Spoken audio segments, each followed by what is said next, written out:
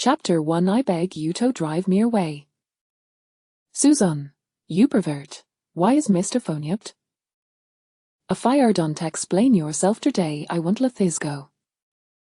In the opulent villa, I ang man sat on the sofa, bent over with his knees drawn up, fingers interlaced, resting his skin on hands, deep and taut. Before him stood a woman of striking beauty, her expression icy, clutching an unspeakable object, berating him with fury. To be honest, Susan was still in her state of shock. Just moments ago he had awakened memories from his past life after being unceremonious slighters he decide. It honey do the had traversed countless worlds, completing innumerable tasks in orchestral return home. This time, her found dimsel finthrolio fate despised fakiang masterina tragic novel. The good news was that they had been in this world for 20 years and had managed to blend in with his family. However, the bad news was that his integration had been anything but warm. He was street head as an of turt out, relegated to eating leftovers. Yet, a flicker of hope emerged as a voice in his mind, belated lie of yelling that this current quest to be held from su family, and upon completion he would be liberated. Reflecting on 20 years of servitude, Susan couldn't help but smile. As a sycophant, he hard failed to win familial affection has a disparate like craved, but surely being cast out or saporier would suffice. To hell with this, and done. As soon as she spoke, a Nevin and Greer voice followed. Susan, how do you collide? Your petty theft so for the people's belongings might have been overlooked, but those heavy outcomes okay to generate, would remain incorrigibly through the years. The woe man raised a ram, poised toss laughing across the face. Suddenly, Susan reached out, expressionless, and grasped her delicate wrist, a familiar fasana bore an unfamiliar kill. Say that again. For a moment, the woman appeared dazed, feeling as though Susan had transformed into a different person, but in an instant, she dismissed it as mere illusion. You perverted, lecherous scoundrel. You never learn. In the past, one fourth and fifth siblings accused you of stealing. I defended you. What excuse to have her now? This family does not welcome get you tafsu family. Har har har. Susan laughed heartily, his early frustration evaporating. You're right. I did steal it. Indeed, I am a lecher. I am a pervert. If that's the case, then I'll take my leave. Thou have me disappointment, Jablosso med within him. He cold hard lie believe his first persuasion folding so smoothly. Soon he would leave Ethishais and return to his rightful world. The thought of his newfound ability staking flight made High Moonabla press a smile. The Sioux family woe needs thy approval. You ungrateful wretch, stop right there. Just shet Ed to leave, a stern voice of thunderthone from upstairs. You disgrace. You your becoming Moria Trajas birthday day. Ta steal something like that doya haven a shame. Susan glanced back, rolling his eyes, but his footsteps did no falter. Quitchia barking mal read leaving. The middle-aged man, filled with rage, shouted, You disgrace, what kind of attitude is that? Do I think we would miss you, then just get out now. Demons na mere suchaming, the head of the Sefer Millie and Susan's greatest fear. There isn't here a fair to him a salad lodrather than our father waste at Susan Felfusion worthy of the title. So chiming and I's wife were blind and heartless, lacking any parental instincts. When Susan was brought back to Thesu from a consolation of tooth from a their biological child, hey help eat the plethora darkest days, yet, as soon as he emerged from their shadows he became burden, subjected to disdain and frequent beatings. Of course, the daughters of the Sioux family were no better, neglecting him and even bullying him in various ways. Initially, he thought they were merely heartless, but months ago, upon that turn of their biological son, who realized that his family had warmth just not for him, the outsider. Well, since he was an outsider, the wasna need tolling her. Cutie tout, I be jer to drive me away. At that moment, a cutie Joe with damn fire to eat and pigtails rushed down these stairs in a panic. Oh no, big sister. Illa's birthday gift from third sister. Sumuyan were taken aback, what? It's the set of sleep worth at her sister designate for yar. Sumuyan looked confused, what do you mean, did you use your chemicals? Yes, I sir wheat was raining highways exercising on 5th floor, so we peeked at top. I had nerdy at wars missing gun till I brought it to your room, big sister, I swear I didn't me anto. That way's a birthday gift special I designed be third sister, if she finds out I lost it, she'll kill me. Furrowing her brow, Sumuyantanet to show her sister Subinyan what's held in her palm. Is thighs waiter talking about? Subinyan's a swidenet in surprise. Yes, that's it. Where did you find it, big sister? Mentioning this made Sumuyan furious, as she pointed at Susan with gritted teeth. I saw it in Tagpert's bed. I went upstairs to climb for dinner, only to stumble upon top disgusting scene. No wonder I couldn't find it when I went Chupi turns out you took it yourself. Sumuyan paused, seeming lyre lising some thing ways amiss. Ho? What do mean? What do you mean, what? Subinayan countered. It seems I knew where you twazel along. What did you mean by going up talk for it? Subinayan looked puzzled. Of course I know where mythings there. I left my clothes on the 5th floor where eels you or look. Your things were on the 5th floor? Then we is this in Susan's bed?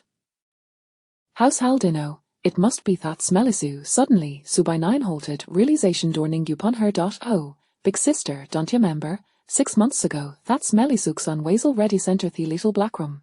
The room on the 5th floor hasn't belonged to him forages. Sumuyan was stunned. Is that really the case? Yes. One night, you caught Suksunan de Bunkofri and Sloiter rang on the street. You were furious that you zoo tat Suckenhauer, saying if he didn't want to come home, has holdn't come back at all. You even said it was a waste to let him stay in Sakana's room, and it would be better to site for storage. That smelly broth has been living in the little black roomy versants, and his room has been a seat for storing clothes and other things. You revended it yourself. Upon hearing this, Sumuyan's entire demeanor changed as memorias fluttered back. Shekeled waiting for Susan to return at night, and in Avitovanger, she'd thrown his belongings out. When I returned, she'd scolded him for not coming home. But now, so it was all just a misunderstanding. Yerch hard acted without discernment. Sumuyan felt a wavy of embarrassment wash over her. Shardal was prided herself on being fair and just, yet no shralizage had unjust like used Zamana based solely on her assumptions. For a moment, she found it hard to meet Susan's teasing gaze. However, having been proud for so long, she, a shaft he had of the family, refused to head to Susan, thou hurt on surfened slightly. Zun, I was wrong today, it was a misunderstanding, you don't have to leave. Upon hearing this, Susan smirked mischievously. Sorry, I'm not interested anymore. The show had been entertaining, and it was time for him to leave. Calmly, Susan walked out o' Heveler, arms outstretched, awaiting the familiar and warm light to descend upon him. Now that this task was complete, he could finally turn to his own life and thus enter thepinarchly of success.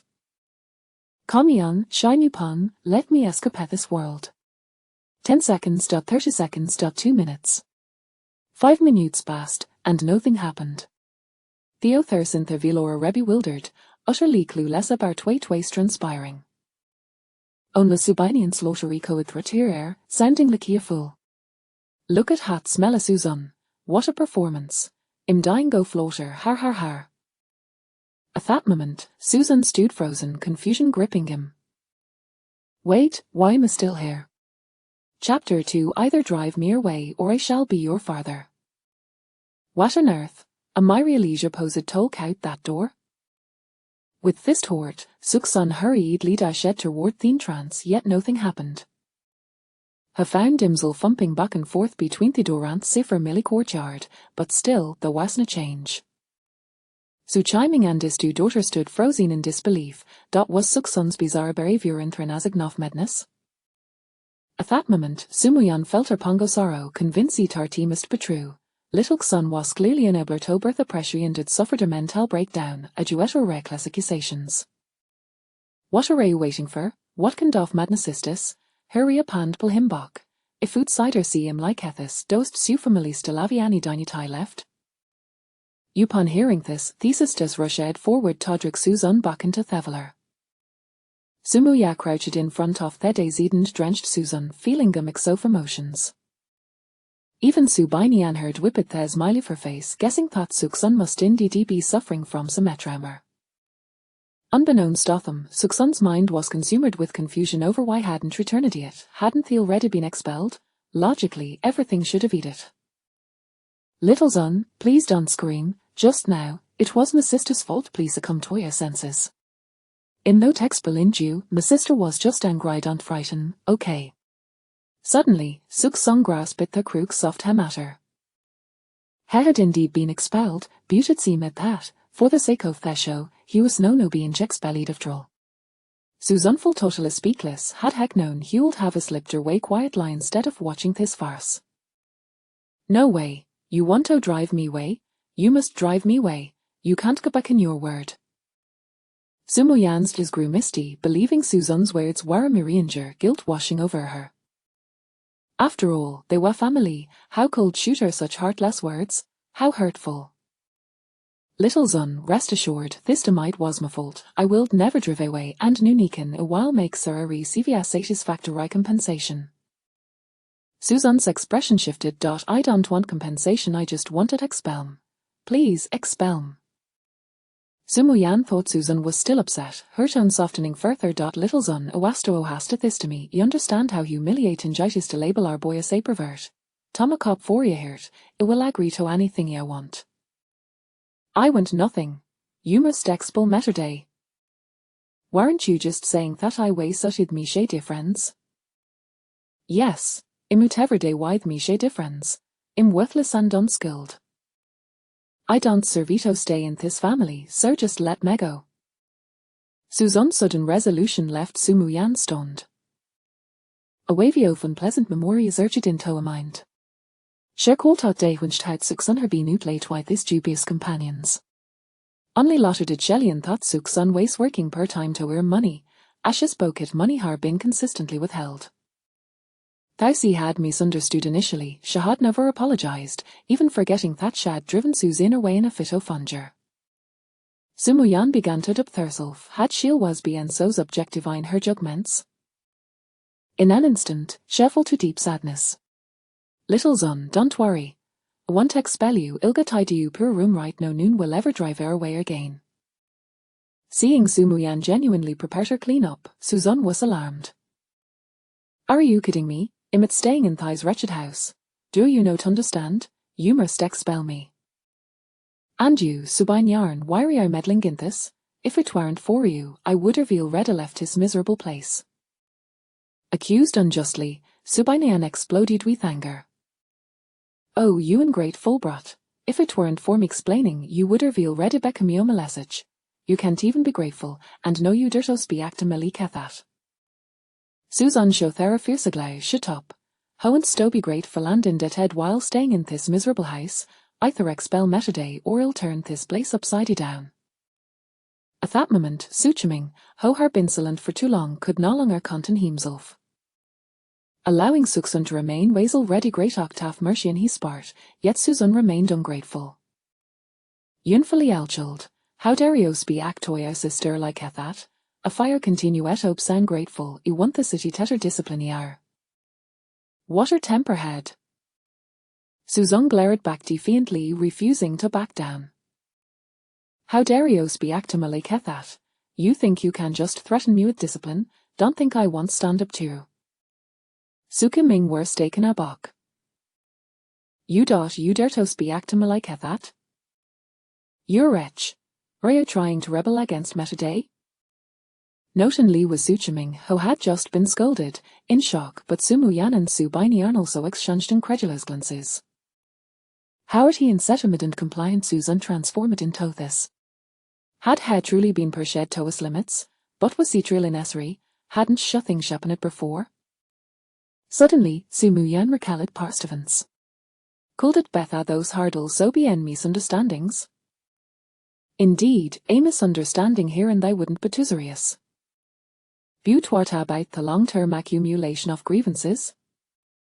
Suxun had tried to explain before, yet he seemed noon had overtaken him's recently. A wavy of bitterness washed over her. Sumuyan sudden liar realized her own excesses.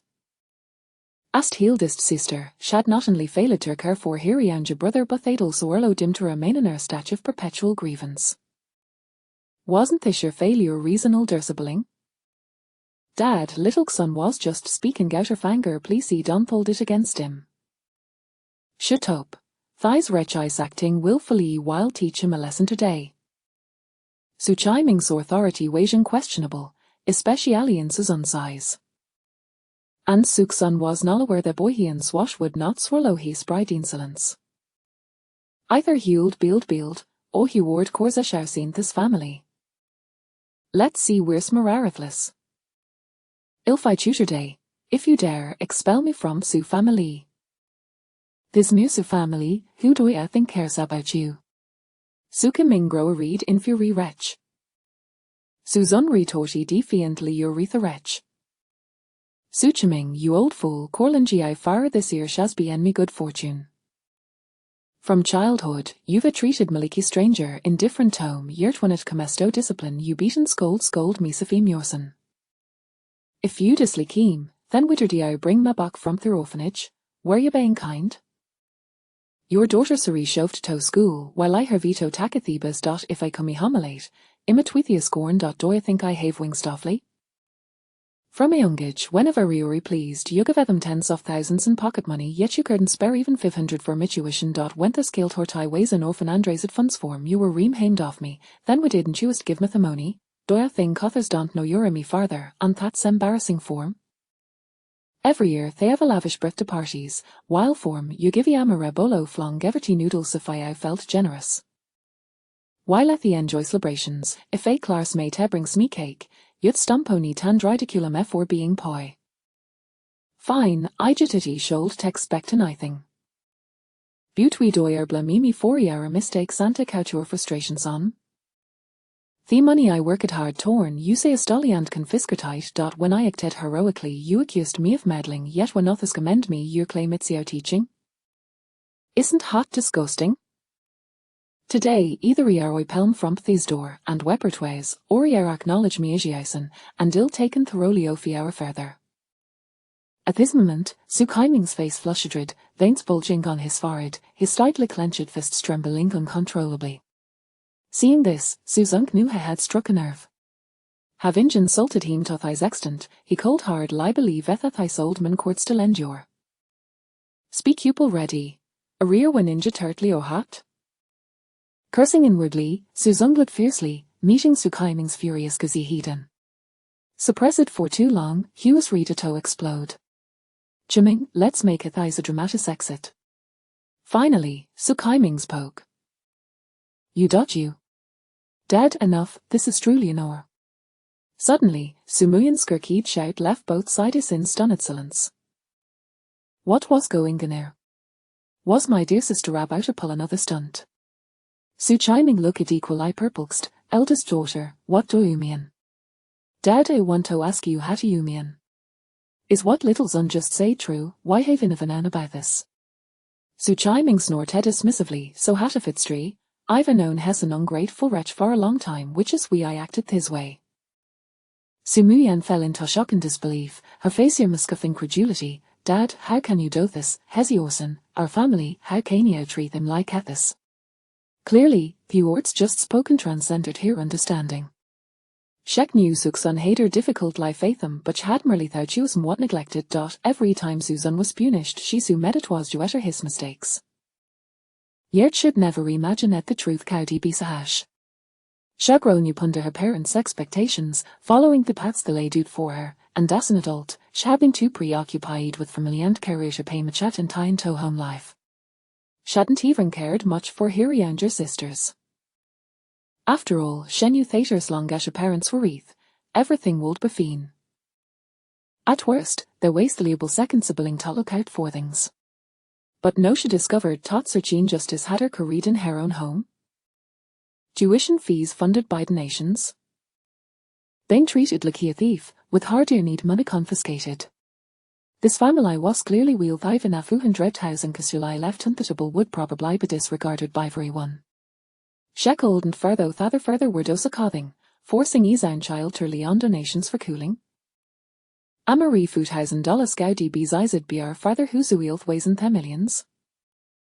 As Harry reflected on the past, she was hoping to realize that Suksun had seemingly never celebrated her proper birthday since joining family. Artmost, the ways a bolo flong gevity nude less when their mother felt matinal. Meanwhile, they had lavish banquets every year. If they were excited, they called it an advanced style celebration. Shekelden imagine uati felt like forcer manuho had long been overlooked finalier cv cake, on lighter her vite trampled underfoot. Waste this family truly thrice unjust? Sumuyang, I don't need our false sympathy. Are I trying to javemi her pigen only to let him fallen to despair? How can you be so cruel? Sumuyan trembled, feeling ghost have shabin doused with his water. Meeting sooks unsa sagazian lie deepen at her heartach. No, little son, it didn't mean it, it really didn't. Come on. 2 months ago, when your necklace broke, you blamed me just because I walked past your room. I begged you for forgiveness, and you said you didn't hold it against him. And what did you do? Toget bark at me, you threw away either little lecketon I found. Ifranty cly begged you to tell me Retha Catewis, yet you merely shot me ackelglancy and dacker seed mov being go obsessed with possessions. In themed, if an pat dying ki tenny niner by park. Sumuyang, how called you besakruel? Sumuyan were staken aback. No, that's not true. Urias reddened, tears swelling you passy shook her head in denial. It did seek revenge. It really didn't. I was just allergic to catfur, so I wanted to find a tainworm. Yorling, the Katandai were live in the grand garage, and I kept it caged to keep it safe from my allergies. You didn't like it, but why did you Hervito kill it? It didn't, it really didn't. Sumu yak ord nalanga contin hergwilt, tears flowingly kia torrent.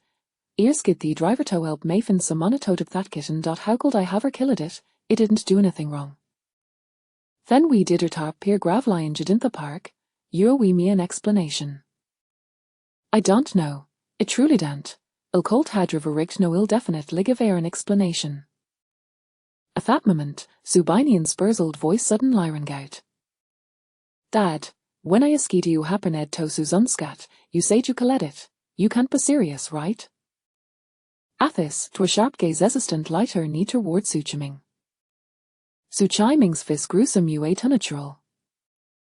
Yet upon seeing Suzunder ring toglariatham his Sanja surged. That damned cot wouldn't stop Maringin the garas when it night hat day I found it nearing so igavator walk. It didn't expect it hopes are fragile. His words were nonchalant, as if taking a life was merely insignificant. Upon hearing this, Sumuyang completely lost control, rushing in front of Suchiming to question Hyman and Guish. Dad, how called you do this? It was about be taken away, so how did you interfere? At this moment, Susan's fury erupted, and has swung a fist. Suchiming, damn you! Chapter 3. You won't drive me away. Let's see if you can make it out of this door. Stop. Do not strike any further, please. In a moment of fury, Suzun delivered a punch that left Su Chi Ming seeing stars. Su Mu Yang and Su Bai Nyan clung tightly to Suzun, terrified that he would strike again, yet, despite their efforts, Suzun lifted his leg and kicked Su Chi Ming once more. This action ignited the paternal wrath of Su Chi Ming, who rose to his feet, ready to discipline his rebellious offspring helplessly. Su Mu Yang positioned herself in front of Suzun, holding him tightly. Meanwhile, Su Bai Nyan grasped her father's arm, fearful of the situation escalating amidst the struggle between the two women. A physical altercation transformed into a fierce war of words. You old fool! If it weren't for your precious daughter holding me back, I would have shown you who truly deserves the title of father today. You wretched child, you truly are a disgrace. Had I known you would turn out this way, I would have drowned you in the toilet. You are the disgrace, old man. I am right here. Come, if you dare, drown me. Fine. Now that you're bold enough, you think you can kill a meerkat and dare to strike your own father, you ungrateful wretch. Very well, let me show you what true defiance looks like.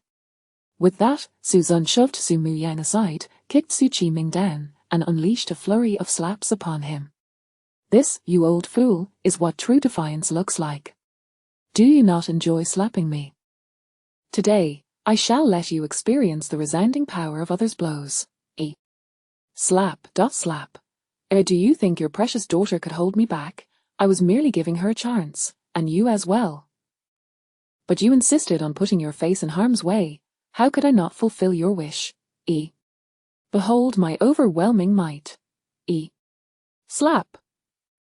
The resounding sound of slaps echoed throughout the spacious villa. The two women stood frozen in shock. Once they regained their senses, they frantically pulled Suzanne away from Su Qiming. Su Muyang clutched Suzanne, weeping uncontrollably. I am so sorry, Xiao Zun, it is my fault. I should not have wronged you today. It is entirely my mistake. Please, do not strike him anymore. He is our father. I am his father. All right. I only ask that you cease this violence. For the sake of your elder sister, can you not relent, I beg you? Suzanne turned to see Su Muyang, her eyes brimming with tears and a pitiful demeanor, momentarily stunned. This was a stark contrast to the proud and aloof sister he remembered. Su Muyang, who had always been perceived as a strong woman by outsiders, was now shedding tears. Truly a sight to behold. Nevertheless, he ultimately ceased his assault. After all, he had vented his anger and now lounged on the sofa, crossing his legs with an air of defiance. It had escalated to this point. He was determined to be expelled from this household today. You old fool, are you furious? How does it feel to be slapped? This is your favorite pastime. Supported by Zhu Baiyan, Su Qiming glared at Suzanne with a look of intense resentment, gritting his teeth. You dare commit such an egregious act against your father over the death of a cat. Truly commendable. The cat is not dead, Suzanne replied coolly. What? Everyone was momentarily taken aback. Su Qiming, realizing the implication, nearly fainted from rage, raising his fist to charge forward, only to be restrained by Zhu Baiyan. Dad, what are you doing? Do you want to be struck again? This wretched child must be punished today. I thought he harbored such hatred towards me because the cat was dead, but it is alive, so why is he acting this way? I take pleasure in it. These words were infuriating and utterly unrepentant. The nonchalant three-word retort added fuel to Su Qiming's fury. With a resounding crash, he slammed his ringing phone down, his anger reaching a boiling point. Wretched child, I shall not attend the banquet. I will risk my very life to dismantle your rebellious spirit. Come then, who fears whom? You wish to attend the banquet. Even if you do, I will break your legs to ensure you cannot go. The father and son had reached an irreconcilable point, and conflict was imminent. Enough? I implore you both to cease this madness. Su Muyang shouted, glancing around with eyes filled with sorrow. A once harmonious home had devolved into a battleground between father and son. It was all due to her lack of evidence and rash accusations that had pushed Suzanne to the brink. She felt a heavy burden of responsibility. Thus, she pleaded, Father, I beg you. After all these years of tormenting Xiao Zun, is it not enough? Must you push him to the brink of patricide? Even the most docile of individuals, when cornered, will fight back. Su Qiming's heart skipped a beat at the mention of patricide. Rationality swiftly regained its foothold as he observed Suzanne's demeanor, realizing he was indeed behaving unusually. At this moment, Suzanne resembled someone driven to desperation, willing to fight to the death. This is bad. This rebellious child cannot be contemplating a life-for-a-life exchange, can he? A wave of panic washed over Su Qiming, and he quickly abandoned thoughts of violence. Seeing Su Qiming retreat, Suzanne could not contain himself and continued to stoke the flames. Old man, you aren't actually frightened by her, are you? I am perfectly composed, so do not fret. Rest assured, I will not engage in a life-and-death struggle with you. Are you angry? If so, then cast me out of the Su family. Let us part ways, never to meet again. No. No one is allowed to leave. Su Muyang shouted once more. This left Suzanne utterly speechless. What is this sudden change of heart? You have always disregarded me. Why now do you meddle in my affairs? Step aside. With tears welling in her eyes, Su Muyang clung tightly to Suzanne's arm. Xiao Zun, today, I acknowledge that I wronged you, and I understand your long-standing grievances. I promise, from now on, no one in this family will strike or scold you again. You might as well die. Suzanne forcefully pushed Su Muyang to the ground and, with a sardonic smile, approached Su Qiming. Qiming, oh Qiming, the moment you speak, you shall become my greatest benefactor for life. Yet, to his surprise, Su Qiming seemed genuinely intimidated, scoffing and changing the subject. Well, the rain has ceased. It is time for me to attend the banquet. Stop right there, you shall not sever ties with me nor cast me out today. Let's see if you can exit this door.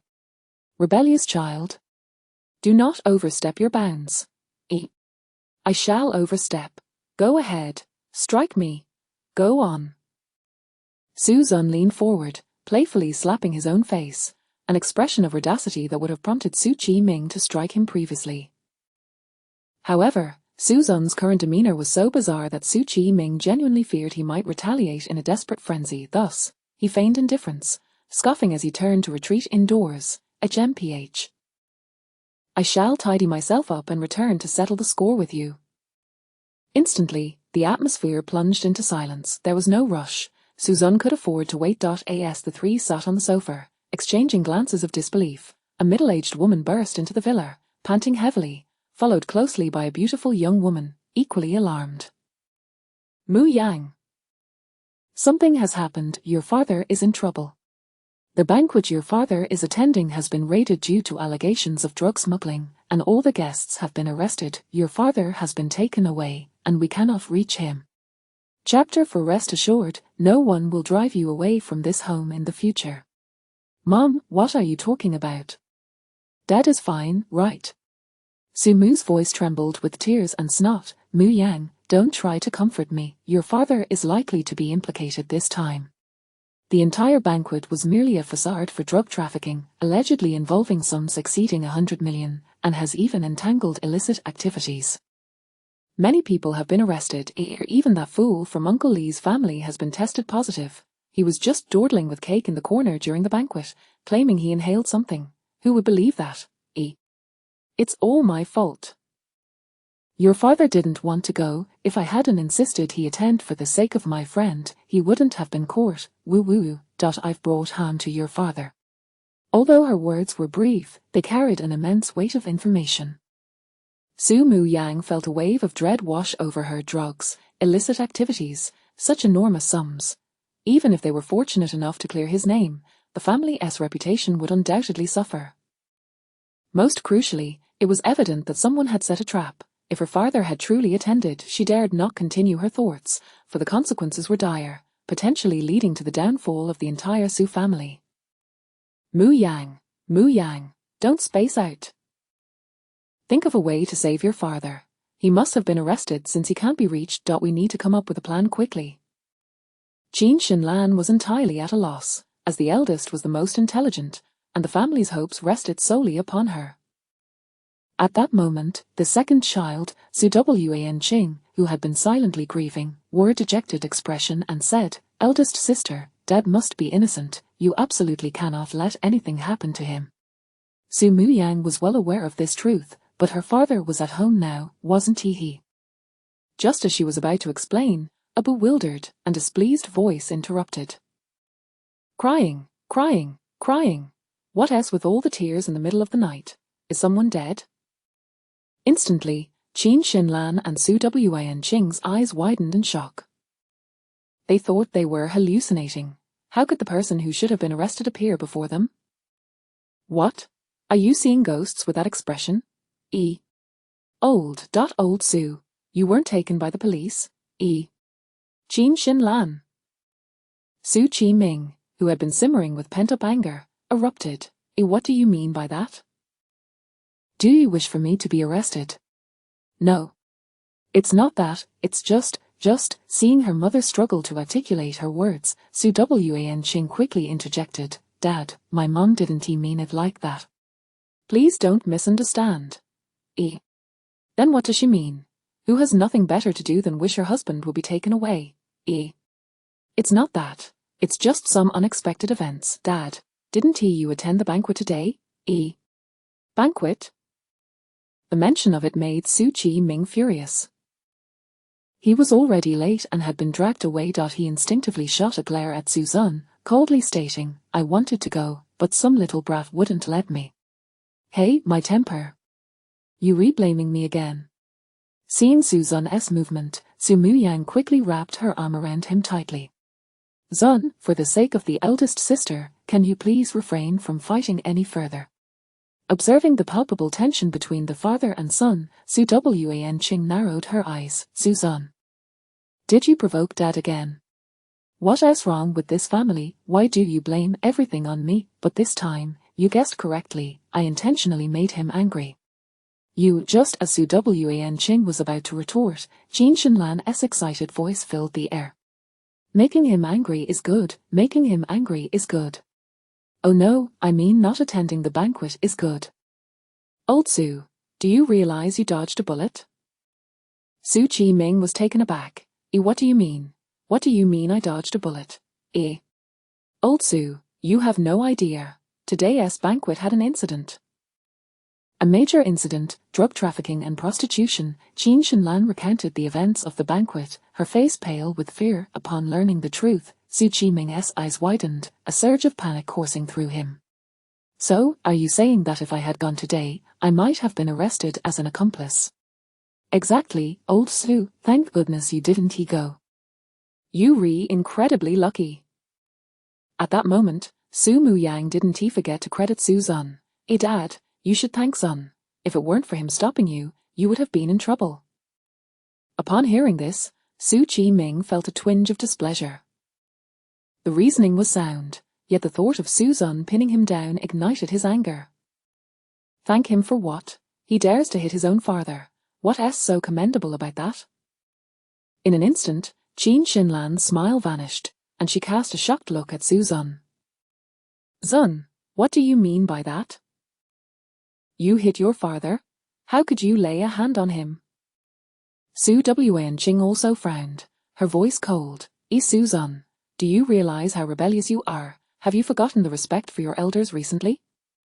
The atmosphere became tense.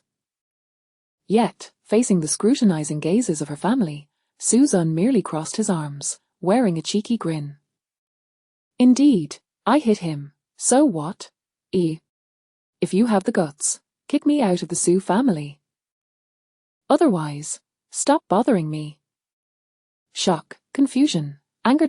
Su Wan-ching gazed at Su Zun in disbelief. Was this really the timid and cautious Su Zun she remembered? I can't believe you've gone this far today.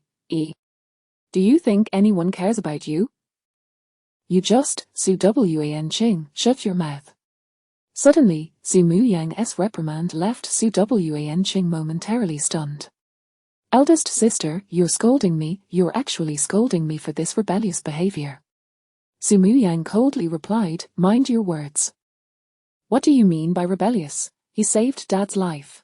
How can that be considered rebellious? But he dared to hit Dad. I ask you, if Zun said someone would kidnap you and advised you not to go to work, would you go or not? Su Wan-ching scoffed dismissively. Of course not. Who would believe such nonsense? See, that's the point. If you don't believe it, do you think Dad would? Su Wan-ching suddenly froze. She understood her eldest sister's implication. Su Muyang surveyed everyone, and in that moment, she seemed to embody the head of the family. Do you remember a few weeks ago? At that time, Zun was working part-time as a waiter at the very hotel where the incident occurred tonight. He told us that there seemed to be illegal activities happening there, advising us to be cautious in our dealings. But what was our reaction then? We dismissed him as talking nonsense. And Dad, even more so, missed the point entirely, thinking Zun was embarrassing him by working there, and used connections to get him fired. Now look, an incident has occurred. If tonight Zun had spoken respectfully to Dad, even if he had to kneel, do you think Dad would have listened to him? In that moment, everyone fell silent. They all understood that with Su Qiming's stubborn temperament, he wouldn't just listen. He would likely slap Su Zun for being alarmist. Su Zun was now utterly bewildered. Wait, this situation seems off. Are you all missing the point? You should be kicking me out. Su Muyang's eyes flickered with concern. Zun, don't worry. As long as I'm here, no one will make you suffer. Can you please be quiet? I don't need you to speak for me. Su Zun felt a wave of despair wash over him. Zun, do you still refuse to forgive me? That's all right, I will make everyone understand your intentions. Su Muyang turned to the others, her expression grave. You see, everyone knows Dad's temperament. Conventional methods will never make him stay. Thus, Zun's unusual behavior tonight, daring to lay hands on Dad. Yes, he certainly went too far tonight, but if he hadn't done so, how could he have helped Dad escape disaster, and saved our Su family? So, no one is to blame him. Oh, Su Baiyan suddenly realized, so that's how it is. No wonder today that annoying Su Zun was acting like a madman, even saying he'd rather break Dad's leg than let him leave the house. It turns out we misunderstood him. Upon understanding the truth, Qin Shinlan looked at Su Zun with some relief. Zun, is that so? We were wrong about you. Don't worry, with me around, even if your dad is angry, I will ensure he keeps it to himself. Upon hearing this, Su Zun's face turned ashen. Oh dear, what are you doing? Chapter 5. Indeed, it was I who stole it. Hurry and cast me out of the house. Su Zun's mind was filled with a torrent of frustrations. Had he known earlier, he would not have meddled. Now, instead of being expelled, he had somehow become a hero. Damn it, no way. He was determined to be thrown out today. Everyone, shut your mouths. I have no interest in the old man's fate. I simply find him displeasing and wish to give him a good beating. Is that so wrong? Do spare me your self-righteousness. Why don't you all just throw me out of the Su family? Su Muyang raised her arm and gently brushed Su Zun's face, her voice choking with emotion once more. Xiao Zun, I know I disappointed you today, and I also understand that Mother and your second sister have let down your good intentions and hurt your feelings. Rest assured, no one in this house will drive you away in the future. Fifth sister, you are to immediately tidy up Xiao Zun's former bedroom, right this moment. Exhausted, Su Zun fell back heavily onto the sofa. He was utterly drained, not only physically, but emotionally as well. He truly felt like crying. What kind of nonsense is this? I can't even leave if I wanted to. Yet, in an instant, a smirk of amusement crept onto his lips. Since the Su family was so adamant about keeping him, he would ensure that this household would be turned upside down. He refused to believe that with his knack for attracting trouble, he could not remain in this Su family. That night, Su Zun returned to his former bedroom. After spending half a year in the dark, windowless garage, he found it somewhat disorienting to be back in such a spacious and bright place. However, since he was here, he might as well make himself comfortable. If they wanted him to stay, then he would stay. This big bed is so comfortable. The following morning, the once rushed breakfast crowd was now quietly seated at the table, waiting for Su Zun to come downstairs to eat. Noticing Su Zun's bewilderment and hesitation, Su Muyang promptly pulled him to sit beside her. Xiao Zun, from now on, we are all family and will eat together. No one will be left out. Su Zun was too indifferent to listen to Su Muyang's lofty ideals. He stuffed his mouth with breakfast, devouring it ravenously, as if he were a starving ghost returned to the living. Su Wan Qing's expression turned cold. How rude, you act as though we are withholding food from you. Oh, but are you not withholding food from me? You all finish your meals outside and return without a thought for my well-being. When I tried to get something to eat, I found that the house was bare of any ingredients, as if I were destined to starve. Su Wan Qing's face darkened, and just as she was about to retort, Su Muyang's voice rang out sharply. Second sister, apologize to Xiao Zun. Su Wan Qing's eyes widened. Why should I? What reason do I have to apologize to him? Just based on your current attitude, and your unfounded accusations from last night, you owe him an apology. I was initially inclined to give you some face yesterday, but you still present this attitude today. You will apologize to Xiao Zun. Elder sister. Su Wan Qing exclaimed in disbelief. Are you serious? You want me to apologize to him? Since you heard me, do as I say. Do not make me repeat myself. I refuse. Su Wan Qing. Is it that you can no longer be commanded? Fine. Do not come to me with your troubles in the future. The spectacle of women arguing was indeed captivating. Su Zun watched, munching on a bun and sipping milk, thoroughly enjoying himself. Seeing Su Zun's smug demeanor nearly drove Su Wenqing to slap him, but with Su Mu Yang glaring at her, she dared not raise her hand. As the tension mounted, Qin Xinlan, their mother, finally intervened. Wenqing, Xiao Zun has helped your father through a significant crisis. You should treat him better. Mu Yang, you too, you know Wenqing is sensitive and proud. Do not pressure her so much. Qin Xinlan had hoped that her intervention would settle the matter. However, Su Mu Yang was unyielding. Mother, do you truly place more importance on your second daughter bowing to your father than on justice for her errors? Of course not. Then why should she not apologize for her mistakes?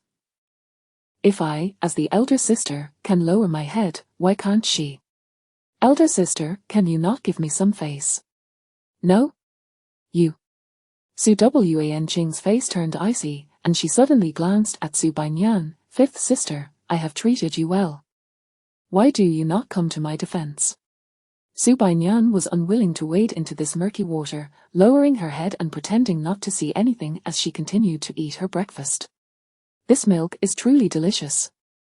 I love it, you. With her mother and sister watching her, and her younger sister refusing to speak up for her, Su Wenqing found herself in a tight spot. The atmosphere grew tense. As time passed and her elder sister's disdainful gaze bore down on her, Su Wenqing realized she would have to concede today. Just then, Su Qiming's authoritative voice resonated in their ears. Enough? Just eat your meal in peace. Why all this unnecessary chatter? Silence, all of you. Su Mu Yang frowned. Farther. You too, be quiet and eat. Where is your brother? Call him down for breakfast. This brother was, of course, not Su Zun, but the true young master of the Su family, Su Wen. After being separated for many years and enduring numerous hardships, Su Wen had finally returned home, having only been back for a few months, and was now the center of the family's affection. He was treated with such delicacy that he could not be scolded or reprimanded. If Su Zun were to sleep in, he would be labeled as lazy, while Su Wen would be excused as needing rest from his studies. The bias of the family was glaringly evident. Reluctantly, Su Mu Yang went upstairs to call him. Before long, a slender figure rushed down in a flurry. Mom and Dad, the watch you gave me is missing. The newcomer was, of course, Su Wen, his eyes red-rimmed and his expression filled with grievance as he approached his parents, recounting his woes. His face was already pale, and his frail form seemed as if it could be blown over by a gust of wind, adding to his air of vulnerability. Qin Xinlan embraced her son, her heart aching. Son, it's just a watch. It's no big deal, Mom will buy you another. Mom, it's not the same. Su Wen lifted his head, tears welling in his eyes. That was the first gift from you and Dad. It was my first experience of warmth in this family. How can any other watch replace it? Mom, I looked at that watch just last night, and now that I wake up, it's gone. Last night, Brother Zun moved back to the 5th floor and passed by my room. Could it be the Su family villa had 5 stories, with Su Qiming and his wife residing on the 2nd floor, Su Wen also on the 2nd floor, while the 5 Su sisters occupied the 3rd and 4th floors. It was odd that things had gone missing only after Su Zun moved back to the 5th floor. In an instant, all eyes turned towards Su Xun. Su Zun's eating froze, and he thought to himself, what a predicament, do I even dare to speak? He had been avoiding that insufferable green tea boy as much as possible, yet here he was, still getting dragged into this mess. How unfortunate. Xiao Zun, is it truly you? If it is, you can return it now, and we can let bygones be bygones, I promise. Elder sister, you misunderstand. I am not saying Brother Zun took it. I merely wonder if he might have seen my watch since he was standing by my door for a while last night. Though their words attempted to exonerate Su Zun, they subtly pointed to him as the primary suspect. Upon hearing this, Su Qiming slammed the table. You ungrateful wretch, did you take it or not? If you did, hand it over at once. Su Mu Yang stood gravely before Su Zun. Is Xiao Zun, if you want it, you can tell me. There's no need for you to take your brother's things. What taking? He stole it. At his age, he still has not changed his thieving ways. With a scoff, Suzanne replied, what a fine accusation. Yes, it was indeed I who took it. I am but a petty thief. Hurry and cast me out. Su Muyang was taken aback. Xiaozun, why, I thought all those past incidents were misunderstandings, but why would you actually resort to theft? Why, indeed? Haven't you already decided that I am the thief? What reason could a thief have? Enough, I've had my fill. Spare me your nonsense. If you have the guts, just throw me out of the Su family. I beg you to kick me out. Su Qiming shot a fierce glare at Su Muyang. Is this the good brother you have been protecting? Truly, a dog cannot change its habit of eating excrement. Dad! What if there's been a misunderstanding? Let us not jump to conclusions before we investigate. What's unclear? Isn't he the one who admitted it? But, elder sister, what is the point in speculating? There are cameras. We can simply check. As Su Bainyan's voice rang out, no one paid attention, and at that moment, Su Wen involuntarily shivered. Chapter 6, A kicking me out is utterly useless. Fifth sister, the surveillance on the second floor is broken, isn't it? Su Bainyan looked up and smiled. Indeed, it is broken, but I wasn't referring to the second floor. Rather, I meant Suzanne's room. Su Wen's heart, which had just settled, suddenly raced once more. At that moment, Suzanne also appeared taken aback. What do you mean? What surveillance does my room have? It was installed when you were forced out, as they needed to place something inside. What is the matter? Are you scared? Interesting, very interesting. So, you've been wary of me all along, but no need to investigate. It was indeed me who did it. Just kick me out already. Su Wen, sensing the ominous shift, weakly pleaded, Mom and Dad, sisters, I hold no grudge against Brother Zun. Let us just let this matter pass. There's no need to make such a spectacle of monitoring Brother Zun. Su Wenqing let out a cold snort. Xiao Wen, you are far too kind, still wanting to speak well of those who have harmed you. Rest assured, sisters will certainly seek justice for you. Fifth sister, go check the surveillance. All right. At that moment, Su Wen could no longer maintain his composure. Meanwhile, Suzanne was utterly speechless. Didn't I just admit it was me? Why investigate the surveillance? Usually, any mistake would fall squarely on him, yet today, they insisted on checking the footage. If it revealed he hadn't done anything wrong, wouldn't he be in even more trouble? A flicker of panic flashed in Su Wen's eyes as he hastily echoed, Mom and Dad, eldest sister, it's just a watch. There's no need to check the surveillance. Let us consider this matter settled. It was my fault for bringing it up. Xiao Wen, don't worry. Today, Mom and Dad will definitely stand up for you. Fifth, go check the surveillance. We must expose this scoundrel's misdeeds. Dad, really, there's no need. Su Wen's face turned rigid. Father will certainly provide you with an explanation. Fifth, hurry. All right, Dad. At this moment, Su Wen was completely overtaken by dread. As he stood there in a state of panic, Su Muyang suddenly intervened, stopping Su Bainyan. Mom and Dad, Xiao Zun may not have done it intentionally, and besides, Xiao Wen isn't holding a grudge. Let us just let this matter go. Yes, what the eldest sister said is correct. Let us consider this over. Yet, despite the repeated pleas from Su Muyang and Su Wen, Su Qiming remained unyielding. He snorted coldly. Why does this brat have the audacity to commit wrongdoings yet fears being caught? Today, I will ensure he is publicly humiliated. Go check. Su Wen was nearly in tears. Dad, no. I don't want Brother Zun to leave. Rest assured, Xiao Wen, today Father will certainly give you an explanation. Ultimately, under Su Wen's terrified gaze, Su Bainyan brought over a laptop, the mouse gliding incessantly. Throughout this, Su Muyang continued to advocate for Suzanne, hoping to mitigate the punishment. After all, there is a significant difference between voluntarily admitting guilt and being confronted with undeniable evidence. I found it. Upon hearing this, Sue Wen's heart sank completely. Fifth, quickly reveal the entire process of this scoundrel's actions. Since he is so afraid of losing face, I will make sure he remembers this. Oh, Dad, it seems Susan didn't he steal anything? What? Su Qiming furrowed his brow, momentarily questioning his hearing. At that moment, Su Bainyan's voice rang out with certainty again. Dad, after Susan returned to his room yesterday, he slept soundly until dawn and went straight downstairs upon waking. During that time, he didn't even pass by Xiao Wen's room.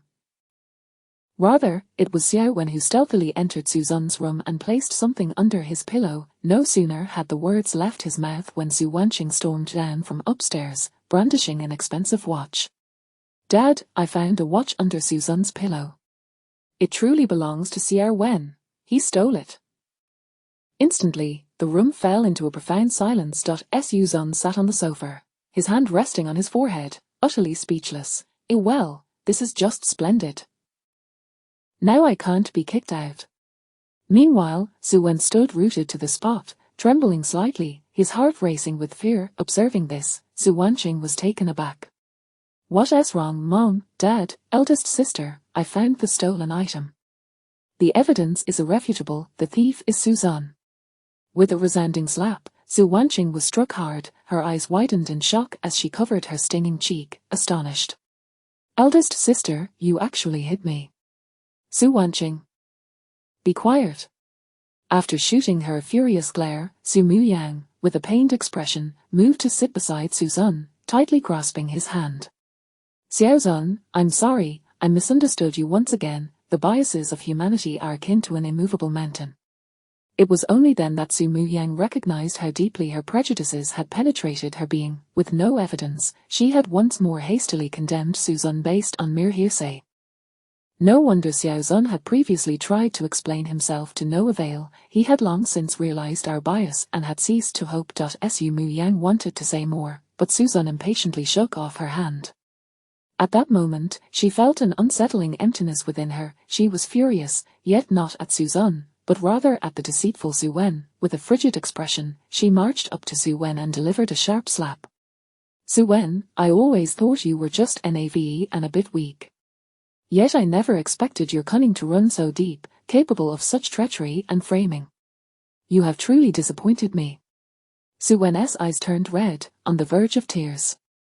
Seeing this, Qin Shinlan rushed to embrace Su Wen, her heart aching. Muyang, your brother may not have intended this. There's no need to go this far. Not intended, didn't he? The surveillance clearly capture him. Did you not see? He framed Susan. Had we not checked the footage today, Susan might have genuinely been driven away. He is your precious son, yet Susan is also our brother. How can you be so biased? Only then did Su Wanqing piece together the entire story, looking at Su Wen with a mixture of shock and confusion. The watch? Did you intentionally frame him?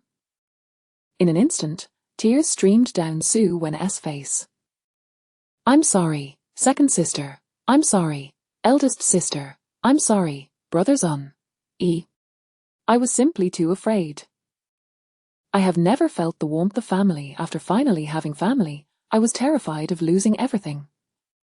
When I saw how you all treated brother Zun kindly, I couldn't help but feel jealous.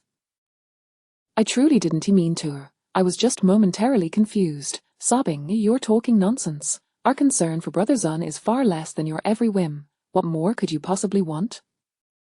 Su Muyang snapped. Oh, I'm sorry, eldest sister. I've let down Dad and Mom's expectations. And I've also let down my sister's care. I know I've committed an irreparable wrong. Don't you worry, I will leave voluntarily. During my time in this family, I have also been content. With that, Su Wen broke free from Qin Shinlan's embrace, wiping his tears as he rushed towards the door. Xiao Wen, don't go. What will Mom do if you leave? Without a second thought, Qin Shinlan chased after him, her eyes filled with tears. Su Qiming shot a deep glance at Susan, snorted, and then hurried after his son. Oh, that old man, if he didn't he run so fast, Suzanne would have genuinely liked to punch him. At this moment, the living room was left with the four siblings. Suzanne, filled with melancholy. Su Mu Yang, enveloped in guilt. Su Wanqing, in a daze, and Su Bainyan, rendered speechless. Su Mu Yang gazed at the silent Suzanne with immense self-reproach, softly saying, Xiaozan, from now on, eldest sister will never again believe in one-sided accounts. Whatever you do, I will unconditionally trust you. Will you forgive me? Forgive? Suzanne scoffed. If you wish for my forgiveness, it is not impossible. Just say the word, and I will leave the Su family, and I shall forgive you immediately. Her palm clenched tightly. Su Mu Yang felt a wave of panic. Xiaozan, I know I've disappointed you again, but don't say such foolish things. I will never kick you out. In that case, what use are you to me? With a forceful shake, Suzanne strode upstairs. As he passed by Su Bainyan, he paused, gritting his teeth and saying, I thank you. I genuinely thank your entire family. Chapter 7, Engaging in Malicious Deeds, I dare you to expel me. No need, I judge situations, not individuals, there's no need for thanks. Seeing the smug expression on her face, Suzanne nearly let slip a curse. If it weren't for Su Bainyan's incessant surveillance of the monitors, he might have been enjoying a carefree life outside. Why meddle in affairs that do not concern him? As he brushed past Su Wanqing, a sudden voice halted him. This time, I was in the wrong. I will make it up to you. Suzanne was taken aback. He never expected the typically arrogant Su Wanqing would voluntarily lower herself. It was truly a rarity. In the past, he might have been deeply moved, but what good was it now? In the days that followed, Suzanne still found himself unsuccessful in his desire to be expelled from the Su family. Naturally, Su Wen remained at home, having been brought back shortly after his escape, still showered with affection and protection. No one mentioned the frame-up he had orchestrated, as if they had silently agreed to let it pass. This starkly illustrated the difference between blood relations and mere acquaintances. Suzanne mused that had he committed such an act of framing, he would likely be sent directly to prison for re-education. Yet, for Su Wen, a mere tear would suffice to absolve him of any wrongdoing. How could the disparities between individuals be so pronounced? Xiaozan, you're starting your senior year soon. Have you secured an internship? With the new academic year approaching, 22-year-old Suzanne was about to embark on his final year of university. In the past, Su Mu Yang would have found it challenging to focus on Suzanne. However, given the myriad events of late, she felt it was time to extend some much-needed care to her often overlooked brother. I don't know, we'll take it one step at a time, Suzanne replied nonchalantly, reclining on the couch with an air of indifference. Observing this, Su Wanqing's brows furrowed instantly.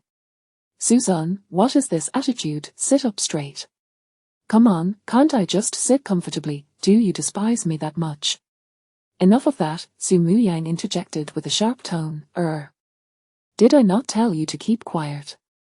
But, big sister, his demeanor is utterly disrespectful towards you. I don't mind, stay out of it. Su Wanqing retorted, her tone I see why.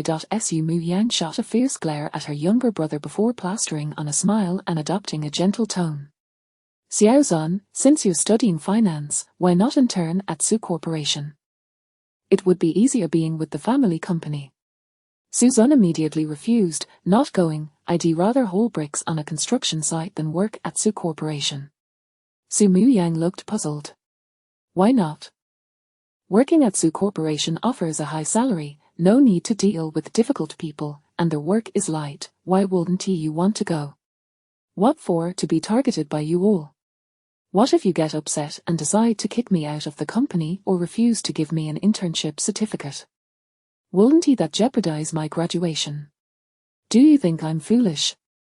Su Mu Yang felt a pang in her chest. She realized that her image in Suzanne's eyes was far from admirable. Yet, she had never anticipated it to be this poor. Did he truly think her capable of such nepotism and favoritism? Xiaozan, rest assured, as long as you join Su Corporation, I guarantee that no one, including myself, will unjustly target you. Indeed, but you'll find a way to pin a false accusation on me. Xiaozan. You being unreasonable, stop, stop, stop, hold on. Suzanne raised a hand in a gesture to pause, disdain evident in his tone. Do not even attempt to offer me any guarantees. I have no intention of listening to your empty promises. I no longer trust anyone from the Su family. Have you forgotten what happened just a month ago? I pleaded for an internship opportunity at Su Corporation, and you claimed you never engaged in favoritism, even with family. Yet the very next day, you brought in the high school dropout, Su Wen, and made him a general manager. You wouldn't give a 211 finance student an internship opportunity, but would allow someone completely unqualified to become a general manager. Do you truly believe your promises hold any weight? Su Muyang's complexion paled, her words failing her in the face of his accusations. Indeed, she found it difficult to refute his claims. She had publicly stated her stance only to contradict herself moments later. It was no wonder she had lost his trust.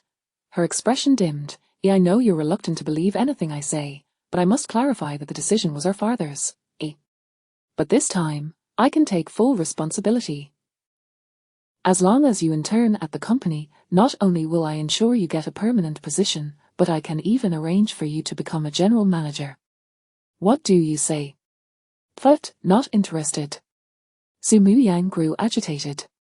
Why are you truly considering hauling bricks? I understand you're still upset with me, but you cannot gamble with your future.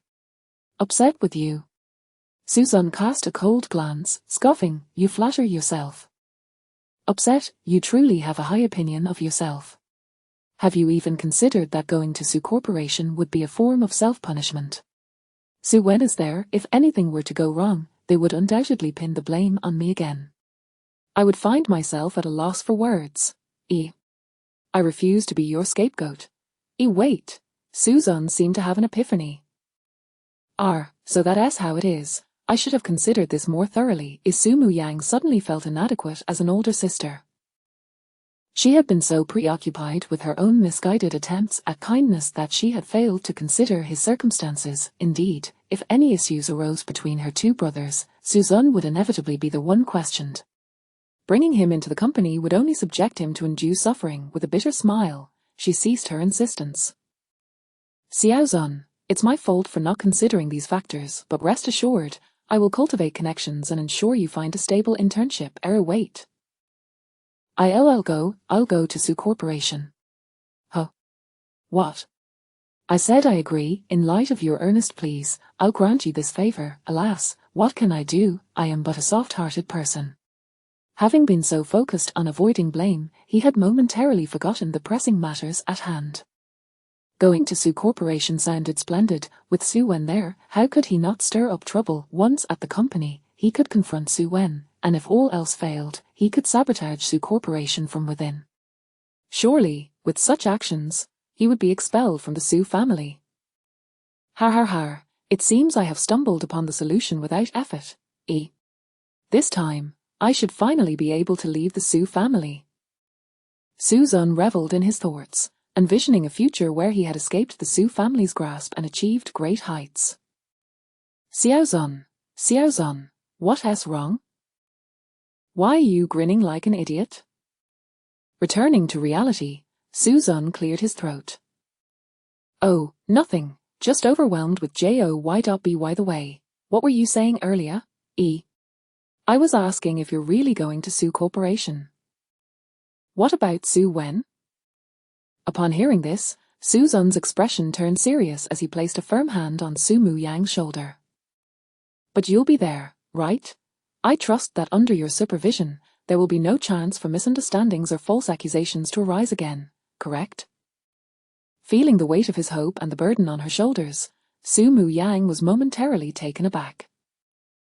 Did Xiaozun forgive her? Did he believe in her? Since he placed such faith in her, she must ensure that no misunderstandings occurred again. In that moment, Su Muyang's eyes shone with determination, as if she were pledging allegiance.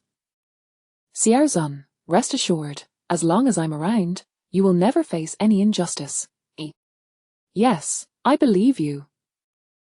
I trust that you will uphold justice. By all means, do not let any wrongdoers escape. No injustice? How absurd. What he was about to do was nothing short of wickedness, hardly qualifying as a grievance. My dear elder sister, just remember not to let me, the villain, slip through the cracks. Chapter 8. Indeed, it was I who did it. Hurry and expel me from the company. Su Mu Yang's efficiency in handling matters was remarkably swift. Just the day before, he had suggested an internship, and by the next day, Su Zun had successfully secured a position at Su Corporation. After living in the Su family for over 20 years, it was his first genuine encounter with this so-called a family business. Su Zun wandered about, exploring various floors of the company. I must say, the grandeur and sophistication of Su Corporation far exceeded his expectations. Unfortunately, it seemed he would have little opportunity to work in such an environment in the future. After all, he was there to stir up trouble. How could he possibly focus on work? What internship? What future prospects? With his current abilities, he had no need for such trivialities. Thus, on his first day at the company, Su Zun either slacked off or engaged in idle chatter with the ladies. Oi, beautiful, would you care to join me for a coffee and some gossip? People's first impressions are often based on appearances. Had an ordinary person approached in such a manner, they would have been deemed a rogue, yet, with Su Zun's handsome visage, he effortlessly mingled with them. Young man, which department are you from? I don't believe I've seen you before. Oh, I'm new today, currently a junior clerk in the administrative department. A clerk in the administrative department? With how busy that department is, how do you find the time to drink coffee here?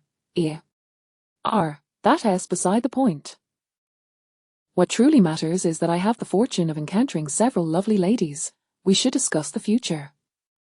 While the group laughed and conversed animatedly, not far away, a slender figure discreetly recorded the entire scene with a mobile phone. Su Zun, daring to slack off on your first day? Are you not aware that the eldest sister despises those who loaf around idly? In the president's office, a mobile phone rested on the desk before Su Mu Yang, playing a video. As she scrutinized the contents, her brows furrowed deeply, her eyes icy. Did you take this? Su Wen nodded repeatedly, his expression one of distress. Yes, sister, but it wasn't intentional. I merely happened upon Brother Zun flirting during work hours. I had initially intended to turn a blind eye, but recalling your teachings, I could not ignore it. Brother Zun has only just joined the company, yet he exhibits such an attitude. If this continues, enough, I understand. Go and summon him. Wait a moment, never mind, I shall simply call him directly. With the dialing of the phone, Su Zun arrived at the office in less than 5 minutes. Upon seeing Su Mu Yang's cold demeanor and Su Wen's secretly delighted expression, he felt no trepidation, rather, a wave of elation surged within him. After all, Su Wen had done him a great service. He hadn't even met the man yet Su Wen had already found a means to hold him accountable. Truly impressive. Wendy I. Su Zun, is there something you need from me? What did you just call me? Su Mu Yang's brow furrowed, clearly displeased with the address. You should refer to me as sister. Calling me Su Zun is quite inappropriate. Su Zun remained indifferent. This is a company, I believe it is more suitable to use titles. You never mind. Su Mu Yang's expression darkened as she held her phone up before him. Is that you drinking coffee in this video? Before Su Zun could respond, Su Wen interjected, feigning concern. Sister, Brother Zun didn't mean it. Please give him a chance. He was merely, do not speak. I have not asked you. Su Wen secretly rejoiced, for his sister was indeed angry. Su Mu Yang ignored him and continued. Xiao Zun, were you not just drinking coffee in the break area? Yes. Su Zun exclaimed excitedly. Indeed, I was drinking coffee just now. On my first day at work, I not only failed to work diligently but instead slacked off and flirted, neglecting my duties. I am utterly despicable. Yes, it was all my doing. Our esteemed Su Zun utterly detests employees who shirk their responsibilities, so please do not show me any leniency due to our relationship. If you wish to expel me, go ahead. Should you utter those words, even if it means being cast out of the Su family, I shall leave without a second thought. In that instant, a flicker of panic crossed Su Mu Yang's eyes, and she quickly approached Suzun. She believed he was speaking in jest, so she took his hand and comforted him. Xiaozun, do not say such things, you misunderstand. I am not here to hold you accountable. I know that whenever I seek you out, it often causes you distress, but this time, I merely wish to express my concern for you. Suzun was taken aback. What do you mean? Concern for me?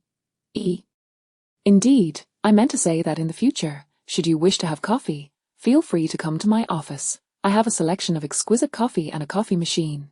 The instant coffee in the break area is but cheap fare, and it has long since expired. It is merely rubbish that no one drinks, which I neglected to have disposed of. I noticed in the video that you were enjoying that instant coffee. I hope your stomach is not troubled. What do you mean? Suzun immediately placed a hand on his stomach, utterly speechless. No wonder that coffee tasted so sour. I thought it was some new flavor. However, it is too late to mention that now. I have already finished it. Such words were somewhat crude and carried an undertone, especially in this setting. Yet, Su Mu Yang did not express disdain. Instead, she felt an overwhelming sense of sorrow. Her brother had lived in such a grand family for so many years, yet he could not even discern that the coffee was expired. Was it ignorance, or was it a result of neglect from family members, including herself as the elder sister? Xiaozun, I have not only coffee but also beverages. In the future, whether I am present or not, if you wish for a drink, simply come to my office. Oh, you called me here just to say that? Yes, and to inquire, how was your day? Oh, it was quite pleasant. If there's nothing else, I shall take my leave now. Goodbye. Stop right there. Suzun was taken aback. Without Su Mu Yang even speaking, Su Wen, the sycophant, was up to something again. What is it, Wen Di? Is there something you need? Su Wen wore an expression of righteous indignation. Brother Zun, you truly do not regard the eldest sister as important, do you? Oh? How so? You slacked off on your first day, wandering about instead of working, and though the eldest sister chose not to pursue the matter, you still maintain this attitude? Brother Zun, you have greatly disappointed her. Sister, while we can set aside the issue of Brother Zun harassing female colleagues and slacking off, he cannot squander your goodwill. Sister, how about silence? What? I said. Silence. Su Wen was bewildered. Having clearly spoken in defense of the eldest sister, why was she reprimanding him instead? Sister, did I do something wrong? Do not invoke my name to make a point. I ask you, what time is it now? 12:30. It is 12:30, and this video was taken 20 minutes ago. Tell me, what are the designated break hours at the company? 11:30 to 1:40. With a resounding clap, Su Mu Yang slammed her hand on the table. Then tell me, what do you call it when one takes a break to enjoy coffee? Laziness. They sat across from each other without any physical contact, sharing laughter and conversation without any coercion, and you dare to label this as harassment. Su Wen, when did I ever teach you to sow discord? When did you become such a person? The green tea man's professionalism was nothing short of theatrical prowess. As Su Mu Yang's voice rose, Su Wen's eyes glistened with unshed tears, a portrait of grievance. Sister, I was merely thinking of the company, which caused me to lose track of time. I assure you, it will not happen again. Observing this, Su Mu Yang let out a deep sigh and waved her hand. All right, you may leave, just be more mindful next time. I do not wish for such misunderstandings to occur again. I apologize, sister, and I'm sorry, Zun Ji. It will never happen again. With that, Su Wen wiped away his tears and hurried off. However, as he passed by Suzun, he shot a venomous glare. Could Suzun tolerate this? Without hesitation, he removed his shoes, preparing to retaliate. Chapter 9 To be driven out, framed for a faux assault that became reality. Just as he was about to throw his shoes, Su Mu Yang's voice interrupted his incantation. Xiao Zun, I don't see much to learn from the administrative department. How about this? Come be my assistant. This way, you can familiarize yourself with the various matters of the corporation in advance. Why are you taking off your shoes? Su Zun slipped his shoes back on. Oh, it's nothing. They are just a bit tight, but as for being your assistant, perhaps we should reconsider. Don't you already have a secretary? My secretary has been dispatched on a business trip and won't return for quite some time. Please help me out. I have learned a lot, but the duration was short. You don't need to be at your desk all day. If you find yourself with free time, you can explore outside. How does that sound? Ample time to roam freely? That sounds splendid. Previously, with his authority, he couldn't even enter Su Wen's department. Yet now, becoming the president's assistant, wouldn't that allow him to wander at will? All right. I shall do it.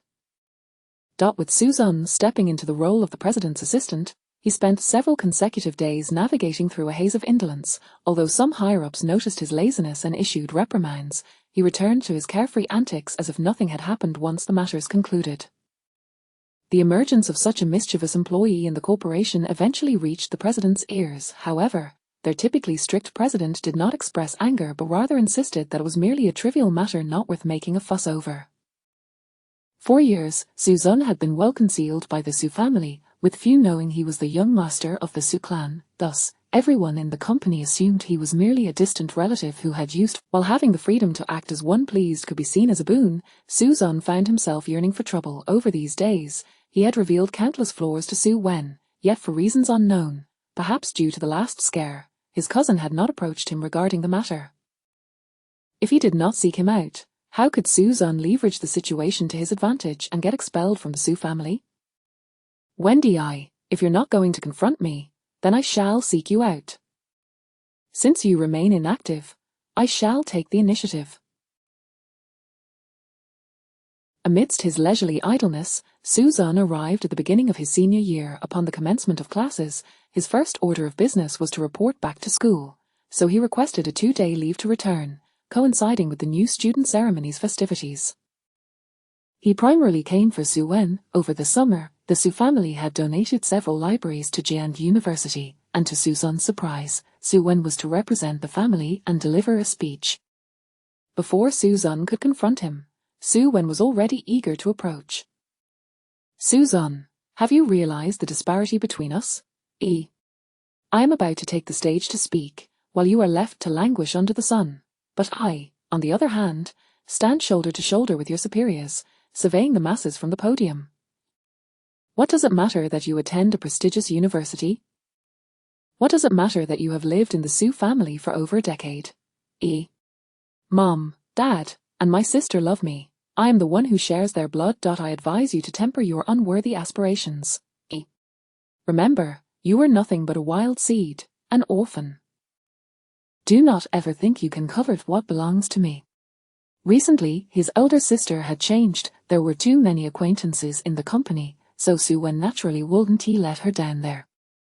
But outside, it was an entirely different story. Out here, he was the young master of the Su family, the wealthiest in Liancheng, while Su Zun was merely an ordinary impoverished student. What right did he have to be treated equally? Su Wen relished witnessing the pained expressions of Su Zun. However, contrary to his expectations of an explosive reaction, Su Zun remained remarkably calm, responding, "Are you afraid they will discover your Fa8 of being sensible?" Su Wen scoffed dismissively, and what of it? In front of Mom, Dad, and my sister, I will always be the obedient, understanding child, while you are the sneaky, unscrupulous wild seed. When you speak to them, do you think they will believe you or me? Su Zun, stop dreaming. Be wise and remove yourself from the Su family before I am forced to take matters into my own hands.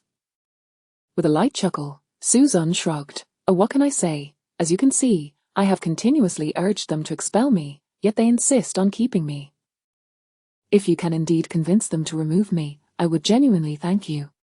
Upon hearing this, it was as if a fuse had been lit on a powder keg. Su Wen seized Su Zun by the collar, seething, "Don't get ahead of. They only depend on you temporarily. I am the one with blood ties. What right does a wild seed like you have to challenge me? I have always looked down upon trash like you from the lower classes. People like you deserve to live in the dark, damp sewers. What difference does living in the Sue family make? Are you not just like these lower-class wretches surrounding you? At that moment, Sue Wen clearly forgot he had endured over a decade of life in the lower echelons. As onlookers began to gather, Sue Wen suddenly sported a mischievous smile. Suzanne, want to know what it feels like to be utterly disgraced and reviled by the masses? Allow me to grant you that experience now. With that, he grabbed Suzanne's arm and swung it toward his own face. The next moment, he collapsed to the ground, wailing in agony, pitifully recounting his grievances. Why, Suzanne? I know you are the renowned impoverished student at this school. I merely wanted to assist you. You accused me of looking down on you, but why resort to violence? In an instant, a multitude of people converged around them. When the uninformed witnesses saw Sue Wen sprawled on the ground, pitifully accusing Suzanne, countless indignant gazes turned toward Suzanne. However, rather than feeling discomfort from their scrutiny, Suzanne's heart soared with exhilaration. After all this time, after all these days, Sue Wen, that despicable green tea, had finally made his move. It was worth the wait. With so many witnesses, inciting the Sue family's wrath was inevitable. What unexpected outcome could there be from being expelled? Har har har, thank you, I am truly grateful to you. You are my great benefactor. Suzanne's sudden laughter left the crowd in perplexity. Even Sue Wen himself was bewildered. What did this mean? Why was it not as he had anticipated? At that moment, an ominous premonition surged within him as he caught sight of Suzanne's predatory gaze. His intuition proved correct. Suzanne suddenly laughed. Having been falsely accused, how could he not reciprocate the impending injustice? After all, he was about to face the Sue family's inquiries. Thus, damn it. Behold my righteous iron fist. With a thunderous shout, amidst the astonished gazes of the crowd, Suzanne swung his palm again and again against Sue Wen's face. Though a slap did not inflict as much harm as a punch, the humiliation was profound, especially in a public setting. You insufferable green tea, didn't you say I would hit you? Then I shall fulfill your wish. I shall strike. Chapter 10, A Fractious Clash of Thousands on Campus. Another piece of evidence added. This was an unequivocal assault. Sue Wen emerged battered and bruised, his face It was only when the crowd finally regained their composure and restrained Suzanne that Sue Wen narrowly escaped further harm. What a thrill.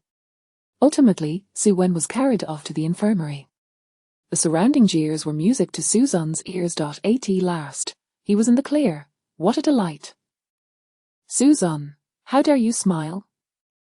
Just as he was reveling in the moment, a mocking voice interrupted Suzanne's daydreams. He turned to see Sue Yarn standing before him, camera in hand, her expression dark and foreboding. Suzanne, the faux young master, was actually 2 years older than Sue Yarn, making them contemporaries, with Suzanne being a mere month her junior. They attended the same university, both in their senior year, and Sue Yarn was the president of the photography club, presumably there to participate in the freshman orientation activities. Oh, who do we have here? Is it the illustrious Miss Sue Yarn? What brings you to me? Sue Yarn furrowed her brows. You better pronounce it correctly. My apologies, I'm a bit of a klutz. HMPH, I can't be bothered to argue with you. However, Suzanne, at the upcoming freshman ceremony, Xiao Wen is supposed to represent the Sue family and give a speech. Have you considered the implications of beating him to a pulp regarding our family's reputation? Not at all, you. What about me? You captured everything on that camera, didn't you? Witnesses and evidence abound. I indeed assaulted Sue Wen. If you dare, come and hit me. Sue Yan was infuriated yet amused, shaking her head repeatedly. Fine, fine, fine. You actually admit it. I'm curious to see how you justify this when you get home. I welcome the opportunity. Sue Yarn halted in her tracks, shot him a biting glare, then turned to leave with a cold huff. At that moment, Suzanne was brimming with exhilaration. He knew he had secured his position. Sue Wen's injuries were evidence 1. The surrounding students were witness evidence 2. The video captured by Sue Yarn was evidence 3. Not to mention, Su Wen held an inherent trust advantage before the Su family. That was evidence 4, and with Su Bainyarn's embellishments, it became evidence 5. Since childhood, Su Bainyarn had been his greatest tormentor, cruelly bullying him. She had subjected him to expired milk, glued to chairs, and even made him the scapegoat for her own misdeeds, resulting in parental reprimands. The most outrageous incident occurred when he was confined to their ancestral home in the countryside. Su Bainyarn had skipped class to come and beat him for over a week. Not only was he berated and beaten, but she also trampled on his dignity, forcing him to dress as a horse for her amusement. Despite her lack of culinary skills, she insisted on cooking ghastly dishes that nearly landed him in the hospital for a gastric cleanse. Reflecting on those darkest days, Suzun still shuddered at the memories. Su Bainyarn, may you unleash your venomous tongue and exaggerate the tale. It shall be your retribution for the torment you've inflicted upon me. I shall be eternally grateful. As if scripted, rain always fell during the freshman ceremony. Just moments ago, the sky had been clear and bright, yet now dark clouds loomed ominously, heralding an impending downpour. Nevertheless, the ceremony proceeded as planned. The speeches were fervent, filled with an abundance of platitudes, either admonishments for the future or reminders to cherish the present. However, what took Suzun by surprise was that the battered Su Wen still ascended the stage to deliver his speech. Through the massive LED screen, Suzun was astonished to see Su Wen, unashamedly displaying his injuries, blood still staining his lips. As he took to the podium, gasps rippled through the audience. The school officials were incensed, their eyes ablaze with fury. It is likely that some students are already aware that our university has acquired several new libraries over the summer, thanks to the investment from our city's renowned enterprise, the Su family. The Su family has expended considerable resources for the benefit of Jiangda's diligent students, yet who could have imagined that someone would dare to assault our benefactor, Mr. Su Wen?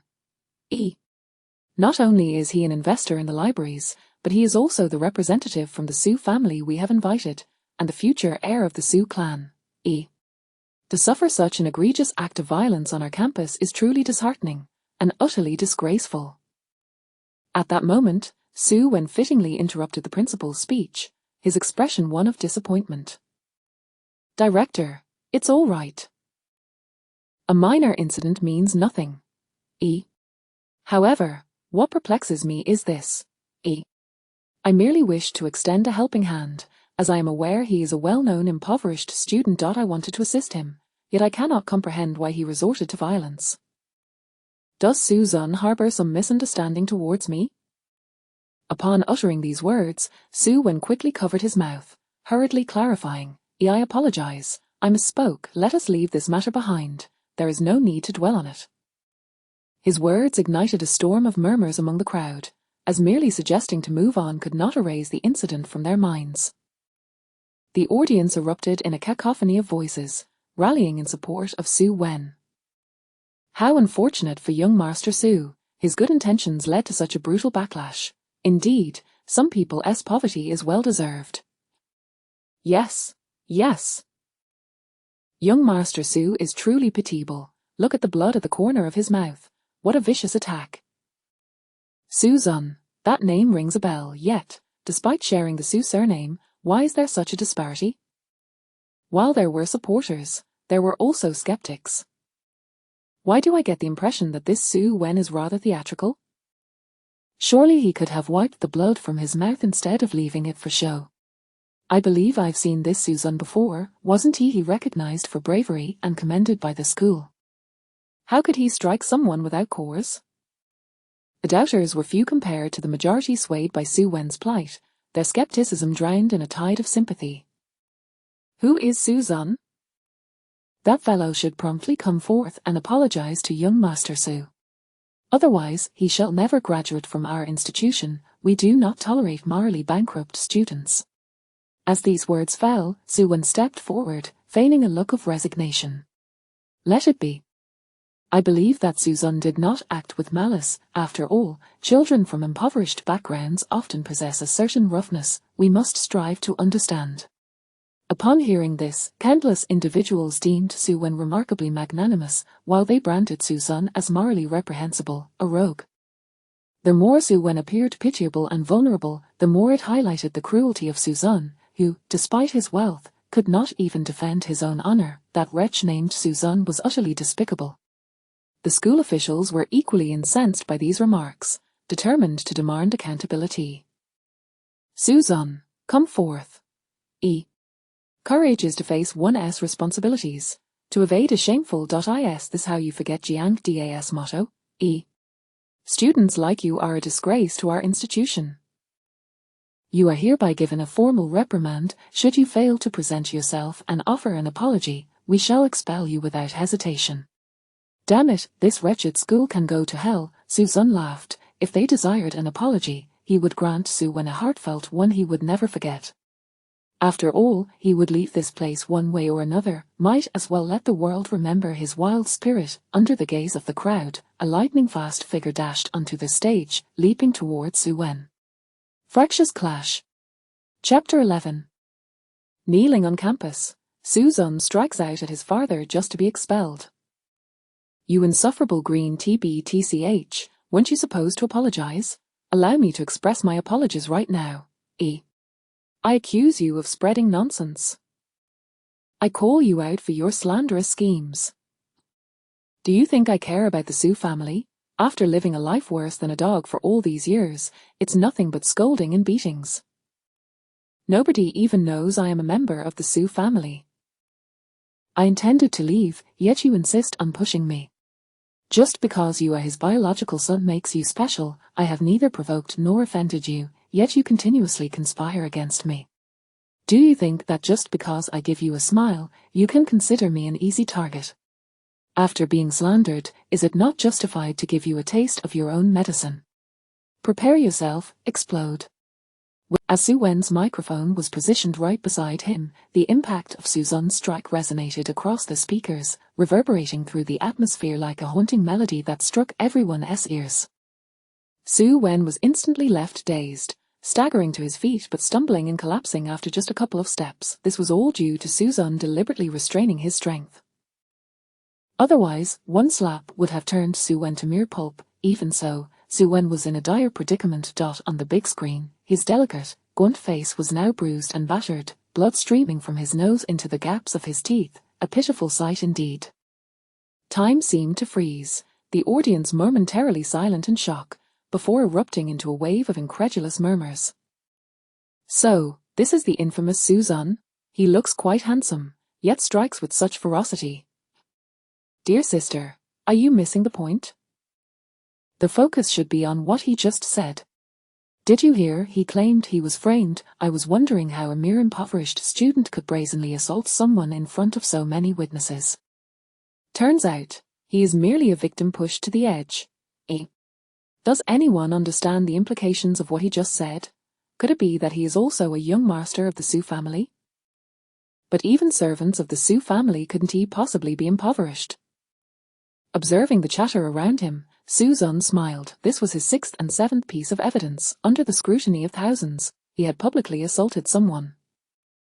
Once the Su family learned of this, they would undoubtedly be furious. Even if there were issues on Su Bainyan's side, the fact of his assault could not be escaped. Moreover, he had seized the opportunity to expose a hint of his relationship with the Su family. Su Qinyan, who valued reputation greatly and could not tolerate any tarnishing of the family name, would surely not turn a blind eye to his defiance. Want to stay? At this moment, Suzun felt a wave of relief wash over him. Although this impulsive act served as a safeguard against his expulsion, the words he had uttered were his genuine feelings, a reckoning for the years of swallowing his pride. As for the fear of being sent to the police later, nonsense. What constitutes a significant matter among brothers? When it pertains to the precious son of the Su family, Su Qinyan himself would likely prefer to avoid involving the authorities. Suzun, you are disregarding school discipline and provoking trouble. We hereby issue a stern warning for you to cease this behavior at once. Otherwise, we will take necessary measures. Suzun scoffed. A bit late for that, isn't it? Where were you just now? I have already stopped, yet here you are, putting on a show. What a farce. You, what kind of attitude is this? You dare to be so arrogant after causing trouble. This is utterly outrageous. Yes, You are absolutely right. Why don't you go ahead and call the police? I would love to see how this brotherly conflict unfolds. Silence. At that moment, Su Chi Nyan bellowed, storming onto the stage with a fierce demeanor. Suzanne was somewhat taken aback. He hadn't expected this old man to show up. Having finally regained his composure, Su Wen rushed into his father's embrace, weeping like a child finding salvation. Someone attacked me. Look at what he has done. You must stand up for me. Seeing his son's pitifully aggrieved expression, Su Chi Nyan's fury erupted with a glare that seemed capable of killing. He turned to Suzanne, gritting his teeth. This Su student, how has my son wronged you that you would resort to such brutality? Har. Suzanne chuckled. Oh, so you truly think I am that insignificant? You even pretend not to recognize me. Su Chi Nyan's brow furrowed slightly. What are you talking about? Have we met before? What has my son done to offend you? Having lived for so many years, Su Chi Nyan was astute and cunning, quickly framing this situation as a matter of old grudges and new grievances, indirectly explaining the meaning behind Suzanne's previous comments. At that moment, Su Wen hurriedly interjected, Dad, I merely wanted to extend financial support from the Su family to this well-known impoverished student, but I must have said something that touched a nerve, prompting him to attack me and humiliate me in front of so many people. However, I bear him no ill will. Perhaps I did something wrong, otherwise, he would not have been so enraged to strike me. Su student, how about we let this matter slide? I will not hold it against you, and I assure you the school will not make things difficult for you. All I ask is for you to apologize to me, and we will consider this resolved. What do you say? Kind-hearted and magnanimous, many immediately labeled Su Wen with these two commendable tags. Young Master Su not only possesses kindness, but also a remarkable capacity for forgiveness. To be insulted yet willing to pardon others, truly saintly. Indeed, young Master Su is so benevolent that anyone can take advantage of him, but let's not forget to ensure that the assailant faces consequences. Even Su Chi Nyan was astonished by Su Wen's magnanimity, feeling an overwhelming sense of pride. His son was indeed too kind-hearted, leading to his being bullied. Ultimately, this was a failure on their part as parents. Had they not spoiled Suzanne in the past, he wouldn't have developed such an arrogant and overbearing demeanor. Though he did not wish to let Suzanne off so easily, seeing the tears in Su Wen's pleading eyes, he could not bring himself to refuse. Thus, he declared, Su student, I am giving you a chance. All you need to do is kneel and apologize to my son, and this matter will be considered resolved. Suzanne shook his head, but what if I refuse to kneel? No apology. We will not only pursue the school's punishment against you, but we will also initiate legal proceedings. You had best think carefully before making your decision. I said I wouldn't kneel, not that I wouldn't apologize. Do you so-called elites enjoy seeing us lowly individuals grovel at your feet? You wretched brat, stop haggling. This is an order, not a negotiation. With pent-up anger, Su Chi Nyan was not inclined to entertain Suzanne's bargaining. But was Suzanne to remain silent? Without a moment's hesitation, he swung his hand towards Su Chi Nyan's aged face. Wretched, what gives you the right to speak to me in such a manner? You are the true wretch. Chapter 12. Homeward bound to pack my bags, preparing to be kicked out. At this moment, the entire school was left in astonishment. It is essential to note that the individual who was struck was no ordinary person. He is the illustrious Su Chiming, the esteemed head of the renowned Su Corporation in Jiancheng, and now he has been so easily bested. What audacity lies behind this? The previous incident could be excused, but this time, in front of a multitude, he had been publicly humiliated. A disgrace, an utter humiliation. Yet, just as he raised his arm to discipline the wretch, the LED screen behind him suddenly flickered to life. A video of the assault appeared before the crowd. Damn it, witness my righteous iron fist. The footage showcased Suzanne mercilessly pounding Su Wen, each blow landing with brutal precision. Su Chiming's fury reignited, his eyes blazing with a desire to annihilate Suzanne on the spot. It turned out that his precious son had been so ruthlessly bullied in private, while he, as a father, had remained utterly oblivious. You wretch, Susan, have you come to realize our disparity? However, what of your years living in the Sue household? Mom and Dad, my sister's love will always belong to me. I am the one with blood ties. I advise you to relinquish any unwarranted ambitions. Remember, you are nothing but a bastard without parents. Do not dare covet what is mine, ere in the eyes of our parents and sister, I will forever be the obedient and understanding one, while you are merely the thieving, unscrupulous bastard. Tell them, do you think they will believe you or me, or wise up and remove yourself from the Sue family? Do not compel me to take action that I have always held those of your ilk in contempt, unworthy of existence except in the dank, murky sores. What of living in the Sue household? You are no different from these lowly vermin surrounding you. Susan, do you wish to know the sensation of disgrace and universal scorn? Allow me to grant you that pleasure now. As the words echoed, the video depicted Sue when forcibly striking his own face, followed by his pitiful, crumpled form on the ground. At this moment, the entire venue erupted. Good heavens, is he not instigating this himself? Though he was indeed struck, I would have done the same for those words. Indeed, having a bit of wealth does not elevate you.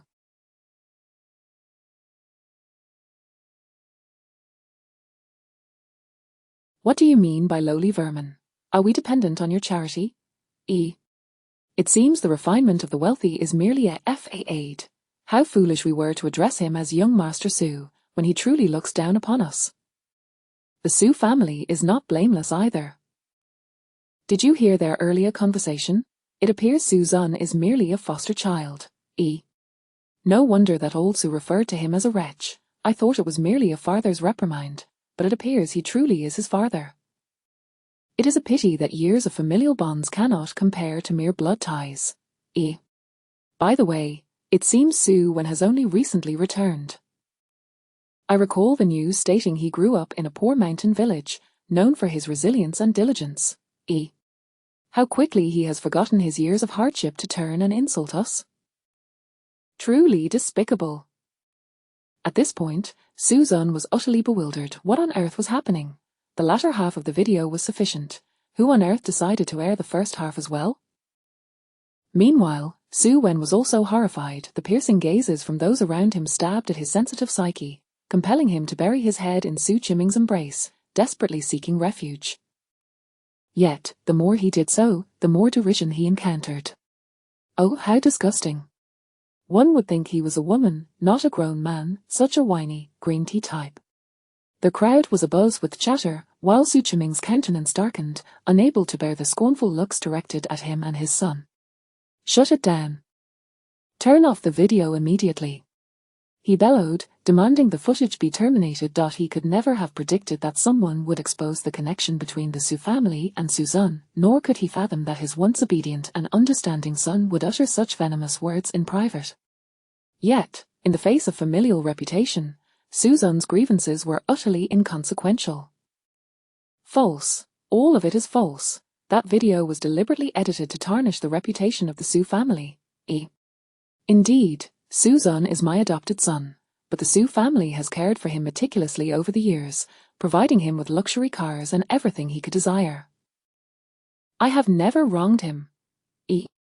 Rather, it is he who, out of jealousy towards our biological son's return, has resorted to all manner of schemes against us. This must surely be his fabrication. However, his self-righteous justifications garnered no sympathy, only further animosity towards the Sue family. Does Sue Chimming believe us to be fools? This is beyond shameless. Luxury cars. Susan's entire ensemble likely costs less than 200. Clearly, Susan's struggles within the Sue household were real. They are so oblivious they do not even know what kind of life he leads. To turn around and slander him, how pitiful. Indeed, who among us does not know that Susan is a well-known impoverished student, often seen working multiple jobs just to survive? The Sue family is truly inhumane. Even some teachers on stage could no longer endure Sue Chimming's slander, questioning him aloud. And Mr. Sue, since you are Susan's father, why is his life so destitute that he can barely afford tuition? Susan is a wonderful student. consistently at the top of his class, ever eager to help others, even fighting off knife-wielding thugs. Yet, he can barely afford a meal, do you understand? He has been working part-time for years. Should he pause, his very existence is threatened. Though the school has offered assistance, he still lives in extreme hardship. How can it be that a wealthy family like yours cannot even meet the basic needs of their child? I wondered why Suzanne has been acting so out of character today. It seems he has been pushed to his limits by the Sue family. Even small pets develop feelings over years. How can you neglect your own son, belittling and slandering him? Is this what a father does? At this moment, Su Chiming was left speechless. He had assumed Su Wen's claim that Suzanne was a poor student was a mere jest, only to discover it was true. But had this not always been under the purview of the matriarch? How could they not even cover his tuition? Before he could ponder further, a vegetable leaf was suddenly hurled at him, followed by 4 or 5 eggs crashing down upon him and Su Wen. Who the hell threw those vegetables and eggs? Su Chiming scanned the surroundings, finally locking eyes on a tricycle laden with produce. Around it, a throng of students picked up eggs and vegetables to hurl once more. You wish to mock us? Then let the wealthy experience the wrath of us common folk. Throw. What should have been a delivery of food to the cafeteria became a veritable arsenal for the students. Countless eggs, vegetables, even tomatoes and potatoes flew through the air. The teachers on stage dodged like they were avoiding a plague, while Suzanne noticed several familiar teachers mingling in the crowd, occasionally tossing items towards the stage. The father and son duo had undoubtedly incited the wrath of the masses, especially after Su Wen's scathing remarks incited further outrage. In no time, the two were besieged, their appearances a dishevelled mess, the mingling sense overwhelming. Ultimately, it was the principal, arriving late to deliver a closing address, who managed to disperse the crowd, allowing Su Chiming and Su Wen to narrowly escape a dire situation. This year's welcome ceremony would undoubtedly be etched into the annals of Jiangcheng University with the boldest of strokes. It was, without question, the most humiliating day in the history of the Su family. Yet, what concern was it of Suzanne? He had not only vented his frustrations but also sullied the Su family's honor. All that remained was to return home and await his expulsion with satisfaction. Soon, the beautiful days belonging to Suzanne would commence. Let us go home to pack our bags. Chapter 13. Why is it so difficult to be driven away? You ungrateful wretch! How dare you return? How could you lay your hands on your father? Are you even human? And you, your brother, look at what you've done to him. You are nothing short of a beast. As soon as Suzanne arrived home, he was met with an onslaught of scolding. Observing Qin Xinlan's hysterical demeanor, Suzanne offered a faint smile and casually reclined on the sofa, crossing his legs with a nonchalant air. Initially, Qin Xinlan, feeling immense pity for her precious son who had been beaten, was further enraged by this dismissive attitude. She seized the ruler, preparing to administer the family's usual discipline. However, Suzanne was no longer the person he once was. Not only would he not stand by passively, but he also snatched the ruler and struck Su Wen on the leg. My leg! A wail echoed through the living room. Su Wen was left dumbfounded, grimacing in pain. He could hardly fathom that Suzanne had become audacious enough to retaliate in front of their parents. You little beast! How dare you raise your hand against me? You wretched child! Have you lost your mind? Su Chiming and his wife were seething with rage. One was on the verge of tears, cradling her son in anguish, while the other pointed an accusatory finger at Suzanne, brimming with fury. Dad, Mom, please don't blame Zunji. Perhaps he didn't mean it. After all, it was my fault for saying such hurtful things in public. It's only natural for Zunji to be angry. The couple, already feeling guilty for not protecting their son, was struck with even greater remorse upon hearing this. Just as Su Chiming was about to step forward, he was deterred by the sight of Suzanne wielding the ruler, which only fueled the fire of his indignation. Wretched child! What exactly do you intend to do? Do you have no sense of propriety left? Suzanne shot him a glance and replied coolly, "None. I have stated it clearly, either you expel me, or I will create a scene that turns this household upside down. Surely, you don't think I'm jesting? What did you say? Su Chiming's eyes widened, and with a resounding clap on the coffee table, he exclaimed, "A wretched child, do you think I wouldn't dare to cast you out? Very well, from this moment on, you shall, no one is allowed to drive Xiao Zun away." Su Zun was nearly driven to leap from the sofa in frustration. Why did Su Mu Yang have to arrive at such a critical moment? Was she truly cursed? Seeing Su Zun glare at her with such venom, Su Mu Yang felt an emptiness within her. Once upon a time, Su Zun had regarded her with admiration and respect.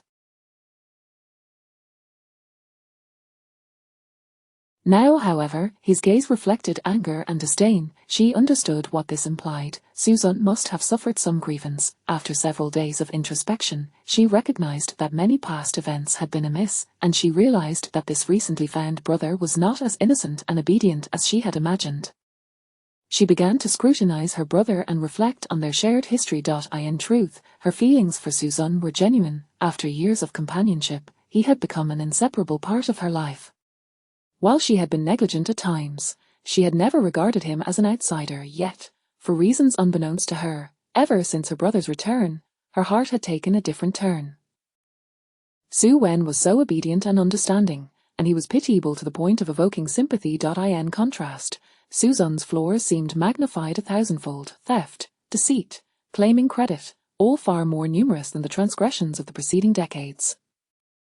Had it not been for the events of the recent past, she might not have realized these truths. Fortunately, it was not too late to discover them. She would never again hastily side with either party based on mere words. "Mu Yang, why have you suddenly returned?" Su Chiming furrowed his brow and inquired. "How could I not come back? If I hadn't returned, my brother would have been driven away by you." "Su Mu Yang!" Su Chiming shouted in anger. "Do you know what you are saying? This wretch not only struck Xiao Wen, but he even dared to hit me, humiliating me before thousands of students and teachers at school. How can you still speak up for him? Dad, what if there's a misunderstanding? Have you forgotten what happened last time?" Su Mu Yang reminded softly. "Nonsense. There is no possibility of misunderstanding. This wretched child is simply rebelling. Dad, I will investigate what happened, but that is no justification for you to act on impulse and drive him away." "Su Mu Yang, are you also going to rebel?" "Dad, if this time it is indeed Xiao Zun's fault, I will give you an explanation, but for now, please don't be hasty." With that, Su Mu Yang cast her gaze towards the second floor. "A fifth sister, stop hiding and come here." As soon as Su Bainyarn descended, Su Zun felt restless. If Su Mu Yang were to uncover the truth of the matter, would he not find himself in an even more precarious situation? "Enough. What are you all arguing about? It was my doing." "Su Mu Yang, stop meddling in my affairs." "You keep quiet. Regardless of the circumstances, you should not have raised your hand against Dad. I will settle the score with you later." Just as Su Zun stood up, he was pushed back down. Su Mu Yang then turned coldly to Su Bainyarn. "A fifth sister, what exactly happened? You said you witnessed the entire incident. Explain it to me clearly." Elder sister, it was indeed the despicable Su Zun who struck someone in public." Su Zun's lips curled slightly. I told you it was my fault. However, it was Xiaowen who provoked him first." As she spoke, Su Bainyarn handed over the video from her camera to her elder sister. "Su Zun, have you now realized the disparity between us? I am about to take the stage to deliver a speech, while you are left standing helplessly under the sun. Yet, I can stand shoulder to shoulder with your superiors, looking down upon the masses. Even if you come from a prestigious university, so what? Even if you have lived in the Su family for over a decade, remember, you are nothing but a wild child without parents, and you shall never covet what belongs to me. What does it matter living in the Su family? You are still no different from the lowly commoners around you." Listening to the cold mockery in the video and witnessing the malicious framing, Su Mu Yang's expression transformed from shock to profound anger. Each of those words was a piercing blade, and not only Suzanne, but anyone who heard them would feel their blood pressure rise. Su Muyang could hardly imagine the depth of sorrow Suzanne must have felt in that moment, nor could she believe that her once obedient and understanding younger brother could display such a vile countenance. Not only had he insulted Suzanne, but he had also targeted innocent bystanders. She, Su Muyang, believed herself favored by fate for living in the Su family, yet she had never looked down upon ordinary people. Had her brother so quickly forgotten the hardships of the past decade? Without a second thought, Su Muyang walked up to Su Wen and slapped him hard across the face. Su Wen! How could you be so malicious? Qin Shenlan, still in a state of shock, was now overwhelmed by concern for her son upon witnessing the assault. Muyang, how could you strike someone? Su Muyang, infuriated to the point of laughter, retorted, Mom. Shouldn't he be punished? Do you see him speaking like a human? But he is still your brother, Mom. Are you serious? Just because he is my brother, does that mean all of this can be overlooked? Have you considered Xiao Zun's feelings? But this boy was just joking around. He didn't suffer much harm, Mom. Enough, both of you, be quiet. Su Qiming interrupted, casting an annoyed glance at Su Bainyarn. He had suspected that the video from the ceremony had originated from his precious daughter. Su Muyang shielded Su Bainyarn protectively, her eyes filled with defiance and confusion. Dad, what do you mean by looking at fifth sister like that? Chapter 14. Not being driven away was originally someone's malicious intent. What do you mean by that? Why don't you ask your dear sister what she has done? How dare she publicly release such a video? Does she not feel embarrassed enough? Upon hearing this outburst, Su Bainyarn's eyes brimmed with tears, her expression one of deep grievance. Big sister, I didn't do it. That video wasn't posted by me. Still trying to argue. The evidence is in your hands. If it's not you, then who could it possibly be? Su Muyang's face darkened, disappointment evident as she gazed at her father. Shouldn't the priority be to discern right from wrong? Why was her father only concerned about face? Dad, enough. Fifth sister did nothing wrong. The mistake lies in your indulgence of Su Wen. Your pampering will only lead to his ruin. Do you understand? Be quiet. Su Qiming bellowed. I am your father. It is not your place to instruct me. As the situation escalated, Qin Shenlan, the mother, felt compelled to intervene as a mediator. Nyan, apologize to your father quickly, but truly, you should have been more careful. At least don't release it indiscriminately. Mom. I really didn't. As Su Bainyarn wiped her tears and pointed at Su Wen, it was little when who asked to borrow my camera to take pictures of the scenery. I only got the camera back afterward. What? The faces of those present changed dramatically. At this moment, Su Wen was trembling in fear, unable to meet the gazes around him. Seeing his demeanor, Su Qiming realized what had transpired and awkwardly cleared his throat. All right, let's let this matter rest. I'm tired and don't wish to dwell on it. Su Muyang looked incredulous. Dad, are you serious? You haven't heard? This matter is over. Do you want to force me to address that wretched child's actions? Hearing this, Su Muyang fell silent. Su Qiming snorted coldly and turned to ascend the stairs. Noticing the atmosphere had soured, Su Wen stammered and suddenly knelt before Qin Shenlan. Mom, I was wrong. I only spoke out of anger in a moment of folly. I should have endured when my brother was reprimanding me. It was I who brought shame upon the family. Qin Shenlan immediately seized upon this point, glaring fiercely at Suzanne. What exactly did you say to your brother that made him utter such words? Suzanne, what are you trying to achieve? Suzanne was speechless and shot her a glance before retreating to his room. He knew that this so-called mother had always disdained him, but he never expected her bias to reach such ludicrous extremes. Stop right there. Do you have any manners? I am asking you a question. Mom, what does this have to do with little Zun? How can you blame him? Su Muyang retorted, speechless. Big sister, what kind of nonsense has this little brat been feeding you? How can you still side with him despite his attitude towards your mother? Eh?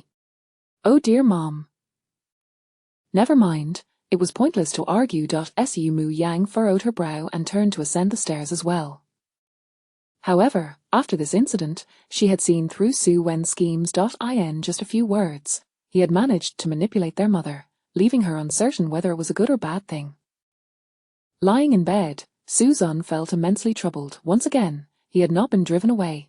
Why was it so difficult to simply return home? Could it be that fortune was finally smiling upon him? Or perhaps the Su family had suddenly experienced a collective epiphany, yet that didn't seem right. The others hadn't changed, and it appeared only Su Mu Yang had been acting strangely lately. With a creak, the door was suddenly flung open. Suzanne looked up to see Su Bainyarn approaching with a mischievous smile. What are you doing here? If you're planning something malicious, hurry up. I don't have time for you right now. Su Bainyarn chuckled. What, do you think I'm going to frame you? If not, then I hope you can be a bit more useful. Su Bainyarn shot him a knowing glance, pulled out a chair from the desk, and sat beside him, swinging her small feet clad in white socks before resting them on Suzanne's lap. Suzanne frowned. Remove your stinky feet. Stinky brother, you seem rather off lately. It appears you're quite eager to leave home. As Suzanne paused, his gaze on Su Bainyarn turning scrutinous. Could it be that this foolish fifth sister had discovered something? What? Did I hit the nail on the head? Indeed, you have a secret you wish to keep hidden. Suzanne laughed. What secret could I possibly have? It is simply that I don't want to be a beast of burden in this house. Do you believe me? Just say the word that you want me out of the Su family, and I'll pack my bags and leave. How about that? As a member of the Su family, surely her words would carry some weight, right? To be honest, Suzanne still hadn't figured out what the voice in his mind truly was. It never appeared during ordinary times, only surfacing at the beginning or end of a task, leaving him to navigate blindly. Damn it, it would be better if he had a system. At least a system would provide some reminders, whereas the thing in his head offered nothing. What do you say? Do you want to give it a try? Suzanne coaxed, hoping Su Bainyarn would say what he wanted to hear. However, Su Bainyarn narrowed her eyes, seemingly onto something. I finally understand why you've been so eager to be driven away, Suzanne. You are quite the schemer. Suzanne was taken aback. What nonsense are you spouting? HMPH, stop pretending. I've already seen through your plot. Your leaving home is your own issue, but if you were to be driven away by us, then you would have the chance to use that as an excuse later. You re-plotting against us. Suzanne's smile faltered. What kind of twisted logic is that? Stop pretending. I've unraveled your scheme. I tell you, you can never escape my grasp in this lifetime. HMPH, think you can escape? As long as I'm here, your plans will never succeed. Let me tell you the truth, do you really think I don't know what little Wen is up to? I purposely gave him the camera. Do you know why little Wen was able to capture the entire conflict? Do you think he is foolish? Because he only saw snippets of the incident. You have nothing to worry about now. You should be thanking me. If I hadn't swapped the video, you wouldn't be able to clear your name even if you jumped into the Yellow River. Suzanne's expression changed drastically. It was you. Why did you meddle in my affairs? HMPH, why should I need a reason? The more you want to do something, the more I will oppose you. I refuse to let you have your way. What? Are you angry? Have I broken your defenses? I love seeing that defeated look on your face. It must be said, Suzanne was indeed somewhat enraged. After all this time, the person behind the sabotage turned out to be the very fool he had underestimated. It seemed it was time to teach someone a lesson. With a cold chuckle, Suzanne said, Isu Lao Wu, you dare to flaunt your power before me? Are you not afraid of what I might do to you? Su Bainyarn scoffed. You? Do you dare? Har har, I don't dare, but I'm curious to see whether you will endure the humiliation and oppose me or run off to complain. I'm counting on you to not let my schemes succeed." Suddenly, Suzanne sprang up, grabbed Su Baiyan, flipped her over, and then kicked her chair over. Finally, in the face of Su Baiyan's terrified gaze, he picked up a slipper and swung it at her. "I won't let you bully me for no reason. I won't let you oppose me. I won't let you meddle in my affairs." Chapter 15, Public Beatings Just to be Driven Away. "Fifth sister, what brings you here?"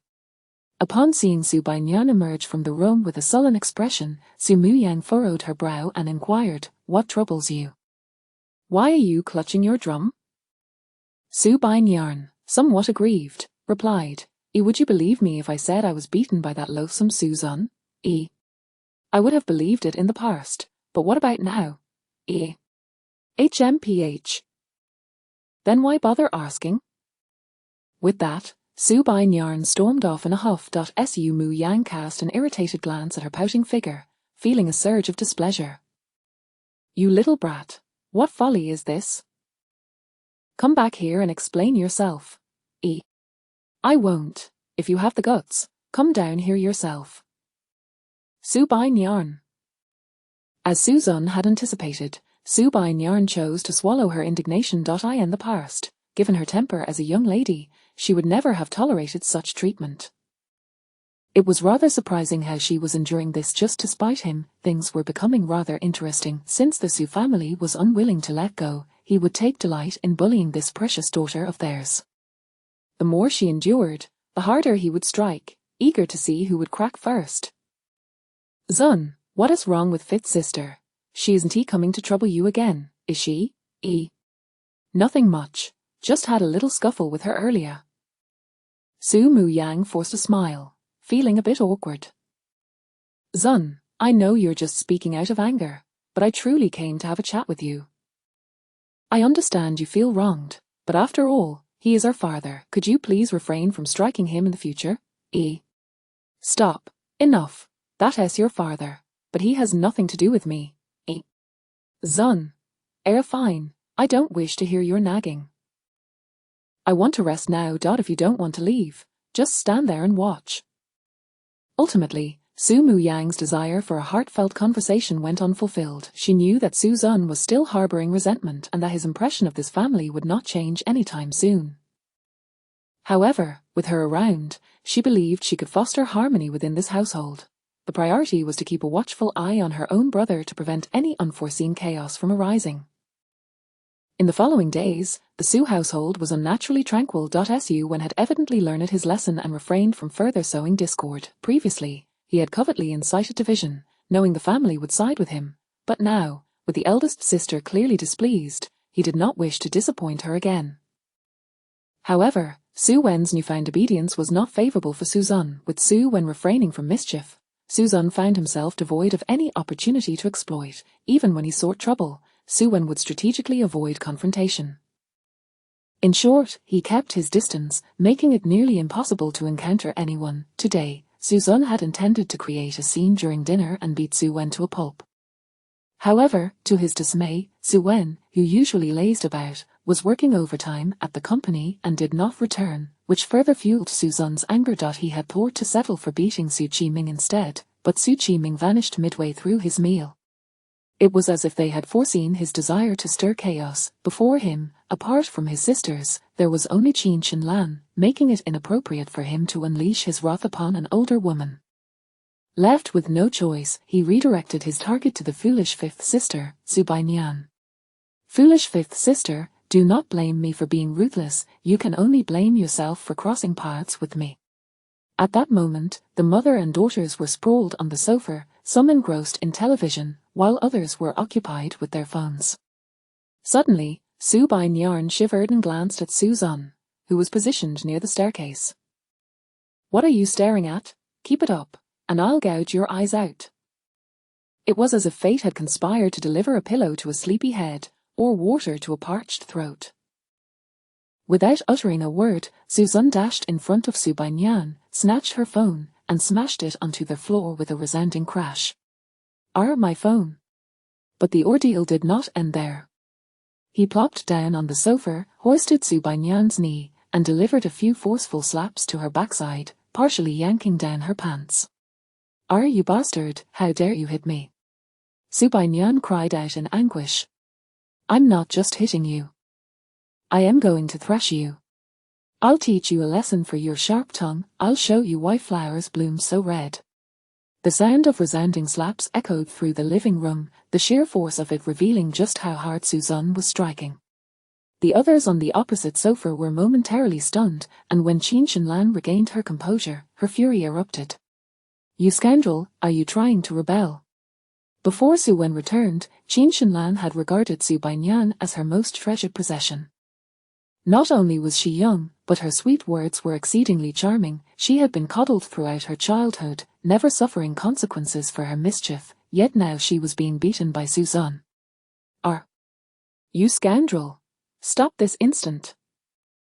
Qin Shinlan frantically searched for a ruler and swung it towards Suzanne. Oh, how did you know my slaps were beginning to sting? Suzanne raised his arm, catching the ruler in his palm, and with a fierce swing, brought it down upon Su Banyan, who turned to him with wide, terrified eyes. Smack! Time seemed to freeze as everyone present stood in shock. Then, a piercing scream reverberated throughout the villa. You bastard! At that moment, Su Banyan was truly brought to tears. Having been the cherished darling of the family her entire life, she had never faced punishment for her misdeeds. Now she was being pinned down and struck. Mom, you must. Suddenly, Su Banyan caught sight of the gleeful smirk at the corner of Suzanne's mouth. In that instant, she understood. She realized this was all a ploy by Suzanne. He was deliberately provoking her. In an instant, Su Banyan ceased her tears and began to shout, glaring fiercely at Suzanne. Don't think I'm unaware of your intentions. If you have the guts, go ahead and kill me today. Har. It doesn't hurt. I don't feel a thing. Suzanne was taken aback. How could this girl be so defiant? Qin Shinlan was equally bewildered. Worry etched across her face as she gazed at her daughter, who was grinning foolishly. Nyan. Nyan. Please don't frighten your mother. You're not really daft from the beating, are you? A surge of anger erupted within her. Qin Shinlan bellowed, Eldest, second, how long are you going to stand there dumbfounded? Hurry up and drag this scoundrel away. The two were slow to react. Just as Su Wanqing stepped forward in indignation, Su Muyang reached out to stop her. Second, don't interfere, I'll handle this. With that, she approached Suzanne slowly. With a resounding smack, Suzanne brandished the ruler, pointing it at the others. All of you stay put. Anyone who steps forward gets a smack. You scoundrel, are you rebelling? Qin Shinlan shrieked in a frenzy. Indeed, I am rebelling today. I've said it before, as long as I remain in this household, I will turn this place upside down. Is that so? Do you all wish to drive me out of the Su family? Surely you can't bear to do so. Originally, Qin Shinlan was seething with anger, and Suzanne's audacity only fueled the fire. Did he truly believe she would not dare? After all, her precious son was back, and Suzanne's presence in this family was now entirely unnecessary. Very well.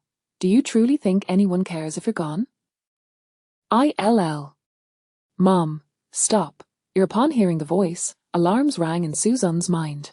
Quick as a flash, he tossed Su Banyan to the ground and lunged like a ferocious tiger straight at Su Muyang.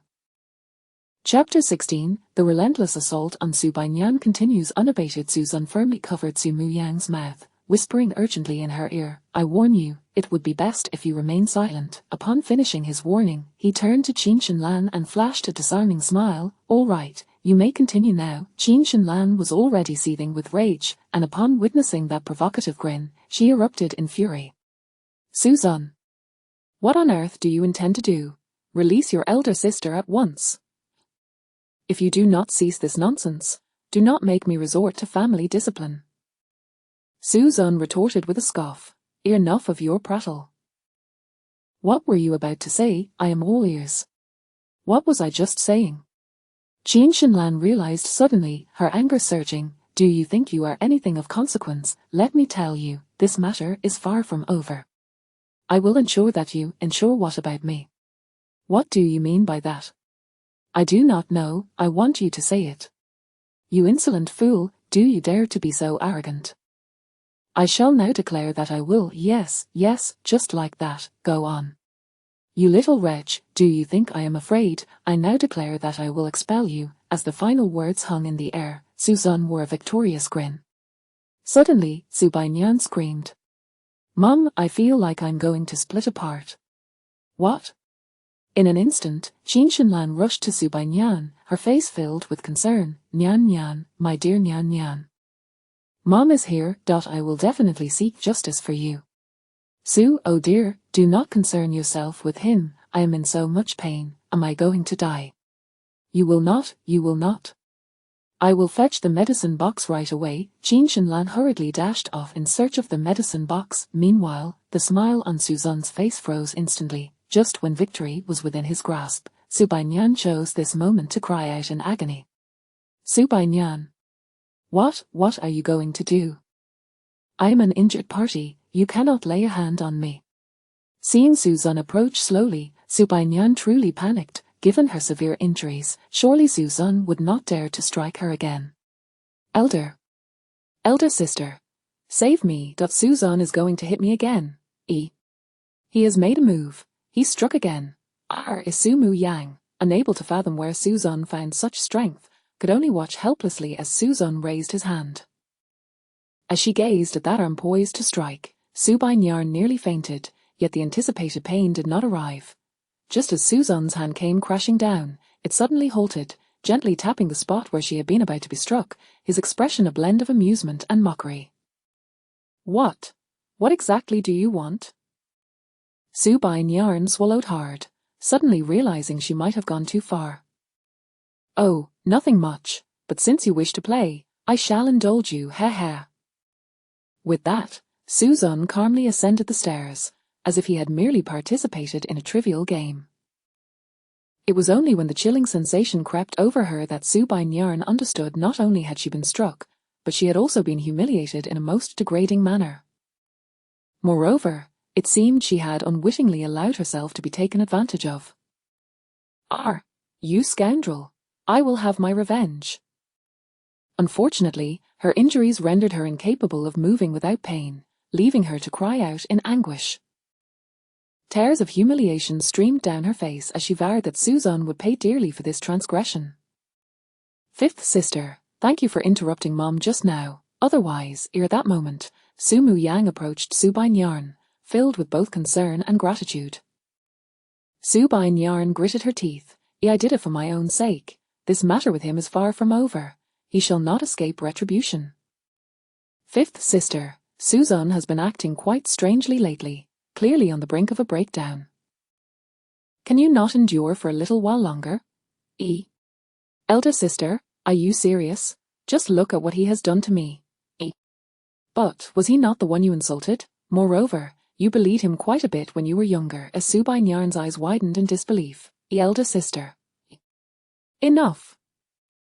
I am not here to negotiate with you. I will compensate you for this. Also, do not go on the trip with Mom tomorrow. Just stay home and rest. As Su Mu Yang passed by Su Wan Jing, she paused and added, a second brother, do not defend fifth sister. She has always been unruly. A good beating will teach her a lesson. But, second brother. Seeing her elder sister's stern expression, Su Wan Jing could only nod in agreement. The following day, after receiving treatment and a night of recovery, Su Baiyan could barely manage to walk. Though Suzanne had struck her fiercely, he had done so with sufficient restraint that she was not incapacitated. Nonetheless, it was best to avoid sitting as much as possible. At that moment, the Su family was gathered for breakfast. Su Qiming and Su Wen had returned home as well.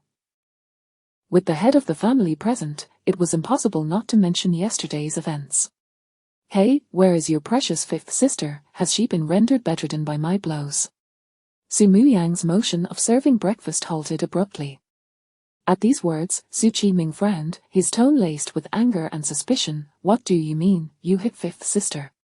Not only did I hit her, but I also left her quite bruised. Upon hearing this, Qin Shenlan's anger flared anew as she recounted the events of the previous night in detail. After listening, Su Qiming slammed his hand down on the table in a fit of rage. "You wretched child, that is your fifth sister, you dare to strike your own sister." Suzan let out a cold laugh. "What nonsense are you spouting? I would strike you without hesitation, let alone her, you wretched child."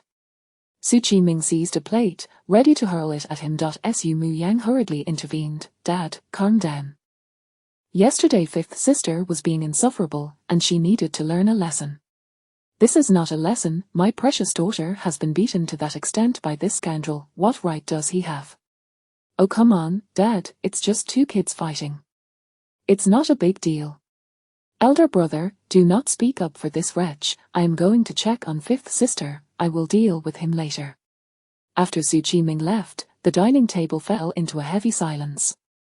Qin Shenlan was too enraged to speak. Su Mu Yang sighed heavily, glancing at Suzan, unsure of what to say. However, what Suzan did not expect was that Su Wen would not take this opportunity to fan the flames, his demeanor so subdued it felt alien to him. He was curious how long the scheming Su Wen could maintain this facade. Suzan was contemplating whether to deliver a punch to Su Wen directly or concoct an excuse to strike him again when suddenly, Su Wanqing's panicked cry drew everyone's attention. "Something's wrong. A disaster has occurred." Su Mu Yang asked in confusion. "What are you making such a fuss about? Did something happen at your law firm?" Su Wanqing set down her phone, her expression dazed as she shook her head. "No. It's the travel group, the one mom and fifth sister are part of has had an accident." Chapter 17, In order to be expelled, Su Bainian is beaten. "What is happening? How could something go wrong out of the blue?" Su Mu Yang inquired, her expression tinged with concern. "A car accident, there has been a car accident. It occurred just 20 minutes ago. That tourist bus met with an accident while en route to another city. Apparently, a truck lost control and, despite emergency braking, the bus could not evade it in time, leading to a catastrophic chain reaction. Even now, Su Wanqing was still engulfed in a profound sense of dread, her hands trembling subtly beneath the table.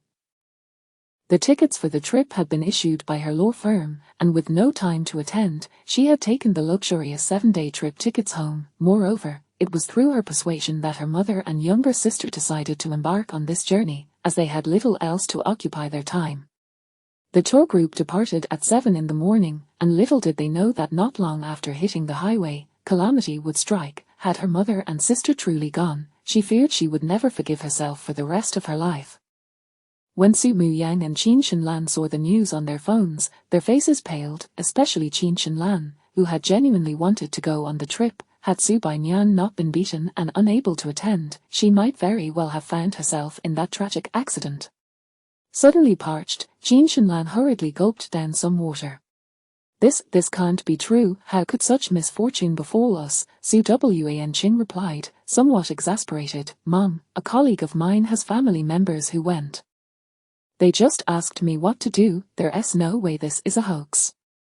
"Is that so? Thank goodness I didn't go, thank goodness I didn't go." Qin Shenlan took another sip, a wave of relief washing over her. At that moment, Su Mu Yang's brow furrowed deeply as she cast a frosty glance at Su Wanqing. "His second sister, if I recall correctly, fifth sister was initially reluctant to go, wasn't she?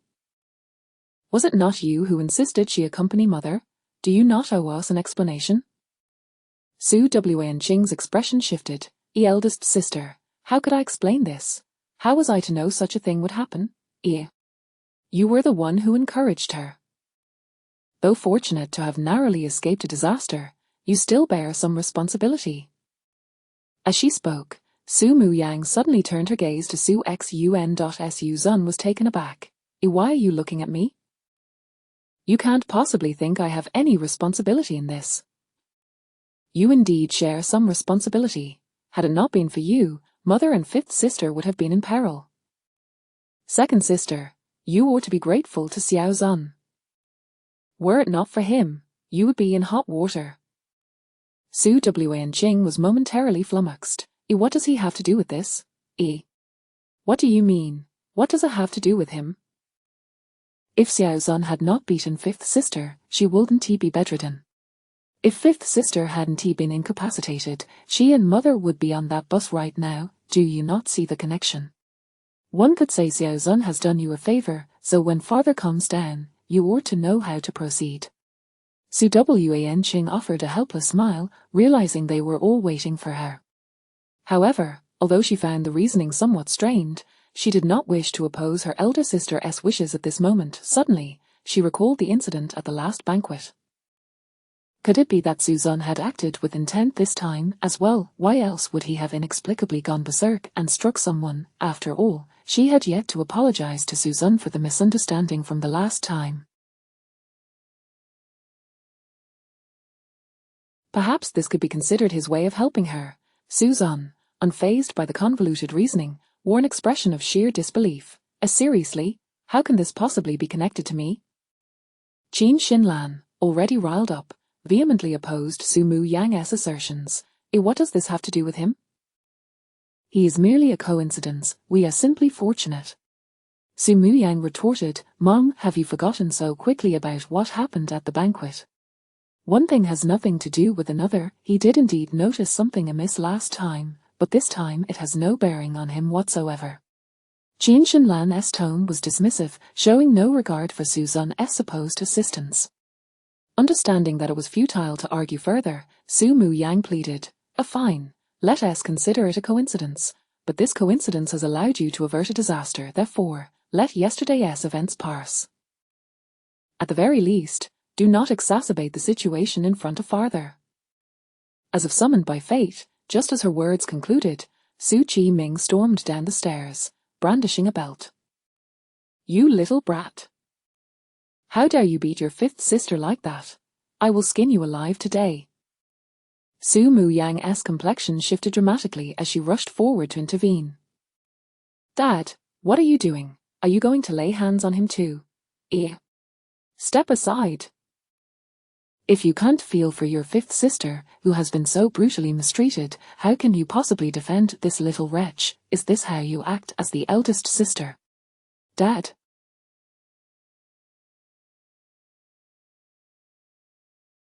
They are both my siblings. I am not taking sides. I am merely standing for reason. Get out of my way. What nonsense is this? Are you saying fifth sister deserved to be beaten? As the conflict escalated, Su Muyang, unable to contain herself, shouted, a second sister. How long are you going to stand by? Su Qiming's face darkened. A second sister. Are you going to stop me as well? Su Wanqing grasped his other arm, exasperated. Dad, you truly cannot lay a hand on Xiao Zun this time. What? Why can't I? Because he saved mother and fifth sister's lives. An instant silence enveloped the room. Su Qiming was taken aback, unable to comprehend the meaning behind her words. Could it be that beating the elder sister into submission equated to saving her life? Seizing the opportunity, Su Muyang revealed everything that had transpired moments ago. Unquestionably, Su Qiming remained stunned for quite some time after hearing it all. His heart was a tumult of fear and relief. However, the thought of his precious daughter being so brutally beaten ignited an uncontrollable fury within him. This has nothing to do with this little devil. No way. I must punish him. At his words, Su Muyang's anger flared. Dad, can't you just hold off for a moment for mother and fifth sister's sake? While fifth sister's situation is indeed tragic, in the end, what is more important? A life or a beating? Fifth sister instigated the trouble. Her beating was well deserved. Now Xiao Zun has indirectly saved her life. And you're still angry? Are you fighting for fifth sister, or are you too proud to admit your mistakes? Dad, enough is enough. With her thoughts laid bare, Su Qiming found himself momentarily speechless. However, he realized that today was not a day to take advantage of the situation. After all, he had his own pride and did not wish to be labeled as someone who created unnecessary trouble. Thus, he suppressed his anger, gritting his teeth. Fine, we can let this matter slide, but he must apologize to fifth sister. Su Muyang's smile instantly froze. This, had it been the old Su Zun, he would have undoubtedly offered an apology, but the current Suzanne would likely dismiss it entirely.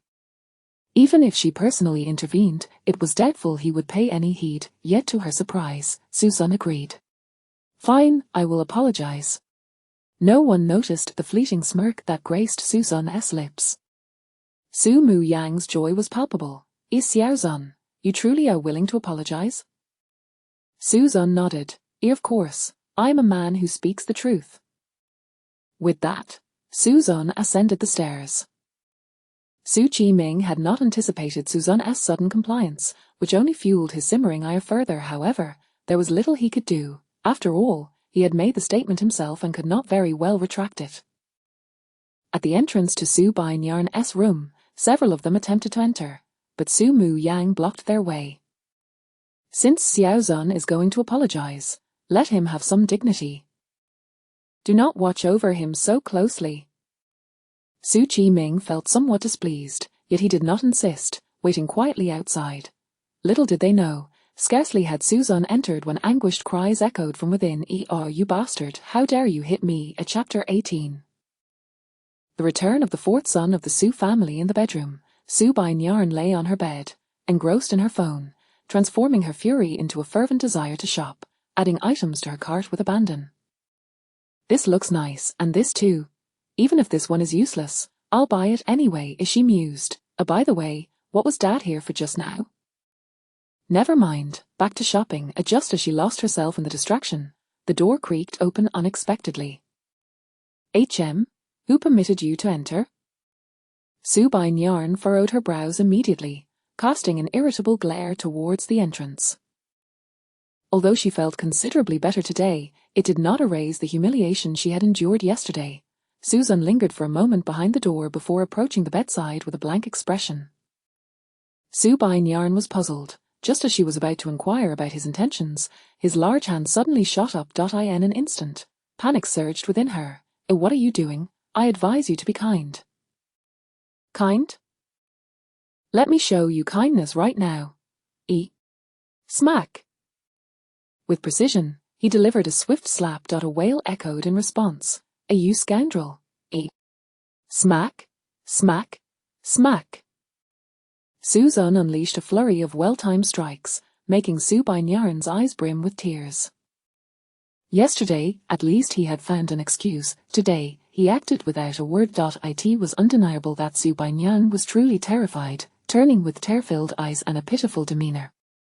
Suzanne was unyielding. With a tug at his clothing, he unleashed another slap. What are you doing? Stop it. I won tea. I'll teach you a lesson for stirring up trouble and opposing me. Let us see how long you can endure this. I beg you, Zun. It hurts.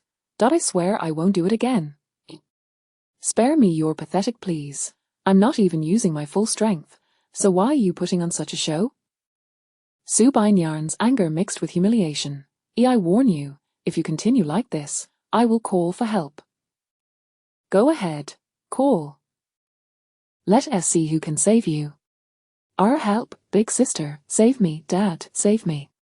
Outside the door, hearing the commotion, Su Qiming frantically tried to open it, only to be taken aback to discover it was locked.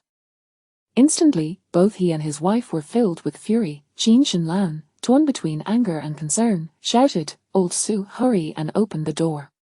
Su Qiming was seething with rage. This wretch has locked the door. How dare he act so lawlessly? At that moment, Su Wanqing glanced at Su Mu Yang with exasperation, as if to say, Look, this is the good brother you've been protecting all along. Su Mu Yang wore a look of melancholy, utterly bewildered as to why Suzanne had gone mad this time. Could it be that the fifth sister had provoked him again? Dad, where's the key to the fifth sister's room? No matter what, my brother is still a man. How can the fifth sister withstand such treatment? After days of silence, Su Wen could no longer contain himself. With the opportunity laid out before him, it would be a shame not to stir the pot a little. Upon hearing this, Qin Shinlan's expression shifted, and she hurried to search for the key. Meanwhile, Su Qiming continued to kick and twist the door handle. Suddenly, without warning, the door swung open. My leg. A Su Qiming's kick had landed nowhere but air, resulting in an impressive split that left his face flushed with pain. Qin Shinlan, hearing the noise, rushed back, and the scene erupted into chaos. "Oh, is this a performance of the split? I'm not saying anything, but at your age, you ought to be careful." Su Qiming nearly exploded with rage at her words, his finger trembling as he pointed accusingly at Suzun. Qin Shinlan was equally furious. "Suzun, what on earth do you intend to do?" "What do you mean, what do I intend to do? I haven't done anything." Suzun shrugged innocently, shifting his feet as if to retreat back to his room. However, as he passed by Su Wen, he suddenly halted and delivered a slap. "Son!" "Suzun, stop right there." Qin Shinlan's cries fell on deaf ears. Su Wen stood in stunned silence, clutching his cheek, utterly dumbfounded. He hadn't said a word, yet he had received a slap. A wave of anger surged within him. "All right then, I hadn't planned to use that move so soon, but you've left me no choice." As evening fell, the day off felt rather dull. Throughout the day, no one had come seeking trouble, and Suzun understood that Su Muyang must have worked tirelessly to maintain the peace. Suzun felt a tinge of worry. Without Su Muyang's intervention, he might have returned to his own world long ago. Once dismissive, now she seemed eager to make amends, leaving him puzzled about her sudden change of heart. It appeared he needed to work on improving Su Muyang's unfavorable impression of him. As long as he could resolve this meddlesome issue, everything would proceed smoothly. Zun, dinner time. At mealtime, Su Muyang personally called for dinner. In the past, such attention would have surprised him, but now it felt distinctly odd. In the dining room, the family was already seated. Upon seeing Suzun, Su Qiming and his wife instantly became animated, yet just as they seemed poised to explode, they remarkably held back. Suzun's expression darkened, curiosity peaking within him. He was genuinely intrigued by the extent of Su Muyang's efforts to pacify these two old folks. "Dad, Mom, I'm back." Suddenly, a melodious voice resonated in everyone's ears. Suzun frowned. That familiar voice, the fourth daughter, Su Qingxia, who hadn't been seen for months, had unexpectedly returned. "Xia, why did you return so suddenly?" "Yes, old four, why didn't you let us know you were coming back? We could have sent someone to pick you up." Su Qingxia's abrupt arrival momentarily distracted her parents from their simmering anger. Su Qingxia had recently risen to fame as a top-tier young star, having debuted through a singing competition, and her schedule was typically packed. Even Su Wen's returns were fleeting, yet here she was, arriving home with bags in hand. "Dad, Mom, I told little Wen about my return, didn't he inform you?" Upon hearing this, Su Wen scratched his head sheepishly. "I just wanted to surprise Dad, Mom, and my sisters, so I didn't mention it." Yes, a surprise indeed. It truly is a surprise."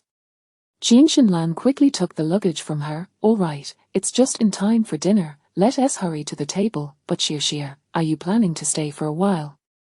"Yes, I'm releasing a new album next month, and aside from the main single, everything else is nearly complete. This time, I'm here to rest for a bit." At the dining table, Su Qingxia rushed over and enveloped her parents in a big hug. "Big sister, second sister, I've missed you all so much." Su Muyang patted her head. All right, it's good that you're back. Make sure to rest well this time." "Okay, big sister." Once seated, Su Qingxia turned her gaze towards the two individuals across from her. She noted that her elder sisters hadn't even risen to greet her, but what was more irksome was the indifference from Suzun. "Fifth sister, I can overlook you not welcoming me home, but what with your silence?" Su Bainyan rolled her eyes in response. "We're already sitting down to eat. Why should I bother welcoming you?" In families with many children, the youngest often find themselves at odds, vying for their parents' affection. This held true for both Su Bainyan and Suzun, as well as Su Bainyan and Su Qingxia. From a young age, the two had frequently quarreled, unable to coexist peacefully. Su Bainyan believed that Su Qingxia was always competing with her, failing to acknowledge her status as the younger sister. Conversely, Su Qingxia felt that Su Bainyan was spoiled and inconsiderate, leading to a perpetual cycle of conflict. Feeling disregarded, Su Qingxia was understandably displeased. but her irritation paled in comparison to her anger towards Suzanne's reaction. Suzanne, what is your attitude? You've been back for so long and haven't even acknowledged anyone? Suzanne paused mid-bite, lifting his gaze with a furrowed brow. Hello, Sue old 4. A chapter 19 Suzanne's casually posted video went viral. What did you call me? You are a fourth sister. Enough. Sit down and eat. Don't come back and act all high and mighty with your sister. Hurry up and eat. Once the eldest sister spoke, no matter how infuriated Su Qingxiar felt, she had to give her that respect. She also did not wish to stir up chaos upon her return. However, Suzanne was indeed provoking her. She shot several fierce glares at him, only to realize that he seemed somewhat different from the last time she had come home. She found herself puzzled. How could the typically submissive Suzanne appear transformed? Moreover, the expressions on their parents' faces seemed rather unusual. In the past, Suzanne's attitude would have already warranted a swift reprimand. Fourth sister, since you've just returned, don't dwell on the unpleasantness. Brother is merely having a moment of bad mood. You shouldn't take it to heart. Upon hearing this, Su Qingxiar smiled faintly. Little Wen, you are so considerate. By the way, you mentioned you had a surprise for me. What is it? A flicker of anticipation appeared in Su Qingxiar's eyes when she returned home. Su Wen had told her he would present her with a surprise that could help resolve her long-standing troubles with her album's lead track. Although she did not harbor high hopes, it was, after all, the first gift from her younger brother. She would not squander this sentiment, even if it turned out to be something trivial. However, Su Wen's smile faltered. Fourth sister, if the surprise is revealed in public, then it wouldn't be a surprise anymore. It's fine. Everyone will know eventually, and it will just showcase your intentions, little Wen. Well, that might not be appropriate. Don't worry. I wouldn't mind. Why should you? Hurry up. With the matter pushed this far, Su Wen did not wish to disappoint everyone's expectations. He returned to his room and shortly emerged with an A4 sheet of paper, casting a meaningful glance at Suzanne before unfolding it.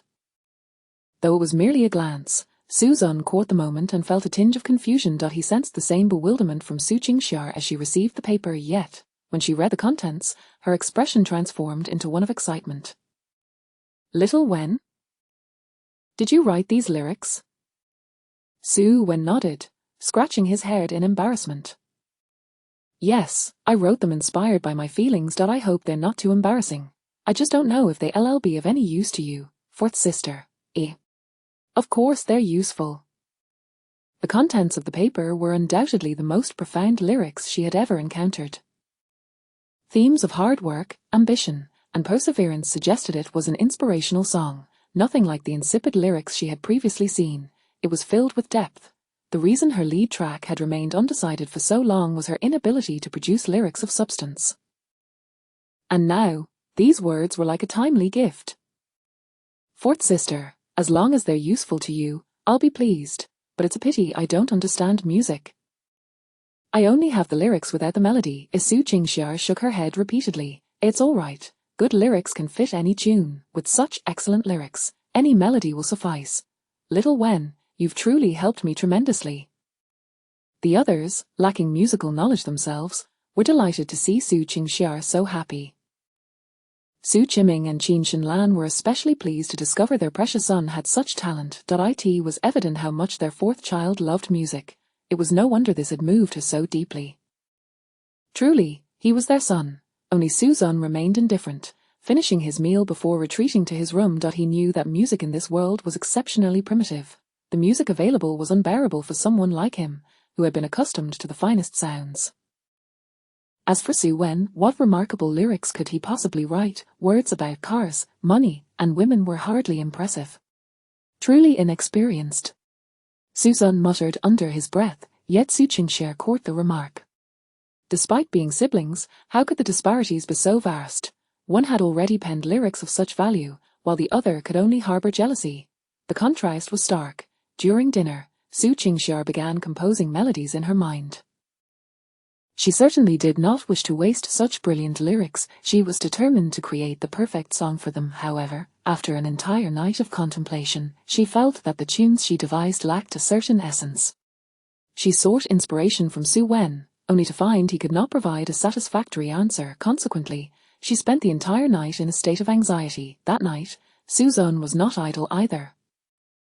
Ever since Su Qingxue returned home, his phone had been inundated with videos, as if it were under a spell, either related to Su Qingxue or various singing performances. Previously, he would be fortunate to encounter one music-related clip out of 10 on Douyin, but now they were flooding in like a swarm. Was this the power of big data? Yet, he hadn't even searched for anything specific. The crucial point was that these singing videos and live streams were excruciatingly grating to his ears. In a fit of frustration, he decided to take matters into his own hands and show the world what true music sounded like. Conveniently, his bedroom had previously served as a storage space, and there was a guitar lying within. Su Zun picked up the guitar, aimed his phone, and eagerly prepared to perform. Immerse yourself in the water for a moment, feeling the disheveled state of returning to the depths of despair. Recently, I've been diligently cultivating, forging a path to the pinnacle. Since childhood, Su Zun had shown a remarkable aptitude for various fields, particularly music. It was a tad embarrassing to admit, but he had always believed himself a genius. It turned out this was merely the result of extensive experience and acquired skills. He had provided Su Qingxue with much musical inspiration over the years, and this song was originally crafted for her, intended to help her establish a solid foothold in the music industry and forge an unparalleled reputation. However, after regaining his memories and seeing through the family dynamics, he no longer felt inclined to extend his warmth to those who kept their distance. Regardless, he would soon be leaving. Why not let the world hear what true music sounded like before his departure? After recording the video, Su Zun uploaded it to the platform. Coincidentally, a popular local music streamer was searching for someone to challenge, and Su Zun decided to join the fun and ride the wave of popularity. Initially, the streamer scoffed upon learning that Su Zun was neither a singer nor a music student. He even dismissed him, suggesting he should find a more suitable place to be.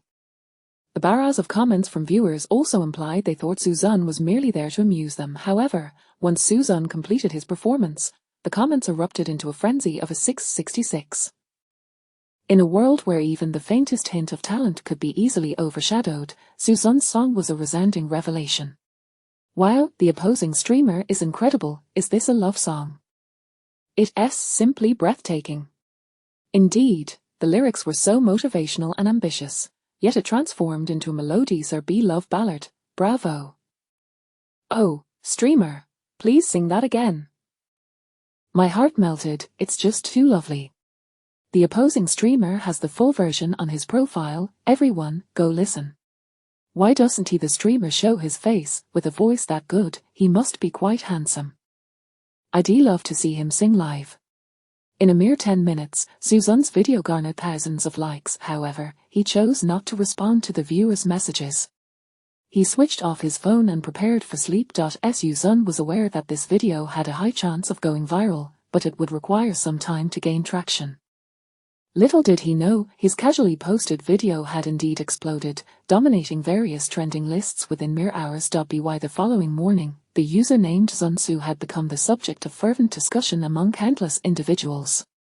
Chapter 20. Has Su Wen's song been plagiarized? At the break of dawn, in the living room, Su Qingxue was still pondering over her melody. Despite having such exquisite lyrics at her disposal, she found herself utterly unable to compose a corresponding tune, which left her in a state of exasperation. Suddenly, she felt an overwhelming sense of guilt for not being able to do justice to Su Wen's heartfelt intentions, having received such a remarkable gift yet lacking the means to showcase it. She truly felt unworthy of the title of a rising songstress. Oh, look at you, scratching your head like a bewildered pig, still fretting over that pathetic song of yours. As soon as Su Banian made her entrance, she was met with biting sarcasm, prompting Su Qingxue to glare back fiercely. If you keep quiet, no one will mistake you for a mute. And what about you? Why are you loafing around at home instead of going to school? Su Banian chuckled. But I'm already interning soon, I'll just need to get a certificate from the company, so why bother with school? Such a lack of ambition. By the time I was in my senior year, I was already earning my own keep, unlike you, who spends all day doing absolutely nothing. What a ridiculous thing to say. Our family is wealthy enough that my contributions are hardly necessary. I simply enjoy staying at home. It's none of your business. Their conversation quickly devolved into an exchange of mutual disdain, with Sue Banian retreating to the opposite sofa to play with her phone. Hee, my Idol-S song is absolutely delightful. Can your pitiful tune even be considered music? Upon opening Douyin early that morning, Sue Banian was bombarded with trending content, and while she initially intended merely to spectate, the song's enchanting melody quickly captivated her. It was truly extraordinary. To say it was celestial would be an understatement. Compared to the songs of the fourth brother across the room, this was a resounding triumph. Submerged in water for but a moment, I feel the wretchedness of returning to the lowest valley ere recently. I am diligently toiling, forging a path to the pinnacle heading towards the scenery you believed was yours. As so entranced was Sue Banian that she unconsciously turned up the volume. The noise was a disturbance to Su Qingxia, who was already in a state of distress, and she nearly hurled a cushion in frustration. However, she suddenly sensed something amiss. The voice was astonishingly melodious. More importantly, the lyrics sounded eerily familiar. Were they not the very words penned by her little brother, Su Wen? What are you doing? Shush! Su Qingxia snatched Su Banian's phone, her gaze fixed on the video in a daze. The voice, the melody, seemed utterly flawless. It dawned on her why she had struggled to find a suitable melody. This was, in essence, a love song. She had mistakenly assumed that the lyrics on that sheet were meant to inspire, thus searching for an uplifting and vigorous tune, entirely neglecting the romantic essence within. The gentle, whisper-like quality of the music illuminated her understanding. It had always been a love song. She had been searching in the wrong direction.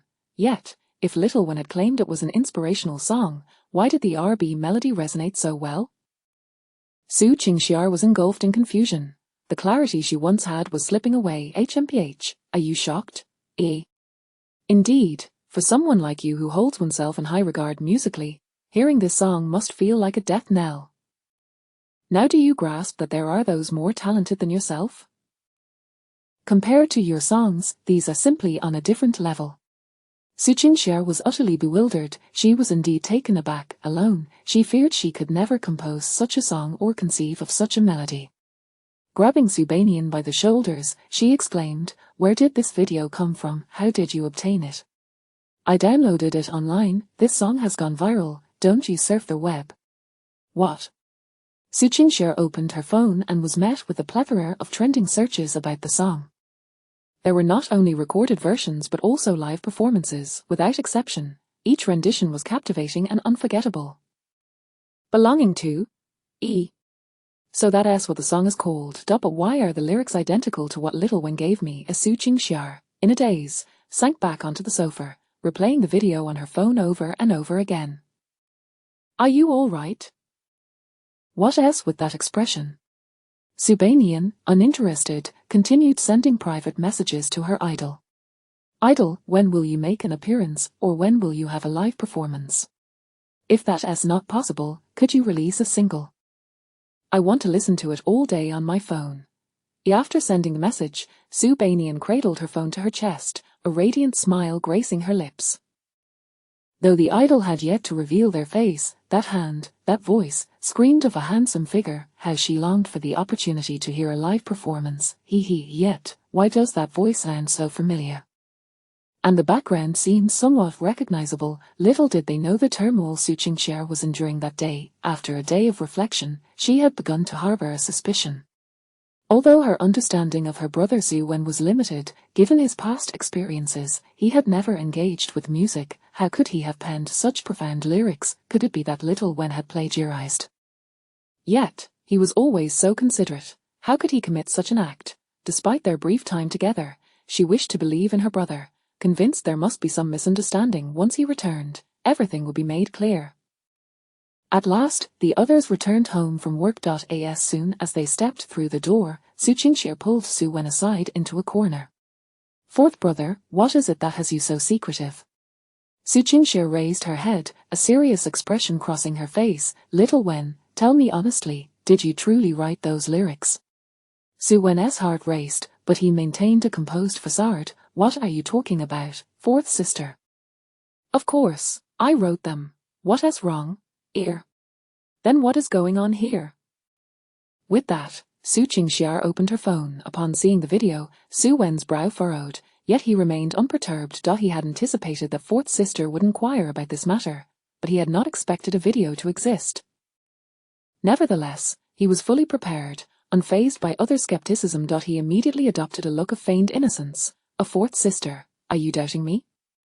This caused Su Qingxiar to soften her expression. No, I was merely asking if there might be a misunderstanding, or if perhaps you had inadvertently leaked the lyrics and someone else had copied them. Su Wen fell silent. However, the more he remained quiet, the more ominous Su Qingxiar's intuition became. She was almost certain of her suspicions and had no intention of pressing further. Yet, unexpectedly, Su Wen spoke up. Indeed, fourth sister, I have been plagiarized. What? Su Qingxiar was taken aback. Fourth sister, I may truly have been copied.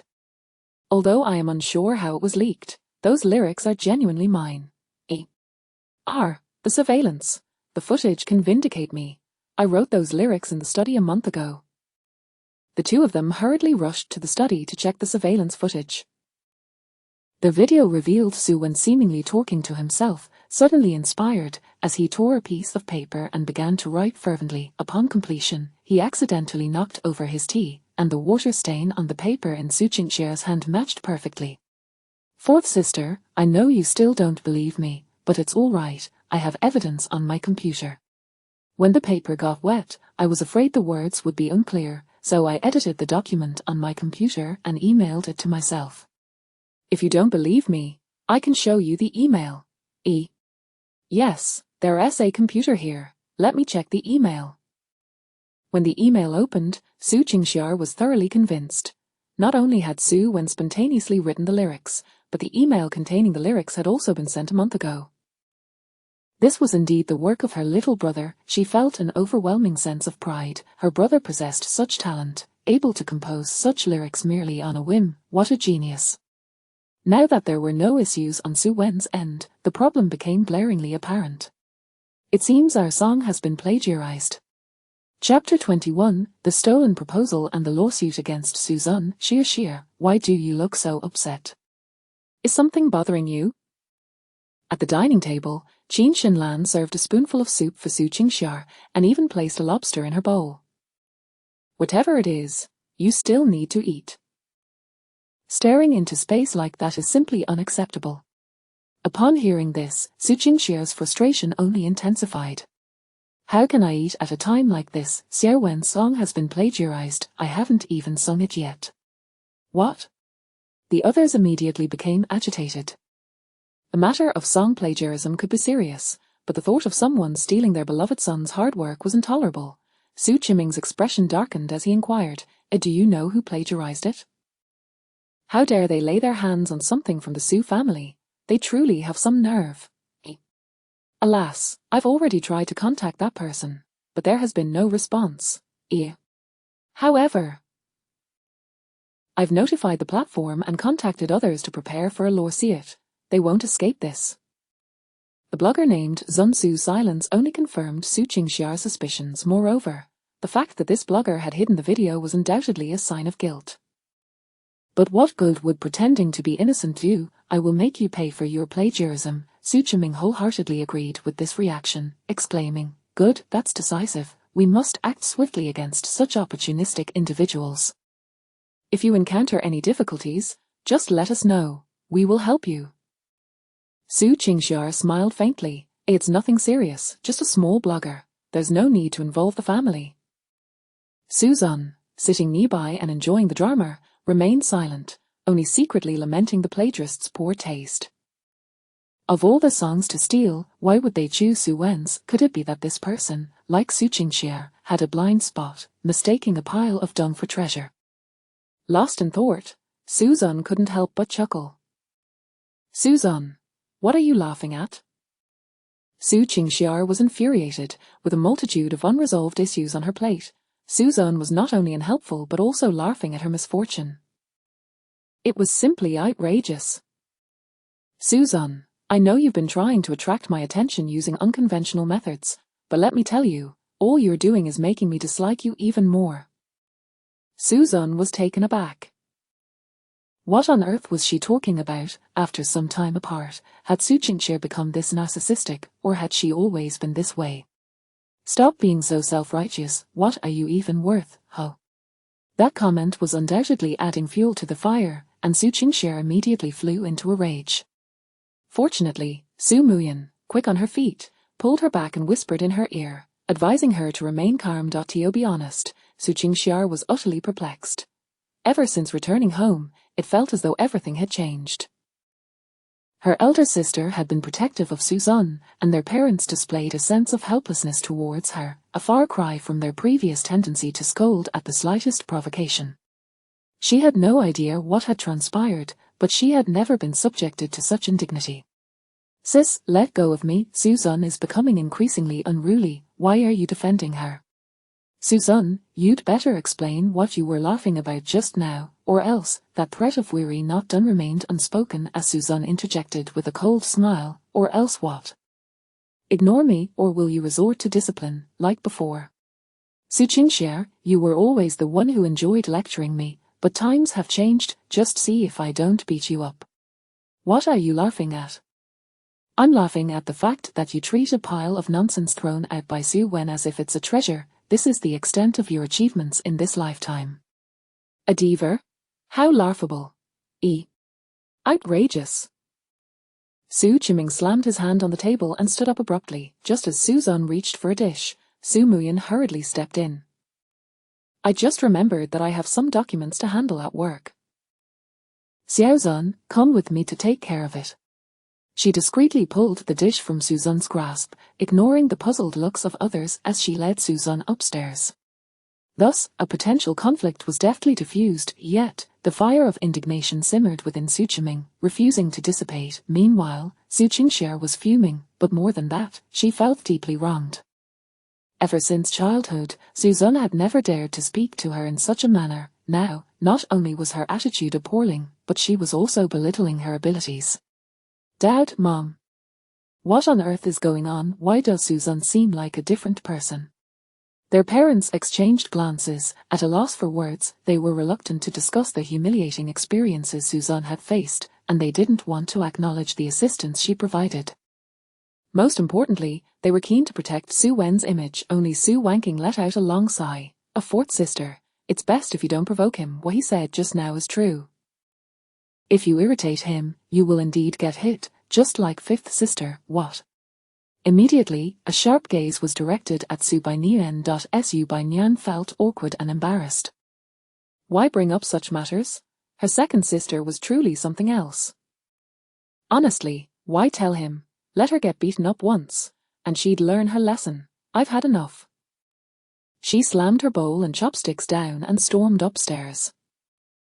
At this moment, Su Qingxie was utterly shocked. She knew her fifth sister very well. She would never allow herself to be bullied. How could she have been beaten by Suzanne? The key was that given her fifth sister's vengeful nature, she hadn't retaliated against Suzanne. Even their parents seemed unresponsive. Su Qingxie was utterly confounded, unable to comprehend what had transpired during her absence. After sending Su Muyan away, Suzanne lay idly on his bed, doing nothing. His fingers hovered over the screen, pausing momentarily. The video had garnered even more attention than he had anticipated. Upon opening his phone, he was bombarded with various comments and private messages, far exceeding his expectations. Especially the numerous invitations from different agencies were giving him a headache. Releasing the song had been a spur-of-the-moment decision, and since his objective had been achieved, he deleted the video, which had amassed nearly 10 million likes. This not only helped reduce some disturbances but also clarified to the public what true music was. Truly, one can leave without a trace. Retreating into obscurity, however, he was unaware that his act of deleting the work appeared to others as a sign of guilt. Countless individuals sought to collaborate with him, while others harbored ulterior motives. The next day, at the Su Corporation building. As the assistant to the president, Suzanne remained diligent, following Su Muyan's instructions. He had diligently prepared a proposal and was ready to submit it to the president's office. However, upon entering, he found Su Muyan berating Su Wen fiercely. While he relished the sight of Su Wen's misfortune, Su Muyan's scolding left him perplexed. Su Wen, do you even know what you've written? It's completely nonsensical. You weren't even required to write it. But since you wanted to, you need to take responsibility. I asked for a proposal for cosmetics marketing, and what have you provided? Tell me, what does cosmetics have to do with running a pig farm? The design of the Qingyang mask is just as meticulous as postnatal care for a sow. Su Muyin slammed the proposal on the table, fuming. Explain to me the connection between these two. Who taught you to use such analogies, Ho?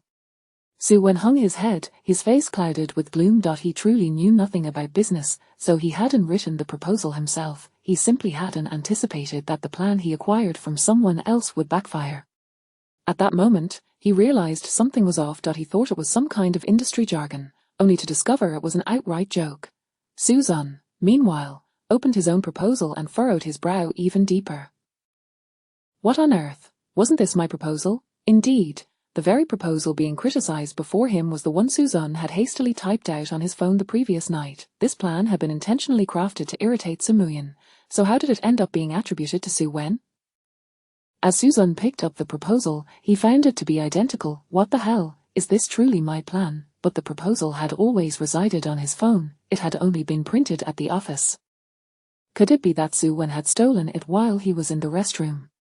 Xiao Zun, you're here. Upon seeing Su Zun arrive, Su Muyin's expression softened slightly. However, she still looked displeased when addressing Su Wen. All right, you can leave now. Next time you wish to take credit, put in some effort.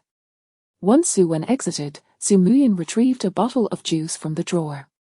Xiao Zun, you must be tired, have some water. What brings you here? Suddenly, Su Muyin noticed the document in Su Zun's hand. Oh, you're here to submit a proposal as well. I was just speaking casually, not expecting you to actually write one. Let me have a look. However, as she reached for it, Su Zun quickly sidestepped. Su Muyin was puzzled. Xiao Zun, what's wrong? Actually, I haven't finished it yet. It's fine. Let me take a look first. Perhaps I can offer some suggestions.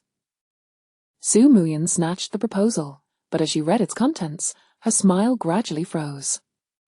This, how is it similar to Su Wen's? Yes, I wrote it. In an instant, Su Muyin understood everything, followed by a wave of deep anger. Su Wen had become increasingly outrageous. He was always either stirring up trouble or sowing discord, and now he was stealing others' achievements to take credit. Damn it, I knew he was so eager because he must have stolen it. Oh? Su Zun was taken aback. You believe that so easily? I'm not foolish. I know exactly how much Su Wen is worth. Don't worry, I will give you an explanation.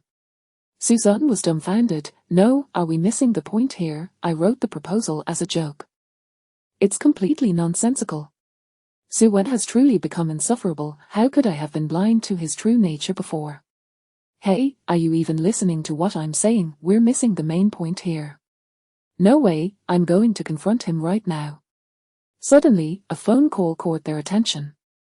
Seeing an unfamiliar number, Su Zun immediately hung up, but just a few seconds later, it rang again. It wasn't until the fourth call that Su Zun finally pressed the answer button. Who is this? I don't buy insurance or houses. A cold, emotionless voice came through the line. Is this the Douyin ID known as Zun Su? I am the legal representative of Eternal Media, and we are suing you. Please cease your acts of plagiarism. Chapter 22. So it is you. Though she wasn't on speakerphone, Su Muyang could discern the general content of the conversation within, and her concern began to mount. What is going on?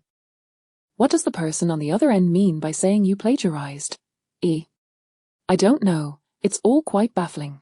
Su Zun shrugged, equally perplexed. But how did this come about? Have you released a song?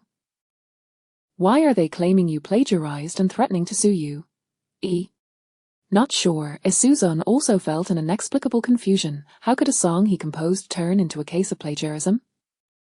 Could it be that someone envious fabricated the accusation? Typically, such matters would begin with an urgent request to cease your plagiaristic actions, or else legal action would ensue. Yet here, it was the reverse. They were the ones threatening to sue him for plagiarism? How audacious! Su Zun was genuinely curious about what gave them such confidence, as if they possessed some form of evidence. Su Zun remained relatively calm, while Su Mu Yang was in a state of agitation. Although she was unaware of the specifics, she firmly believed that Su Zun would never engage in plagiarism. Moreover, this incident presented an opportunity to mend their relationship. Therefore, with a serious expression, Su Mu Yang said, Zun, what exactly is going on? If this is not your fault, I will certainly seek justice for you.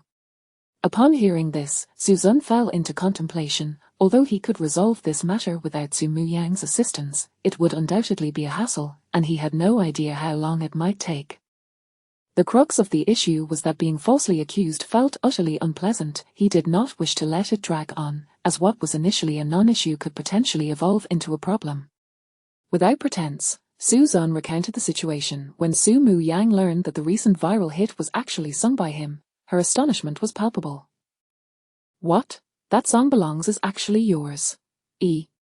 Old 5 has been glued to her video. If she knew that the idol she yearns for is right beside her, wouldn't she be over the moon? Over the moon? Su Zun chuckled at the thought, but he didn't quite share that sentiment. Enough already. If she knew I was her idol, she might shatter her illusions and even think I tarnished her perception of her idol. Over the moon? I think she's the one who's lost her mind.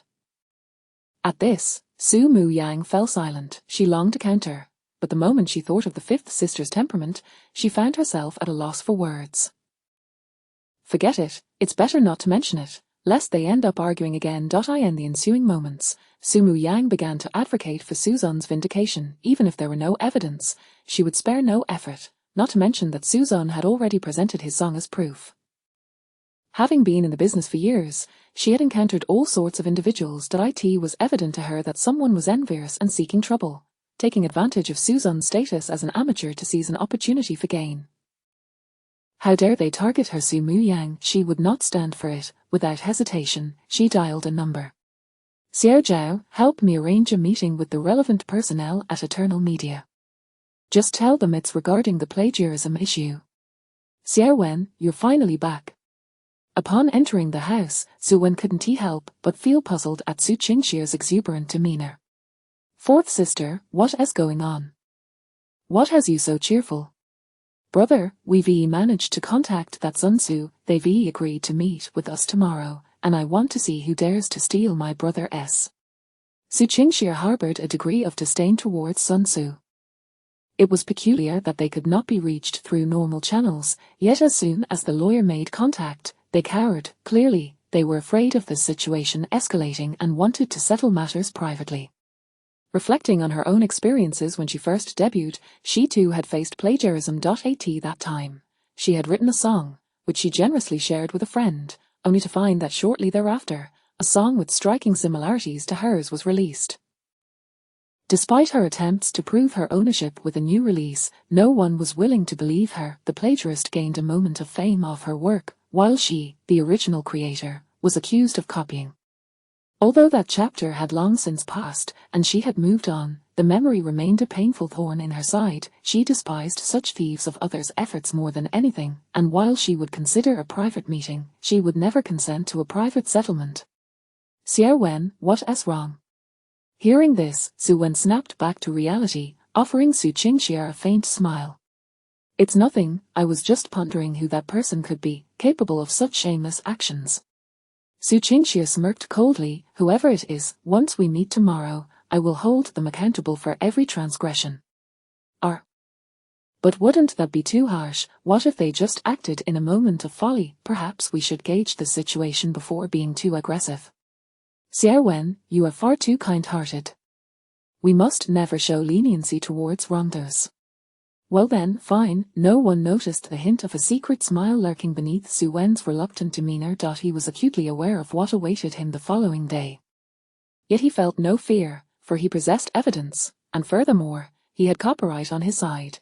Tomorrow, not only would he attend, but he would also bring his family along.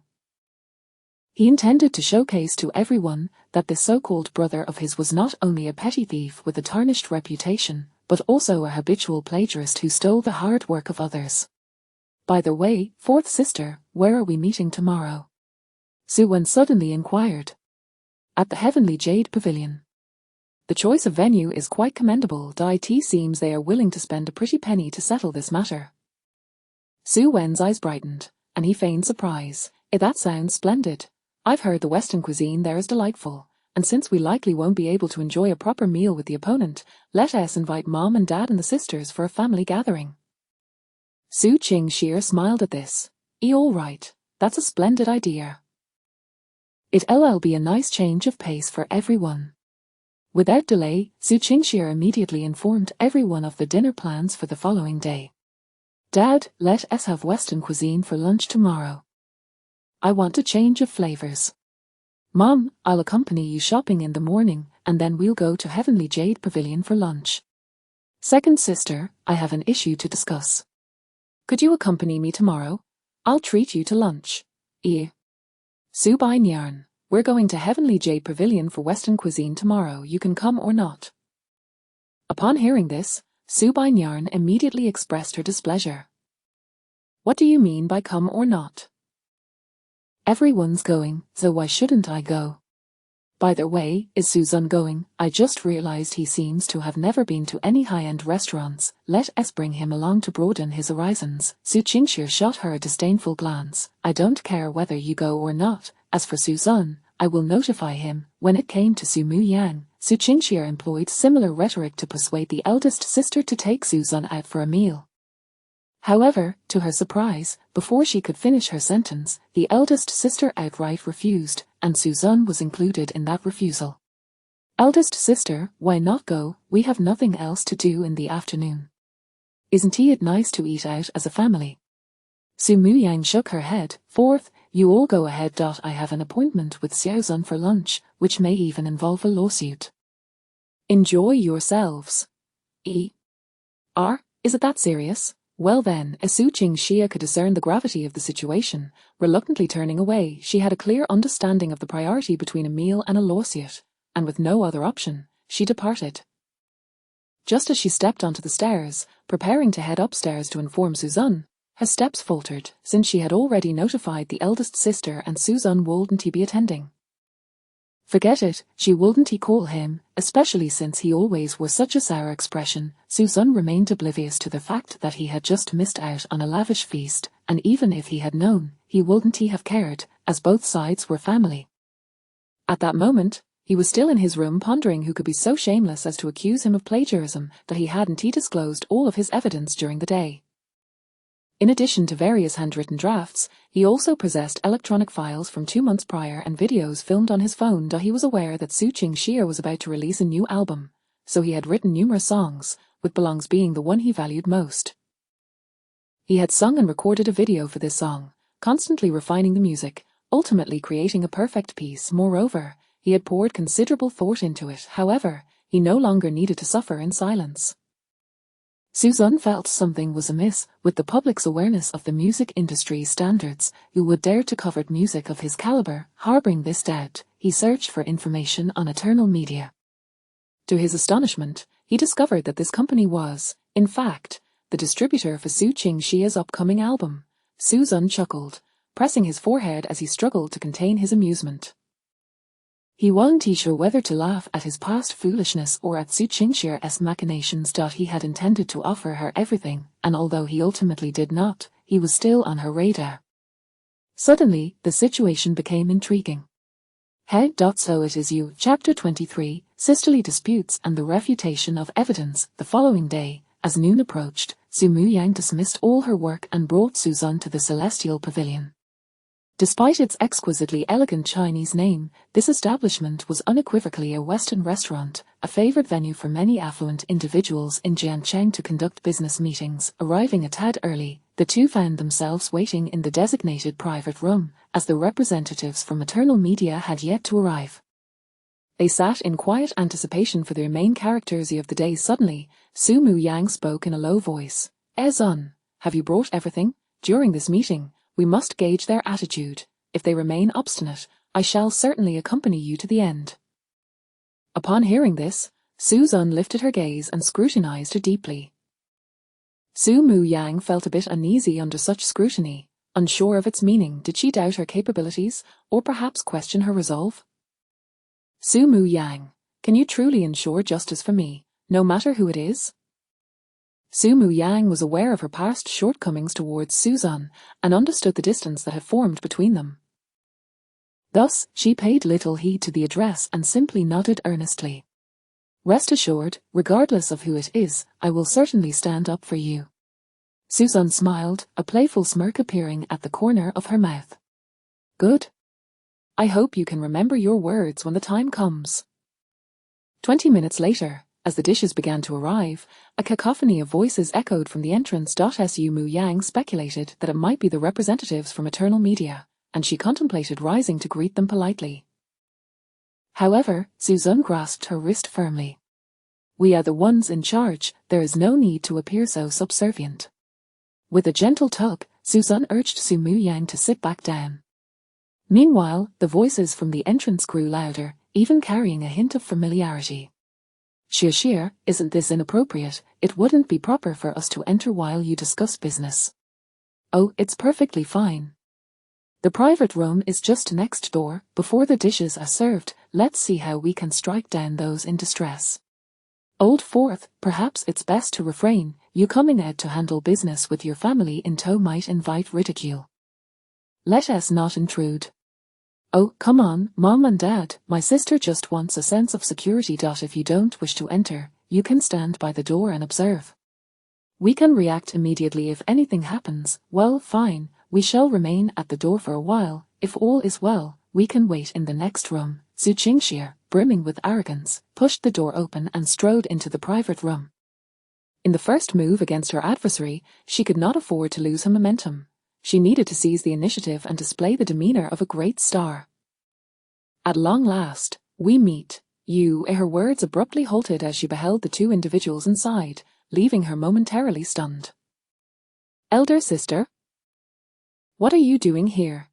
I had thought you would not come at all. However, you seem to have entered the wrong room. The private room is next door. Su Qingxie initially believed that Su Mu Yang and her companion were merely dining and had mistakenly entered the wrong room, which brought her a flicker of joy. Su Mu Yang, too, was taken aback for a moment. Old Fourth, is this the restaurant you mentioned? But I did not walk into the wrong room. I am here for an appointment as well. You should leave. What? You are also here for an appointment? But this room is clearly mine. In an instant, Su Mu Yang seemed to comprehend the entirety of the situation, her expression turning to one of astonishment as she regarded the individuals before her. What do you mean? The person I am meeting today is you. But I am here to meet with representatives from Eternal Media. Is your agency not called Summer Culture? Su Qingxie replied blankly. Eternal Media is the agency handling the distribution of my new album. An eerie silence enveloped the air. During this interval, Su Mu Yang processed the information she had received, recalling various recent occurrences within the family. Seemingly grasping the underlying truth with a chuckle, she realized the implication of Suzan's earlier words. It turned out that the one harboring ulterior motives was none other than her own sister. Bang! Su Mu Yang slammed the table, her anger boiling over. Su Qingxie, it is acceptable to pursue what others possess through hard work, but why resort to theft and deceit? The individuals at the door, sensing the rising tension, entered the private room. What is happening? Why has it suddenly turned into a quarrel? Old Fourth, is the person you were meant to meet your elder sister? Su Qiming inquired, perplexed. Indeed, what could the sisters possibly argue about? Let us not escalate this. Qin Xinlan echoed in agreement, yet, at this moment, Su Mu Yang merely smiled, finally understanding why Suzanne had so little faith in her despite her wealth and influence. Resolving such a trivial dispute should have been a simple task. It appeared that others had anticipated this scenario, and she now found herself uncomfortably caught in the middle. Nevertheless, she would never go back on her word regardless of being her blood sister. Right is right. Old Fourth, you had better give me an explanation. Why are you targeting Suzanne? Are you so envious? The atmosphere grew increasingly tense, and the bemused onlookers, Su Bainyan, reveled in the unfolding drama. Oh dear, someone is about to face dire consequences. Shut your mouth. Turning around, Su Qingxie shouted vehemently, her eyes reddening as clarity dawned upon her. filling her with grievance and indignation. Elder sister, I had no idea that person was Suzanne. And I never targeted her. That song was stolen from me. Sue by Nyan paused, taken aback. What do you mean? Did Suzanne release a song? Stolen? Do you have any evidence? All I saw was you suppressing her, taking advantage of her vulnerability. Su Mu Yang retorted angrily. I did not. That song Belongs was written by Xiao Wen. It was meant for me. It has always been mine. What? Belongs is that the viral song circulating online, the one I have been listening to. Su Bainyan exclaimed in shock. Old Fourth. I know you have a bias towards Xiao Wen, but that song was written by Suzanne long ago, and the evidence is irrefutable. Do you truly believe that Xiao Wen has the capability to write a song for you? Why not? Elder sister, since you are covering for her, I will present evidence to counter you. This song was created by Xiao Wen a month ago, with monitoring, documentation, and email records. Who is really biased here? Isn't anyone going to address my confusion? What on earth is going on? Su Bainyan lamented helplessly. Fine, then you better present your evidence. I will. Xiao Wen, bring out all the evidence. At this moment, Su Wen appeared somewhat reluctant, hesitating as she said, Forget it, fourth sister. I initially thought it was an outsider seeking an explanation, but since it concerns Sun Ji, and with elder sister standing up for her, let's just drop it. After all, we are family. Does it really matter who sings? The more she insisted, the more Su Qingxie felt aggrieved. A debt must be paid, even if we are family. Some matters need to be clarified. Forget it, fourth sister. Let us not put elder sister in a difficult position. I will find a way to write you a new song. No, this is not just about my new song. It is about your hard work being trampled upon. We must seek justice. Show them your phone. Su Qiming and his wife sighed in despair, unable to fathom how a cheerful meal had devolved into a sisterly conflict. They hurriedly tried to mediate, but the two enraged sisters were deaf to their pleas. Suddenly, Qin Xinlan shot a fierce glare at Suzanne. You must have stolen your sister's belongings and are now afraid of being exposed, which is why you sought your elder sister's intervention. How wicked of you. Internally, Suzanne thought, what the hell? How did I get dragged into this? I didn't say a word. If it weren't for wanting to spare Su Mu Yang the embarrassment, I would have slapped her right back. Look. Here is the video of Xiao Wen writing the lyrics, the records from Xiao Wen's computer, and the emails forwarding it. Elder sister, please examine these pieces of evidence carefully, see who is truly biased. Su Mu Yang fell silent as she gazed at the videos and photos on the phone. Su Qingxie, believing victory was assured, began to smirk. Little did she know, a mocking laugh shattered the momentary stillness. Is this what you call evidence? Su Mu Yang raised her head slightly, her gaze turning icy. Isn't this enough? Do you expect copyright as well? How could Xiao Wen understand this? Otherwise, how could she have been taken advantage of? Su Mu Yang shook her head repeatedly, her rage transforming into a smile. Not needed. Because Suzanne has all the same evidence, and moreover, her records are even earlier. Chapter 24 Su Wen, It's not that simple. No, is there anyone even listening to me? What on earth is going on? Why do I feel so bewildered? Su Bainyan was in urgent need of clarity regarding the situation. How did her once distant idol suddenly appear so close? She stepped forward to inquire, but was abruptly pushed aside by Su Mu Yang. Returning to her seat, Su Mu Yang pulled out a stack of documents from her bag and forcefully tossed them onto Su Qingxie's lap. Take a good look for yourself. I have the electronic archives you wanted, and we also possess the email records. And these handwritten drafts. If you still don't believe me, I have numerous video evidences of Xiao Zun singing and revising. Look at the timestamps, these are far more credible than the timeline of evidence in your possession. As she spoke, Su Mu Yang retrieved her phone and played the video of Suzanne's creation. Her fury was fueled not only by Su Qingxie's usurpation of accomplishments but also by her obstinacy, as well as a desire to vindicate Suzanne. Su Mu Yang felt a sense of relief. thankful that she had recently focused her attention on Su Zun. Had she not intervened, Xiao Zun might have found himself isolated and unable to defend himself. She too could have become an unwitting accomplice. She could hardly fathom the feeling of being distrusted and targeted by her own family.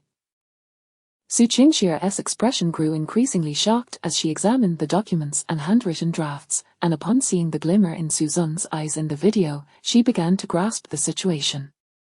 Could it be that she was truly in the wrong? Were these things, from the very beginning, his? Was she the one stealing from others? Su Wen, what on earth is happening? Su Qingxie shouted in anger, slamming the documents onto the table.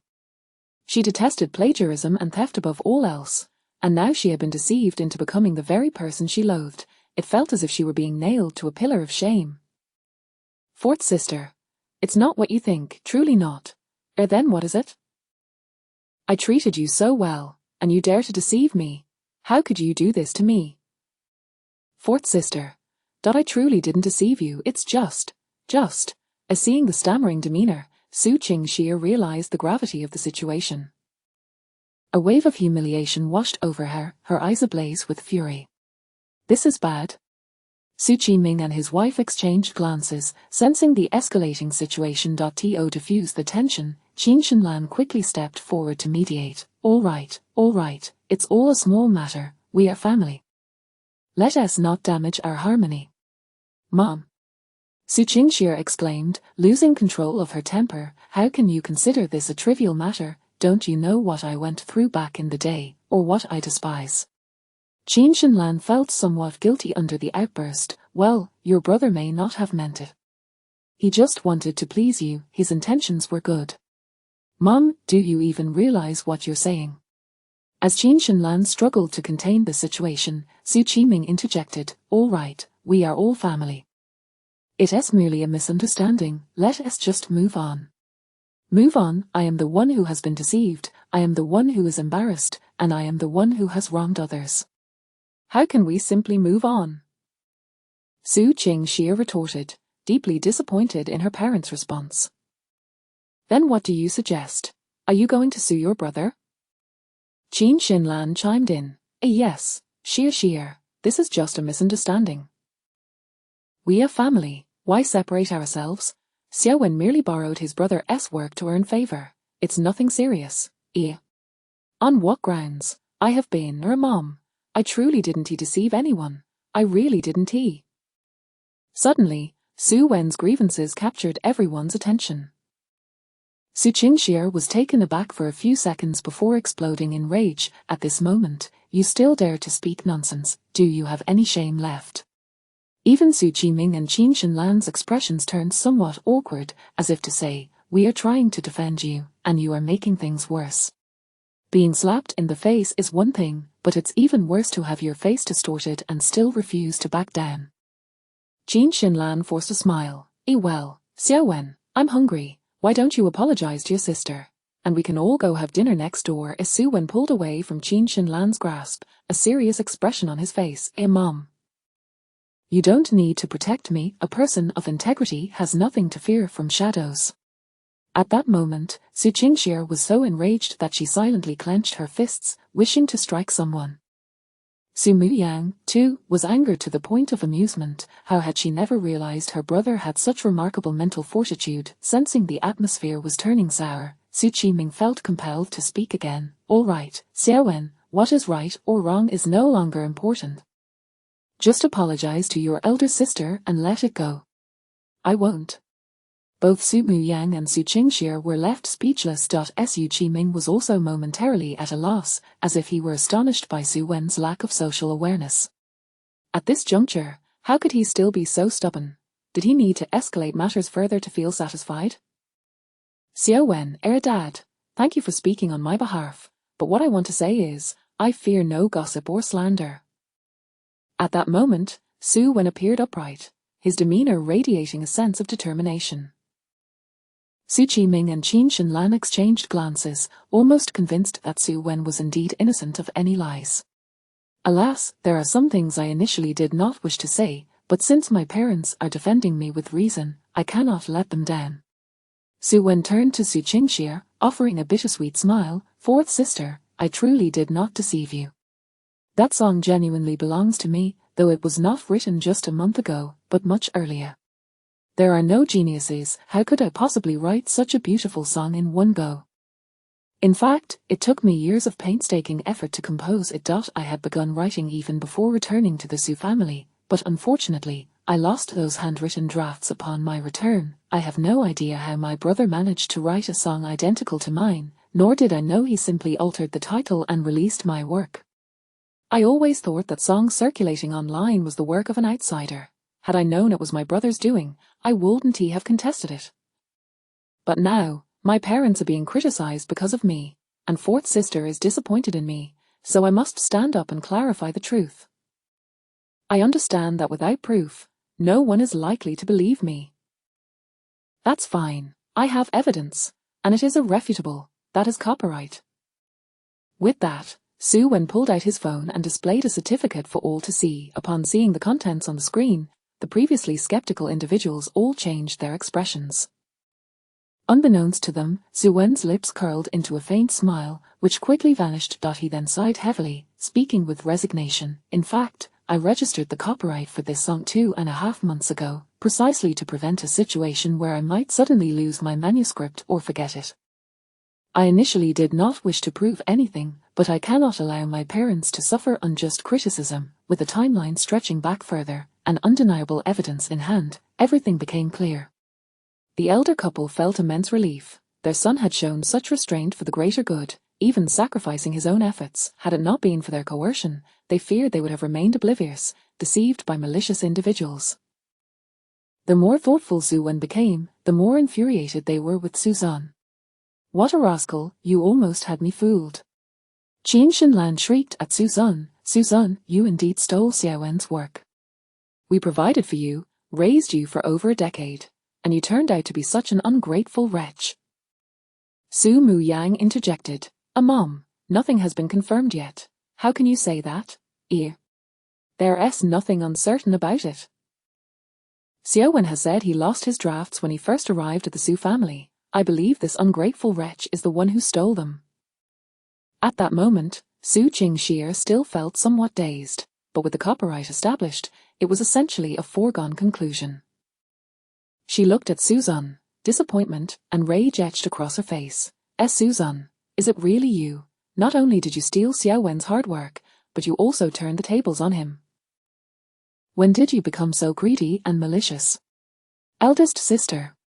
Big sister, are you still going to defend him? Isn't everything clear by now?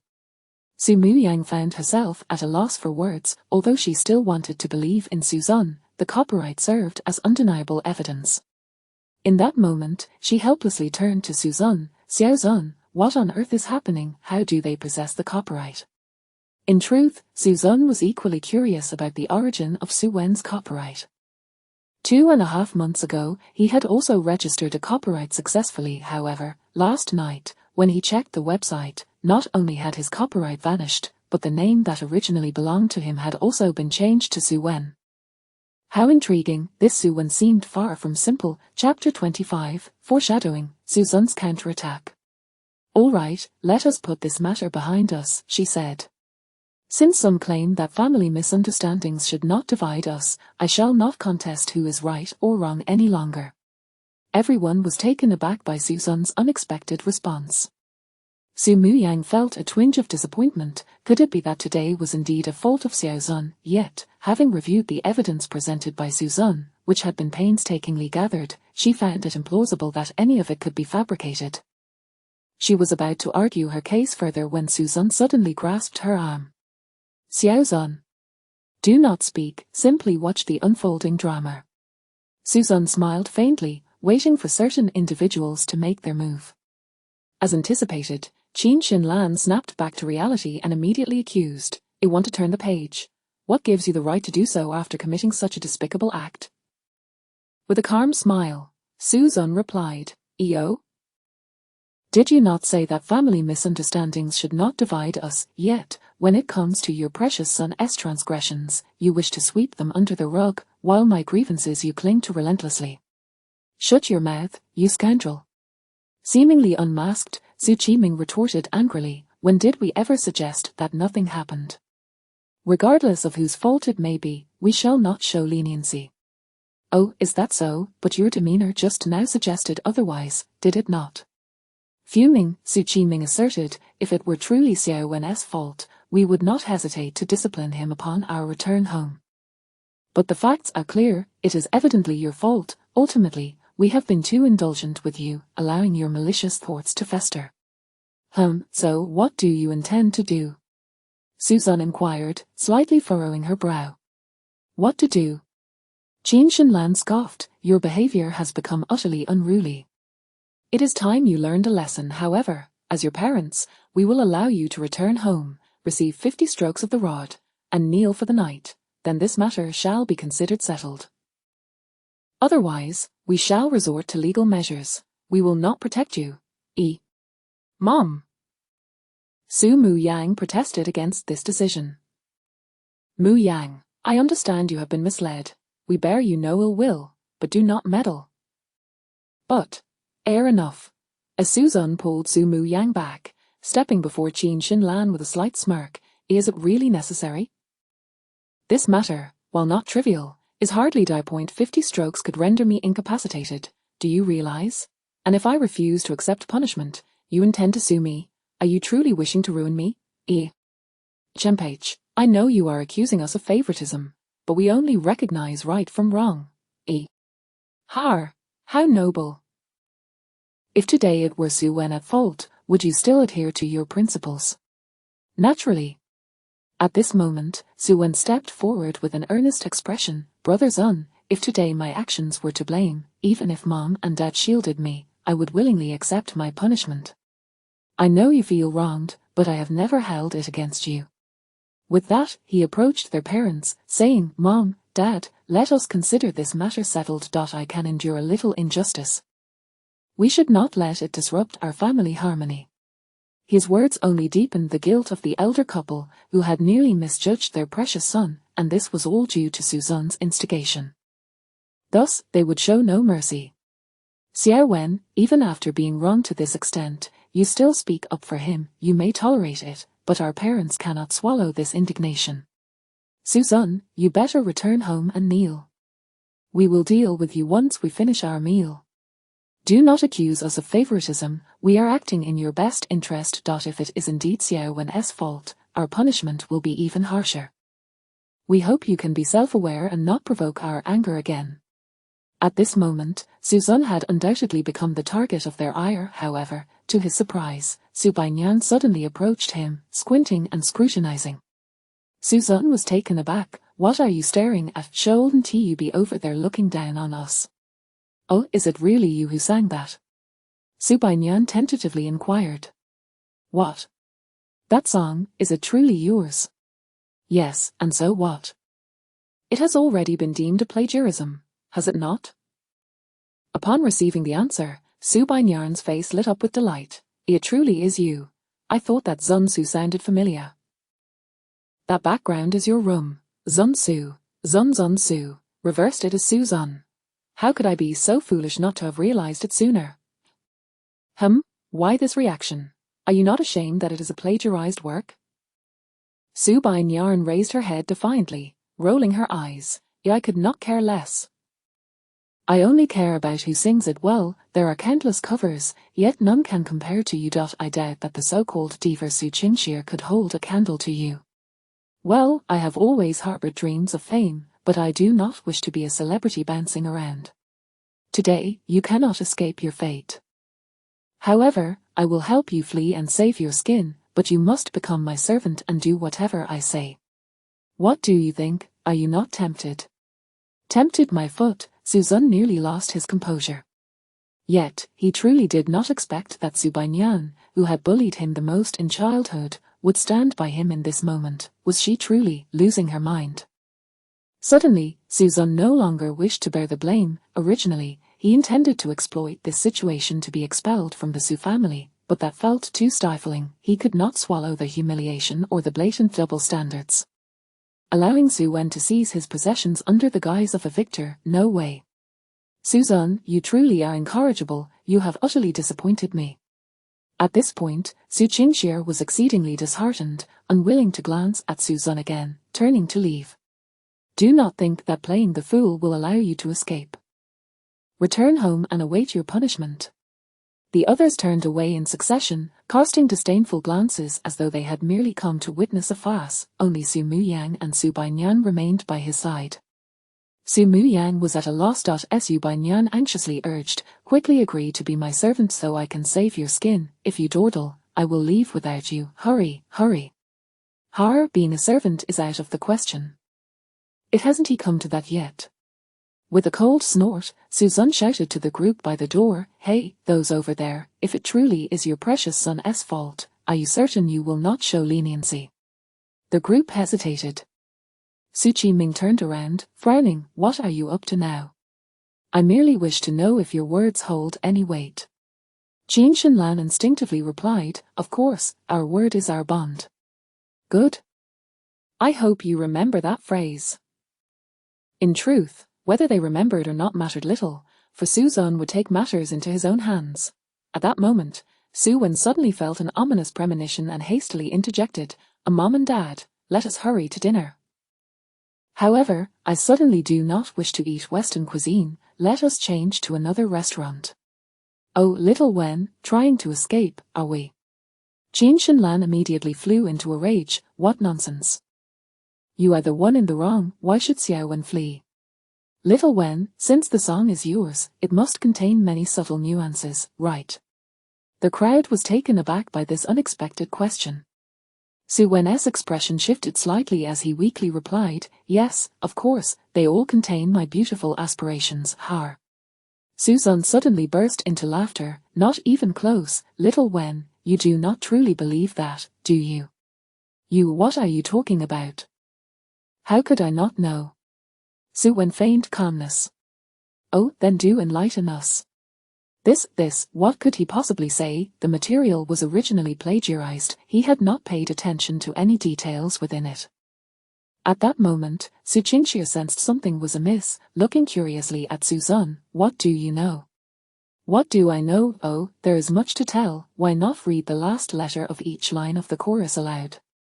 Su Qingxie quickly pulled out Su Wen's handwritten draft, locating the chorus.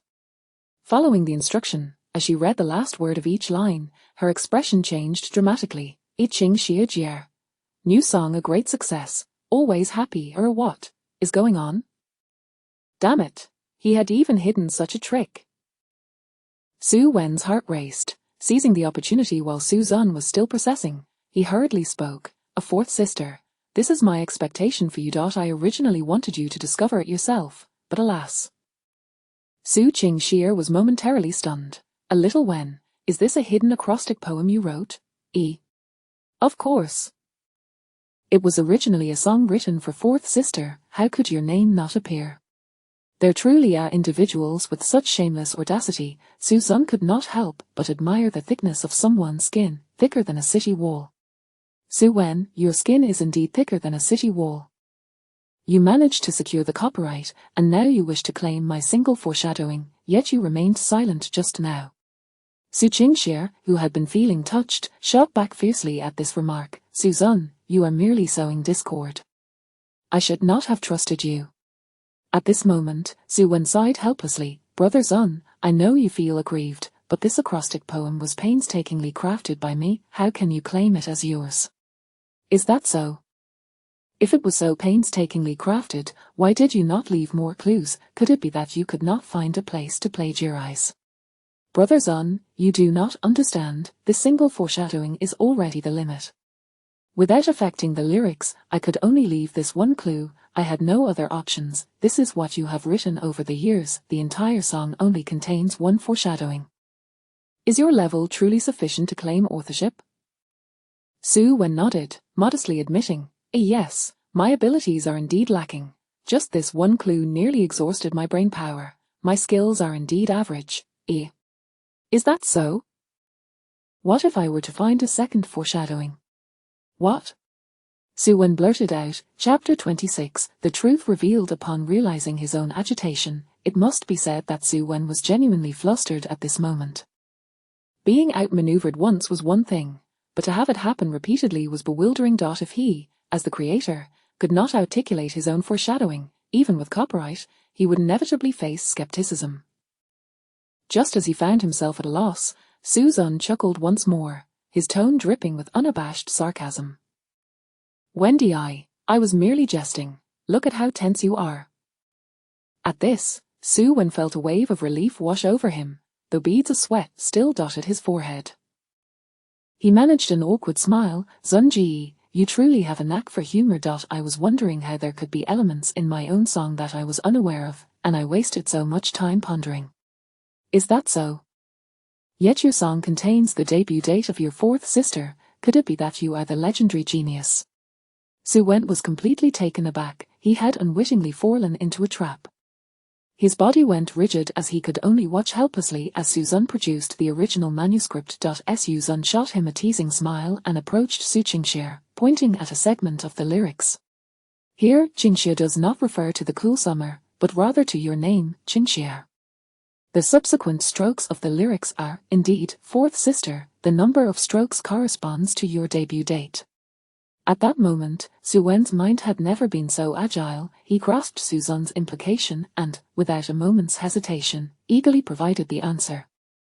With no other recourse, he decided to gamble on a dead horse as if it were alive. He snatched the lyrics from Suzanne's hand, quickly scanning the indicated passage and counting the strokes of the subsequent characters.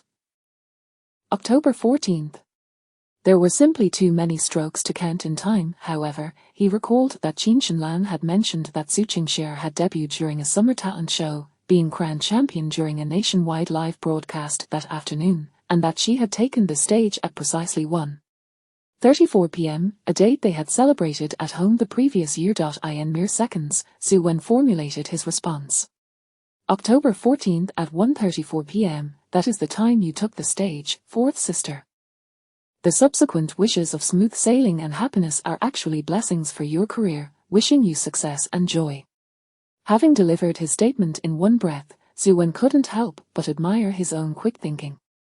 He had managed to turn the situation around. "Suzanne, oh Suzanne, I have outmaneuvered you in this game." However, after he had spoken, a considerable amount of time passed without receiving the desired reaction. A wave of foreboding washed over him as he turned to meet Suzanne's enigmatic gaze. Panicking, he quickly exclaimed, "Fourth sister, surely your debut time is not 1:34 p.m. "It is," Su Qingxie replied flatly, her tone betraying no emotion. "Goodness, you startled me. I thought I had misremembered such an important date for you." Fourth sister is Suzanne, unfazed, felt as though the outcome had already been determined. Little did he know, a sudden inquiry shattered his illusion. "Su Qingxie, now do you understand?" "What do you mean, Zunji?" Suzanne blinked in confusion, then turned to Su Qingxie with pleading eyes. "A fourth sister, even now you refuse to believe me?" "If I were truly lying, I would willingly allow someone to bruise my face." With a resounding slap, a clear handprint appeared on Suzanne's cheek. Suzanne was dumbfounded, incredulity etched across his face. "Fourth sister, you actually hit me." At that moment, Qin Shenlan rushed over, shielding Suzanne behind her, indignantly stating, "Ashir, why are you hitting your brother? If you must strike someone, let it be that lying fox, Suzanne." Su Qingxie ignored Qin Shenlan and, with a dark expression, glared fiercely at her utterly trusted younger brother. "Suzanne, you tell me the truth, did you write this song or not?" Suzanne protested, "Of course, I know fourth sister, doesn't he believe that someone uneducated like me could pen such lyrics, but I have irrefutable evidence. I even possess the copyright, I truly am not lying." Fine. Su Qingxie laughed in exasperation, suddenly feeling like a puppet being toyed with. Grinding her teeth, she demanded, "Repeat after me, what is October 14th? "It is your debut date, fourth sister. I even know the exact time of commemoration, you just admitted it, didn't you?" "Yes, the time is indeed correct, but," Su Qingxie paused, and then suddenly roared, "October the 14th is not my debut date, it is my birthday." "What?" Suzanne was instantly rendered speechless. After fervently asserting his claim, how could it turn out to be her birthday? Wasn't the debut date supposed to be what he had said? Just then, he heard Suzanne chuckle lightly. In that moment, everything clicked into place. He had been played, thoroughly and utterly deceived. Each time he thought he had escaped the snare, he was merely falling into another trap laid out deliberately for him. Suzanne gritted his teeth, filled with suppressed frustration. Suzanne. Such deep scheming. The game had gone on long enough. It was time to conclude. Suzanne stepped forward slowly, offering a serene smile to everyone. Ladies and gentlemen, perhaps there is some confusion. Not to worry, to put it simply, Suzanne is the true plagiarist. Though I do not know how you managed to obtain my copyright, it matters little. What is not yours will never be yours. Brother Wen, all you needed to do was count the strokes of the first 2 characters, the rest were unnecessary embellishments. It is excusable if you do not recognize obscure characters, but how could you miscount the strokes? Even if you counted correctly, it would have been futile, as I had deliberately left the cleverness in those 2 characters. And smooth sailing and happiness translates to peace and joy. Happy birthday, for that is what I intended as a birthday gift for her. Suzanne, how ironic it is that your cleverness backfired, truly amusing. Enough, I shan't waste further words. The show has been entertaining enough, but this farce must come to an end. Suzanne turned and retrieved a stack of manuscripts from his briefcase, then approached Su Qingxie, tossing the papers onto her lap. Take a look, especially at every section that includes Qingxie, as well as the endings of the choruses. Su Qingxie, momentarily dazed, picked up the papers from the ground, and as she read the contents, shock and discomfort washed over her. The 4 sheets contained lyrics that rivaled the esteemed piece known as a belonging. Every 2 characters following Qingxie consistently had 10 and 14 strokes respectively, while the last character of each chorus collectively conveyed blessings related to her. Upon seeing the titles of these songs, her heart filled with a profound sense of sorrow. The titles of the 4 songs were Delight, Refreshing Summer, Her, and A Beautiful Future. If one included belonging, it formed the phrase, the beautiful future belonging to Su Qingxie. Su Qingxie fell into a stupor, her hands trembling slightly as she held the papers, a heavy sensation settling in her chest. She realized that she was the envious one. She had been deceived into harming someone who had always treated her well. Seeing the situation deteriorate, Suzanne hastily conjured another scheme. Azunji, it turns out those things I lost. With a sharp slap, he was interrupted. Suzanne, keep your ulterior motives to yourself. Su Muyang, having observed Suzanne's behavior for far too long, stepped forward and delivered a resounding slap, cutting him off. Su Qingxie, equally furious, saw that he was attempting to take advantage of the situation and did not hesitate to slap Suzanne as well. She glared at him, feeling humiliated, and realized that all of this was Suzanne's doing. The events of the day could even be described as aiding and abetting, as Suzanne had been concerned for her, yet she had been the one to make his life difficult. She had no idea how to face Suzanne upon returning home. Suzanne covered his cheek, feeling wronged, just as another slap came crashing down. Bewildered, he looked at the expressionless Su Baiyan, 5th sister. Did I provoke you in any way? Why are you hitting me? Instantly, Su Baiyan stuck out her tongue, playfully stating, apologies, I got caught up in the moment after seeing the eldest sister and the others take action. After this incident, no one had any appetite left for their meal. Su Qiming felt overwhelmed and hurriedly led Su Wen and the others away, even opting for a different hotel to dine at. Su Wenqing remained a silent observer throughout, secretly relieved that she had refrained from speaking or choosing sides, for otherwise, she too would have lost face today. Before departing, Su Qingxie cast a guilty glance at Suzanne but chose not to say anything further, silently gathering the manuscripts from the table to leave. Everyone was still in a state of anger. She would find a way to make amends when they returned home, ensuring that none of Suzanne's songs would go to waste. However, what she did not expect was that Suzanne's resolve surpassed her imagination. Hold on, you can leave, but who gave you permission to take my belongings? Su Qingxie paused, but wasn't this written for me? It was once, but now, do you even deserve it? Chapter 27. These years have truly been in vain for you, they have all departed. What are you still doing here? Observing the lingering Subanian, Suzanne was immediately struck by a sense of vigilance. Subanian merely chuckled, "Of course, I'm here to eat. I can't just leave empty-handed, can I?" Eat? Were they not also going to dine? Why didn't you accompany them? I simply prefer to eat here. Is it wrong for me to wish to share a meal with my elder sister? Who are you to act like a meddlesome interloper? HMPH. With the dishes finally served, Subanian feasted heartily. Suzan also savoured his meal with enthusiasm, only Su Mu Yang appeared somewhat listless, finding no pleasure in her food. This time, she had finally perceived Suzanne's struggles within this household. The sisters had already overlooked Suzanne to a considerable extent, and with their parents' strict upbringing, it could be said that Suzanne had faced enough challenges in this family. Since Su Wen's return, things had only worsened. From that moment on, Suzanne transitioned from being merely disobedient to being labelled as morally corrupt, a petty thief, and became the subject of disdain among everyone. Generally speaking, who would bring relatives into serious discussions, especially those concerning disputes? Today, her parents' unexpected appearance was not lost on her.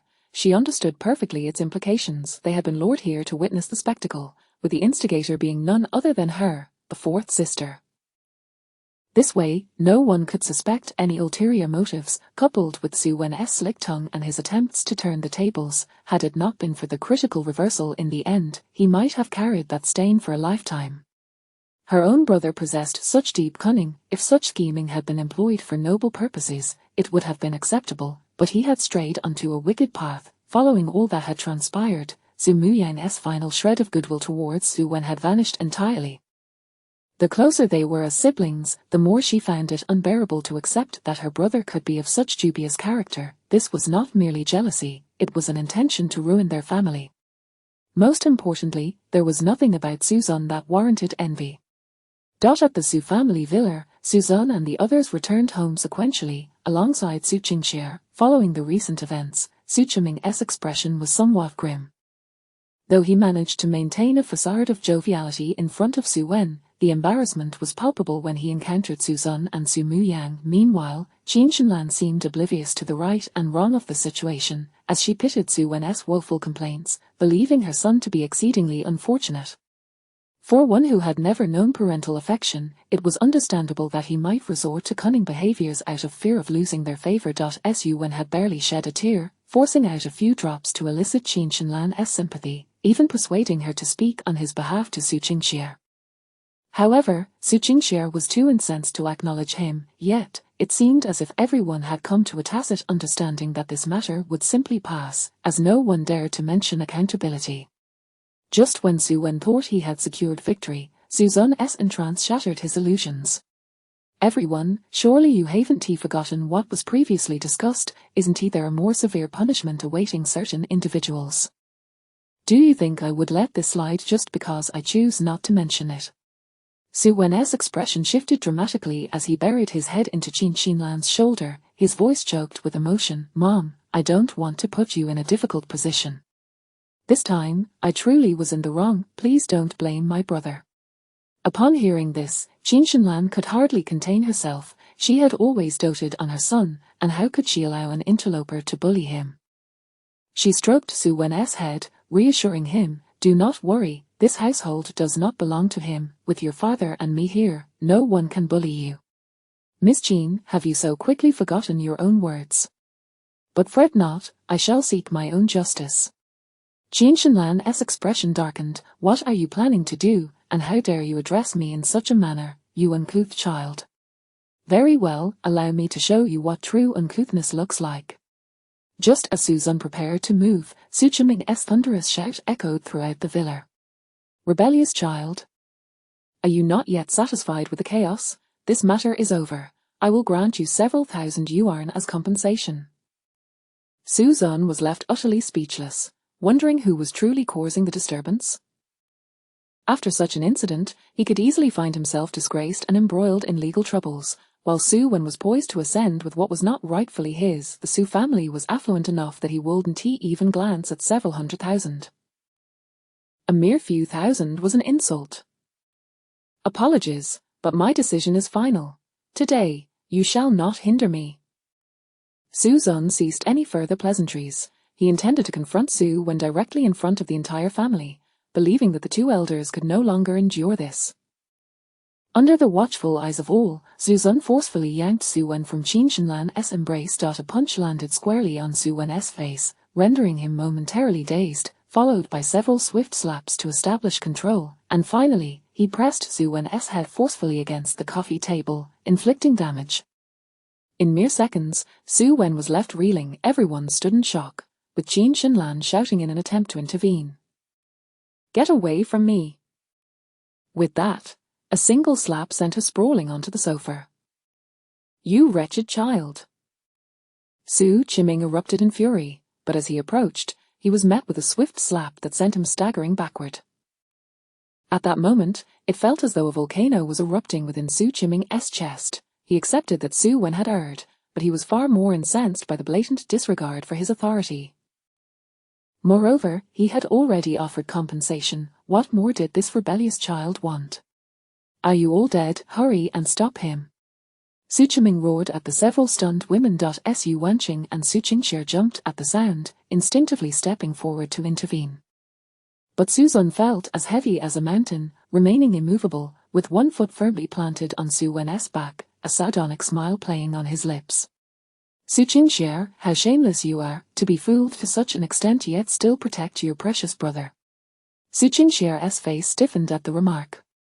She was indeed furious with Su Wen, but that was not a justification for Su Zun's mocking, especially with that lingering phrase echoing in her mind. She had never felt such humiliation in her life. Su Zun, cease this self-satisfaction. This is a matter of principle. At the very least, I will not exploit this situation. Is that so? Have you so quickly forgotten the words of your dear parents? I am merely fulfilling their promise to me. Do you truly believe I should suffer in silence? Su Qingxie was left speechless. Indeed, if she were in a similar predicament and found herself denied justice, she would likely spiral further out of control. The thought of her hard work being usurped without recourse was suffocating. Seeing the fourth sister fall silent, Su Wanqing felt compelled to mediate. "Xiao Zun, please calm down. For the sake of your second sister, I promise to compensate you if our parents do not." At this, Su Zun turned back to her with a glare. "You hold no sway here. You, the esteemed lawyer, have yet to account for your failure to defend me against these two fools. Had you spoken up then, I would have dealt with you as well." At this declaration, before Su Wanqing could respond, Su Qiming's wrath erupted fully. "Wretched child! Are you attempting to defy heaven itself?" Su Zun scoffed. "Indeed, I am." "Madman, you are nothing but a lunatic. Call me what you will, this is merely a trifling skirmish. Should I truly lose my sanity, the entire Su family would be obliterated." "Rebellious child!" With a roar, Su Qiming glared fiercely at Su Muyang and Su Banyan. "You two, how long will you continue to watch? Step forward and restrain him." Su Muyang crossed her arms, casting a cold glance before turning her head away. "Mistakes must be punished. This is what you taught me. Farther, ere rogue." With the eldest rendered speechless, Su Qiming lunged forward, seizing Su Banyan by the arm, barking, "You go. Join your second and fourth sisters and pull him away." Su Banyan was most unwilling to wade into this murky water, struggling to retreat while displaying a pitiful expression of fear. "Father, please let go. I am afraid he might hit me too. Moreover, as a frail girl, what strength do I possess? Why don't you intervene yourself?" Su Qiming rolled his eyes, nearly fainting from frustration, and at that moment, he truly wished to utter, "After all these years, it has truly been in vain for you." At chapter 28. The main character was not expelled, but I was. "I was wrong. I promise I won't do it again. Please spare me." "Where did you pray, elucidate how my copyright ended up in your possession. I might consider your plea." I refusing to speak. Then let me take my leave." The air was filled with the sharp sound of the ruler striking the body, accompanied by echoes of whips and cracks. Despite the absence of anyone to advocate for him, Su Zun ultimately bestowed upon Su Wen an unforgettable punishment, striking him with the ruler a dozen times in front of everyone. Why only a dozen? Because Su Wen could not endure and fainted from the blows. truly unable to withstand a beating. Suzanne felt a twinge of regret. He hadn't even exerted himself fully, yet his literary brother proved to be so fragile. As for the consequences, he held no fear. Even if he were to be imprisoned, it mattered little. Once the Sue family severed ties with him, he could return to his original world, which was precisely why he acted without restraint. It was merely a matter of how the Sue family would choose. As he anticipated, this incident escalated beyond any previous altercation, plunging Su Qiming and Qin Xinlan into furious rage. "You little beast! Are you trying to kill Su Wen? I will not let you off." Qin Xinlan, eyes blazing with fury, supported the unconscious Su Wen while bellowing at Su Qiming, "Call the police. I want this little beast to pay." Suzanne scoffed, even displaying disdain. "Call the police, we were merely playfully tussling, and it got out of hand. What could the police possibly do?" Suddenly, he paused. "However, if you are willing to sever ties and expel me from the Su family, then I would truly be at a loss, though I suspect you wouldn't dare. No matter, there are still many good days ahead. You ungrateful wretch." His words were undoubtedly like pouring gasoline on a powder keg. This scoundrel not only struck their precious son but also had the audacity to utter such preposterous words. Did they truly hesitate to act? Su Qiming, enraged, chuckled coldly, his gaze toward Suzanne filled with malice. "Do you truly believe you hold any significance in this family?" "Oh, is that not the case?" Suzanne retorted with a smirk. "Very well, since you are so ignorant of your situation, I shall today, Dad." "Enough. Eldest, be quiet." "I will not. No one can expel Suzanne." Suzanne's eyelids twitched. "Oh no, this troublesome woman is here to ruin my plans." Without hesitation, he rushed forward to cover her mouth, but alas, Su Muyang was still a step ahead in speaking. "If you expel him, then I shall leave as well." "Then who will manage the company? Will you please be quiet?" Suzanne was utterly exasperated, forcing a stiff smile at Su Qiming. "Do not heed your eldest daughter's nonsense. If you intend to act, do it swiftly. You wouldn't truly miss me, would you?" Yet, observing Su Qiming's sudden silence, he wondered if he had genuinely struck a chord. "Suzanne." Meanwhile, Qin Xinlan was livid, shouting, "Su Qiming, expel this scoundrel from the Su family immediately. I want to see how he continues to act so arrogantly." "No."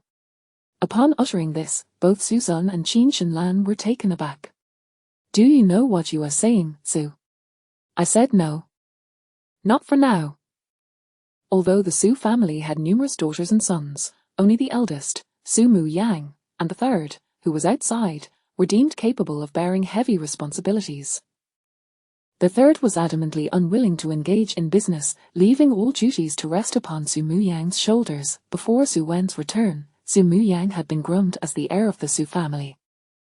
And she had not disappointed, as under her leadership, the Su family had navigated perilous waters and steadily advanced toward glory. Su Qiming had grown old. Now, all responsibilities rested on Su Muyang alone.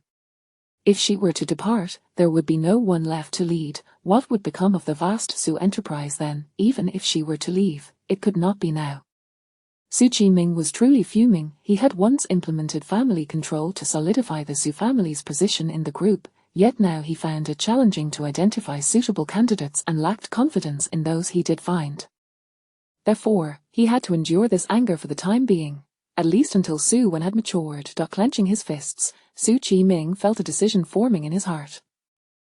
"But before that, eldest, are you truly willing to defy your parents for him?" Su Muyang was unable to speak due to being silenced, yet Su Qiming discerned the answer in her resolute gaze. He understood her character better than anyone. She was stubborn and even somewhat obsessive, unwavering in her convictions. Now, it all became clear to him. "Eldest, do not blame your father for being ruthless. Very well, since you are willing to forsake your entire family for him, then you two shall stay, and we shall depart." "Wait, what?"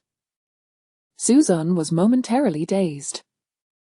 What did this mean? Why did the plot seem to deviate? Under Su Qiming's orders, everyone retreated to their rooms to hastily pack their belongings. Given the current situation, it seemed they were genuinely preparing to leave. "What do you mean? What is the meaning of this? Why are you still here if I haven't left? Is there some mistake?"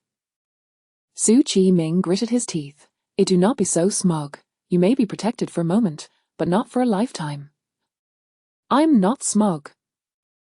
I genuinely wish to leave. If you would just speak up to expel me, wouldn't that resolve everything? The more he insisted, the more it fueled the flames. Su Chi-ming felt that he could no longer remain in this home, fearing he would be driven to madness. After all, home is where the heart is. This house could be left to Suzan. Disregarding the conversation, Su Chi-ming turned to Su Bainyan, asking, "Fifth, everyone else has packed. Do you have nothing to bring? If not, then no worries, we can buy a new, let us go." I did not plan to leave. Didn't he plan to leave? What do you mean? Su Bainyan, head bowed and fingers fidgeting, timidly stated, "Well, I said I wouldn't leave, Su Bainyan." Su Chi-ming was infuriated. It was one thing for the eldest to defy him, but now the youngest was causing trouble as well. "I don't care whether you want to or not. Today you must leave." I don't want to. I want to stay with my eldest sister." Though she claimed to want to accompany her sister, she was cowering behind Suzan, trembling. Su Chi-ming was so enraged he laughed. Very well, you wish to accompany your sister? Then you shall go with her from now on." Nyan, listen to your mother. Come over here or be quiet. Do not call her. We will leave on our own." Under Su Chi-ming's oppressive authority, everyone except the three in the villa departed from the Su family. However, as soon as they stepped outside, Su Chi-ming regretted his decision. This was his own home. If anyone were to leave, it should be those three. Why should he drag his family along? On Suzan's side, everything transpired too quickly for him to fully grasp. All he wished was to complete his task and return home. How had he ended up expelling the main character instead? What sort of predicament was this? And all of this was due to Su Muyang. Suzan turned stiffly, feeling an overwhelming urge to strangle her. What was this? After being together day in and day out, not a soul bothered to inquire, only to depart with profound feelings at the last moment. Noticing Suzan's grim expression, Su Muyang grasped his hand, offering a warm smile akin to a gentle spring breeze.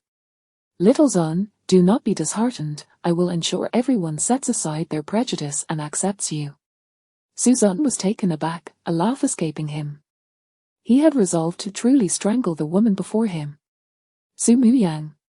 Chapter 29. Dear lady, surely you wouldn't wish for anyone to discover what transpired.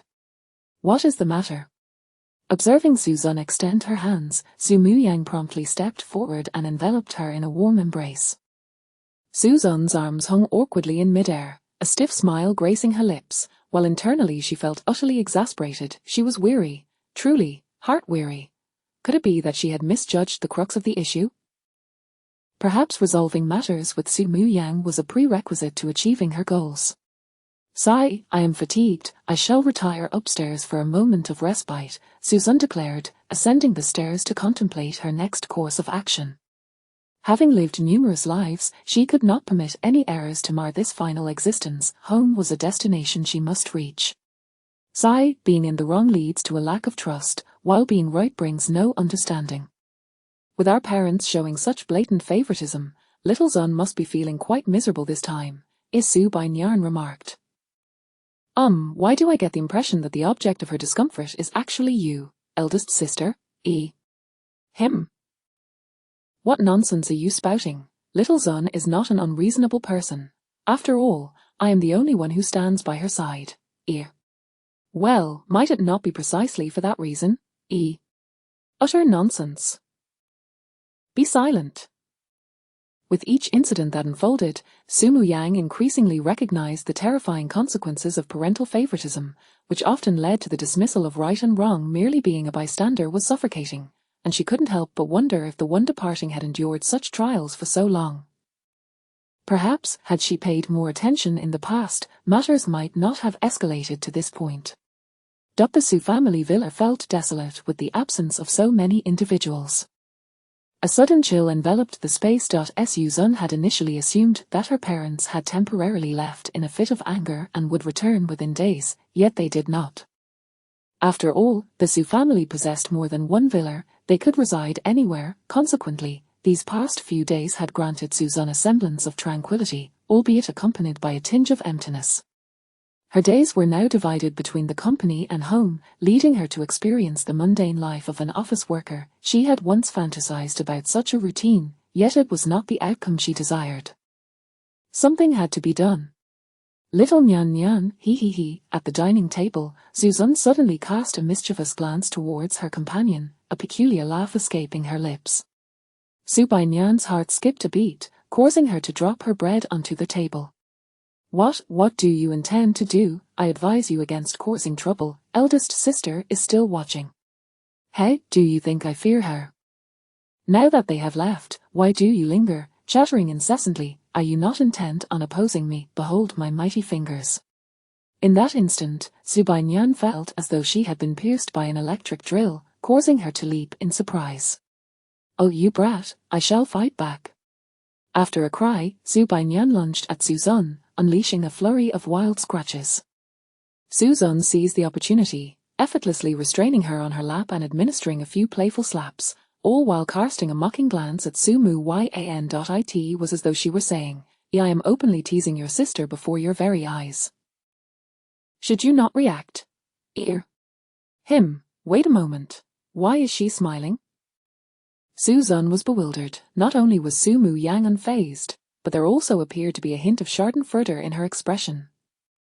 Unbeknownst to Suzanne, Sumu Yang felt a sense of harmony in their playful banter. The two who had once been at odds now engaged in lively antics, their conversations growing increasingly animated.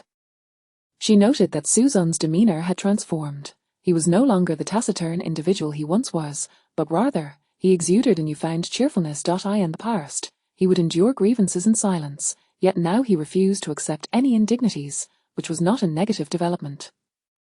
Moreover, she discerned that although Suzanne seemed to be stirring up trouble, he was not truly acting with malice. The previous incident where the fifth sister had been incapacitated was largely exaggerated. Suzanne's true targets had always been their parents and Su Wen, that insufferable younger brother.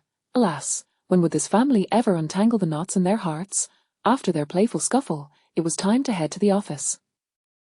Alone at home, Su Bai Nyan, the idler, joined in the fray and accompanied Suzanne to the Su Corporation. It was worth noting that Su Bai Nyan rarely visited their family business, and few recognized her.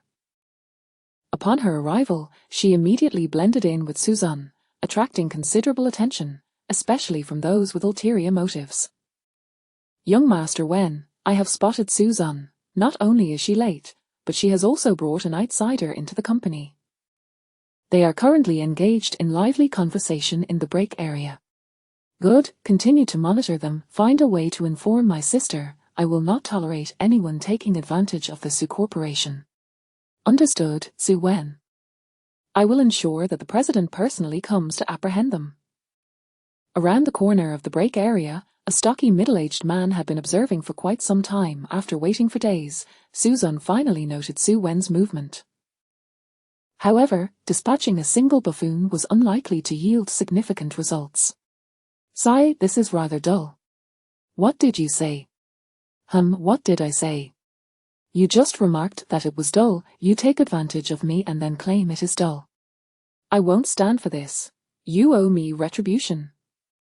Suzanne was at a loss for words. How dare this little girl lock his throat? With a swift motion, he turned and pinned her against his leg.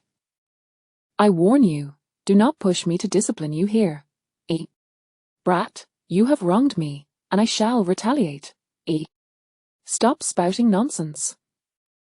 It is one thing to slander my character, but to question my taste is utterly unacceptable. Upon hearing this, Su Bai Nyan's beautiful eyes widened in indignation, and she prepared to rise. You brat, how dare you look down on me? If not for what you did, why would I not target elsewhere?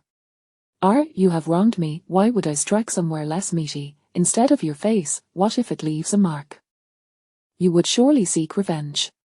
Or perhaps I could strike your back. What if it leaves you partially paralyzed? You would hate me even more. Or I could target your limbs, yet I fear that a careless blow could leave you unable to walk or use chopsticks. However, I could choose another location, for you possess ample flesh in certain areas. Next time, I shall strike there. but do not cry when the moment comes." As he spoke, Susan playfully jiggled his thigh, accompanied by a mischievous chuckle. Subinyan instantly understood his implication, her face flushing with anger. "You brat! Today, I shall not back down." Susan dismissed her bravado, but little did he know that in the next moment, a sharp pain shot through his arm as Subinyan clamped down on it. "What there, are you a dog?" Seizing the opportunity, Subinyan flipped over, straddling him, and began to nibble on his shoulder. Had Susan not reacted swiftly, she would have bitten his neck. "Subinyan, are you trying to gnaw me to death?" "You brat, who told you to bully me?" Subinyan mumbled, her words barely coherent. Susan was furious. "Release me at once, or do not blame me for retaliating. Come on, if you dare to strike, I will bite off a piece of your flesh." At that moment, a mocking voice interrupted their quarrel. "What a passionate young couple! Can you not contain yourselves in public?" Upon hearing the voice, they turned to see a rotund middle-aged man snapping photos with his phone. Subinyan's expression changed instantly, disregarding Susan as she lunged to snatch the man's phone. The man, of course, would not yield so easily. He sidestepped, evading her grasp, and with a wicked grin remarked, "My dear lady, surely you wouldn't wish for your scandalous antics in public to be unveiled?" Chapter 30.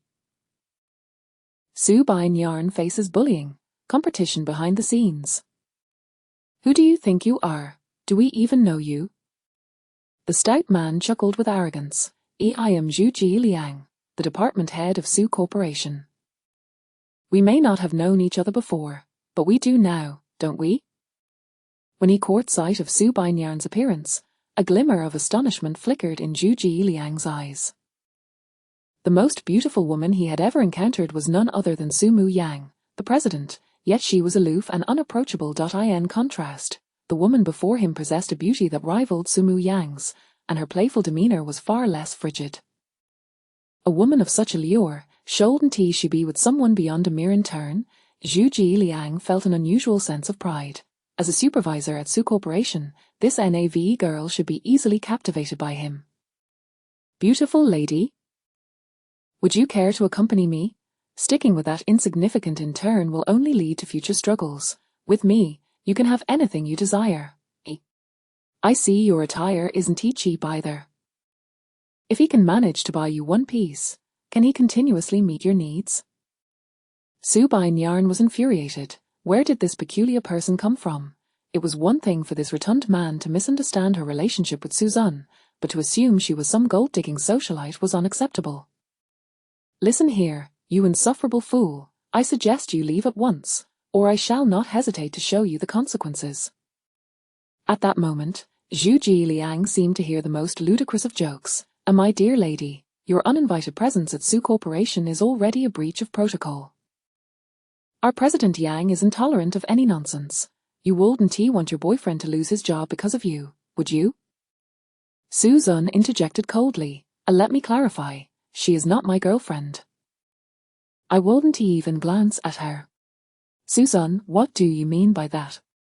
Subinyan was indignant. She possessed both figure and beauty, so why was she being looked down upon? At such a critical moment, not only was he being inconsistent in their portrayal, but he was also belittling her. That insufferable jerk would pay for this later. "Jerk, haven't you been quite arrogant lately? Go ahead and teach this pig-headed fool a lesson." In response to the command, Susan merely rolled his eyes. "What does it have to do with me? He is interested in you, not me." "You scoundrel! I hear enough of this charade. I can capture the scene on my phone. It's too late to pretend you don't know each other." Zhu Liang rubbed his hands together, his excitement palpable. "Initially, I planned to report that brat for his misconduct, but now I've changed my mind. As long as, don't say as long as, just report him directly." Anyone can interrupt, and Subinyan had no intention of entertaining this pompous fool's threats. She was eager to see who would be left laughing in the end. Just because she had been low-key, someone dared to ride on her shoulders, forgetting the name of the grand building beneath them. Zhu Jiliang momentarily froze, perplexed. Aren't you afraid your boyfriend will lose his job because of you? Our President Yang is quite strict. I'm not worried at all, yes at least Su Baiyan suddenly turned back. What is your role in the company? President's assistant. Right. The President's assistant. Su Baiyan's confidence surged. He is at least a president's assistant. Do you, a mere supervisor, have the authority to dismiss him? Under normal circumstances, Zhu Jiliang wouldn't he have the audacity, knowing that Suzanne had just transitioned from a regular employee to the president's assistant. He wouldn't he believe he could act against someone from the president's circle. However, he had connections. Suzanne was the president's younger brother, a scion of the Su family. Surely, the president would not aid an outsider over her own brother. Little girl, what of the president's assistant? If he errs, he must still face consequences. As the human resources supervisor, I possess the authority to eliminate any muddy waters. And what if President Yang finds out? If I say he should be dismissed, he will have to leave promptly. But if you are willing to join me for a meal, perhaps we can negotiate. Having endured for too long, Su Baiyan could no longer restrain herself. She raised her hand and slapped that greasy, pig-like face with a resounding crack. Zhu Jiliang was dumbfounded. Had he just been struck by this little girl? You wretched girl, how dare you hit me?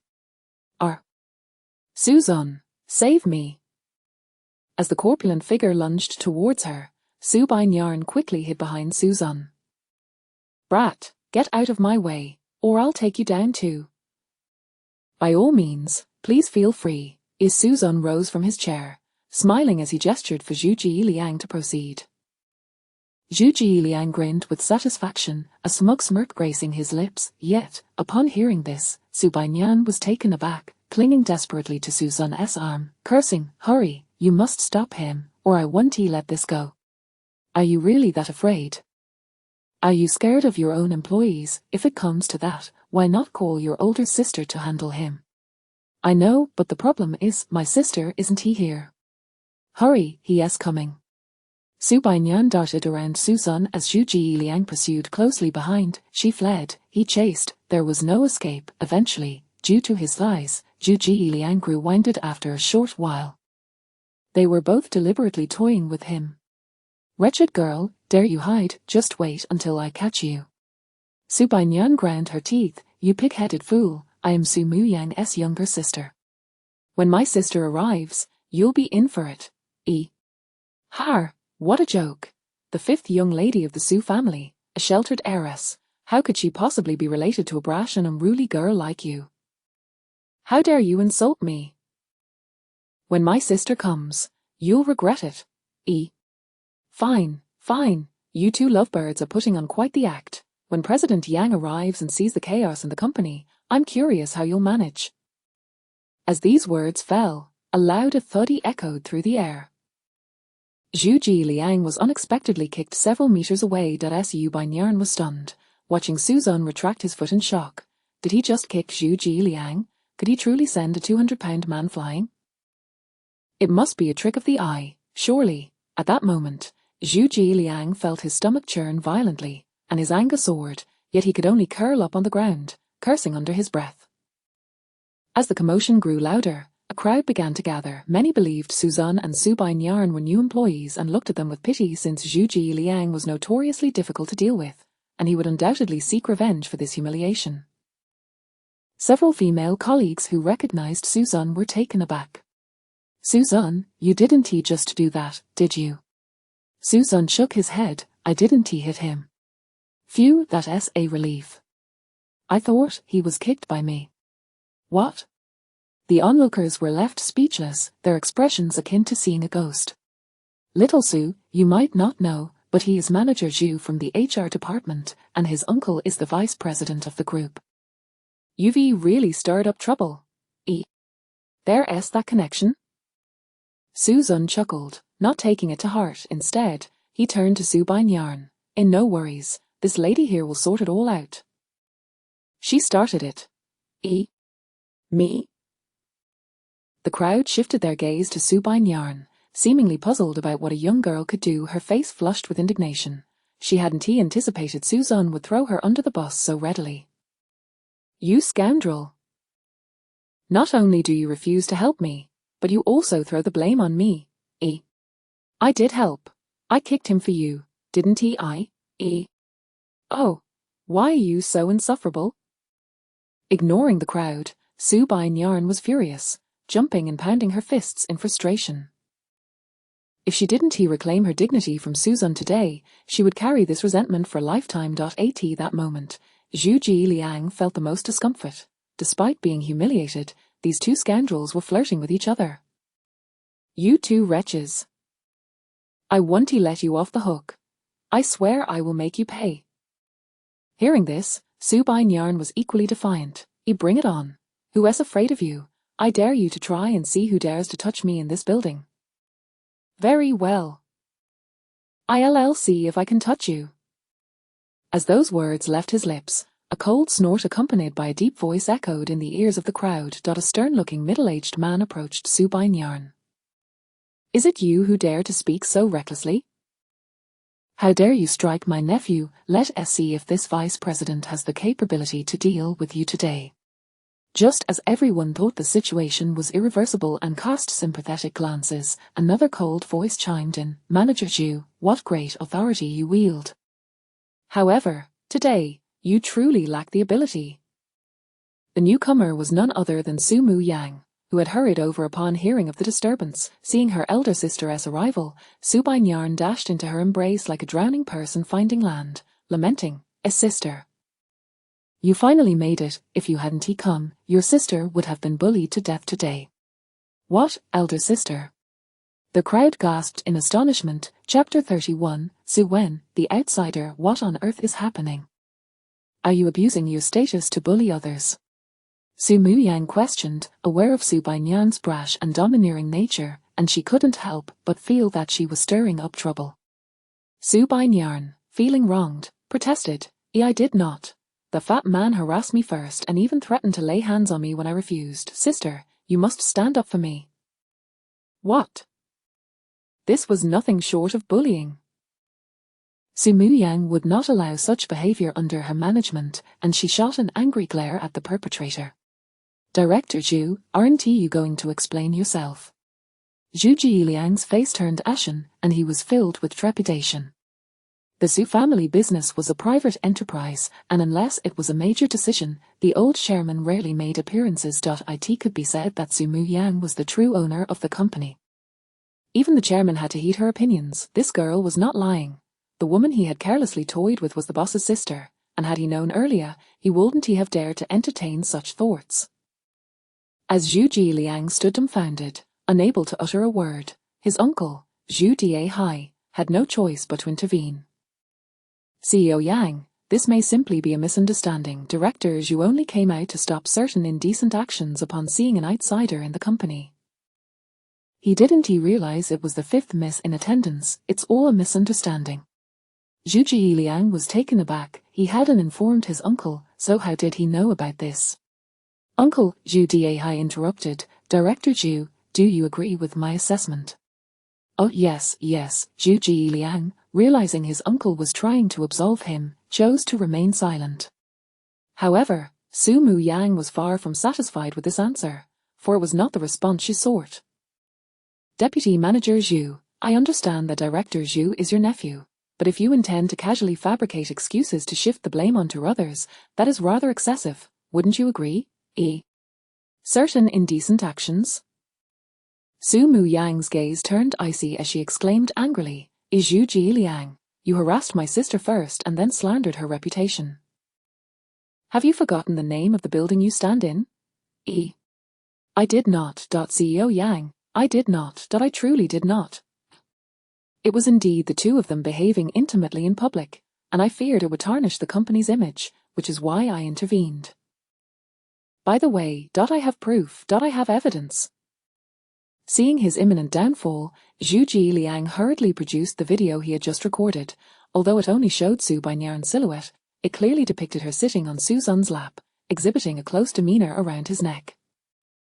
Su Mu Yang's expression changed dramatically as she seized Su Bai-Nyan by the ear, demanding, explain to me what is going on. Su Bai Nyan, looking woeful, protested, sister, I didn't This is fake. It must be fake. Su Bai Nyan, do you take me for a fool?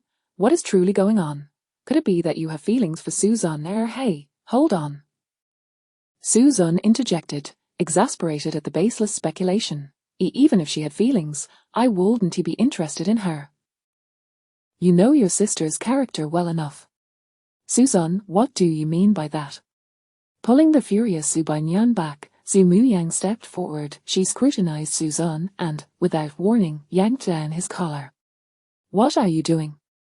As expected, she saw bite marks on Suzan's collarbone, oozing with a hint of crimson. The bite had evidently been forceful. Turning back, Su Muyang frowned and asked, Fifth sister, what is the meaning of this? What do you mean, what is the meaning?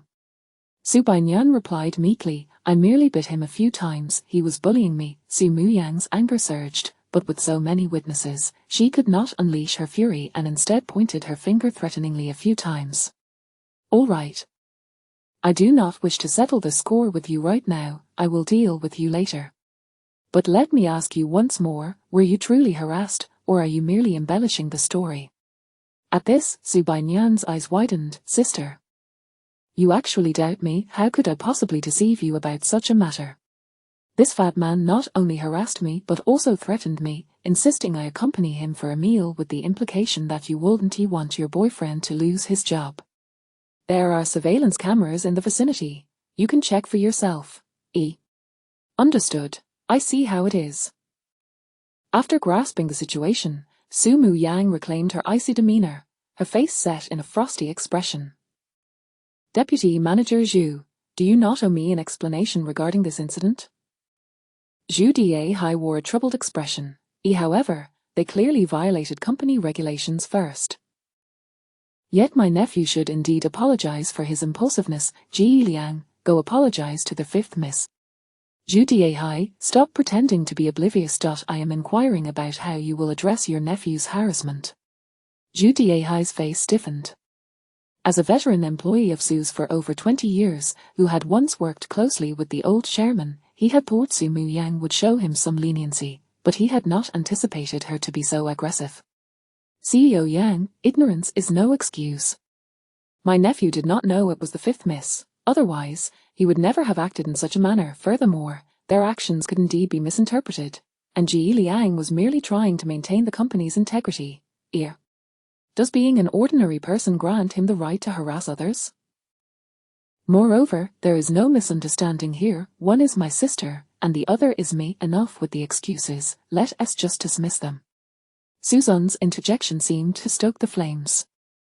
Zhu Dai's expression darkened. How dare Amir in turn speak so presumptuously? You insolent in turn, what qualifications do you have to speak? His words reflect my sentiments.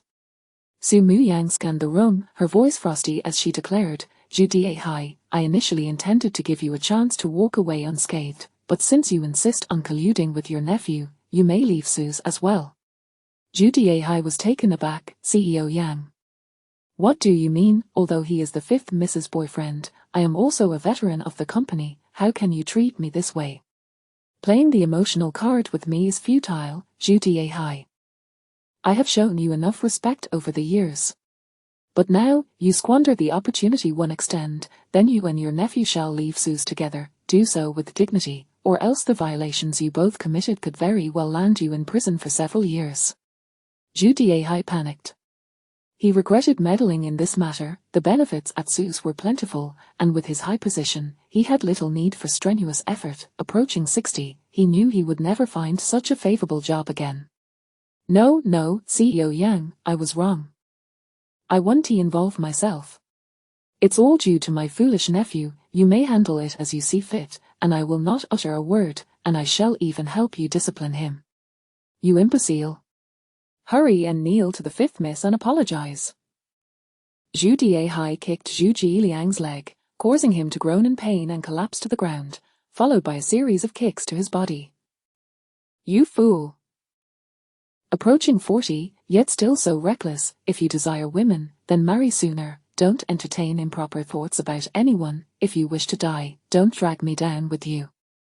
Watching this farcical display between uncle and nephew, Su Muyang felt no stir of emotion, merely coldly commanded, "Someone, escort these two out of Su's. Henceforth, neither shall be employed under the Su banner again." This decision sealed their fates. Zhu Diehai felt as though his spirit had been extinguished, as if all strength had been drained from his body.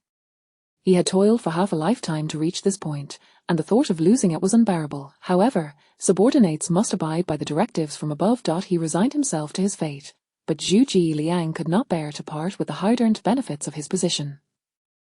After all, this situation was not his intention, he was merely following orders. "CEO Yang, I did not mean to meddle, it was Su. Enough, you good for nothing, get out of here and stop embarrassing yourself." "But uncle, there are no buts. Leave with me at once." Ultimately, the two departed from Su's in disgrace. Zhu Liang felt deeply aggrieved. He had only acted on orders, so why was he the one to lose his job? "Uncle, why didn't you let me finish?" "I only acted on young Master Wen's instructions, leading to this outcome. Why should I suffer?" Zhu Diehai smacked him on the head, exasperated. "You fool, even if you called young Master Wen out, would he care about your sister's feelings? Now, not only can he not plead for us, but he will also harbor resentment. We can only hope young Master Wen speaks well of us to Su Muyang, and perhaps we can find our way back to Su's. This should not have been so complicated.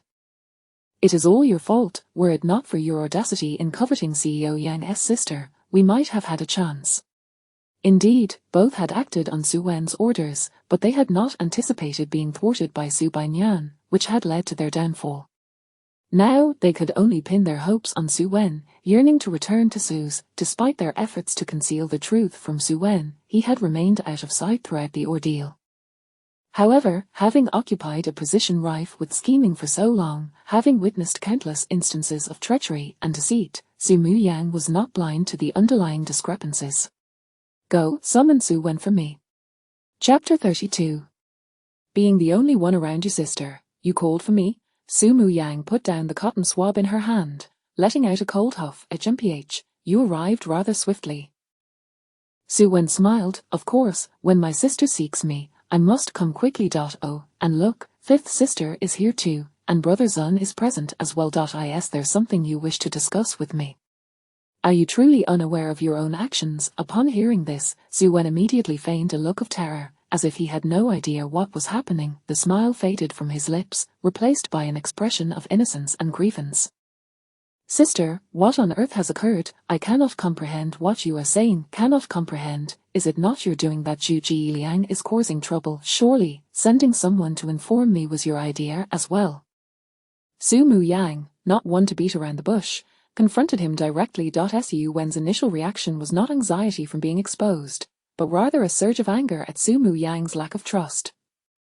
How could she suspect her own brother without any evidence? Was it all because of that wretched Suzanne? "Sister has truly changed. She no longer resembles the sister I once knew. Why are you silent? Are you at a loss for words now that your schemes have been uncovered?" Suppressing his hurt and anger, Su Wen feigned discomfort. "No, it's just that I genuinely do not know what has happened, nor do I understand why you suspect me. Is it merely because of past events? Su Wen, whether you admit it or deny it, I advise you to put away your little schemes. Sister, enough. Leave now, and take care of yourself in the future." Su Wen clenched his fists tightly, seething with rage. Yet he knew this was not the time for anger. He had to suppress his fury and turn away. He was still in the dark about what had transpired. Why was it he being questioned instead of Suzanne? Thus, he hurried off to inquire further, only to learn information that nearly drove him to the brink of fury. Zhu Liang was actually harboring ill intentions towards his fifth sister.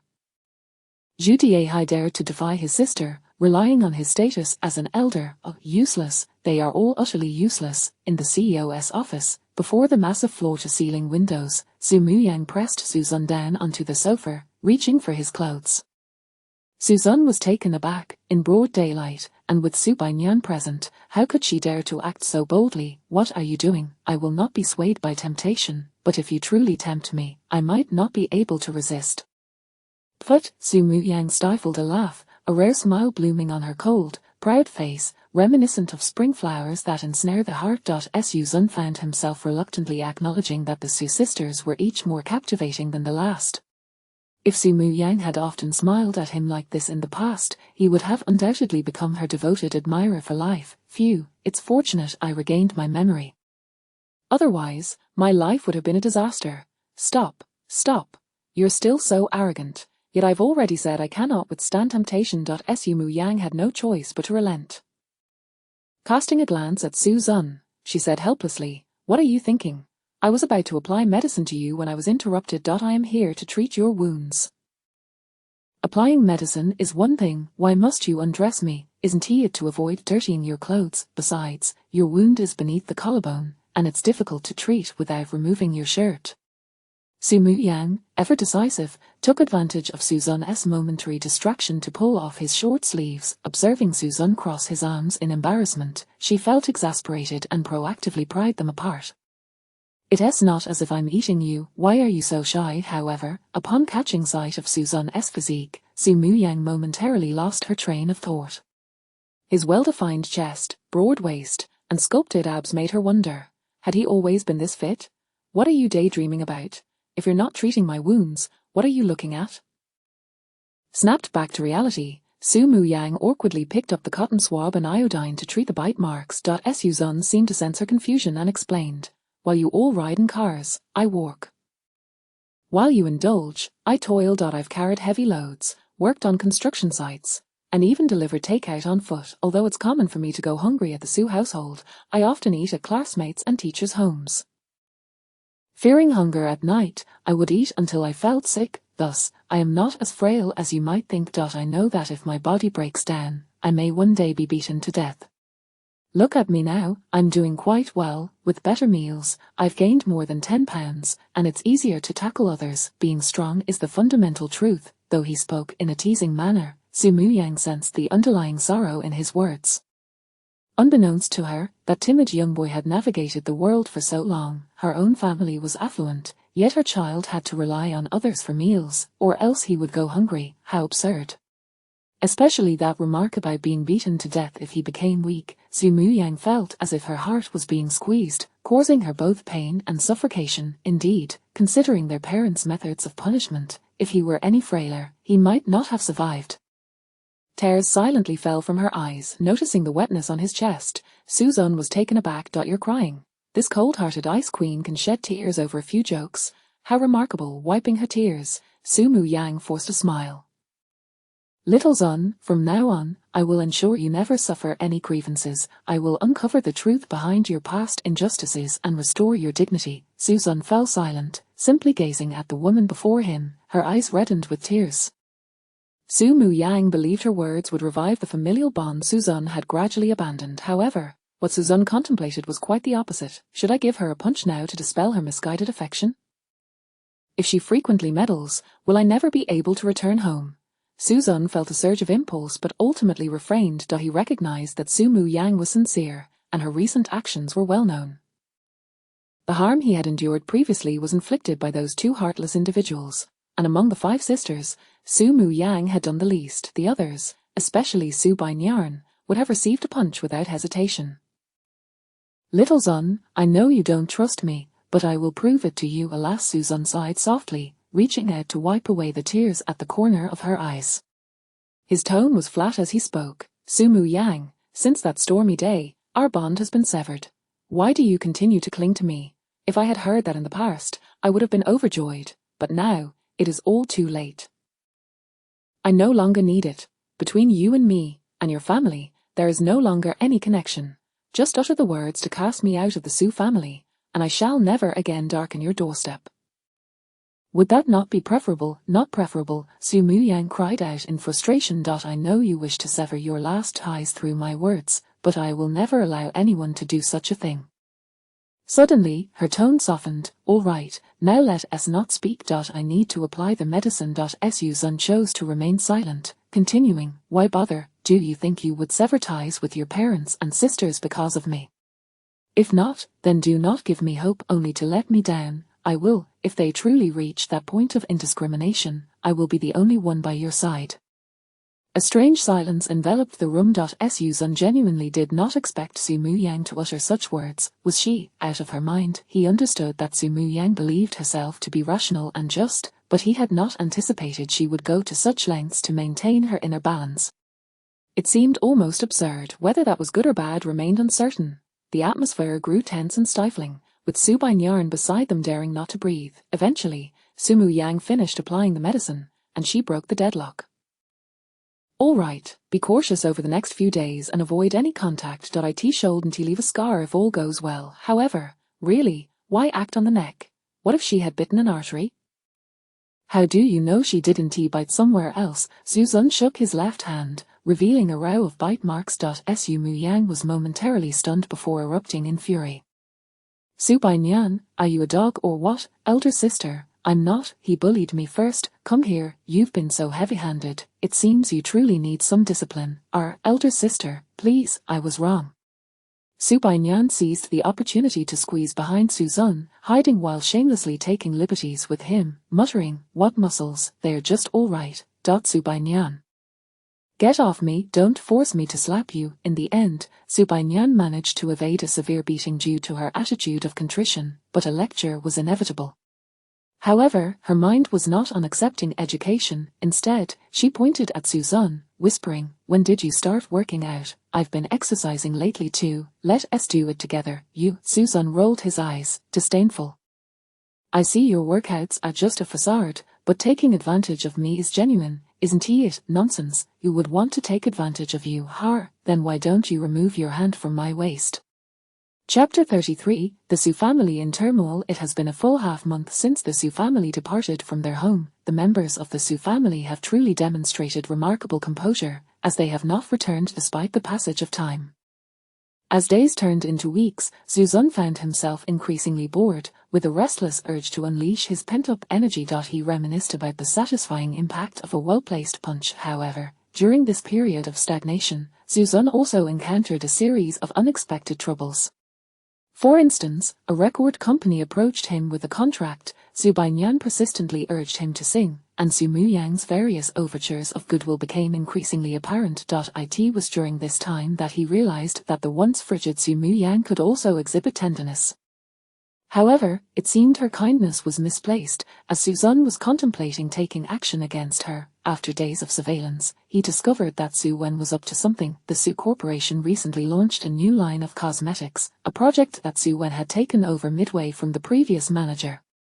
In a bid to cut costs, Su Wen had resorted to using subpar raw materials, leading to dangerously elevated levels of toxic heavy metals such as lead and mercury. The initial batch of products had been manufactured to stringent standards, but subsequent productions were compromised in the name of cost reduction.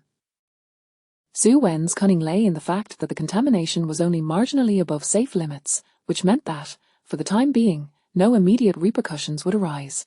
Even if issues did surface, he could pass the blame off as a mere misjudgment, secure in the knowledge that the Su family would manage the aftermath.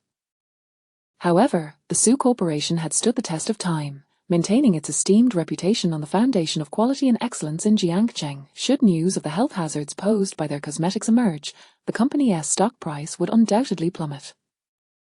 Seizing the opportunity before the Su Corporation could react, Suzun utilized his hacking skills from a past life to disseminate a plethora of damaging reports. Before long, the internet was ablaze with accusations against the Su Corporation for endangering lives. Their previously reputable products came under scrutiny, with claims of health risks proliferating. Some products were even alleged to cause severe bodily harm, leading to widespread public outrage. Countless individuals began conducting their own tests, discovering the presence of harmful substances in the Su Corporation's latest offerings.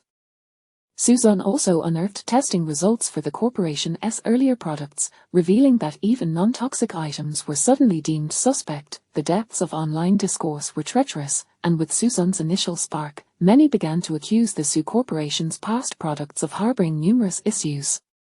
The veracity of these claims became irrelevant. What mattered was that the Su Corporation had plunged into a maelstrom of public opinion. President Yang, the market value of the Su Corporation has evaporated by 50 billion in just a few days.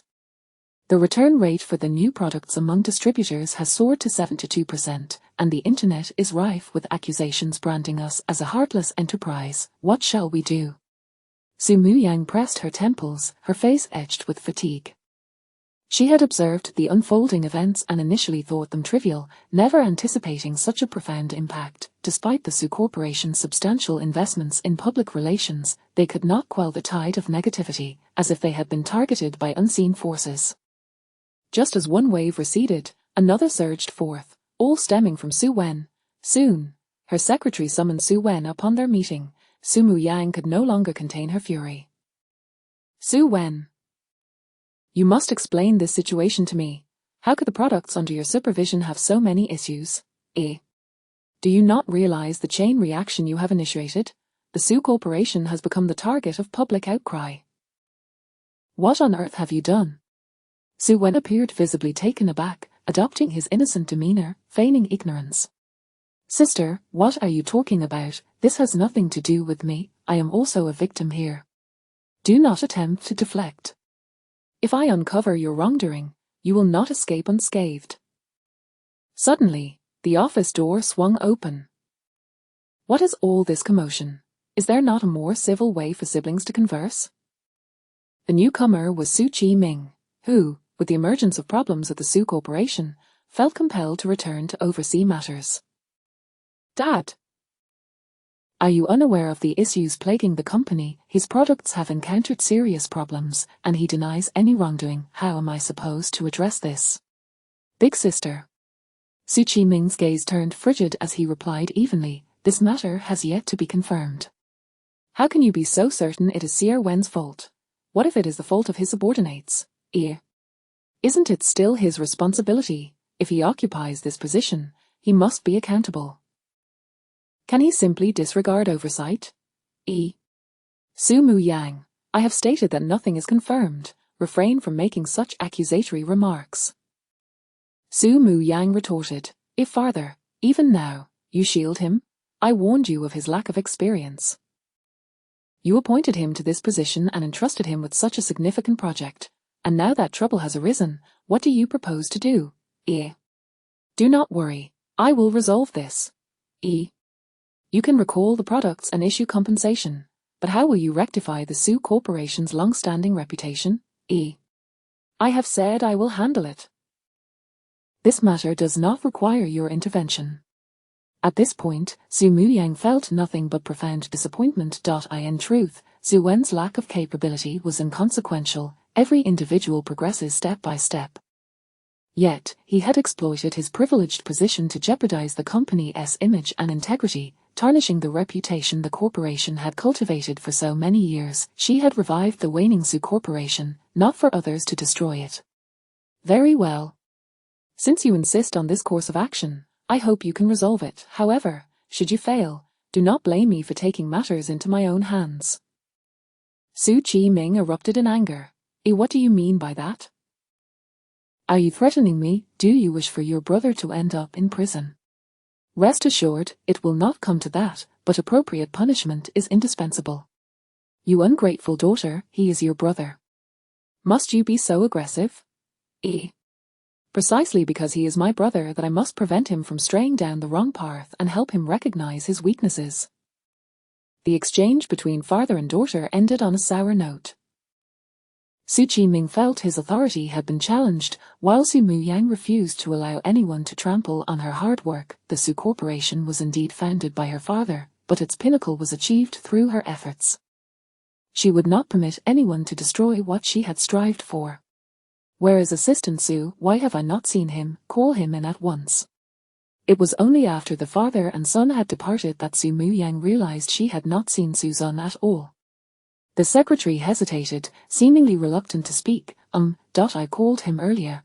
He said he was still sleeping. Silence hung in the air. Ultimately, Su Muyang could only let out a long sigh and waved for the secretary to leave. Meanwhile, Suzun remained fast asleep in the comfort of his home. With Su Muyang not returning last night and no convenient transport to work, he had decided to forego going in, as he had no need to cater to Su Muyang's whims.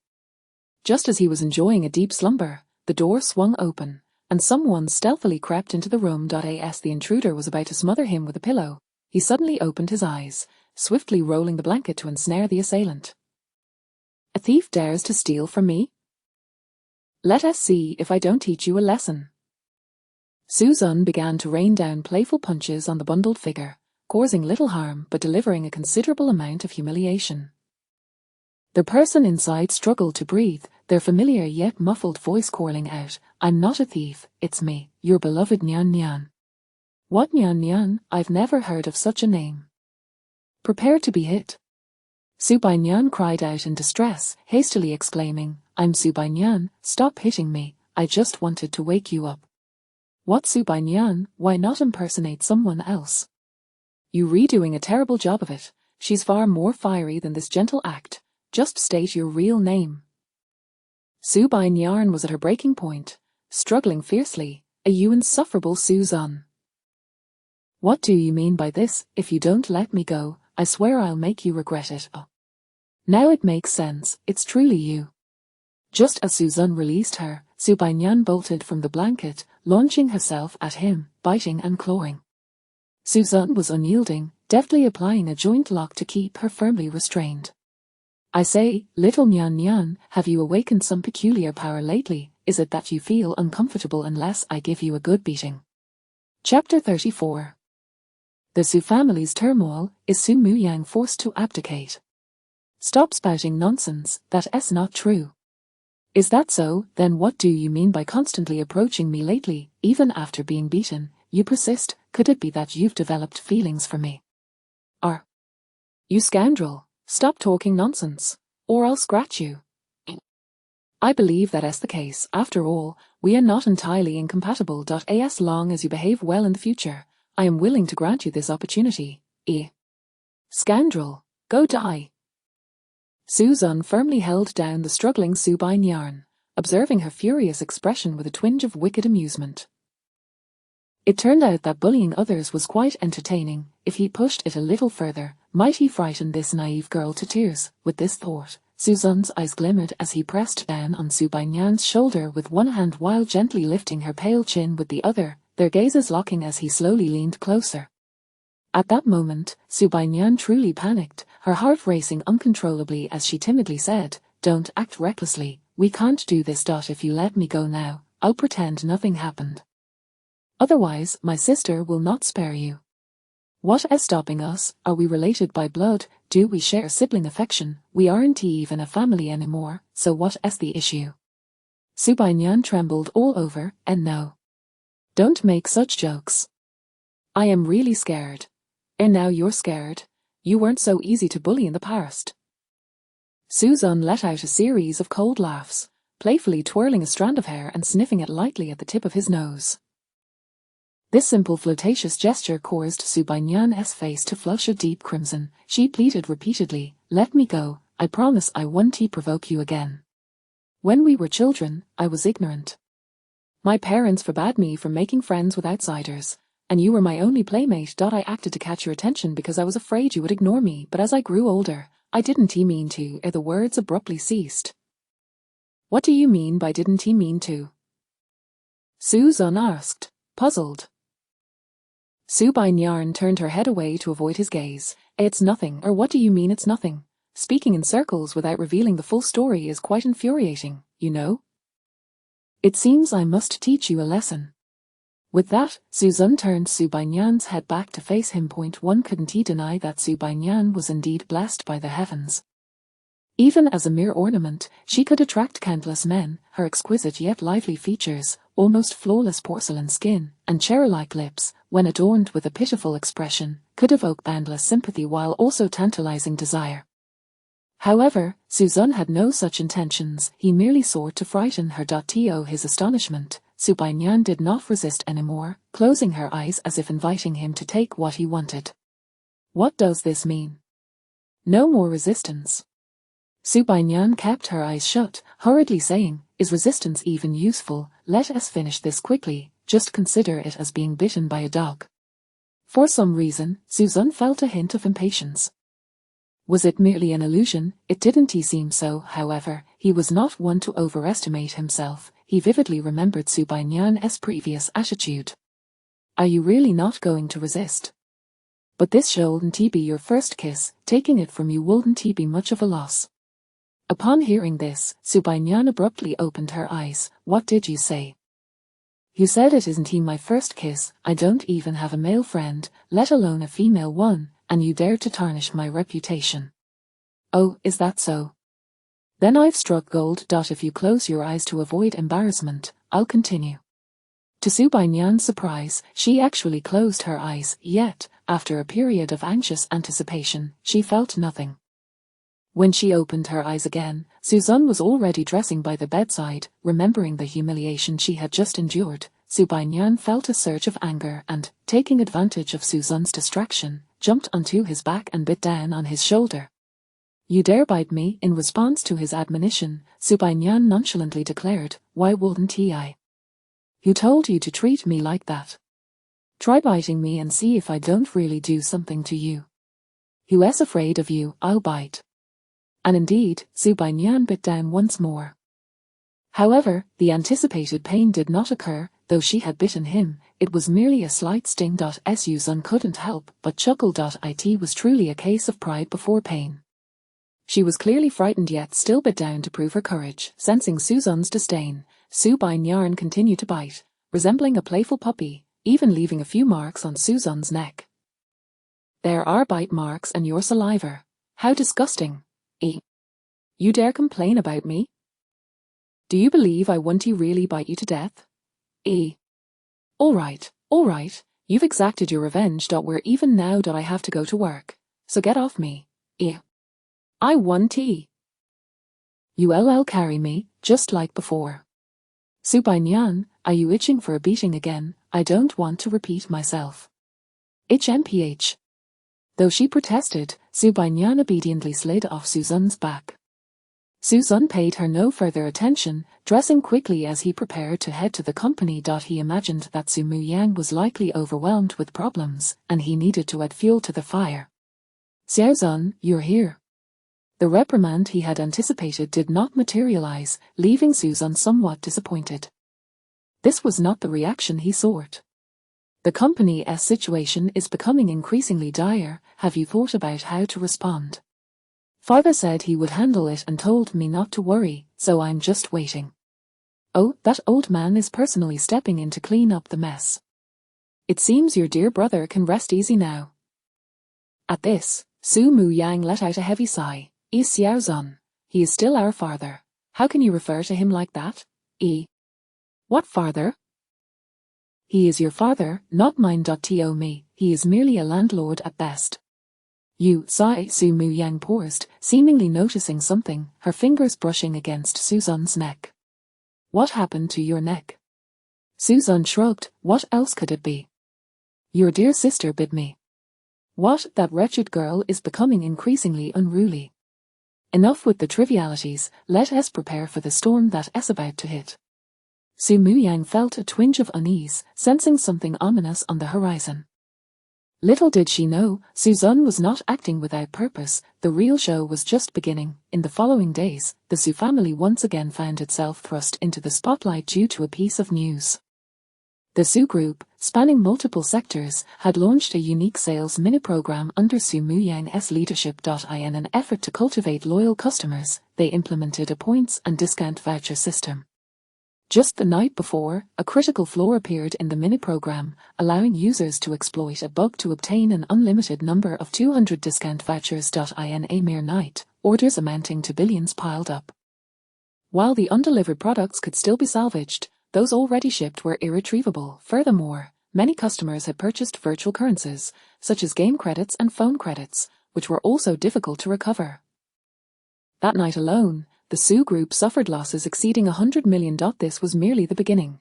The subsequent chain reactions would be even harder to address. The customers who exploited the bug were unconcerned with the intricacies.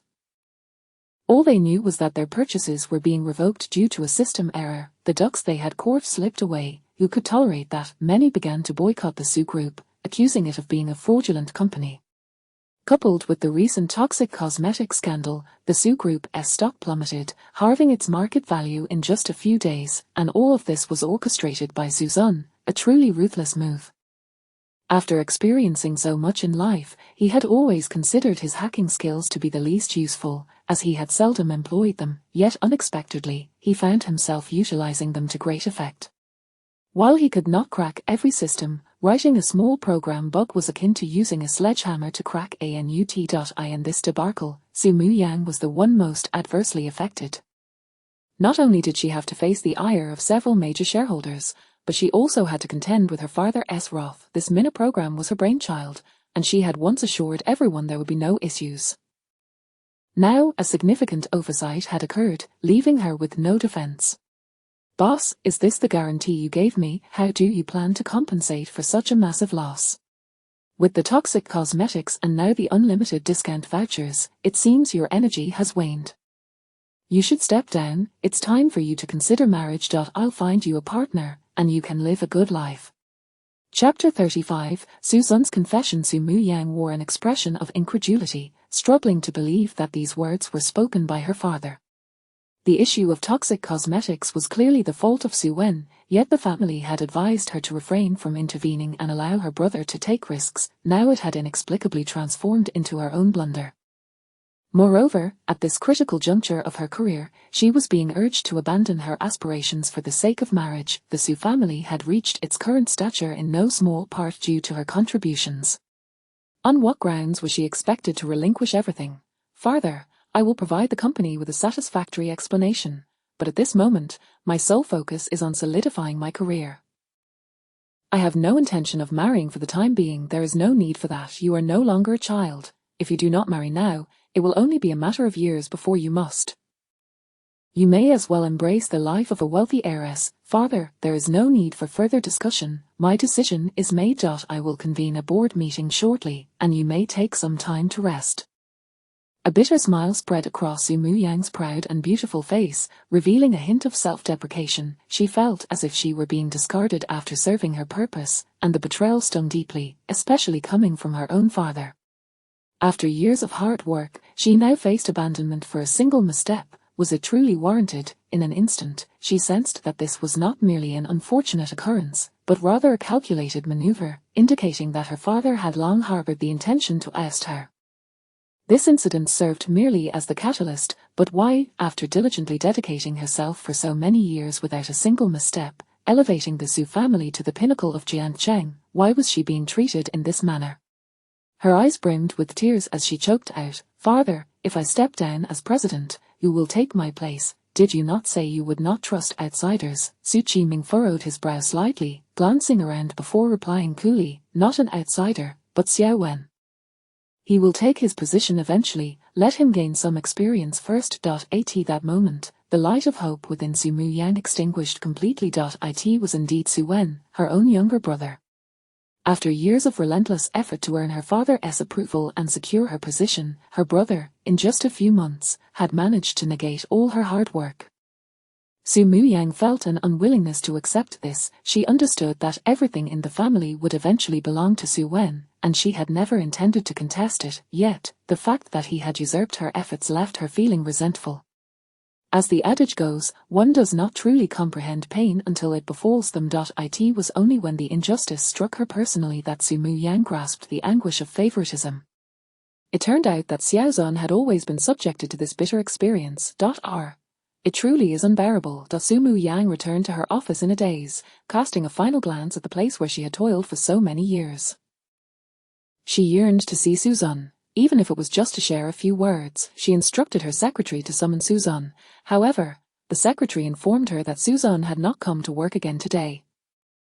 A bitter smile crept onto Su Mu-yang's lips, feeling as though she had been cast aside by the world. In the past, the little boy she remembered would have gone to great lengths to cheer her up. But she no longer knew when those days had slipped away. Let him stay away. After all, I will be leaving soon and will no longer be able to care for him. The secretary, her face taut with indignation, retorted, "President Yang, the chairman has gone too far this time. Everyone has witnessed your contributions over the years. On what grounds does he force you to step down? Is a daughter not as worthy as a son? It is not a matter of being less worthy than a son, but rather being less valued than a biological son." Su Mu-yang shook her head, speaking earnestly to her loyal secretary, "Xiao Li, you have been by my side since university. When you follow Wen in the future, Do not harbor any ill feelings, do not let your hard work go to waste. Tears glimmered in Secretary Xiao Li's eyes. President Yang, if you leave, I will also resign. Without you, there is no me today. I do not care. Julie, do not act out of impulse. Think of your future, think of your parents, and do not engage in futile actions. But President Yang, be obedient. Do not disappoint me. The board meeting proceeded as scheduled, yet Sumu Yang, the party in question, received no notification and was thus excluded from the decision regarding her fate. Given Sumu Yang's recent behavior, Su Qiming had already contemplated her removal. Little did he know that fate had intervened to provide him with the perfect pretext. Initially concerned about how to appease certain shareholders, he found that with the Su family now besieged on all sides, they unanimously deemed Sumu Yang's management inadequate.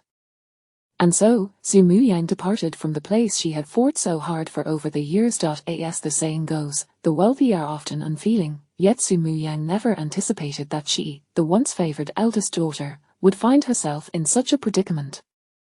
October was fast approaching, and the weather was gradually turning cooler. The refreshing evening breeze on the balcony did little to alleviate the fatigue that clung to Sumu Yang. Instead, it left her with a multitude of worries. Suzan emerged from the room, unexpectedly spotting Sumu Yang's silhouette. It was rare for him to visit the 5th floor, suggesting that she had something she wished to convey. He approached slowly, leaning against the railing to share in the autumn breeze. Turning to observe her, the gentle wind tousled her hair, revealing a face that was striking yet dimmed, her eyes devoid of color. In that moment, a flood of indescribable emotion surged within Suzan. Xiaozan, only now do I truly empathize with you. It is now that I realize how strong your heart is. Sumu Yang spoke softly, gazing ahead as if conversing with herself. Suzan replied coolly, life is fraught with disappointments. If you endure, a new world awaits. Is that so? Sumu Yang turned her head, her gaze profound. So, is this how you steel yourself to persevere? No, I have awakened to a profound realization. Sudden recollections of past lives were hardly what one would deem as a mere enlightenment. Otherwise, he would still be foolishly trying to appease the Su family. Sumu Yang, somewhat perplexed, chose not to press further. Instead, she remarked, you have been absent quite frequently these days. With my departure, if you do not pay attention, you may risk not obtaining your internship certificate. Suzan laughed at this. Your dear brother is about to ascend. Do you truly believe he will provide me with opportunities, even for the minutiae? Therefore, I will not attend that class. Not attending? What about your internship? Internship? You think I genuinely care about that certificate or the diploma? Suzan scoffed, speaking languidly. My goal has never been to graduate smoothly. What do you mean? A foreboding sense gripped Sumu Yang. What do I mean? At this point, Suzan had no intention of concealing the truth any longer. Do you really think the Su family is beset by one misfortune after another without reason? Clearly, someone is stirring the pot from behind the scenes. I initially only aimed to target those who meddled in my affairs to achieve my own goals, but alas, there have been constant obstacles. Thus, I have no choice but to strike at what someone holds most dear. Sumu Yang, the taste of being abandoned, it is quite unpleasant, isn't it? Chapter 36, The Complete Release of Sumu Yang. The atmosphere hung heavy for an extended period. As the evening breeze stirred, the exquisite visage of Sumu Yang was painted with shock and confusion, ultimately settling into a dazed expression. She struggled to process the words she had just heard, desperately wishing to deceive herself into believing it had merely been a fleeting hallucination. Yet, the enigmatic smile of Suzan seemed to disclose all the answers to her. In an instant, her eyes brimmed with an uncontainable anguish, her once radiant and alluring face now clouded with despair and bewilderment. It is you. All of this is because of you. The predicament of the Su family is your doing. But why? The Su family is your home as well, is it not? No, it is not my home. My true home has never been here. Upon hearing this, the myriad of questions that had plagued Sumu Yang suddenly found resolution. She realized she had unearthed the motive behind Suzan's actions. This was not merely an act of vengeance, it was a deliberate tearing apart of the fragile equilibrium they had sustained. He was resolutely intent on departure. Do not look at me with such eyes, you have driven me to this. My initial intentions were quite simple. You forced my hand, especially you, Su Mu Yang. Now, being betrayed by someone you trusted must taste quite bitter, especially since I have shattered your future. How did you do it? Su Mu Yang suddenly inquired. Suzan paused. What? How did you manage it? Did you orchestrate the scandal with the tainted cosmetics? Were you also behind the bugs in the app? Suzan was somewhat taken aback. Su Mu Yang was indeed a formidable career woman, remaining calm and composed, even as she sought the origins of the chaos. However, what was the harm in revealing the truth? He had never intended to conceal it. Indeed, you may find it hard to believe, but I possess some skills with computers. Not only the bugs, but the overwhelming publicity that you could not suppress was also my doing. Surprised, are you? Surely you must hate me now. Suzan anticipated Su Mu Yang's inevitable hysteria upon learning the full extent of the truth, yet, as seconds ticked by, she remained as still as a statue. Just as he began to question her silence, she spoke, and her words pierced through his thoughts. You are not truly seeking revenge against me, you merely wish to be expelled from the Su family, do you not? Su Mu Yang offered a bittersweet smile, her tone tinged with an unmistakable sense of release. Suzan was momentarily taken aback. I do not presume to understand. I am indeed seeking revenge against you. No, I see a glimmer of compassion in your eyes. You merely wish to provoke me into forcing you out of the Su family. Hey, stop talking nonsense. I feel no compassion. Suzan's composure began to waver. Su Mu Yang was acting entirely out of character. No need to explain, I comprehend your desire to sever all ties with me or anyone from my family, to facilitate your departure from the Su family. Though I find it difficult to grasp your reasoning, rest assured, I shall not allow your final attachment to dissipate into thin air. Suzan was rendered speechless. No, must you be so self-deluded? You should be angry, furious. I have ruined your future. Zun, do not be afraid. I shall not hold it against you. On the contrary, I feel liberated. After all, even without you, such events would eventually transpire, merely a matter of time. My parents have become increasingly enigmatic to me, yet ultimately, we are but discarded pieces. If that is so, let us unite for warmth. Allow me to protect you from now on. What on earth? Suzan's expression shifted dramatically. Something was amiss. This Su Mu Yang was utterly uncharacteristic. Shouldn't the narrative follow the path of enmity and hatred? What was this sickly sweet scene unfolding before him? He scrutinized Su Mu Yang, then suddenly reached out to touch her pristine forehead. You're not feverish, are you? Why are you speaking such nonsense?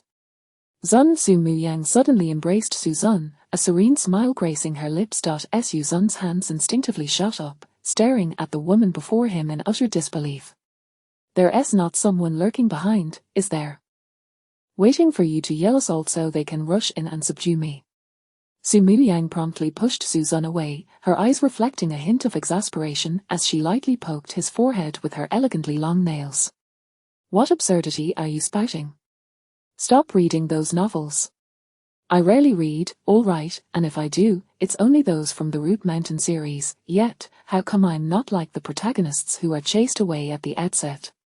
Su Mu Yang laughed, a sound that seemed to lift away many of her previous burdens.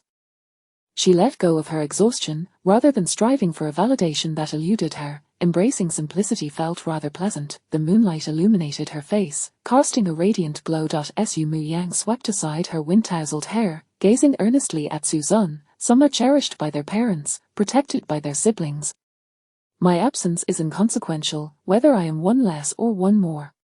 Yet others are overlooked, becoming mere shadows in the memories of those around them. But my existence, though seemingly trivial, might bring a glimmer of light to someone. Zun, allow me to be that beacon of light in your darkest hours. On this day, the Su family, long estranged, finally returned home. Along with them came uplifting news regarding the Su family's resurgence. Su Qi, a seasoned businessman, acted decisively, resolutely pushing through the release of backlogged orders despite facing monumental losses, all in a bid to restore their reputation. Unbeknownst to Su Wen, who was guided by an unseen hand, he even had the humility to publicly apologize for their products and offer compensation, effectively mitigating the negative perception. Remarkably, during this tumultuous period for the Su family, he managed to secure a substantial order worth billions, all thanks to his act of kindness towards an elderly man he helped by the roadside, accompanied by a medicinal formula. The old man was none other than the venerable patriarch of the Tang family, one of the three prominent families in Jiang City. Su Zun mused, could Su Wen truly be the favored child of fortune? Yet, even the favored child would not stoop to such depths. In truth, during the Su family's tribulations, Su Zun had not merely idled away his time. Leveraging his business acumen, he had keenly observed the recent trends across various sectors and discerned that a new school and shopping center were soon to be established in the eastern outskirts of Jiang City. Originally, he had intended to invest a little to earn some pocket money, but lacking sufficient funds to purchase land, he considered seeking a partner. The Tang family was the ideal candidate, for the elder Tang had been ailing for years, and Su Zun possessed the means to provide treatment. He had even drafted a proposal and a medicinal formula. However, after leaving the Su family, he had torn up that proposal, and as for the medicinal formula, suddenly, Su Zun felt a sense of unease. How could it be so coincidental? Where had Su Wen acquired the formula? It was not his own, as his had remained securely in his phone case. Su Wen seemed to possess an uncanny ability to anticipate his plans. Once or twice might be a coincidence, but how many times had it been now? Su Zun fell into contemplation, a troubling suspicion gnawing at him. If his conjecture were correct, the Tang family would inevitably come knocking. Yet, there would be time to ponder this later, for now Su Zun scowled. Are you not tired of pestering me? I am trying to think here. Can you please stop this incessant feeding? It's fine. You think your thoughts, and I will tend to mine. Su Muyang, what on earth do you intend to do? Chapter 37, The Unfazed Subanian. I merely wish to take care of you. Now that we finally have ample time together, I just want to treat you better, to compensate for the responsibilities I owe from the past. Su Zun was utterly speechless. I don't need it, all right. Late affection is as worthless as grass. I no longer require these things. I only ask you to utter the words to send me away. A fleeting shadow of sorrow crossed Su Muyang's face, yet she still managed to smile, placing a piece of watermelon on a toothpick into Su Zun's mouth. In a tone tinged with melancholy, she said, Xiao Zun, I know you still harbor a glimmer of hope for us, otherwise you wouldn't insist on us driving you away. But rest assured, although I may not be able to change others' attitudes, I will never abandon you. The promise I made will remain unaltered. Oh dear, what are you doing? Har har. Su Zun felt utterly helpless and on the verge of tears. Must I really articulate that only by your active dismissal can I complete my task and return home? I am not a part of this world. It is only through your expulsion that I can return to my original realm, but who would believe such a confession? I would likely be deemed insane. Where did it all go wrong? How did Su Muyang suddenly awaken to this realization? All I desire is to return home. Xiao Zun, enough, don't speak, I need some quiet. Su Zun shrugged off Su Muyang's touch, shifting to maintain distance. Su Muyang wanted to lean closer but feared provoking Su Zun's anger, leaving her in a state of indecision. Big sister, at that moment, a sound came from her right. Su Muyang frowned and glanced at Subanian, who was gaping in surprise. What's wrong with you? Big sister, feed me. Yes, ungrateful, I'll accept whatever you give me. Immediately, Su Muyang dropped the fruit platter onto the coffee table, her face suffused with displeasure. Take it yourself. What kind of adult still needs to be fed by others? But why can he? Big sister, you are being biased. Su Banian protested, pointing at Su Zun, her face a mask of indignation. If I am biased, so be it. I haven't yet settled the score for your biting incident, so stop your nonsense. With a cold huff, Su Muyang stood up and left. Su Bai's face was filled with grievance. She felt her big sister had changed, that she no longer loved her. What on earth did you feed big sister? Ever since she retired, she seems like a different person. Su Zun turned in confusion. Are you talking to me? Of course, who else would it be? Oh, well, I don't know either. I find her quite bothersome. Su Zun paused, then added, moreover, she didn't retire, she was dismissed, perhaps that's why her temperament has drastically changed. How could that be? Subai was still skeptical, even formulating a bold hypothesis. You haven't blackmailed big sister into obeying you, have you? Crazy. With no common ground for conversation, Susan decided to ignore her. However, Subai continued to chatter incessantly. Initially, she seemed to be defending her big sister, but unexpectedly, she also desired to have some leverage over Sumu Yang. Do you actually have something? If you do, just tell me. I promise I won't tell anyone. At that moment, Susan felt speechless, wanting to exclaim how deep sisterly affection runs. However, he suddenly thought of something and a smile crept onto his lips. Xiao Nian Nian, do you truly wish to have leverage over your big sister? I was just asking, why you being so creepy all of a sudden? Subai shifted uncomfortably. Susan moved closer. My dear Nyan Nyan, all I need from you is to accomplish one task. Oh no, just a single phrase. What do you say? Subai's expression turned wary, her hands protectively shielding her body. What are you up to? I warn you not to get any funny ideas. Stop reading those inappropriate comics, you silly girl.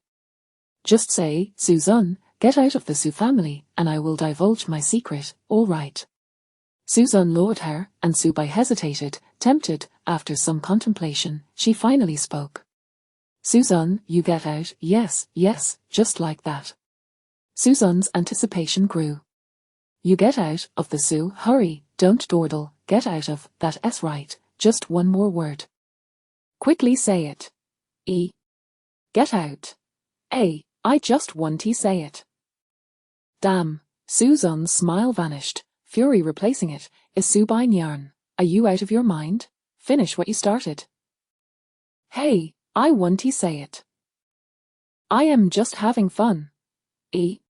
Don't you want leverage over your big sister? I don't want it anymore. Even if I had it, I wouldn't know how to use it. I'd just end up getting lectured by her. I'm not that foolish. Susan was left speechless. What kind of insanity was Subai Nyan exhibiting? No, it was the entire Su family that seemed to be losing their minds. It was evident that seeking out Su Muyang would not yield the dismissal he sought. He had approached Su Wanqing, but she, recalling Su Muyang's warning, refused to play the villain. He even sought out Su Qingxie, but she thought he was merely sulking and continued to evade him due to past grievances. He had even asked Su Wen to expel him, but Su Wen considered this peculiar behavior as a scheme and remained on guard. Subai Nyan had said little, making her harder to deceive. She adamantly refused to utter a word. The two elderly folk would have been a good breakthrough, but once Susan confronted them, Su Muyang would surely be on the lookout for any unforeseen occurrences. He had shouted, scolded, and even acted deranged, yet still awaited that one phrase of expulsion. Sigh.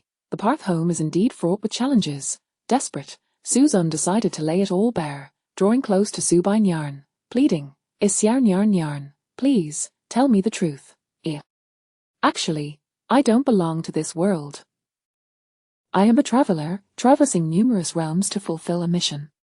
This life has been the longest for me. I have been trapped here for over 20 years. I beg you to utter the words to send me away. As soon as you speak, I will be completely liberated. Before I leave, I can grant you any wish you desire. Riches and honor, or perhaps a chance to be with your ideal partner, or even carve out your own destiny. These I can all assist you with. What do you say? Does it tempt you? A fleeting opportunity? Do not let it slip away. Subai Nyan's expression grew grave, her brows furrowing as she scrutinized Susan with astonishment, as if lost in contemplation. Susan was taken aback. Could it be true that sincerity is the ultimate weapon? Seeing her reaction, hope ignited within him. Nyan, considering how I have endured your oppression all these years, will you not fulfill this wish of mine? Wouldn't it be mutually beneficial? At last, Subai Nyan moved, continuously retreating until she found herself at the edge of the sofa with no room left to escape. Her expression turned anxious, and without a word, she bolted upstairs, shouting, A big sister, I found the reason for Susan's drastic change in temperament. He has gone mad. Stop right there. Susan shouted in exasperation, just as an unfamiliar voice echoed from the entrance. May I inquire if Su Wen is present? I am Tang Shanhe, here for an unannounced visit. Chapter 38. He is just the son of our driver, young man. Are you also a member of the Su family? May I inquire if Su Wen is at home? Su Wen, yes, he is at home. After Suzan replied, he prepared to ascend the stairs, seemingly indifferent to the two individuals. However, this dismissive demeanor immediately incited the displeasure of the young lady beside Tang Shanhe. What is your attitude? Did you not hear my grandfather asking you a question? Shu Yu, how dare you be so disrespectful? What kind of decorum is this, shouting in someone else's home? Tang Shanhe interjected with evident annoyance. But you are at least an elder. What kind of attitude is that? He is, after all, a member of the Su family. We are here to express our gratitude. Is this how you treat the family of your benefactor? Although Suzan had retreated upstairs, their conversation was still clearly audible. It seemed that Tang Shanhe was indeed a person of gratitude and courtesy, lacking the haughty air commonly associated with prominent families. In contrast, Tang Shuyu appeared rather unruly. Even Su Banyan, who had been spoiled to such an extent, would temper her behavior towards strangers and maintain politeness, yet it was evident that Tang Shuyu had been indulged by her family, treating unfamiliar faces with arrogance. However, what did this have to do with him? He was merely an onlooker, quietly observing the unfolding drama. This brat is truly impolite. He does not even know how to treat guests properly. With eyes fixed on the retreating figure on the staircase, Tang Shuyu protested.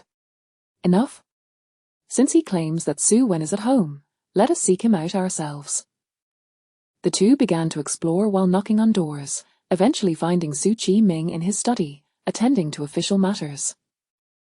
Initially displeased by the intrusion of strangers into his home, he wondered which audacious elder dared to disturb him. However, upon hearing their introduction, his frown vanished instantly, for standing before him was none other than the rarely seen elder of the Tang family. He had come to express his gratitude, bringing his granddaughter along personally. Indeed, Su Chi Ming felt proud to have such a fine son. Elder Tang, let us take a seat in the living room. I apologize for not welcoming you properly. There is no need for such formalities, Master Su. I have come to meet young Su Wen. Is he at home? Yes, of course, he is in his room. I shall go fetch him. In no time, Su Wen was summoned downstairs. Coincidentally, it was a day of rest, and the entire Su family had emerged in full force. The Tang family, being far superior to the Su family, warranted no negligence. Observing the Su family's daughters greeting one another in succession, Tang Shanhe felt a sense of satisfaction, laughing heartily. Su Xianzi, your daughters are all more beautiful than the last, and they possess remarkable capabilities. I have often heard of the illustrious Xiao Yang, but to think that the famous star Su Qingxie is also a member of your family. Indeed, indeed. You have excelled in raising them. Su Chi Ming felt an immense sense of pride. For what could be more gratifying than being praised for one's parenting skills? Elder Tang, you flatter me. They have succeeded through their own efforts, or else they would not have reached such heights. However, my son Su Wen is an exception. He has endured hardships from a young age and has returned to display remarkable talents, even saving you, Elder Tang. Had it not been for your own words, I would have thought he merely escorted you to the hospital. To learn that he provided you with a prescription to cure your ailment truly astonished me. Tang Shanhe paused in surprise. Is that so? He did not mention anything about delivering a prescription to me? No, had I known earlier, I would have surely prevented him from giving you anything. What if it caused you some health issue? Har, no harm done. This prescription from young Su is quite effective. I have not felt this light in decades. Tang Shanhe glanced at the silent Su Wen, increasingly appreciative of him. The young man was calm and collected, humble and unassuming, without seeking praise. Such qualities are rare among the current youth. Young Su, may I inquire about the origins of your prescription?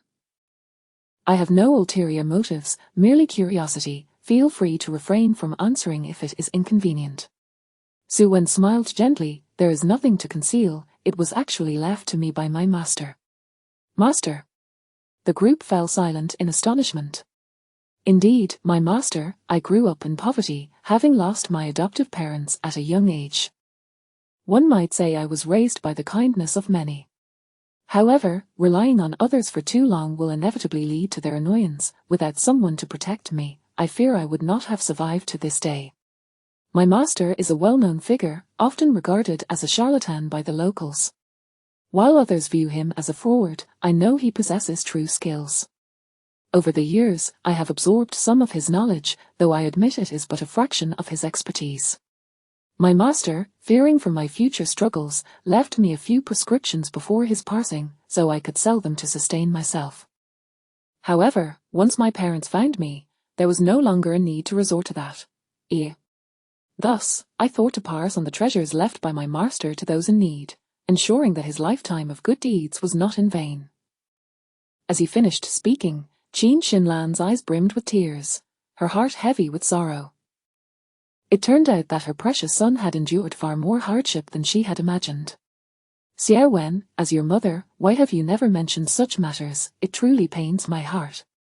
Su Wen took Qin Xinlan's hand, offering a serene smile. Mother, that is all in the past. I chose not to speak of it to spare you from worry. Let bygones be bygones. With each exchange, Su Wen's experiences garnered increasing sympathy from those present. Even Su Qingxia began to reflect on whether she had been somewhat excessive in her previous conduct. After all, Su Wen was her brother, and it was time to thaw the ice between them. As the conversation deepened, Tang Shanhe's satisfaction grew, his gaze towards the modest and low-key young man filled with admiration. Though he had not inherited his master's true skills, his character was indeed remarkable. His granddaughter, Tang Shu-yu, felt genuine admiration as well, recognizing that Su Wen was entirely different from the wealthy young men she had encountered. Despite enduring numerous trials, he maintained such an optimistic disposition, truly deserving of her esteem, unlike certain impolite rascals. As the saying goes, what one thinks often manifests. The very moment Tang Shu-yu entertained such thoughts, she caught sight of a figure descending from the upstairs, heading towards the kitchen. Before long, the figure retraced its steps, a can of cola in hand. Seemingly oblivious to the gathering in the living room, Tang Shu-yu snorted softly, then inquired sweetly, Uncle Su, is that one holding the cola also a member of your family? Su Qi-ming turned to glance, his expression shifting abruptly. This wayward son, why did he choose to emerge at this moment, bringing embarrassment upon himself? Tang Shanhe, intrigued, asked, Is Su Xianzi, what is the matter? Is that young man also your son? No, he is merely the son of our driver, temporarily residing with us. Su Qi-ming forced a stiff smile. Upon hearing this, Su Muyang looked utterly astonished. Dad, what are you saying? Be quiet. Chapter 39, Who Can Cure My Illness? Oh, I see, it turns out to be the child of a servant. However, as a servant, they are so audacious in the presence of their masters. Uncle Su needs to discipline them more, Su Qiming remarked with a smile. Indeed, what my niece Tang said is quite right. It is indeed time for more guidance, Su Qiming agreed. Su Muyang could no longer bear to listen and stormed away from the table. At this moment, she finally understood why Xiao Zun had lost hope in this family. Who wouldn't feel despair in such a situation? Xiao Zun, let us go upstairs, as Su Muyang said as she reached for Xiao Zun, wishing to pull him away from the hurtful words that were being exchanged. Yet, Xiao Zun seemed to notice something and subtly shifted aside, instead walking directly towards the sofa, ultimately sitting in Su Muyang's original spot and even forcing Su Bainyarn, who had stood up, back down. This unexpected turn of events left everyone in stunned silence. Su Qiming's expression was as foul as if he had just consumed something repugnant, his gaze towards Xiao Zun brimming with fury. He had already harbored dissatisfaction with Xiao Zun's sudden appearance, and now this blatant disruption to the gathering's atmosphere only added to his ire. This wretched child. Xiao Zun, let us go upstairs. I have something to discuss with you, as Su Muyang urged, attempting to pull Xiao Zun again, only to find herself drawn closer to him instead. It's fine, we can discuss anything right here, Xiao Zun retorted. You all can continue your conversation as if I am not here, he added. Though he spoke lightly, the atmosphere in the room had turned as cold as ice, thick with tension. Looking at the increasingly displeased expressions of the elder members, Xiao Zun felt an inexplicable sense of satisfaction. He refused to budge when told to leave, relishing the chance to slap Su Chiming in the face and see if he would lose his temper in front of others. Tang Shanhe, having lived many years, was no fool. He could discern the underlying currents of the situation. He recalled the recent rumors surrounding the authenticity of the Su family's young masters during the freshman ceremony at Jiand University. At the time, he had dismissed it as mere gossip, but now it seemed the truth had been deliberately obscured. Har har, Su Xinzi, this young man is quite spirited. If he wishes to stay, let him remain, Tang Shanhe said. But oh, no need to fret. The more, the merrier. Tang Laozu interjected, signaling that the topic should be dropped. However, the atmosphere had lost its previous lightness, leaving everyone at a loss for words. Tang Shuyu particularly disliked this ambience, especially the audacity of a servant acting as if they were a master. With a disdainful snort, she remarked, some people should not force themselves into circles they cannot fit into. The host family is kind enough to treat you well, but do not mistake yourself for one of them. Her words were pointedly evident. Xiao Zun chuckled, turning to Su Bainyan beside him with a raised eyebrow. Look, it seems there are others in this world more arrogant than you. Truly a rare sight. Su Bainyan's face darkened. Am I arrogant? Be careful, or I might just bite you. All right. You're not arrogant. Your hits are affectionate, right? Chimpech, stop talking nonsense. That's about the gist of it, as Su Bainyan replied, her face a mix of pride and a hint of blush as she began to gulp down the soda in her hand. Is this ice cold? Wait, where did my soda come from? Xiao Zun shrugged. It's the soda I left behind. How could your soda end up in my hand? I casually handed it to you while you were lost in thought. What? So we just shared a bottle of soda. That means your saliva is in it. Not just that, I may have also added a bit of my spit. Su Bainyan immediately fumed. You jerk, I'm going to kill you. As Xiao Zun ignored her and continued to play around, Tang Shuyu's expression soured further. She had never been so disregarded in her life. No wonder he was so audacious. He had the protection of the fifth member of the Su family, yet outsiders would always remain outsiders. Little Bainyan, I've heard that you've never been in a relationship due to being overly sheltered. Would you like me to introduce you to some real young talents? You'll learn that not everyone can approach you, she suggested. Su Bainyan paused her actions, shooting Tang Shuyu a look of disbelief. Where did this ancient person come from? I can choose whoever I want to hang out with.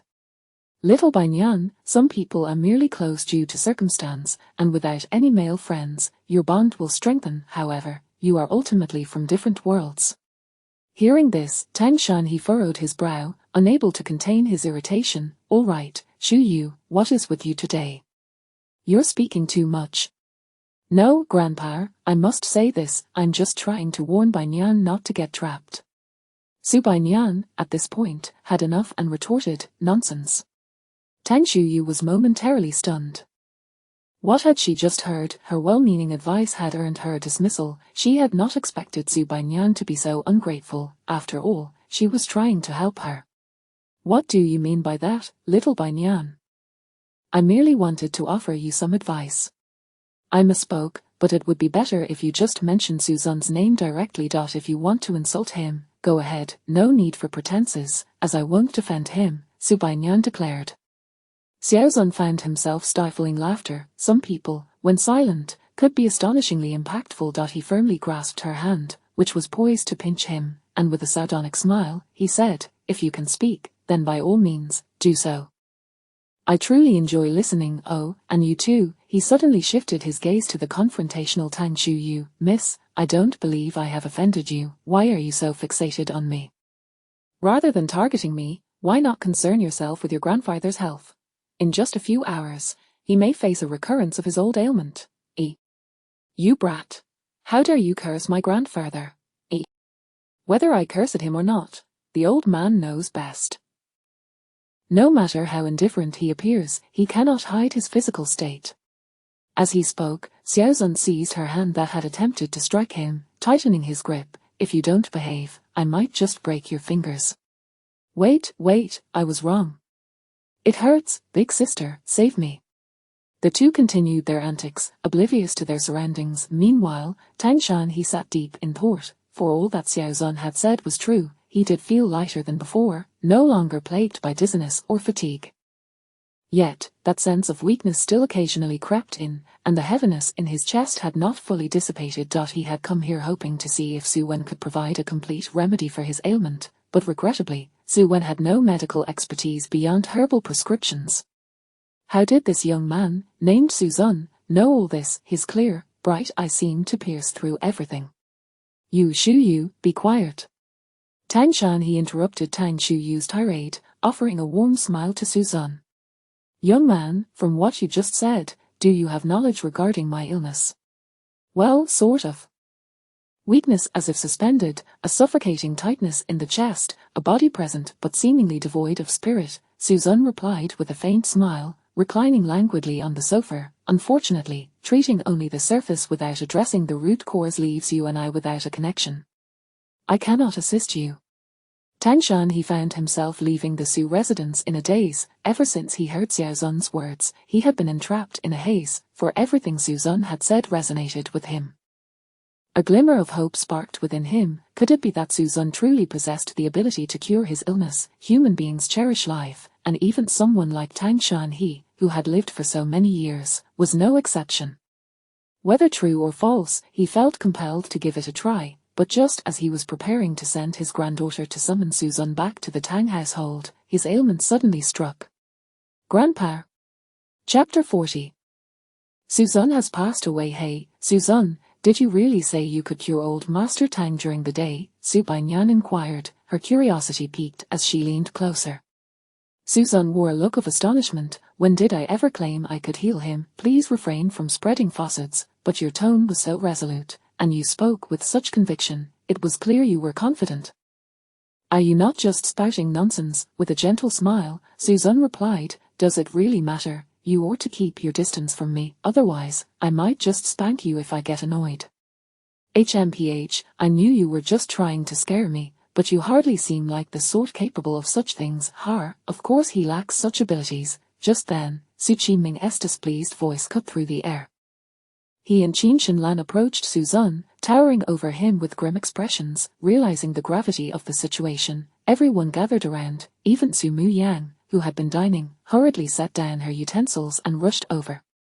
Mom, Dad, what is going on? Little Zun hasn't he done anything wrong this time? Su Qiming chuckled coldly. Done nothing wrong, this time, he has committed a grave error. We've tolerated the usual ruckus from his family, but now he dares to speak so recklessly about old Master Tang. What does he know about medicine? If he makes a mistake, people will think he is merely stirring up trouble. If he is correct, they will assume he is cursing him maliciously. If anything goes awry, the Su family will bear the consequences. How are we to face the wrath of the Tang family? Little One has only just managed to befriend them. We cannot allow this wretch to squander that goodwill. Suzun suddenly stood up, a smile gracing his face. Qiming is right. If that is the case, why don't you just expel me from the Su family? I assure you, I will not be an eyesore, nor will I burden the Su family. What did you just call me? Su Qiming's eyes widened in fury. You brat, you are becoming increasingly smack. A resounding slap landed across Su Qiming's face, leaving him momentarily stunned and shocked. As he regained his senses, an indescribable fury surged within him. Wretch, smack, another sudden slap left Su Qiming dazed, dissipating much of his pent-up anger. He slowly raised his head, confusion and disbelief flickering in his eyes, as if questioning whether everything that had just transpired was merely a figment of his imagination. Before he could utter a word, Suzun's lips curled into a smirk as he interjected, Ming, words can lead to trouble. Since we are no longer connected, and you have accepted this, I naturally must adopt a new form of address. I initially thought to call you landlord, but that felt too distant. So I opted for your full name, thinking it would foster a sense of familiarity, considering we've known each other for nearly 20 years. However, since you dislike it, I shall call you by your full name from now on. This declaration was infuriating enough to drive anyone to madness. Su Chi-ming had never imagined he could be so enraged by a few words from another, yet here he was. I've toiled tirelessly to raise you, only to produce such an ungrateful wretch. Stop right there. You two have hardly toiled as much as I have slaved away for you. This statement held a kernel of truth. In terms of hardship, his unyielding labor in this household far surpassed that of anyone else, both physically and psychologically. At this moment, Jean Xinlan's anger flared. You ungrateful wretch. Regardless, we provided you with shelter and protection, and this is how you repay us, Madam Jean. Your assertion is misguided. In terms of repayment, my years of servitude have long compensated for your paltry kindness. My continued presence here is merely to see if you would be willing to relinquish me as your punching bag, but it seems you are still reluctant to part with me. Alas, life is often like this. Even when I wish to leave, I find myself unable to do so. Both soft and hard tactics proved futile. Suzanne could only resort to a strategy of feigned indifference. As expected, the couple's faces darkened at his words. They were not only incensed by Suzanne's rebuttal but also could not accept being perceived as reluctant to part with him. A thankless wretch such as he was of no value to them. Exchanging a glance, they seemed to reach a silent agreement, but just then, Su Muyang jumped in again. Mom, Dad. Please don't. Su Chi-ming shot her a cold glare. Eldest, you've been rather dismissive of us lately. Best not to meddle in this matter, please. Dad, if you expel little Zun, I shall leave this family as well. Su Muyang, you've crossed the line. This time, no amount of pleading will change our minds. Since someone is so self-righteous, let us grant him his wish. Su Chi-ming spoke coldly. Suzanne, I hereby declare. Dad. Please don't. I declare that you are now expelled from the Su family. From this moment on, we sever all ties and have no further relations. Now leave this household. As the words fell, Su Muyang felt as though her heart had been struck by a heavy hammer. Though she could still support each other after his expulsion, losing that formal connection filled her with an unshakable dread, as if Suzanne was destined to vanish entirely. Suddenly, she noticed a triumphant smile curling at the corners of Suzanne's lips, an expression of joy that was difficult to contain. As she found herself momentarily distracted, Suzanne had already begun to move, hastening towards the door, leaving behind only a faint silhouette of someone eager to depart. No, don't go. Su Muyang's anxiety surged as she saw Suzanne step out of the villa. She could no longer suppress her unease and hurriedly chased after him, little Zun, but at the doorway, there was no trace of him, only emptiness. She was left in shock and confusion. Standing at the entrance, she could see the front gate clearly, and there was no way Suzanne could have reached it in such a brief moment. At that moment, a golden streak of light crossed the sky, and Su Muyang felt an inexplicable connection to it, tears streaming down her face. Suddenly, she recalled her younger sister's erratic words from earlier that day. Eldest sister, I've discovered the reason behind Suzanne's drastic change. He has lost his mind. He claims he doesn't belong to this world, that he is a traveler, and that he has been trapped in this world for over 20 years to complete a mission.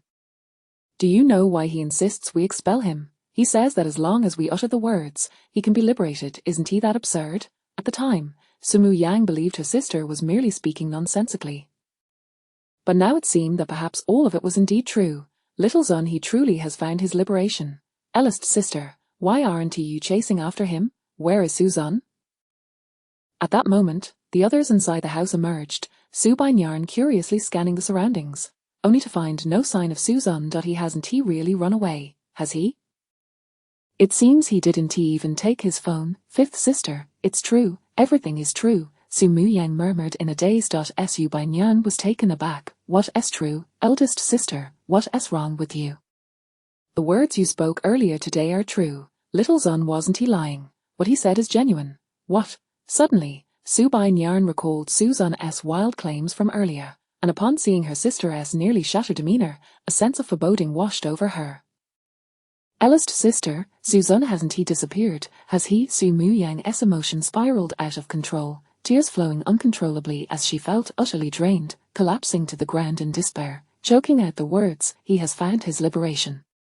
He has finally escaped. Little Zun has truly passed away, and he can never return. Chapter 41. Suzanne has returned to life in an obscure residential community. Suzanne stirred from his stupor, rubbing his head as a wave of fatigue washed over him.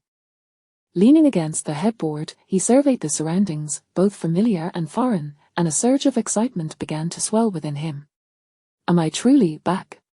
He rose from the bed and approached the window, pulling aside the elegant white curtain adorned with leaves. As he gazed outside, a long-lost sense of familiarity enveloped him. I have returned. By all that is holy, I have finally returned. Yet, why do I feel so drowsy? Could it be a side effect of returning home? Suddenly, memories of the Su family flooded his mind, particularly the image of Su Muyin, forlorn and desperate, chasing after him just before his departure. He had thought that once everything concluded, he would harbor no lingering attachments, yet some individuals had etched themselves indelibly upon his heart. Su Muyin, we shall never meet again. Why am I so tired? Perhaps I should return to slumber for a while. Meanwhile, at the Su household, everyone was still consumed by worries over Suzanne's disappearance. Upon hearing the news of his vanishing, Su Banian was indeed alarmed and spent the entire night scrutinizing surveillance footage. However, whether from outside the main gate or surrounding the villa, not a trace of the figure they longed to see could be found. To make matters worse, the Su estate was devoid of surveillance cameras, leaving them utterly oblivious to the events that had transpired within. All they knew was that Suzanne had mysteriously vanished upon stepping out of the villa. Qin Shenlan felt a rising panic. Could it be that a supernatural event had occurred within their household? Or perhaps some malevolent spirit had seized Suzanne? Her heart raced, especially upon hearing Su Muyin utter the words, Suzanne is dead. Her first instinct was not sorrow but fear that Suzanne might return as a vengeful spirit.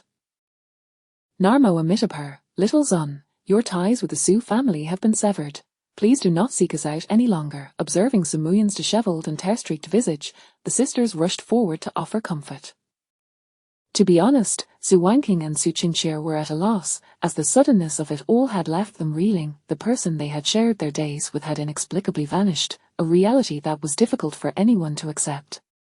They wished to console her, yet Su Muyin vehemently pushed them away. She felt that everyone bore some responsibility, that they were accomplices to their parents, for had it not been for them, little Zun would not have been compelled to leave forever. Hey, second and fourth siblings, I presume you are quite pleased now. After all, the person you despised most is gone, and no one will obstruct your view any longer. Their words pierced their hearts, as if pricked by a needle.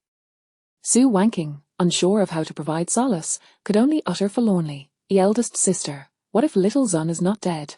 How could such a fine person simply perish? He is dead. He truly is dead. He expressed a desire for liberation. It turns out he had long harbored thoughts of seeking death. Su Muyin remained convinced that Suzanne's mention of liberation equated to a desire to end his life, and she could not fathom that he had actually returned to his original world. All she knew was that some individuals, once lost, could never return, yet, what she yearned for most was not to bring someone back, but to ensure her own safety. Second sibling, you could have taken good care of him, you could have provided him warmth, yet you did not, and instead inflicted harm. You are also an accomplice, a co-conspirator with our parents, the ones who drove little Zun to his fate. What does nearly 20 years of affection amount to in your eyes? Upon hearing these words, Su Qiming's temper flared. What did it mean to say that they had driven him to his demise? Eldest sister, you are being overly emotional and speaking irrationally. Second, fourth, and fifth siblings, take your eldest sister back to her room. Do not touch me. Su Muyin forcefully shrugged off their attempts to restrain her, turning to Su Qiming with cold disdain.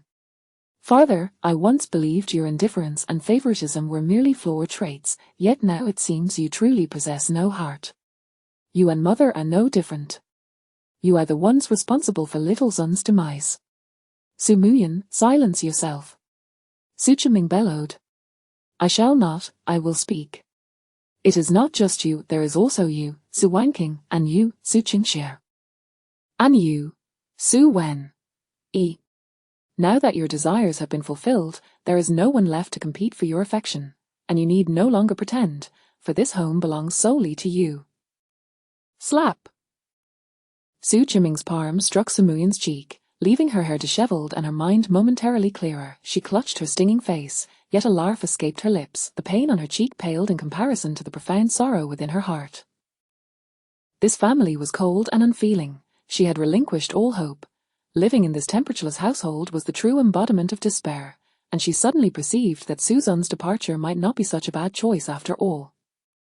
With disappointment weighing heavily upon her, she relinquished any remaining illusions, yet the past's anguish was not so easily dismissed. Su Muyin stumbled back into her room, resembling a soulless spectre, muttering to herself, "Death is preferable.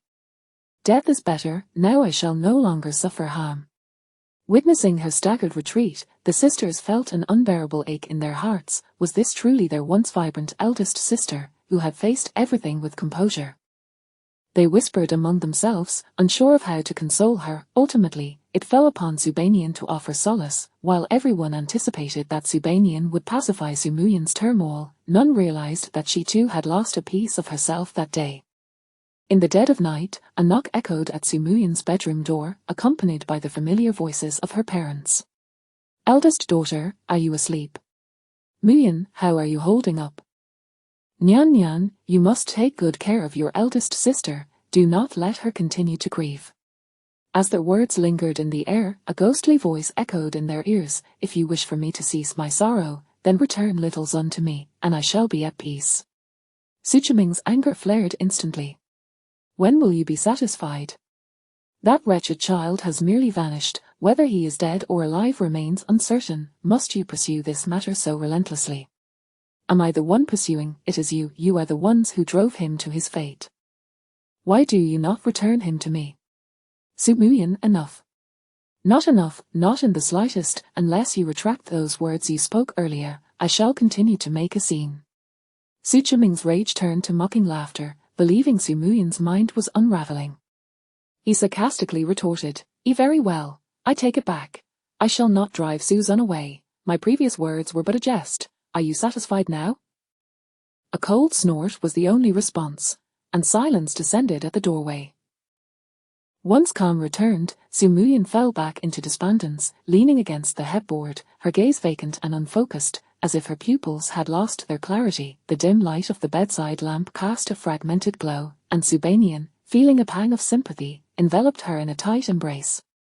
"Eldest sister, sleep now. It is getting late." "Sleep? How can I possibly sleep? Am I too cowardly, or am I simply too weak?" Sumuyin murmured, her voice trailing off into a daze. Subanian's heart ached further.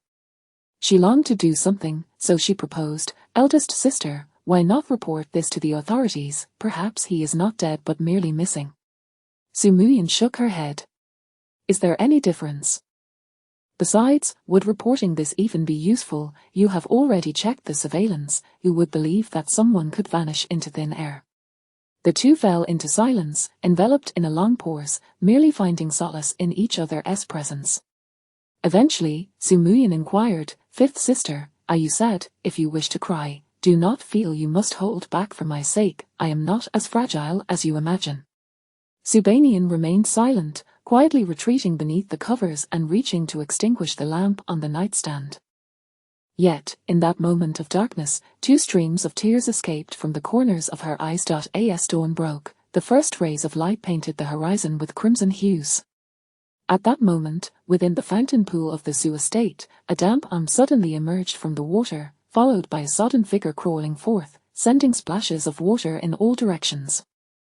Suzanne shook his disoriented head, gazing in bewilderment at his drenched form, taking in the surroundings. "What on earth? Why am I lying in a pool? I feel awful, and why does this place seem so familiar? Wait a moment. Isn't this the Su family? How on earth am I back here again?" Chapter 42. The heartlessness of the Su family. The sudden return of the third Su. In Suzanne's heart, there lingered a phrase that he could not decide whether to utter or not. After finally managing to leave, he found himself inexplicably drawn back, as if returning home came with a clause for withdrawal. Oh heavens, must you toy with me so? With a countenance heavy with melancholy, Suzanne stepped into the villa, pondering why the Su family was so deserted that evening. His gaze inadvertently fell upon the phone he had carelessly left on the coffee table before the sofa. A glance at the time revealed that dawn had yet to break, and the household remained in slumber. Suzanne was left speechless. After all, he had only been absent for a few fleeting hours. Just as he departed, he returned, and one could only imagine the mockery that would ensue from the Su family. Especially those two elderly figures, one could only speculate how they would ridicule him. Setting aside thoughts of returning home, he resolved to evade their scrutiny for the time being. Thus, after retrieving his identification, Suzanne promptly exited the Sioux residence. Little did he know that mere hours later, his room would undergo a thorough cleansing. That night, Su Muyang slept with profound fatigue, her slumber deep and heavy, only stirring to wake around 9 in the morning. For someone like her, who had maintained a routine of rising early for years, this indulgence in sleep was far from the anticipated comfort. Rather, it drained her of energy. Su Banyan had awakened much earlier, yet was consumed with concern for her elder sister's uncharacteristic absence. Both sisters bore their own burdens of worry, and thus tacitly avoided mentioning the events of the previous night, lest they summon unwelcome memories. However, while they chose to endure, it appeared that some were reluctant to let them move past this experience. Fifth sister, what is that commotion outside? Why is it so noisy? Despite the room's good soundproofing, the clamor outside, reminiscent of footsteps on the stairs, piqued Su Muyang's curiosity. It was at this moment that Su Banyan also became aware of the disturbance and, having changed her clothes, rushed out to investigate. Upon opening the door, she was taken aback to find unfamiliar workers hurling various items away. What is going on? Her brow furrowed in alarm as she hurried upstairs. What she discovered was that Suzanne's room was being emptied of its contents, bags and boxes being carried away. Realizing the gravity of the situation, Su Banyan rushed downstairs to relay the news. Elder sister, this is bad, Suzanne's room is being cleared out. What? Su Muyang sat up straight, eyes wide with shock. Elder sister. They are clearing out Suzanne's room, even the wardrobe is being dismantled. At that moment, Su Muyang could no longer maintain her composure. She dashed out to confront the movers. Who are you? Why are you taking our belongings? The obstructed movers halted, exchanging puzzled glances. One of them replied, we were sent by the house's owner, instructed to renovate the room and dispose of everything within. What did you say? A wave of unprecedented anger surged within Su Muyang, tinged with a hint of resentment. How could their parents be so callous, unable to even tolerate a single remnant? It was unconscionable to hastily erase all traces of someone who had just departed, as though his existence had never mattered. Suzanne had lived in this house for so long, and now, not even a few photographs remained. If all his belongings, imbued with his essence, vanished, what would distinguish his absence from never having existed at all? Su Muyang felt a deep sense of injustice. Were their parents intent on severing all ties to him, this would not stand. No one is allowed to touch his belongings. Put everything down. Su Muyang advanced to seize the items from the hands of the workers. Yet aside from a few wall decorations and out-of-season clothes, nothing belonged to Suzanne. How can this be? His clothes, his shoes, his possessions, none remain. She rushed into Suzanne's room, which now appeared utterly barren, save for a partially dismantled wardrobe and a few miscellaneous items left by the family. Suzanne's clothes were gone, his awards were gone, and even the computer she had recently bought for him had vanished. His identification documents, along with all his certificates from childhood to graduation, were nowhere to be found. Where are his things? How could everything be gone? Where did his belongings go? Su Muyang fell into a daze, murmuring to herself. The workers looked on in confusion, but one spoke up. Miss, are you referring to the young man's belongings? There were very few items belonging to him in this room. The first batch was already taken away, likely disposed of by now. You see, we are here to finish up, we are merely laborious. Please do not make this difficult for us. As the workers continued their task, undeterred by Su Muyang's state, they quickly departed with their loads. Gazing into the vacant room, Su Muyang's mind went blank, acutely aware that everything was lost. Every trace of Suzanne had vanished completely. Why must they be so ruthless? Did they truly despise him that much? Yet, if they found him so repugnant, why bring him back in the first place? To offer hope only to plunge someone into despair is perhaps the most vicious punishment of all. Fifth sister, tell me, what does Suzanne mean to our parents? The sudden inquiry left Su Banyan momentarily stunned. To be honest, she had no answer. Even if she did, she would not voice it to provoke her sister further. Suddenly, an idea struck her, and she shifted the topic. Elder sister, Susan's phone is still on the coffee table in the living room. I know his password, there might still be some photos of him inside. In an instant, Su Muyang's face brightened. The phone, I nearly forgot about it, let us go retrieve it. The two sisters hurried downstairs, clinging to their last shred of hope. Yet, upon reaching the coffee table, they found no sign of the phone. Qin Shenlan was seated on the sofa, knitting a sweater, preparing to showcase her maternal love for her son come winter. Her movements were somewhat clumsy, yet her smile radiated joy. Su Muyang suddenly exclaimed, "Mother, where is the phone that was on the table?" Qin Shenlan paused. "Muyang, are you feeling better now? I asked you where the phone is." "What phone?" "Suzan's phone." "Where did you put it?" "Eh? How would I know where his phone is? It was probably tossed away by your father." In that moment, Su Muyang felt as though struck by lightning. Later that evening, in the dining area on the first floor, Qin Shenlan had called for dinner multiple times to no avail, which stirred her mild irritation. The eldest is truly something else.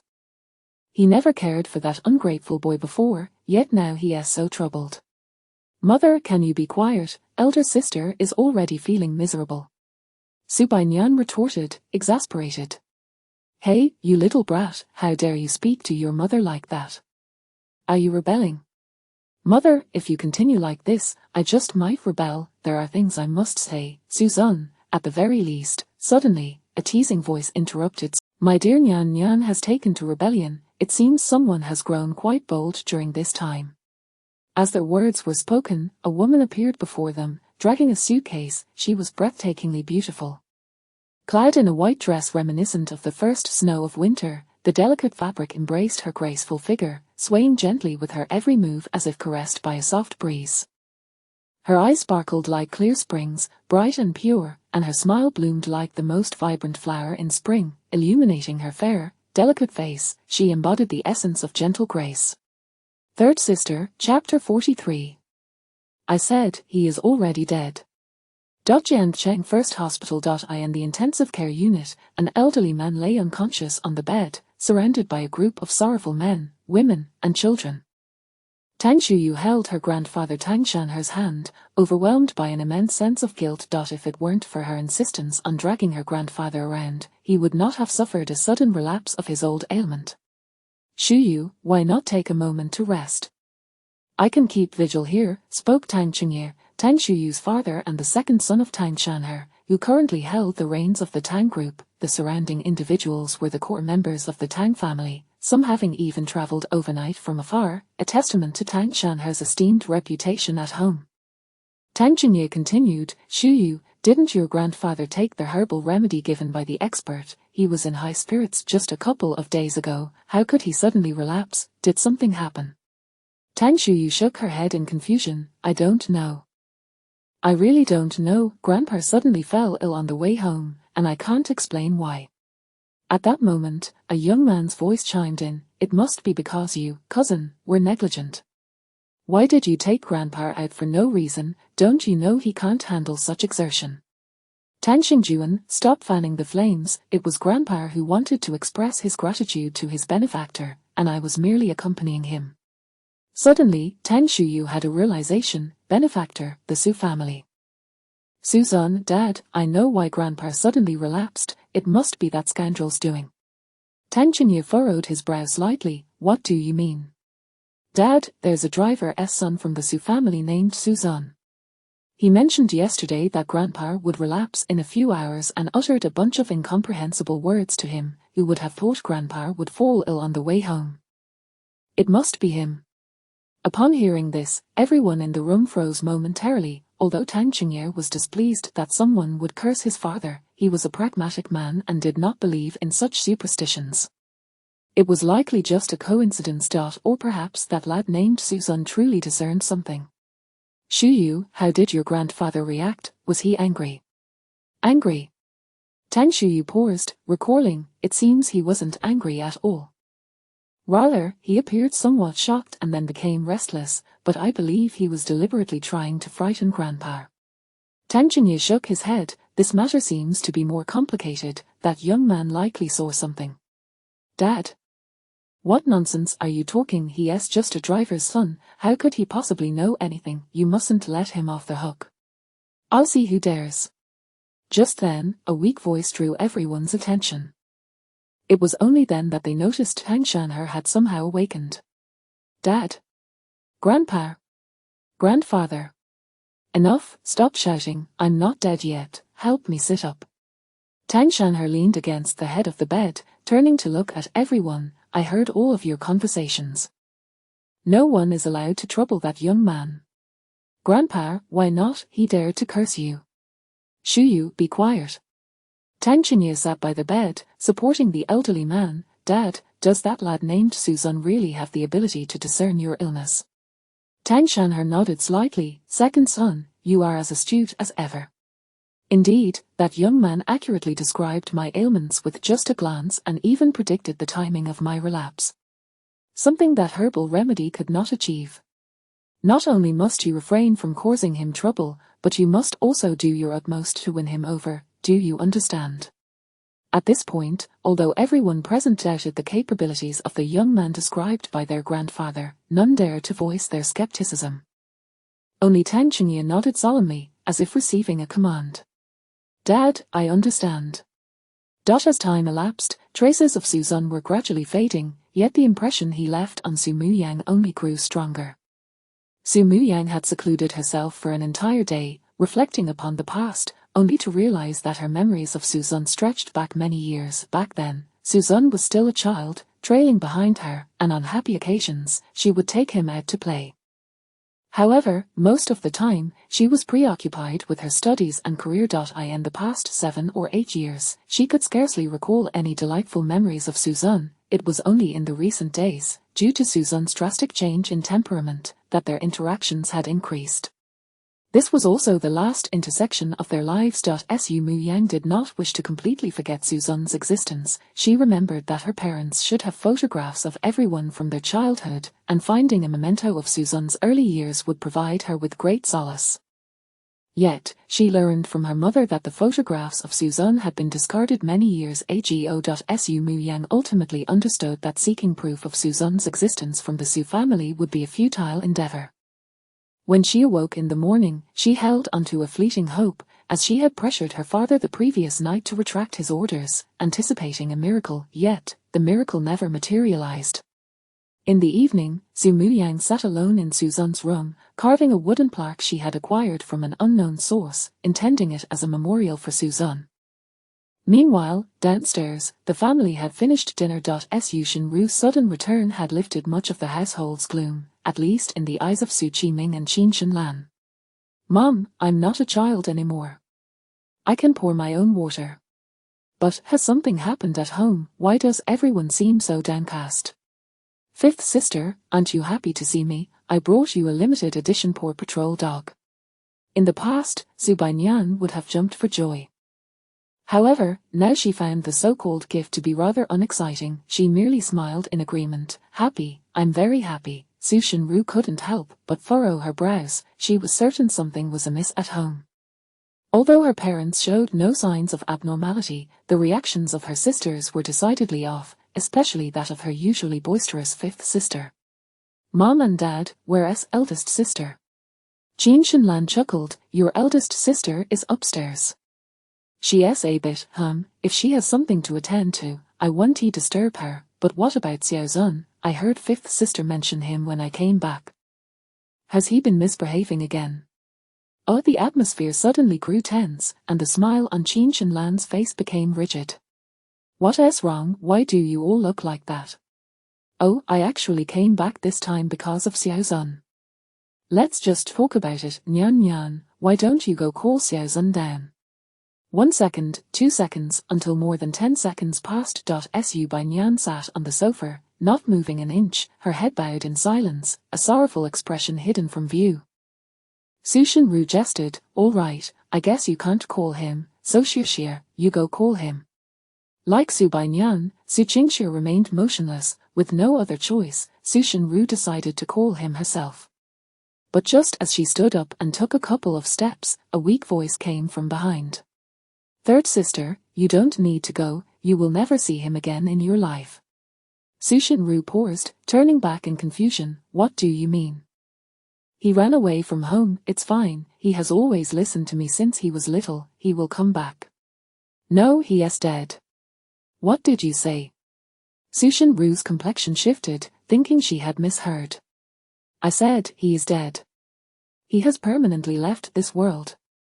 What? No one noticed that Su Shinru trembled slightly. Chapter 44 Zun, I have ultimately arrived too late. Fifth sister, this jest is hardly amusing. After a brief moment of shock, Su Shinru's tone shifted, laced with a hint of coldness. It had merely been 2 months since she last returned home. How could someone in good health suddenly perish? Surely, her parents must have had a hand in this. Thus, she directed her gaze back at her parents. Mom and Dad, did you drive son away for some transgression? Once I have the time, I will surely impose strict discipline upon his return. With that, Su Shinru reached for her phone, intending to make a call. However, a delicate white hand rested over hers. Third sister. You can't possibly think I am jesting. He is truly gone. He shall never return. Everything belonging to him has been destroyed by our parents. Even his room has been dismantled. What use is there in calling now? Su Shinru's expression remained unchanged, though the last vestige of a smile faded from her lips as she turned to her parents, speaking in a flat tone. Mom and Dad, is what Nyan Nyan said true? Su Chiming extinguished the cigarette in his hand, his expression grave as he nodded. Yes. What transpired? When did this happen? Su Shinru pressed further. Last night. That wretched child could never be set right again. From now on, let this family consider him non-existent. Dad, it was you and Mom who drove him to his demise. If it weren't for your treatment of Su Wen, a third sister. Su Wen, startled by this declaration, could no longer maintain her facade of being obedient and rushed forward, her face contorted with sorrow. It is I who wronged my brother. He could not abide our parents' favoritism towards me, leading him astray, which in turn caused him to change so drastically that even Mom and Dad were struck by his defiance. Had I not returned, our home would not have descended into such chaos. Ultimately, it is my fault. Su Wen, you deceitful little vixen, how can you twist the narrative? Clearly, Su Chiming bellowed. Fifth sister, silence. This is not Xiao Wen's fault. I will not be silenced. This is all the result of your favoritism. There is nothing wrong with strict parental guidance. He was simply too fragile.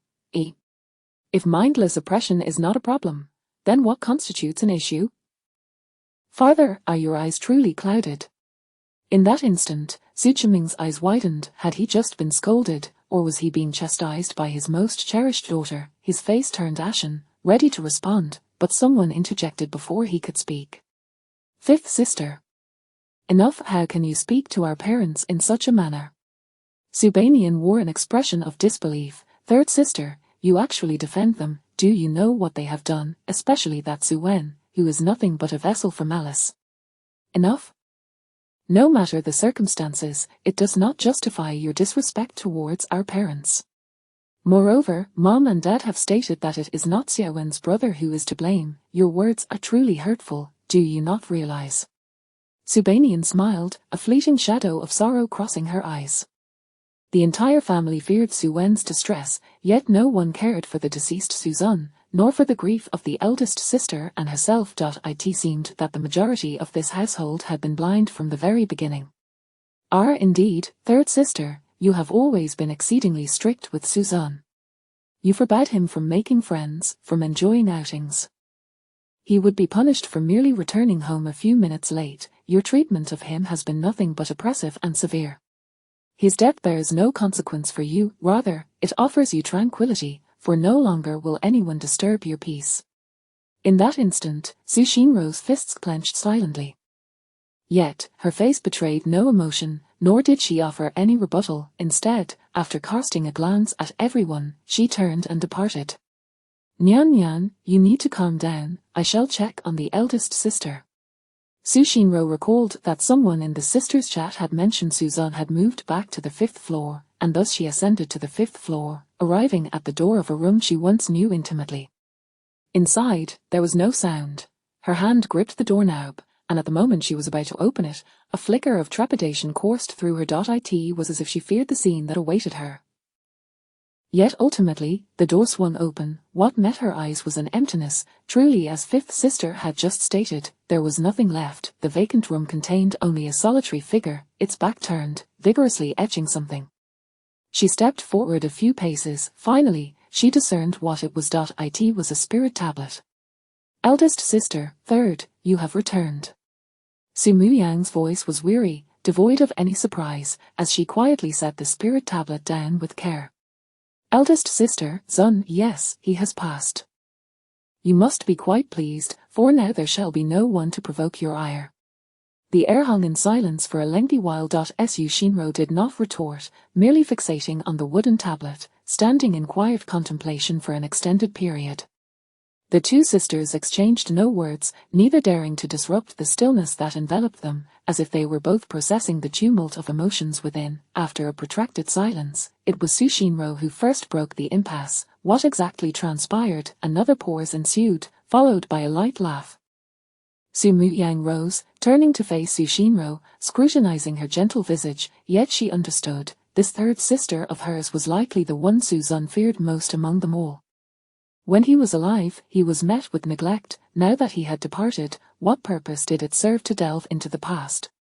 Third, perhaps you should inquire with our dear parents, or with your beloved brother. Su Shinro found no answers from Su Muyang, but she did glean everything from Su Banyan. Eldest sister, if you do not wish to speak, then I shall. Su Banyan burst into the room, a laptop in hand, directly playing several video segments. During this time, she recounted the family's recent upheavals, detailing how Su Zun had navigated them through numerous crises. Even evading death, she spoke of Su Zun's drastic change in demeanor, and the various schemes orchestrated by Su Wen, particularly that incident of plagiarism and slander, leaving the family in a state of suffocating confusion. As Su Banyan's narrative grew more impassioned, she lashed out at anyone within reach. They may be forgiven, but Su Qingxia is utterly brainless. She allowed Su Wen to manipulate her with a few pitiful acts. How foolish. Watching the footage on the computer, Su Shinro felt as though she were ensnared within it, unable to move an inch. Everything exceeded her comprehension. Piecing together what she had heard and the visuals before her, did this not imply that Su Zun had vanished under mysterious circumstances? Nyan Nyan, are you certain this video has not been tampered with? Absolutely. We checked the surveillance right after Su Zun's disappearance, and besides, eldest sister chased after him at the time. In mere seconds, he was gone. Su Shinro inquired again, then how can you be certain he is dead and not simply missing? At her words, Su Banyan's expression dimmed, because he had been urging us to drive him away. I initially thought he wished to sever ties, yet the day before, he spoke a series of incomprehensible statements, claiming that once he completed his tasks, he could attain true liberation. It was only later that eldest sister and I understood why Su Zun had insisted on this roundabout approach.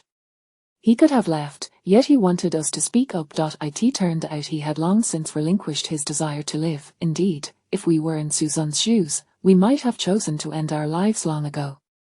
Death, after all, is indeed a form of release. Fortunately, at his final moments, eldest sister and I steadfastly stood by his side. I could see he no longer bore malice towards us. During this time, he must have felt he was not alone, right? The last comment was a deliberate provocation by Su Banyan. It was best if it stirred the third sister's emotions. If not, it mattered not. She simply wished to sow discord. However, her expectations were dashed. Su Shinro revealed no signs of sorrow, merely uttering a quiet acknowledgement before turning to leave. Eldest sister, she is far too indifferent. Su Banyan expressed her discontent. Su Muyang resumed her position beside the spirit tablet, caressing it gently, a reminiscent smile gracing her lips. Has she not always been this way?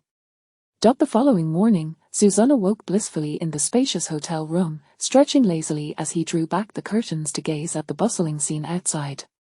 Feeling a twinge of hunger, he reached for his phone on the small table by the window, intending to order takeout. Upon unlocking the screen, a message from a long-unseen sender caused his brow to furrow. Zun, I have ultimately arrived too late. Chapter 45. You have arrived too late, Suzanne is already deceased. What on earth has Sushinro returned? Among the 5 sisters, Suzanne was the least inclined to confront Sushinro, a woman who appeared gentle on the surface but possessed a heart as venomous as a scorpion. Anyone who encountered Sushinro would likely be charmed by her seemingly soft demeanor, but he was acutely aware of her true nature. Su Qingxia was the one who most enjoyed lecturing him, but her admonishments were merely that, lectures. In stark contrast, Sushinro meddled in matters that were none of her concern while neglecting those that required attention. She dictated his attire, monitored his friendships, and even regulated his leisure activities. She was a quintessential control freak. Whenever Sushinro was at home, Suzanne was categorically forbidden from stepping outside. Should he return home even a few minutes late, he would face relentless inquiries and confinement. Most troubling was the fact that he was not merely confined alone. Sushinro would invariably be by his side, vigilantly watching him as if she feared he might engage in some clandestine mischief. Reflecting on those past experiences, he felt an overwhelming burden. Suzanne recalled the early days of high school when he shared a pleasant rapport with his female classmate. On one occasion, they lingered after school, engrossed in mutual study sessions, which marked the only time he did not return home immediately. Coincidentally, Sushinro passed by the school to pick him up, her exterior calm and gentle, yet she imposed upon him the longest period of confinement he had ever endured. The following day, he even skipped school, and Sushinro was nearly always at his side, observing him closely. Upon his return to school, he discovered that his female classmate had changed seats and was reluctant to converse with him. Confused, he felt a twinge of disappointment, but did not dwell on it. In the ensuing days, when he returned home late, he found himself utterly friendless, regardless of gender. At that time, he was so enmeshed in the situation that he failed to perceive the underlying issues. Looking back now, it was clear that it was all due to Sushinro's interference. This venomous woman will inevitably seek retribution. He tossed his phone aside, dressed quickly, and began his morning routine. Once prepared, Suzanne opted not to order takeout but rather to dine out, taking the opportunity to purchase a few new outfits. After a simple breakfast, he made his way to the men's clothing section, passing by a luxury store when a frantic voice pierced the air. "Help! My grandfather has collapsed. Is there anyone who can save him?"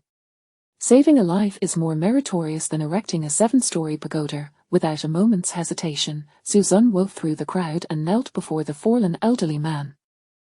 It seemed a twist of fate that he encountered the grandfather just as he stepped outside, yet, why did the old man seem so familiar? Wasn't this Tang Shanher? Had he collapsed again? Regardless of the identity, Suzanne was prepared to render assistance. However, at that moment, he heard the familiar yet imperious voice of Tang Shuyu. "It's you, you wretched fraud who cursed my grandfather." "Oh, in that case, I shall refrain from offering treatment," Suzanne retorted, brushing her off as he stood to leave.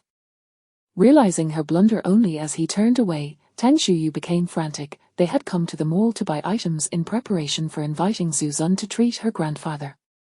If he truly possessed any ability, she would undoubtedly be hindering her grandfather's condition. "Wait, don't go. I command you to stop. Have you gone deaf?" Seeing him grow distant, Tang Shuyu panicked, knowing she had no choice but to grasp at straws. If her grandfather regained consciousness, it would confirm Suzanne's capabilities. If not, there was no need to solicit his help. She hurriedly pursued him, grasping the hem of his shirt, her tone softening. "Suzanne! Please wait, I misspoke earlier. Please save my grandfather." Suzanne glanced back, his brow furrowing in confusion. "Whom are you slender-shaming? What did you say?" Tang Shuyu's eyes widened in disbelief, struggling to fathom such an insult. "I asked whom you were slender-shaming. Do you think I would save him just because you asked? Do I lack dignity? As the saying goes, saving a life is more meritorious than erecting a 7-story pagoda." Yet another adage states, "What is meant to be will be. What is not meant to be cannot be forced."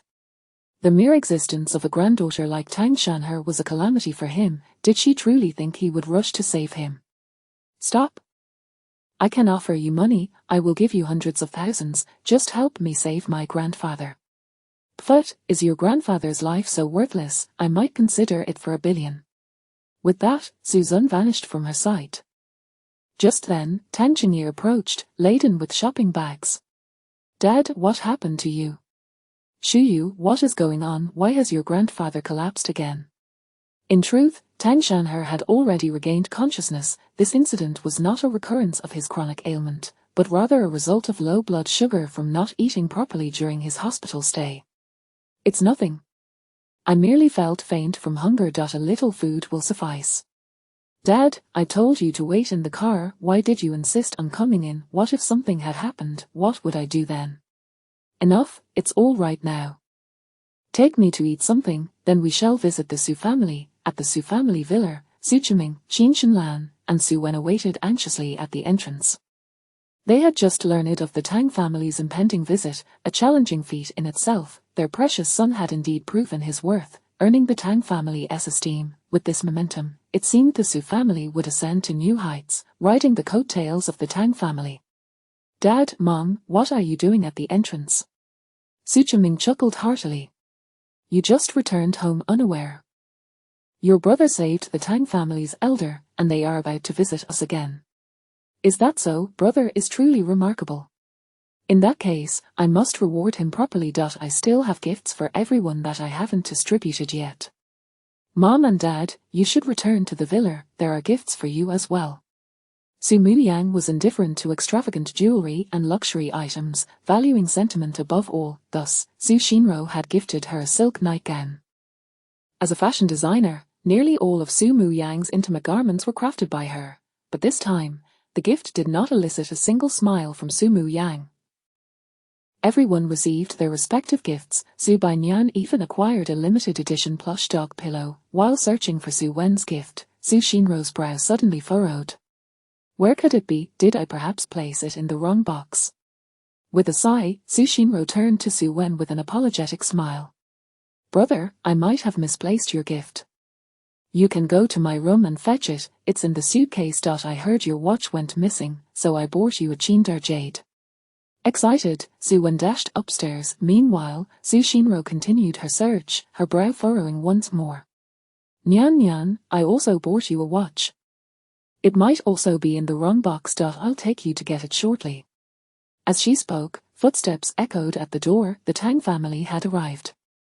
Su Xianzi, the old man has come to visit once more, and I apologize for the intrusion. Not at all, not at all. Tang Laozu, Tang Jin, please come in, and Tang Dong. Su Chiming was taken aback. He hadn't anticipated that the busy Tang Chenye would also be present. With the Tang family's support, it seemed that their success was all but assured. Please wait a moment. I shall fetch my son, Su Wen.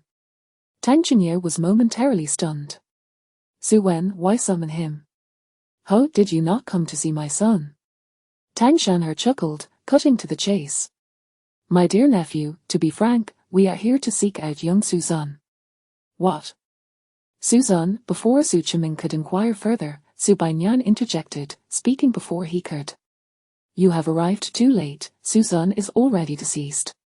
Chapter 46, Su Wen caught in public. What, dead? Su Bainyan, seize your words. Su Chiming, fearing that Su Bainyan would speak indiscreetly, quickly interjected, actually, there was an unfortunate incident. Suzan tragically passed away in a car accident the day before yesterday. I fear you shall not see him again. At this revelation, the members of the Tang family stood in stunned silence. They had arrived, laden with hopes and expectations, only to learn that the person they sought was already deceased. Tang Shan he was instantly engulfed in despair, contemplating the fragility of life. Alas, having lived a full life, perhaps it was time to accept death. Tang Chenyi, however, was less than pleased. Having cancelled numerous commitments to come personally, this outcome was far from what he desired. Mr. Su, what exactly transpired? How could Suzan suddenly meet with such a tragic accident? Those born into prominent families often possessed a ruthless edge. He recalled his father's recounting of their last visit to the Su family and began to suspect that the Su family might have discerned something amiss. Perhaps they feared that Suzan could leverage a connection with the Tang family to rise in stature, prompting them to act preemptively. If that were the case, then the Su family had dashed his father's hopes, an act utterly unforgivable. Su Chiming forced a smile. Mr. Tang, I am also unaware of the specifics, but it is indeed true that the car accident proved fatal, and his family has since taken him away. Tang Chengyi could not discern any ulterior motives at present, though the reactions of the Su family's daughters did not suggest deceit. It appeared that Su Zun was truly deceased. He resolved to investigate further upon his return. Unexpectedly, his daughter interjected, "How is that possible? I saw him just the other day at the mall." "The mall? Just the other day?" Su Qiming paused. "You mean a few days ago?" At that time, he had not yet encountered any misfortune. "What? Clearly, Xu Yu, be quiet. If he is deceased, there is no need to speak of it further. Do not trouble our elders." "But, Dad," Tang Shuyu hesitated, wanting to protest, but the stern gaze of her father quelled her words. What many presumed would conclude here took an unexpected turn when Tang Chengyi made a surprising request. "May I ask, could you provide me with Su Zun's contact information?" His request for the contact details of a deceased individual seemed absurd. Sensing the incredulity around him, Tang Chengyi clarified, "Do not misunderstand, I merely wish to reach out to those close to him. My father mentioned that Su Zun possessed certain talents, and there could be hidden connections that might lead to a master who could save my father's life." "Oh, I see. I can provide you with the contact information, but prepare for disappointment. We are well aware of his background, and he scarcely knew anyone outside." With that, Su Qiming retrieved Su Zun's number for Tang Chengyi to note down. The Tang family, having yielded no results, prepared to take their leave. At that moment, Su Bainyan, who had just ascended the stairs, returned. "Third sister, I just searched your room, and the watch you mentioned is nowhere to be found, not even the box." Su Xinru frowned slightly. "That cannot be. It should be there. Please look again." "I won't search anymore. I hardly ever wear a watch anyway. If it's gone, so be it." Su Bainyan strode towards the sofa. Were it not for her desire to honor her third sister's feelings, she would not have cared about the watch at all. Just as she was about to sit down, her gaze suddenly darkened, as if she had discovered something. "Su Wen, what is that in your pocket?" What are you talking about?" Su Wen, still preoccupied with the newly acquired watch, failed to notice the unusual tone in Su Bainyan's voice. However, she had already approached him, yanked out the purple cloth from his suit pocket, revealing a watch along with it. What is this?" "Mom, that seems to be yours." Qin Shinlan paused momentarily, then her eyes widened in shock, quickly snatching it away with great embarrassment. Su Bainyan relished the moment. "Su Wen, you truly are a disgrace. Do you have no shame?" "It's not what you think. I didn't take it, I swear. Yet here I am, having caught you red-handed, and you still wish to deny it." Su Xinru, rising from beside Su Wen, bent slightly to pick up the watch. "Isn't this the watch I gifted to Nyan Nyan?" Su Bainyan's ire flared. "Ahar. So that's why my belongings have gone missing. Someone has stolen them. You not only lack shame but dare to steal my things as well. Su Wen, you already have so much. Why must you covet what belongs to others? They indulge you, but I will not." Su Bainyan glanced around, retrieving a ruler from beneath the coffee table, and struck it down, exclaiming, "May you rot. What is all this commotion? Our guests are still here." Su Qiming turned back at the door, visibly displeased. "Su Wen shamelessly stole my watch in public, and I caught him in the act." Witnessing the chaos unfold, the Tang family members wore expressions of profound embarrassment. Tang Chengyi forced an awkward smile. "Well, Mr.Su, we shall take our leave now. No need to see us off. You should return to your family matters." Very well, please travel safely." Su Qiming, a man who valued his reputation, especially in front of outsiders, felt an overwhelming sense of humiliation, rivaling the last time he had been publicly humiliated by Su Zun, and in this instance, it was a silent disgrace, one that, in many ways, felt even more demeaning. "You two fools, do you wish to ruin my reputation before esteemed guests?" Outside the villa, the Tang family members prepared to depart.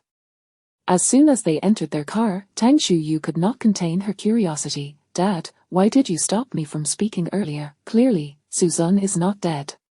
Chapter 47, The Indelible Shame of Su Wen. Shuyu, what did you mean by your words at the Su residence just now? Are you certain that Su Zun is not dead? Tang Chunye inquired in a low voice, though he already harbored some suspicions in his heart. Yes, Dad, Suzan is alive. I was just about to say it, but you interrupted me. What on earth is going on? You need to clarify this now. Dad, I actually encountered Suzan at the mall earlier. At that time, Grandpa had collapsed, and I asked him to help, but he just walked away without a hint of compassion. Is that so? But are you certain that he left out of indifference and not because you provoked him? Suddenly, Tang Chunye's tone turned somewhat ominous. Tang Shuyu felt a jolt of fear. What? How could that be? I had no reason to provoke him. HMPH, it's best that way. If your actions have jeopardized your grandfather's health, I shall hold you accountable. Tang Chunye was well aware of his daughter's temperament. Though not overtly domineering, she possessed an exceedingly proud disposition and would never extend kindness to those she deemed unworthy. He could only hope that Tang Shuyu had not irreparably offended the young man named Suzan. Second brother, have you discovered something? The reason you prevented Shuyu from speaking must have a purpose, right? Suddenly, the previously silent Tang Shanhe inquired. Tang Chunye nodded. Indeed, the Su family is behaving unusually, as if they are eager for Suzan's demise. I suspect they wish to prevent Suzan from aligning with our Tang family, deliberately deceiving us. If Suzan possesses any real talent, with our Tang family's backing, the Su family may no longer be able to suppress this dragon in the pool. After all, no one wishes to see their subordinates rise above them. Tang Shanhe smiled faintly. I see, but I believe Suzan's identity is questionable. He does not seem to be one of the Su family's subordinates. That is of little consequence. What matters is whether he can heal your ailment. At that moment, Tang Shuyu realized the gravity of the situation, her eyes widening in understanding. Dad, so you are concerned that the Su family might conceal Suzan's whereabouts, which is why you prevented me from revealing the truth yet sought to obtain his contact number.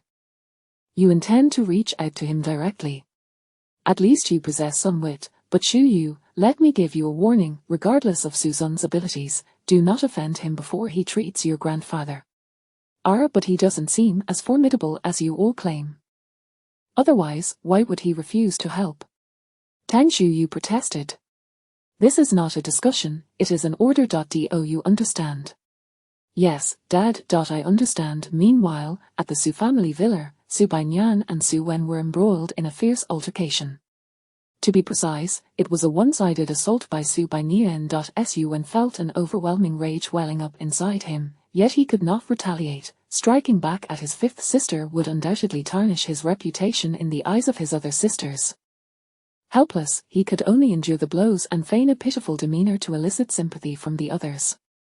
Mom and Dad, you must believe me, I did not steal anything. Qin Shinlan stepped forward, her face a mask of concern. Nyan, it's just a watch, isn't it? If it's that serious, I can buy you a new one.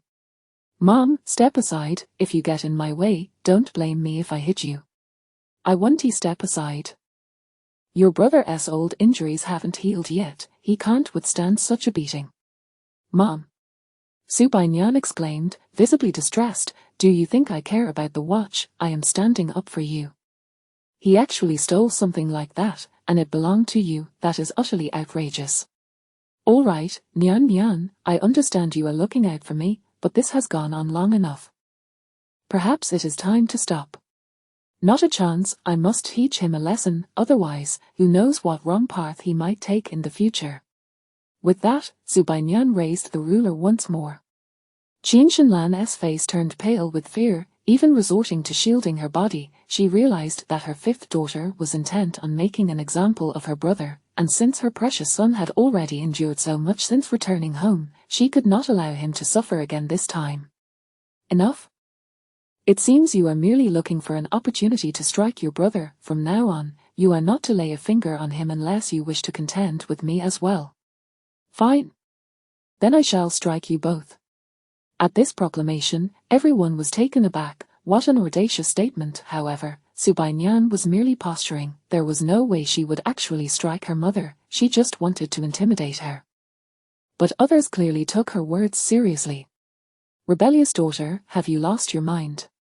Su Qiming snatched the ruler away and threw it to the ground. Even without her weapon, Su Baiyan glared indignantly, her eyes brimming with defiance. Su Wen gritted his teeth in resentment, his face shadowed with gloom. He understood everything. Su Baiyan was avenging Su Zun. Ever since she entered this family, Su Baiyan had maintained a cheerful facade, yet there was always a palpable distance between them.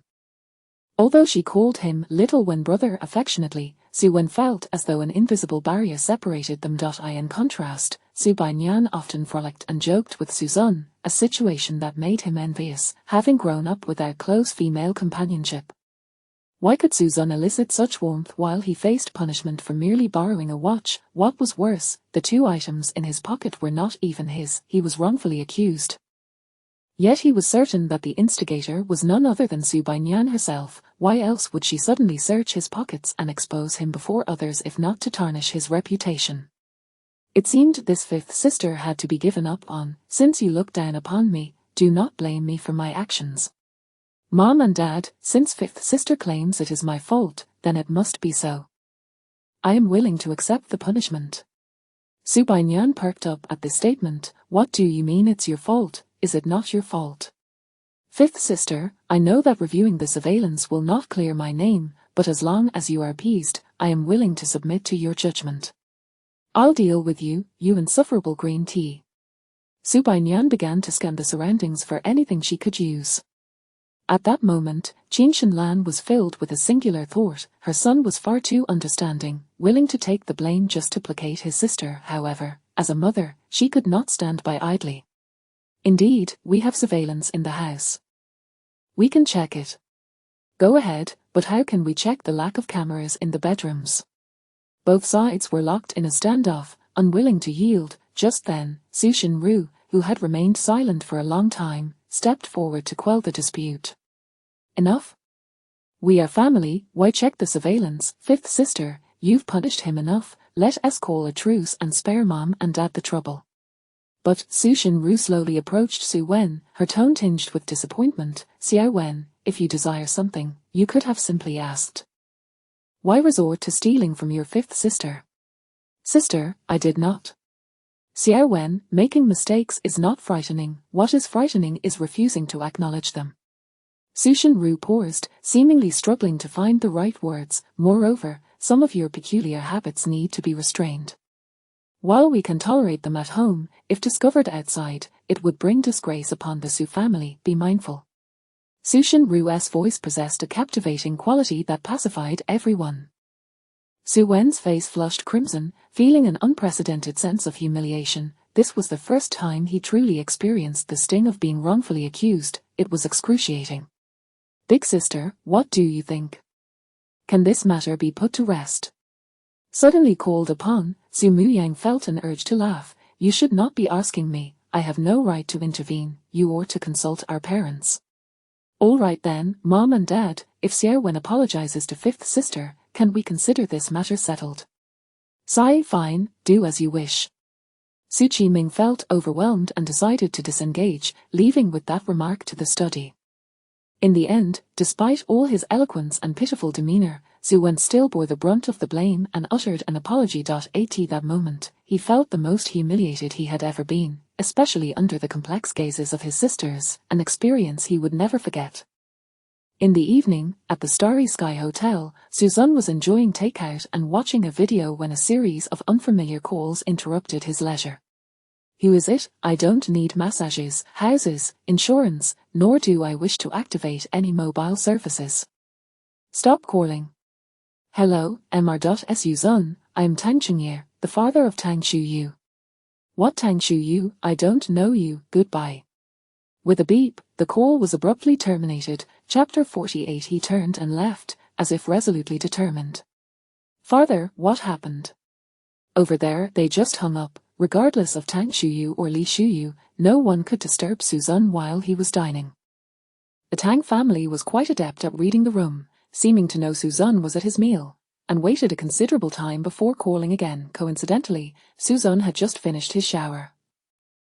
With nothing pressing to occupy his time, he decided to pay a visit to the Tang family. Another call coming in. It seems old Tang's situation is rather dire. Su Zun answered the phone with a languid tone. Hello, who is this? What do you need? Mr.Su, this is Tang Qingye, the one who just called you regarding Tang Shuyu's father, Suzanne interrupted. Enough with the unfamiliar names, get to the point. Oh. Mr.Su, I am the second son of Tang Shanher. I wish to request your assistance in saving my father. How did you acquire my number, and why do you think I possess the ability to help? There was a moment of silence on the other end.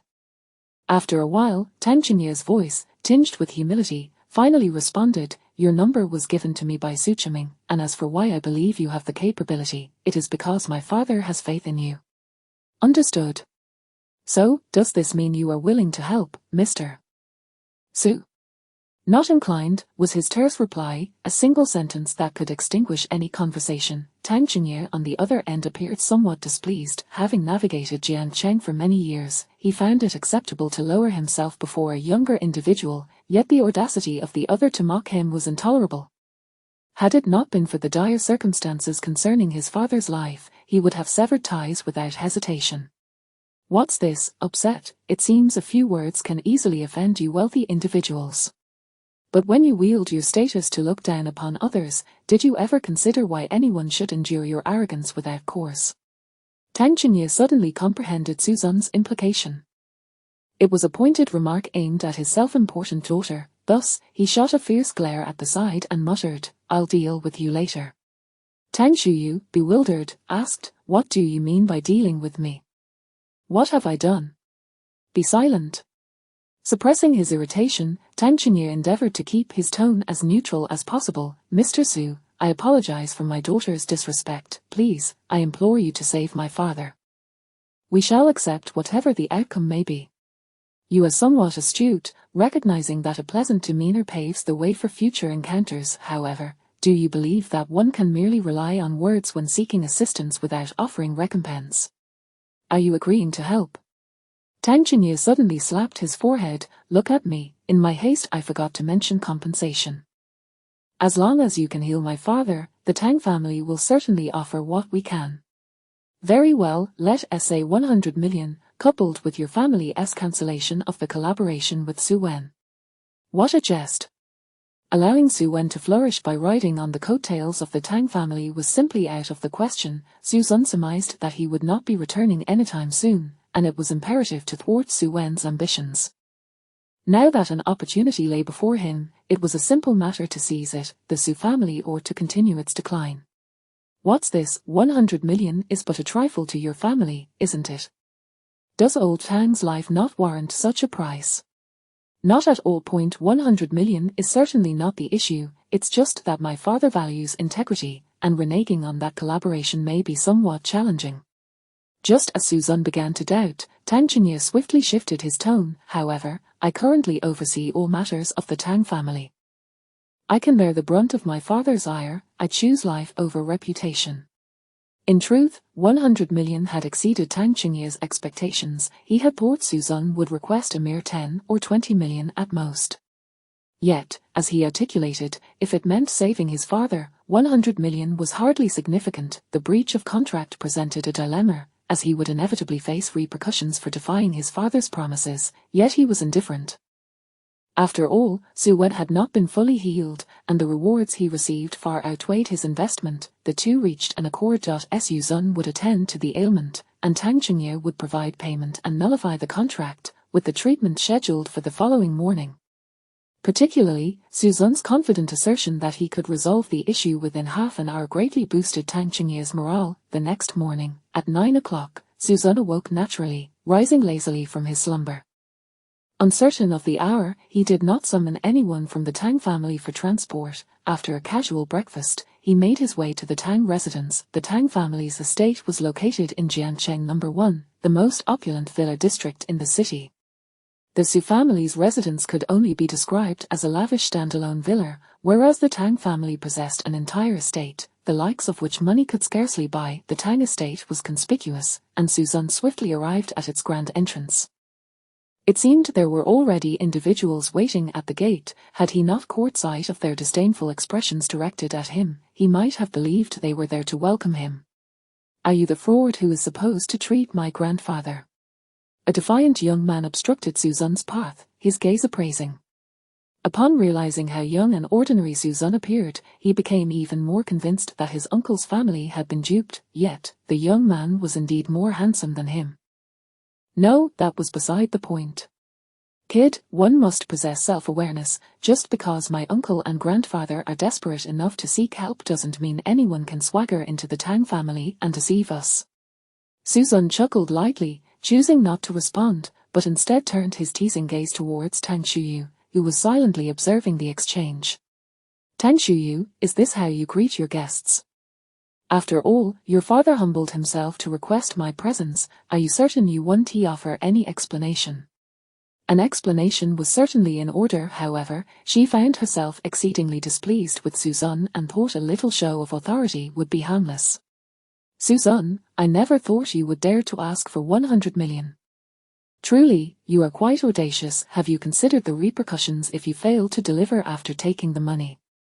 Suzanne replied nonchalantly, I earn my keep through my abilities. I will complete the task before receiving payment. If I fail, I shall require no compensation. My patience is limited. I shall ask you one last time, are you certain you won't allow it? You little brat, are you putting on airs now? Xingjuan. Do not resort to violence. After all, he is here at my father's and grandfather's request, and it would not be prudent to harm him. Oh, then what does my cousin wish to do? Tang Xingjuan inquired eagerly. Nothing to worry about. I merely wish to test a certain individual's capabilities. My cousin has a few issues. Should you discern them, I would be grateful if you would kindly enter. If not, then, neurotic. Tang Shuyu was taken aback, her expression darkening instantly. What did you just say? Remember, your opportunity is slipping away. It was your father who sought me. You should consider how you will report back. Do not come crying to me for help. A smirk crept onto Suzanne's lips, and he turned on his heel, departing as if he had resolved upon a certain course of action. Tang Shuyu was left bewildered. She had not anticipated Suzanne would turn hostile so swiftly. She watched as he walked towards a nearby estate, that of the Jiyu family, one of the three great families of Jiancheng. For reasons unknown, a sudden panic gripped her, causing her heart to race with an unsettling foreboding. Chapter 49. I went, but was turned away. Mr.Su. Yes, it's me. In the vast estate, Suzanne boldly entered the villa, surprisingly unimpeded. A stunningly beautiful and elegantly dressed woman rose to greet him, her face reflecting a hint of astonishment and unexpectedness. Typically, those who study traditional Chinese medicine tend to be rather elderly, yet Suzanne, contrary to her expectations, radiated a vibrant and youthful charm. Hello, Mr. Su. I am Jiyu Qingwan, the one who contacted you last night. I honestly thought you wouldn't come, but to my surprise, you arrived so early. I truly apologize for the lack of proper reception. I had no choice. I was initially headed to your neighbors, but certain individuals wouldn't even let me through the door. I couldn't just make the trip for nothing, could I? Har, that indeed shows their lack of discernment. Millimeter. Suzanne curiously assessed the woman before him, who exuded an air of sophistication. You trust me so readily. However, I am intrigued as to how you came to know about me. Jiyu Qingwan smiled as she replied, I learned about you while accompanying my father to visit old Master Tang at the hospital. He mentioned that you could see through his ailments at a glance, and considering that few outside the family are privy to the old master's condition, I believe such an ability is quite extraordinary. And you have truly come, which further confirms my suspicions. You seem quite bold. Suzanne casually took a seat, accepting the tea that Jiyu Qingwan offered. But how did you obtain my contact information? Did the Tang family provide it? Jiyu Qingwan gently shook her head, a smile gracing her lips. No, the young lady from the Tang family mentioned you were from Jiancheng University, so I inquired with the school for your details. I sincerely apologize for the inconvenience. It's fine, just a casual inquiry. Now, let us get straight to the point. Where is the patient? All right, please follow me. Following her graceful figure, Suzanne entered a bright study. Before him sat an elderly gentleman, his complexion healthy yet afflicted with leg ailments, comfortably seated in a wheelchair while listening to traditional opera blaring from a speaker. Is this your father? He seems quite advanced in age. Ji Yuqingwan nodded slightly. My father is nearly 80, indeed quite old. Excuse me, 80, then how old are you? 39. Suzanne was momentarily taken aback. He had assumed this woman could be no older than 28 or 29, perhaps slightly older than Su Muyan, for the aura she radiated was hardly that of a youthful maiden. To learn she was nearly 40 was quite a revelation. What kind of ageless secret had she mastered? Xiaowan, who is this young man? Isn't he your boyfriend? Is he? It seems you've finally come to your senses. Suzanne's heart jolted. What? Still single? Ji Yuqingwan helplessly approached, gently squatting down, her long dress accentuating her perfect curves. Father, please don't say such things. He is the one I specially invited to treat your legs. The old man's expression dimmed somewhat. So that's the case. I was looking forward to nothing, but my legs have been paralyzed for so many years, it's likely there's no hope. Father, it's worth a try. This is the capable person that Uncle Tang mentioned. Oh, really? Ji Yuqingwan's eyes lit up momentarily, but then dimmed again as he recalled his long-standing condition. Let us forget it. I've been to countless hospitals with no results. I wouldn't want to trouble him. Xiaowan, make sure to treat him well and don't let him make the trip for nothing. Old sir, do you not believe my youth? Suzanne suddenly interjected. Ji Yuqingwan laughed heartily. That is not what I don't believe, it's my legs that I doubt. I assure you, if I say I can treat you, I can. Now, I shall begin. It may be a bit painful. Pain? My legs have long lost sensation. I wouldn't flinch even if you chop them off. It hurts, it hurts. Ji Yuqingwan was astonished, staring in disbelief at Suzanne, who was focused on his work. My legs have sensation again. Xiaowan, my legs have sensation. Ji Yuqingwan's eyes glistened with tears. Father, I heard you. You're shouting quite loudly. You child, such matters should not be mentioned. Don't I have my pride? Ji Yuqingwan's old face flushed, his voice growing softer. Suzanne found himself rather fond of the old man's straightforward and unpretentious demeanor, appreciating his nature. Old sir, your legs must have been injured by gunfire in your youth, right? Did you not receive timely treatment and let it drag on? After dragging it on for so long, I paid it no mind, and over the years, the accumulated issues led to chronic rheumatic pain. My legs have only gotten worse. Your legs show signs of previous surgery and slight deformity. It seems you must have suffered a fracture in a car accident. Although it healed, the lingering issues ultimately resulted in your legs being completely paralyzed. With each statement, Ji Yuqingwan's eyes grew progressively brighter. A master indeed. You've hit the nail on the head. I was indeed a soldier for many years. That was a tragic time. Hey, old sir, I'm here to treat you, not to hear your tales. Well, you're the first to dare speak to me like that. You're quite audacious, but I like it. Suzanne returned a smile. All right, no more beating around the bush, I can treat you. The fundamental cause of your leg paralysis is due to stagnant energy and blood, leading to blocked meridians. The issue lies not with the injured calf but rather with your waist. The hidden injuries there, coupled with muscle atrophy, are the key reasons for your inability to move. All that is needed is to stimulate some blood flow. Suzanne retrieved a set of silver needles he had purchased online for just 9 yuan and 9 cents. It was one thing to take out inexpensive needles, but he even unwrapped the delivery package on the spot, lit a lighter to sterilize them, and prepared to administer the treatment. Ji Yuqingwan couldn't help but twitch the corners of his mouth, beginning to doubt if he had hallucinated. This seemed rather unreliable, however. Suzanne did not disappoint. As he inserted the needles, a warm current surged through his leg.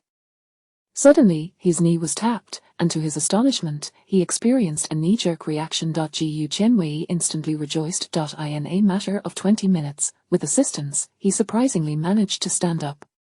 I can stand. I can get up. I want. Suzanne initially thought Ji Yuqingwan was about to exclaim he wanted to run and jump, and intended to reassure him to take it easy. Instead, the old man shouted, I want to post on WeChat. Xiaowan, quickly get my phone. Suzanne, just as he was left speechless, his phone suddenly rang. It was Tang Qingye. Mr. Zhu, where are you now? I'm treating a patient. R. I've been waiting at the villa entrance, but I didn't see you. I'm at your neighbor's. Neighbor. Tangier was taken aback. The only nearby neighbor was the GU family. You're at the GU family. Weren't you supposed to come to my Tang family? Yes, I went over, but I was turned away by your daughter and that curly-haired fellow named Xingjuan. Tangier was struck as if by lightning. What did you say? With earnings exceeding 100, let us continue with another chapter. Everyone, please click to urge updates on your bookshelf, and gifts are welcome to show your support. Chapter 50. The wrath of Tang Xingye. I say, you members of the Tang family have cornered me at the entrance, making things difficult. Since you do not trust me, what is there left to discuss? Let it be as it is. Before Tang Xingye could respond, the call was abruptly terminated. Mr. Mr. Su, grasping the disconnected phone, Tang Xingye stood there, stunned, as if he had lost something irrevocable in that moment. Once he regained his composure and processed the words he had just heard, fury consumed him entirely. Tang Xingjuan, bring those two scoundrels to me at once. Fearing the neglect of an esteemed guest, he had risen early to await their arrival at the estate, ensuring that anyone who approached would be immediately visible. He had even commanded his servants that no matter who came to the Tang residence today, they were to be welcomed with utmost respect, fearing that if he were momentarily absent, no one would be there to receive them, or to provide Suzanne with a favorable impression and allow him to focus on healing. Regardless of Suzanne's abilities, he was prepared to extend the highest courtesy, clinging to a sliver of hope, yet, he could never have anticipated that those two rascals would venture outside the estate to obstruct him. Unruly children. Unruly children. After countless admonitions, they remained incorrigible. Second brother, look at what I have discovered.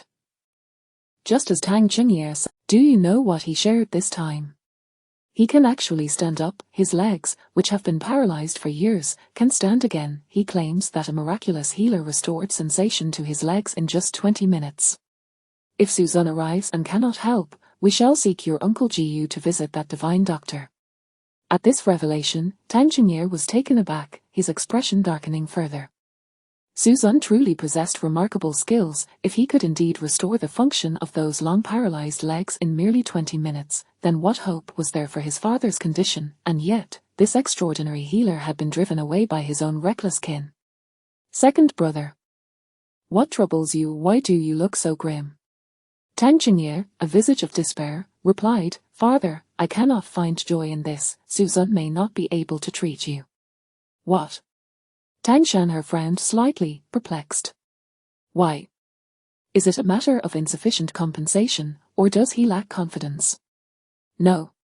Neither. It is simply that he indeed possesses some ability, for it was he who treated Uncle Gu's legs. Really? Then I might have hope. Tang Shanher exclaimed joyfully. However, he was driven away by your grandchildren. What? Tang Shanher was instantly bewildered, his mind nearly short-circuiting. Tang Xingye, equally despondent, was at a loss for what to do. Second uncle, did you call for me? Father, is there something amiss? At that moment, the two culprits arrived, particularly Tang Shuyu, who wore an expression of guilt. Upon seeing them, Tang Xingye's fury surged, and he could no longer suppress his anger, drawing his belt and striking at the two. You two miscreants! Tang Xingjuan and Tang Shuyu cried out in anguish, lamenting their plight. Tang Xingye held nothing back, delivering several harsh blows, showing no mercy even to his own daughter. Second uncle, why are you hitting me? It hurts. You two scoundrels, kneel. Under the weight of his fury, they dared not resist. Tang Xingye slammed his belt onto the ground with a resounding crack. What have you done? Why did Suzanne come only to leave? Suzanne, who is that? Tang Xingjuan asked, utterly confused. Tang Xingye's anger flared even more. Tang Shuyu. Speak up. If you utter one falsehood, I swear I will beat you to a pulp today. Father, you've never struck me before. Silence, answer my question. Reluctantly, Tang Shuyu replied, we don't know, we merely encountered him outside the estate, spoke a few words, and he left abruptly. Still trying to quibble. With a crack of the belt, Tang Xingye struck again. R. Tang Xingjuan yelped in pain. Cousin, speak up. Why are you hitting me? Shuyu, I ask you once more, why did Suzan leave? Tang Shuyu, fighting back tears, insisted, it was as I said, we merely had our doubts about him, and before we knew it, he was gone. So, just a suspicion, is it? From now on, for every falsehood you speak, I shall strike your cousin. What? Tang Xingjuan's eyes widened in terror. Cousin, what is going on? You must explain to second uncle. It is precisely as I said. Very well. Let us see whether your tongue is more resilient than Tang Xingjuan's skin. As the belt was poised to fall once more, Tang Xingjuan was left utterly stunned, hastily interjecting, wait, let me think. That Suzan must be the one treating grandfather, right? Cousin, I only approached to stop him because you instructed me to. I had no part in this. Second uncle, please, stop. I was wrong. It was cousin who said that fellow was a fraud, and I feared grandfather would be deceived, so I made things difficult for Suzan. I only intended to berate him a bit before allowing him in. After all, how could I dare to truly obstruct a guest of you and grandfather? It was cousin insisted he prove his abilities, otherwise, he wouldn't be permitted to assist grandfather, and that Suzan, in a fit of anger, simply walked away, and I had no part in it. You two miscreants. Tang Xingye's simmering anger erupted anew, and he raised the belt for several more strikes. Tang Shanher had previously doted on Tang Shuyu, his most charming granddaughter, but now, as she was left with welts from the beating, he merely sat silently, closing his eyes in disappointment. Grandfather. Save me, I beg you to make father stop. Tang Shanher showed no reaction, only deep disappointment. Though the two did not receive their grandfather's aid, they were halted by others. Second brother, what is the meaning of this? The newcomer was none other than Tang Xingjuan's father, the third son of the Tang family, Tang Jianye. Upon receiving word from the servants, he hurried to the scene with his wife, their faces filled with concern as they witnessed their son being beaten. As parents, they could hardly bear to discipline him, let alone allow others to do so. Second brother, if Xingjuan has erred, you may speak to me. Why resort to such force without regard for our brotherly bond? I am considering the dignity of your entire family. The commotion had drawn the attention of the other members of the Tang family, who now observed with discontent at Tang Xingye's behavior. Xingye, though you currently oversee the Tang estate, we elders remain. This is not a dictatorship. Indeed, second brother, this is truly excessive. A child may err, but education does not require such severity. Look at how battered Shuyu is, and Xingjuan too. Even if he is at fault, you should not lay hands on him. Shut your mouths. Tang Xingye had completely lost control. The onlookers, ignorant of the situation, continued to speak out, mistaking his temper for leniency. What do you know? These two miscreants drove away the esteemed healer I humbly sought. Do you have any idea how difficult it is to engage such a person? Do they wish for grandfather to live too long? Tang Jianye's wife, holding her son with tears in her eyes, retorted, Second brother, I understand you have pinned all your hopes on a charlatan, but do we not all recognize the true state of grandfather's condition? You are deceiving yourself. I care not, my son has been beaten to this state. If you do not provide an explanation today, I shall fight you to the end. Cease your foul language. How dare you curse grandfather? Tang Jianye retorted angrily, Second brother, if you do not provide an explanation today, do not blame me for severing ties with you. This Su fellow is merely a conjecture of yours and grandfather's, a mere boy who cannot possibly possess any medical skills. Even if Xingjuan chased him away, that does not justify your actions. Impossible. Just moments ago, Suzan restored old Master Gu's legs. In 20 minutes, he enabled a long paralyzed man to stand. And you dare tell me it is impossible? I will strike you as well. With that, Tang Xingye swung his belt once more. At that moment, the crowd was taken aback, their astonishment palpable. Chapter 51:3 Warnings, No Rescue. Tang Xingye, are you not done yet? Don't think that just because you are my second brother, I will tolerate you. That was close. Just now, he nearly slapped Tang Jianye across the face, and he still struck a comical pose of evasion. However, he had heard the words that Tang Xingye had uttered earlier. To concoct a justification for his assault, he even resorted to the absurd claim that the old man, paralyzed for years, had been miraculously cured. Did he truly believe he could deceive him so easily? Tang Lauer, your mind is clearly muddled. To elevate that brat, you would utter any nonsense. Do you think everyone is a fool? Then do you consider me a fool? Suddenly, Tang Shanher's unexpected voice drew the attention of everyone present. Tang Jianyu's expression shifted, yet he remained obstinate. Father, what are you meddling in? This matter has nothing to do with you. I demand an explanation from the second brother. Nothing to do with me. You foolish son have driven away my last hope. Tell me how that does not concern me.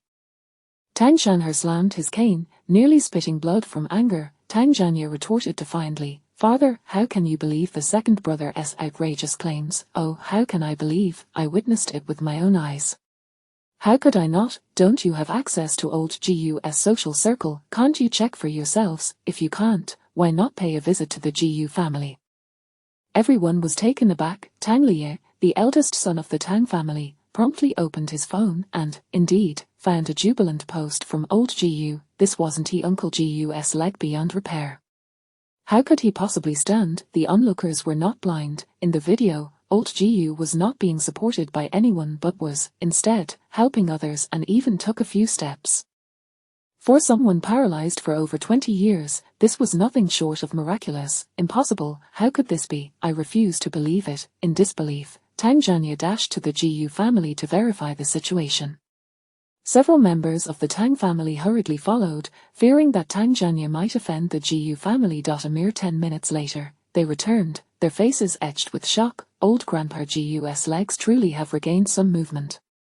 He can stand with the aid of a wall. It's astounding indeed. At this rate, Uncle GU will be walking in a matter of months. By the way, I even saw the miraculous healer. He was a young and handsome lad. The more they chattered, the colder Tang Shanher's heart grew. A true master, how could such a gifted individual be repeatedly troubled and driven away by his own descendants? What sins had he committed to deserve this? Third son, do you still wish for an explanation? Your precious son has brought calamity upon me. I suddenly feel that the second brother's earlier response was rather lenient. I should have struck that ungrateful wretch dead. If you continue to entangle yourself in this matter, you shall join your son in awaiting your fate. Sensing the icy tone in his father's words, Tang Jianyu understood that his father was genuinely enraged.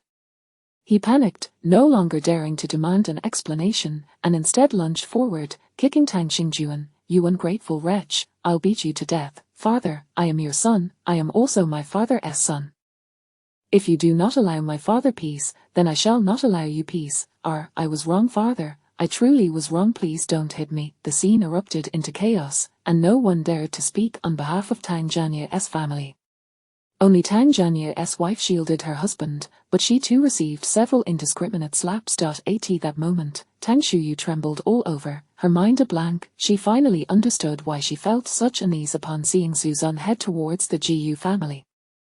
She was terrified, utterly terrified, because Suzan might genuinely be able to cure her grandfather, and the greatest hope for her grandfather's life had been driven away by her own actions. Shuyu, do you have anything to say? Hearing her father's voice filled with disappointment, she collapsed to the ground. Father, I was wrong, truly wrong. I did not mean it. I really did not mean it. Tang Shuyu understood her father's character. He was devoted to filial piety, to the point where one might call it foolish. Moreover, he was obstinate and rigid, prone to clinging to his beliefs, yet acted decisively, showing no mercy. Even though she was his only daughter, she might not escape unscathed, and all of this hinged on her grandfather. Yes, as long as grandfather speaks up, father will surely forgive me. In a state of panic, Tang Shuyu crawled before Tang Shanher, clutching at his trousers, tears streaming down her face. Grandfather, I did not mean it. I truly did not mean it. I was merely teasing him. I had no idea he was so fragile. Tang Shanher looked down at her, shaking his head in disappointment. Shuyu, you still do not realize your mistake. You are the most cherished child of the Tang family. I believe everyone knows that, but do you know, I even intended to pass the entire Tang enterprise to you. I discussed it with your father numerous times, because although your character is proud, you are wise and decisive, capable of commanding respect. Thus, even though you are a daughter, I was willing to entrust the entire Tang group to you. But I have spoiled you too much, fostering a sense of arrogance within you. From now on, Everything concerning the Tang family will no longer concern you. I shall ensure you marry off quickly. Tang Shuyu was stunned. Leading the Tang family was something she had only dared to dream of. Her grandfather was actually willing to hand the Tang family over to her. No, I am still young. I have yet to spread my wings. I refuse to marry, especially not someone I do not love. Grandfather, I was wrong. I can forego the Tang family, but please do not force me into marriage. My mind is made up. Unless that young friend Suzanne is willing to continue assisting me, you shall marry and go abroad. Do not return again. With that, Tang Shanher turned to Tang Qingye and instructed, second brother, contact him again. I will speak with him personally. Understood. Tang Shanher dialed the number, and contrary to his expectations of setbacks, it connected on the first try. Instantly, a smile spread across his face. Mr.Su Tang family. What is it this time, Mr. Su? I have learned the full story. I have dealt severely with the two disrespectful individuals. I hope you will grant us another chance. The Tang family is willing to offer 100 billion. 100 billion? How tempting! A cold laugh echoed from the other end of the line. However, I will not help, because I have already given you 3 chances. Are you hoping that I will come over for yet another warning? Chapter 52, The Abandoned Daughter of the Tang Family. Tang Shuyu, 3 times. Tang Qingye expressed his bewilderment. Indeed, 3 times. I have offered you 3 opportunities, yet you have failed to cherish them. I am a person who acts according to fate. The first time, I encountered old Master Tang at the Su family, where I noticed his failing health. It seemed fated, and I thought to extend a helping hand. However, your young lady from the Tang family mocked me openly and covertly, prompting me to abandon my intention to assist. I am inherently benevolent, and I prefer to help others thoroughly. The second time, I accidentally witnessed old Master Tang collapse in the marketplace and intended to render aid. Naturally, I could not turn a blind eye to his hidden ailment, yet your young lady berated me as a fraud and obstructed my efforts. Most importantly, I hold profound respect for the destinies of others. On this third occasion, I came to offer my assistance in exchange for mutual benefit, only to find your young lady, fully aware that I was summoned by you, leading others to thwart and harass me. My repeated requests yielded no results, thus it is evident that there is no fate between the Tang family and myself. And as for me, I shall never extend a helping hand to those with whom I share no destiny. Since fate has eluded us, let us part ways. I hope that old Master Tang can find another capable physician. The call was abruptly terminated, leaving Tang Shanher with no opportunity to voice his thoughts. However, the speakerphone's output was clearly audible to all present, and those words were akin to a dagger to the heart. They struck not only at Tang Shuyu but also at old Master Tang. It became apparent that the old master could have attained a healthy body and lived for another decade or 2, had he not encountered an insurmountable obstacle. That obstacle was none other than his dearly cherished granddaughter. Tang Shuyu, look at the mischief you've caused. Tang Qingye could no longer restrain his ire and struck her with several forceful slaps. This time, rather than garnering sympathy, Tang Shuyu found herself the target of public condemnation. Cousin, so you wish to harm grandfather, but why must I suffer the consequences? The second branch of the family is utterly unreasonable. The old master dotes on her so much, and yet she engages in such despicable behavior. Indeed, no matter how much one may doubt her, the old master and second brother have warned her repeatedly. She should have shown some restraint, yet she continues to make things difficult for others, clearly disregarding her grandfather. 3 times, the second branch's girl actually obstructed him 3 times. What sin has the elder brother committed to deserve such a granddaughter? Listening to the accusations hurled at her, Tang Shuyu felt as though she were enveloped in a cacophony of torment, her mind swirling in confusion. She pressed her hands firmly against her ears, tears streaming down her face as she shook her head helplessly, muttering, "No, I didn't. I truly did not wish to harm grandfather." Alas, Tang Shanher sighed heavily. Seeing his beloved granddaughter now felt like being pierced by needles to his heart. Perhaps this is my fate, he gestured to Tang Qingye and bitterly remarked, "Second son, your driver, old Wang's son, was a classmate of Shuyu's from high school to university, correct?" "Yes, father," Tang Qingye nodded. "I recall you mentioning that old Wang's boy seems to have feelings for Shuyu." Given their childhood friendship and the fact that she has reached the age for marriage, why not arrange for them to wed? The members of the Tang family were momentarily taken aback, astonished that the old master would propose marrying his precious granddaughter to the son of a driver. Would the second branch agree to this? Yet, to their surprise, Tang Qingye, the father in question, expressed no objections. Instead, he appeared earnest. Very well, father. I shall discuss this with old Wang. The two children have indeed grown up together. Second son, do you not blame me for putting your only cherished daughter in such a predicament? I do not blame you. She has brought this upon herself. She deserves her fate. Even if you do not speak, I would not spare her. Moreover, marrying into the Wang family is not a disgrace in my eyes. Tang Shanhe smiled with satisfaction. Second son, you continue to bring me solace. Now, expedite their marriage preparations. Once they are wed, let them emigrate abroad. Having lived as a young lady of privilege for so long, it is time for her to experience the life of an ordinary person. From now on, she should content herself with her own little household. For the offspring of wealthy families, the most brutal fate is to plummet from the heights of privilege into the depths of obscurity overnight. Old Master Tang's decision could not be described as anything but ruthless. He was determined to expel Tang Shuyu from the Tang family. At that moment, Tang Shuyu was utterly stunned, disbelief etched across her face. Marrying her off was one thing, but to the son of a driver, regardless of their shared upbringing, Tang Shuyu had never regarded the son of a driver with any respect.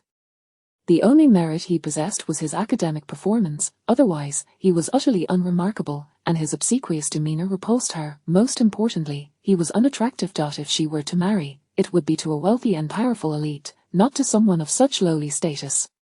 No, grandfather, you cannot do this to me. I refuse to marry. I refuse to go to the Wang family. Take her away, and ensure someone watches over her. She will be released only once the marriage arrangements are finalized, Tang Shanhe commanded with a wave of his hand. Thus, Tang Shuyu was dragged back to her room amidst her struggles, yet she was unwilling to accept her fate, and as she faded from view, she continued to shout, Grandfather, I do not wish to marry. I do not want to marry someone with the surname Wang. I can plead with Suzun to treat you. I can surely bring him to help. Trust me, grandfather. The crowd dismissed her outburst as mere theatrics, paying her little heed. Even if she were to seek Suzun's assistance, it was unlikely she would ever be able to forge any connection again. Tang Shuyu had unequivocally become the abandoned daughter of the Tang family. Tang Jianye believed his son might have escaped a calamity, yet Tang Xingjuan faced the consequences of his actions. He was reassigned to serve in Africa and forbidden from returning home without a family summons. Days passed hastily. At this moment, Suzun remained unaware of the turmoil that had unfolded within the Tang family. After resolving matters with the Jiyu family, he returned directly to his hotel. He had found the enthusiasm of the old man Jiyu overwhelming, who had insisted on a brotherly bond and even proposed a blood oath, leading him to slip away in haste. In his hurried departure, he had forgotten the bank card that the Jiyu family had provided. What a pity, I wonder how much money is on it, he mused. However, compared to the allure of wealth, he was far more intrigued by the recent message that had pinged on his phone. That night, he had received an enigmatic message from someone. Xiaoshuan, I was wrong. I should have returned sooner. I should not have left you alone at home. Chapter 53, The Invitation from Jiyu Qingwan. What on earth is this? Why is she sending me these strange messages again? Suzun dismissed the messages from Su Shinro, assuming she was having a moment of madness, tossing his phone aside without a second thought. However, he was certain that Su Shinro had indeed gone home, and he was grateful he hadn't followed suit, or else he would have been forced to face that hypocritical visage once more. He fell into a deep slumber, sleeping soundly until the next day. Upon awakening, he was again roused by a gentle yet rhythmic knocking at the door. Who is it? Suzun, still groggy and bare-chested, shuffled to the door. Upon opening it, he was greeted by a strikingly mature and alluring woman. To be precise, a sophisticated and elegant lady.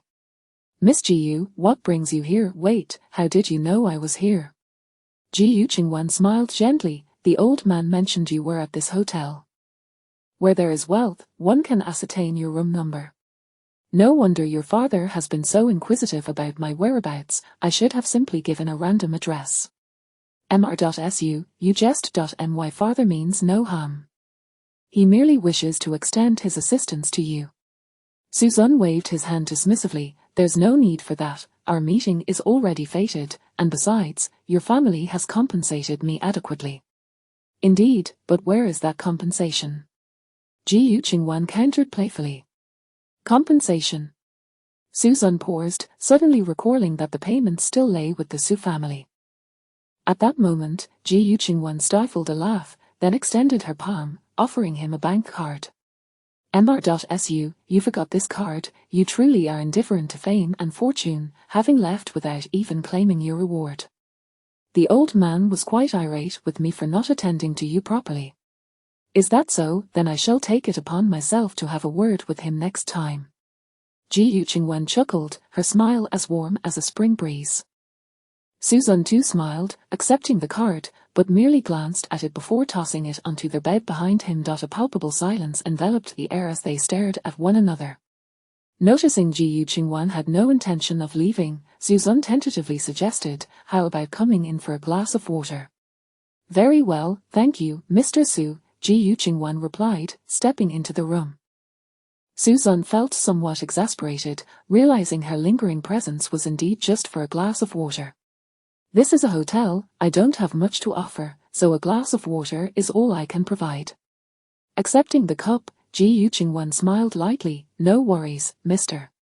Su, your simple offering is more than sufficient.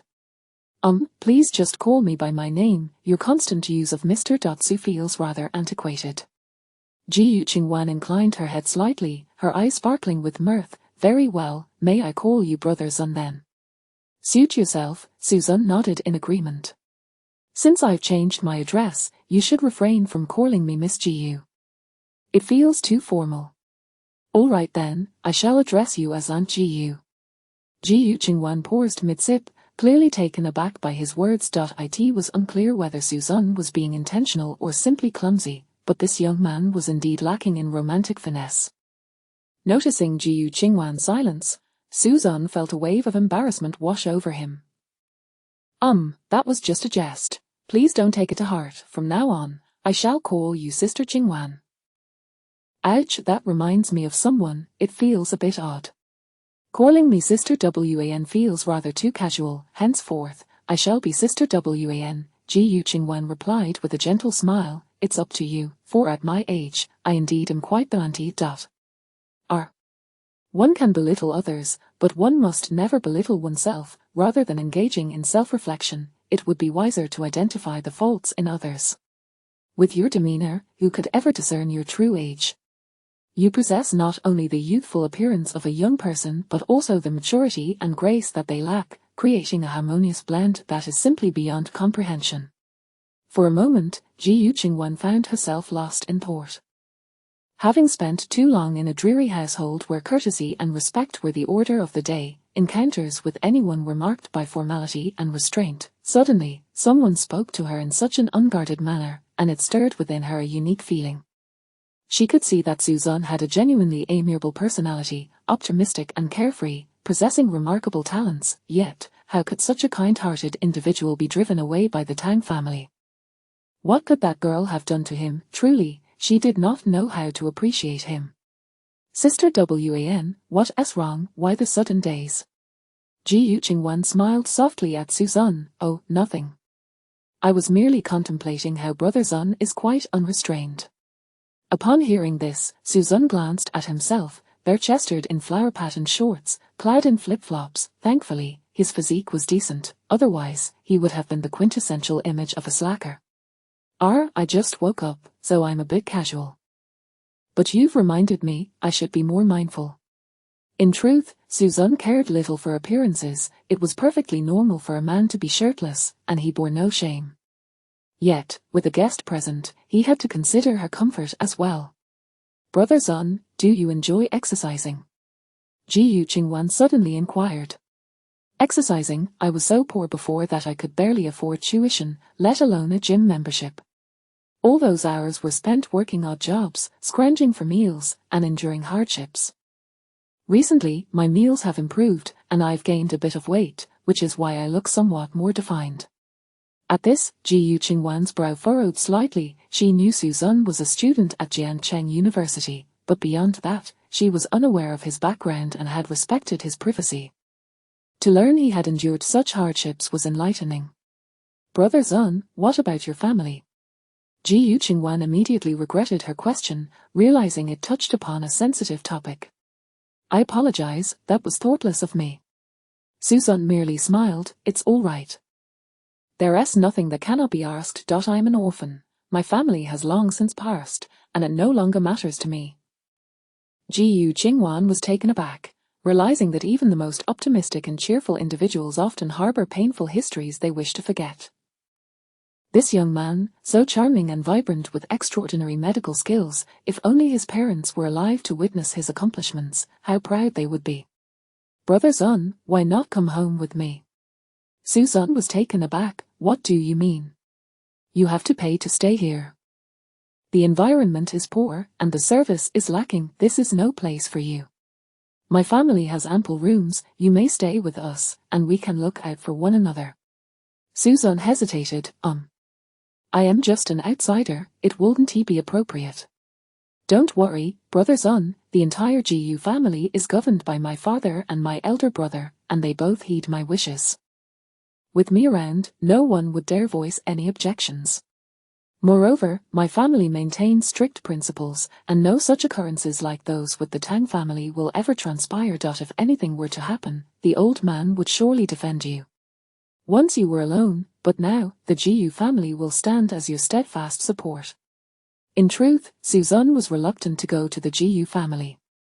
He preferred his freedom and independence, especially since he had yet to complete his mission. Sensing his hesitation, Ji Yuqingwan spoke again. Brother Zun, aren't you supposed to administer needles to the old man multiple times during this period? Consider staying with the Ji family as a convenience for him, sparing you the trouble of traveling back and forth. What do you think?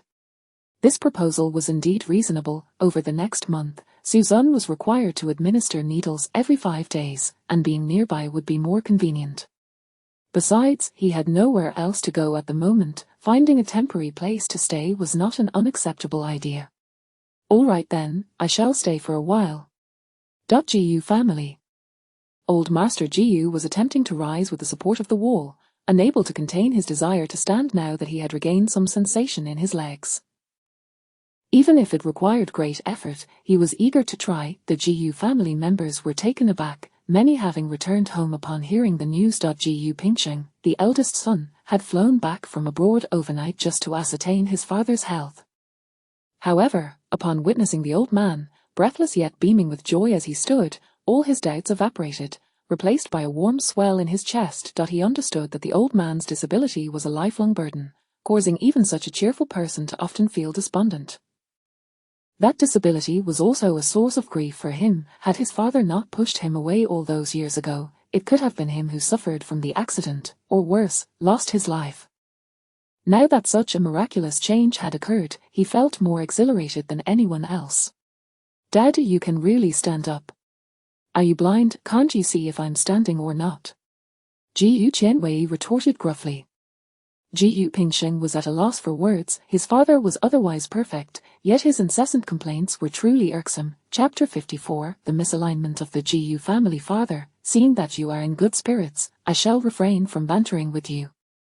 I am merely curious about where you found such an extraordinary individual. They are truly remarkable. Ji Pingsheng expressed with a countenance full of intrigue. It was your younger sister who discovered them.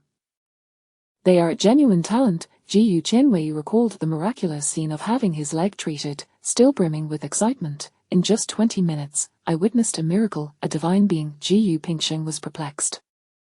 Weiner, she is not one for socializing. How could she possibly have connections? It was someone else who intervened. Ji Qianwei replied. What do you mean? Ji Qianwei recounted the events surrounding the visit to Old Master Tang and the dealings between Suzun and the Tang family. Upon hearing that such an impressive person as Suzun had been thwarted by a few young members of the Tang family, Ji Pingsheng felt a surge of indignation. He was well aware of Old Master Tang's deteriorating health, and to think that a remarkable individual could be so rudely dismissed was simply intolerable. How outrageous, that arrogant girl, Tang Shuyu, has always been full of herself. I have never thought highly of her, and you once wished for her to join our GU family. Thankfully, I did not acquiesce back then. If you had agreed, would Mr.Su have been able to treat your leg? He would have likely been chased away by her. Gu Qinwei's expression darkened. Why are you bringing up old grievances now? This is all moot since she did not join our family. Wasn't it me who prevented it? The memory of 2 years prior ignited Gu Pingxing's frustration. No matter how I refused, it was of no use. You even went to the Tang family to discuss marriage. If I hadn't brought Weiner to persuade you, wouldn't he just be unable to stand? The doctors would have likely been hindered by that Tang girl as well. You insolent brat, how dare you speak to your father like that? Gu Qinwei exclaimed, struggling against the wall as he attempted to return to his wheelchair, brandishing his cane and shouting, "Help me sit down. I shall have to teach you a lesson today, father. You're acting foolish again. Please calm down to avoid injuring yourself." I cannot calm down unless you come here to receive a beating. That is out of the question. Gu Qinwei glared fiercely. Quickly, someone push me over there. I must take care of this rascal today. No respect at all. Gu old master was stubborn, and when he threatened to strike, he truly meant it. Despite Gu Pingxing being nearly 60, he often found himself at the receiving end of his father's wrath. The onlookers, accustomed to this dynamic, felt a sense of helplessness as they allowed the old man to vent his frustrations, inciting Gu Qinwei to ram his wheelchair toward Gu Pingxing.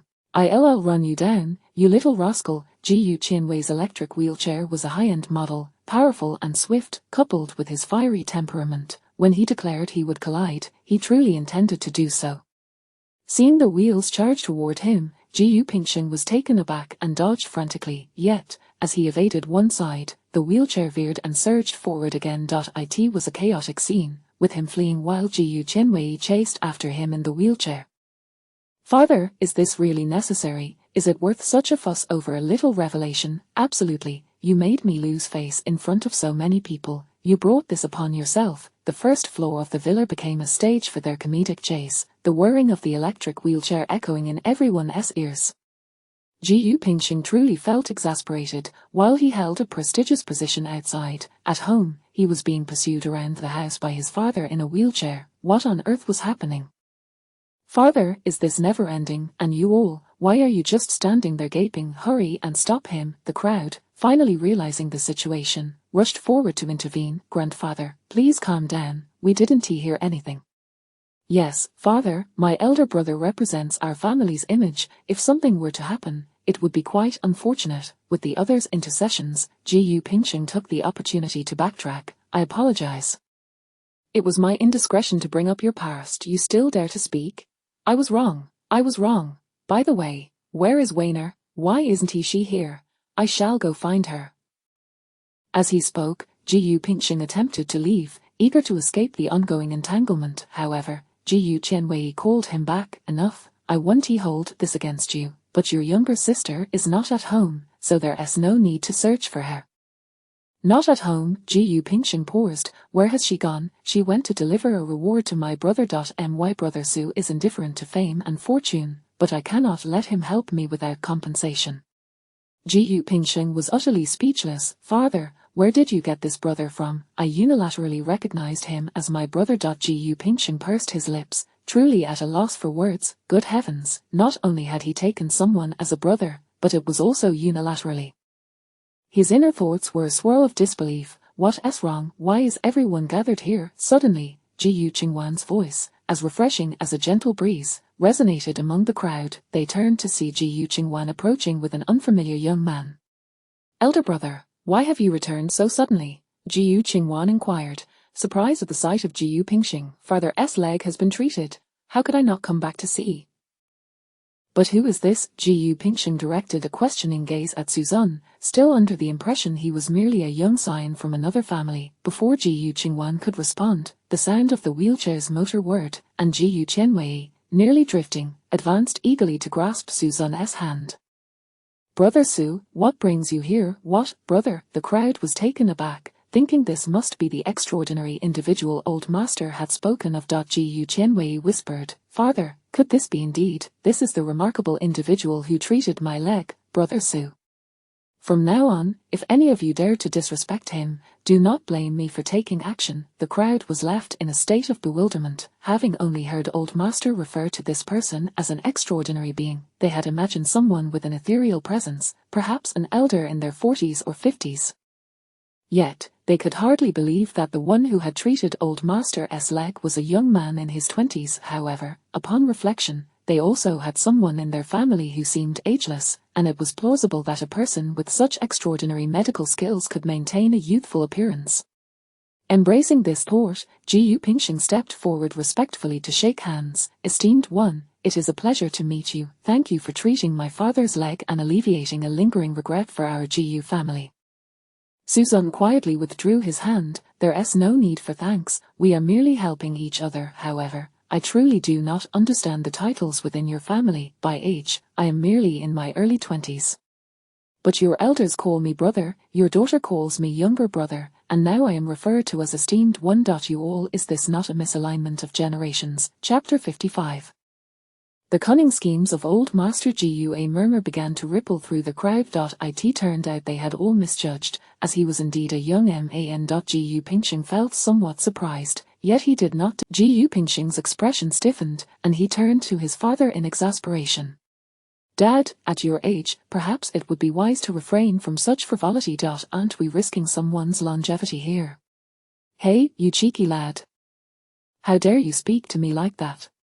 Ji Qingwan chuckled softly, adding, "Indeed, father, I refer to him as Little Zun, so what does it mean for you to call him brother?" Ji Qianwei gave a stubborn snort, yet he absorbed his daughter's words. All right, I shall refrain from it. Is young friend Su here to treat my ailment? I thought the next treatment was not due for another 5 days. Is it possible that there is something wrong with my health?" Ji Qianwei was pleased by Suzun's visit, but his unique status made him anxious about the unexpected arrival. After all, a doctor's sudden visit usually indicated either an emergency or a worsening condition. He had only just begun to feel elated. He hoped that it was not bad news concerning his leg. Noting the old man's apprehension, Suzun offered a calm smile. "Fear not, your leg is in perfect condition. I have come at the behest of others." At their behest? Both father and son looked puzzled. "Indeed, at their behest." Ji Qingwan interjected with a gentle smile, "I invited Little Zun to stay with us, as he is all alone and in need of care. It conveniently allows him to tend to father's leg without the hassle of traveling back and forth. Surely, there can be no objections." Objections? Who would dare voice any? Ji Qianwei's face broke into a wide grin, filled with excitement and joy. Instead of objections, he was brimming with elation. His daughter was indeed impressive. A mere bank card had facilitated bringing this talented young man into their home. If someone as capable as Suzun were to join the Ji family, it would be a tremendous blessing. As he pondered the eligible young women within the family, he began to consider who might suit Suzun best. The daughter of the second branch was lovely and competent, albeit somewhat aloof. The third daughter's family was also a contender, lively and sweet-tongued, yet perhaps a bit too spirited for Suzun's taste. The youngest granddaughter, though charming, had spent too much time abroad and might not be inclined to return frequently after marriage, leaving Suzun alone in a desolate home. Suddenly, a spark ignited in Ji Qianwei's mind. Was there not a perfect candidate right before him? Although Ji Qingwan was slightly older, her beauty was undeniable and would certainly captivate any man. Their relationship appeared to be quite harmonious, and if Suzun were inclined, it would not be out of the question for this brother to become a son-in-law. This is settled then. Ji Qianwei began to scheme right in front of the parties involved, his eyes glazing over with a smile that hinted at his ulterior motives. What on earth? Why has this old man suddenly turned so lecherous? Though his voice was low, Suzun's muttering was overheard by Ji Qingwan, her brows furrowed in concern as she cast a sharp glance at her father. "Father, what are you up to?" Ji Qianwei snapped back to reality. "Nothing much, just thinking of some delightful matters." "I don't care what you're thinking, but do not entertain any inappropriate notions that might put Little Zun in an awkward position. Do you really think I am that sort of person? Let us hope not." The Ji estate was vast, with the entire hillside behind it belonging to the family, replete with several villas.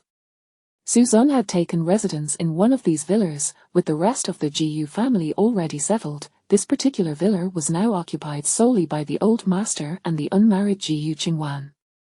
However, starting today, Suzanne would be residing there for some time. Given the established ties between the Gu and Tang families, news of Suzanne's stay soon reached the ears of the nearby Tang household, particularly that of Tang Shuyu. Step aside. Let me out. I'm afraid not, Miss. It would be best if you did not make this difficult for us. The old master has decreed that you are not to leave. I am not going far.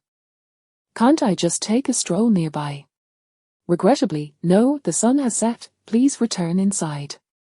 Ever since Tang Shanhe had issued his orders, Tang Shuyu had been confined without permission to step outside the villa. She realized that waiting idly would only lead to an unwanted marriage to the chauffeur's son, a fate she could not accept. Glaring at the guards blocking her path, she felt a surge of anger but knew that now was not the time to lash out. Doing so would only result in harsher restrictions. Resigned, she suppressed her frustration and spoke as calmly as she could. Grandfather's concern for my escape is unwarranted. I merely wish to visit the Gu family. You can accompany me, and I assure you I will not run away. I'm afraid that is not possible. Tang Shuyu's eyes widened in disbelief. Are you deaf? I said I want to go to the Gu family. They are our closest neighbors, and surely you can keep an eye on me. No, you may not leave this villa. Oh, can you not be so inflexible? Is it such a crime to simply visit the Gu family? Absolutely not. At this point, Tang Shuyu felt an intense hatred towards the two guards.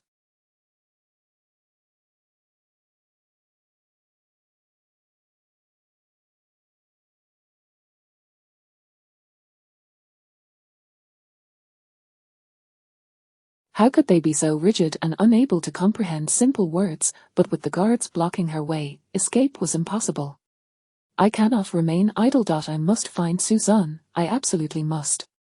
Meanwhile, at the Gu residence, Suzanne was blissfully unaware that he had drawn someone's attention. He had just bid farewell to Gu Qingwan and was now in his room, deeply engrossed in the messages on his phone. Indeed, yet another perplexing message had arrived that evening. Little Zun, how I wish you were here. If only you were, I would welcome your scolding every day. This time, Suzanne could no longer contain himself. This persistent woman sent such messages nightly, actively seeking reprimand. How could he indulge such behavior? He promptly dialed back with a voice message. Chapter 56, The Dream of Suzanne. Hey, Xiao Zun, have you finally decided to visit me in a dream? I returned late. If only I had come back a day earlier. Even just a few hours, you wouldn't sob. As soon as the call connected, it was Su Xinrou's continuous muttering that left Suzanne somewhat bewildered. What on earth was she rambling about? What did she mean by visiting her in a dream?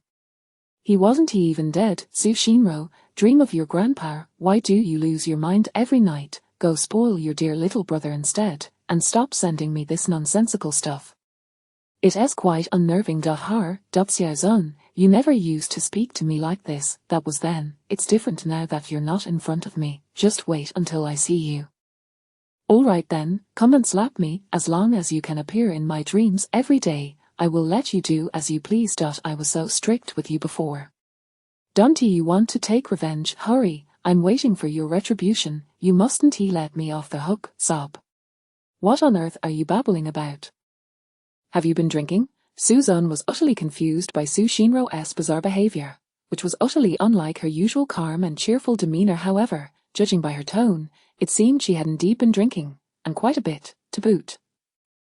The typically teetotaler Su Xinrou was drinking. She not only abstained herself, but also forbade others from drinking. Suzanne recalled an occasion when he returned home after having a few beers with colleagues post-work. She instantly detected it and sat expressionless at the edge of the bed, neither playing on her phone nor speaking, throughout the entire night. For young Suzanne, this was an immense pressure. Terrifying. Enough. I don't want to waste more words with you. If you keep sending me these erratic messages, I'll block you. On the other end of the line. She seemed flustered. No, don't block me. Just come visit me in my dreams more often, and I won't disturb you again. Dream about your sister. I'm not dead. How can I visit you in a dream? Not dead. If only that were true, what is the difference between disappearing and being dead? Wait a minute, Susan suddenly grasped the crux of it. You think I'm dead? Who on earth is so cruel as to spread rumors of my death? It's Dad. And, of course, I knew it was that old fool Su Chiming and Qin Shinlan. Susan clenched his fists, fuming. We'll meet again sooner or later, since they are so eager for my demise. Just wait until I return and see how I turn their world upside down. My hands are itching with anticipation. Xiaozan, can you at least show your face? I want to see what you look like. Show you what? Goodbye. The call abruptly ended. At the Su household, Su Shinro was in a state of panic, fiddling with her phone, her body intoxicated, her excitement causing the bottle in her hand to clatter to the floor.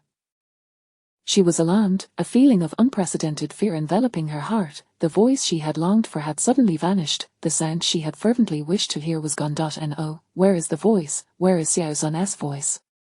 Xiaozan, please don't do this. I don't want to see you go. Can you come out and talk to me? In that moment, Su Shinro felt as though she had plunged into an endless abyss, surrounded by emptiness and helplessness.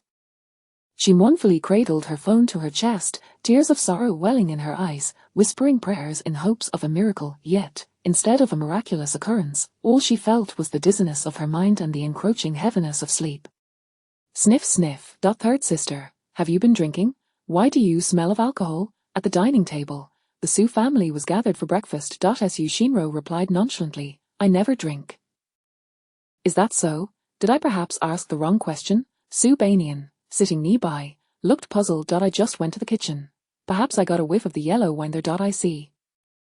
Several days had passed since Suzanne's death, yet the Su household remained shrouded in a pall of gloom. Even Su Wen had publicly expressed his sorrow, however. For Su Chiming and Qin Shinlan, it seemed they were blissfully unaware that they had lost a family member.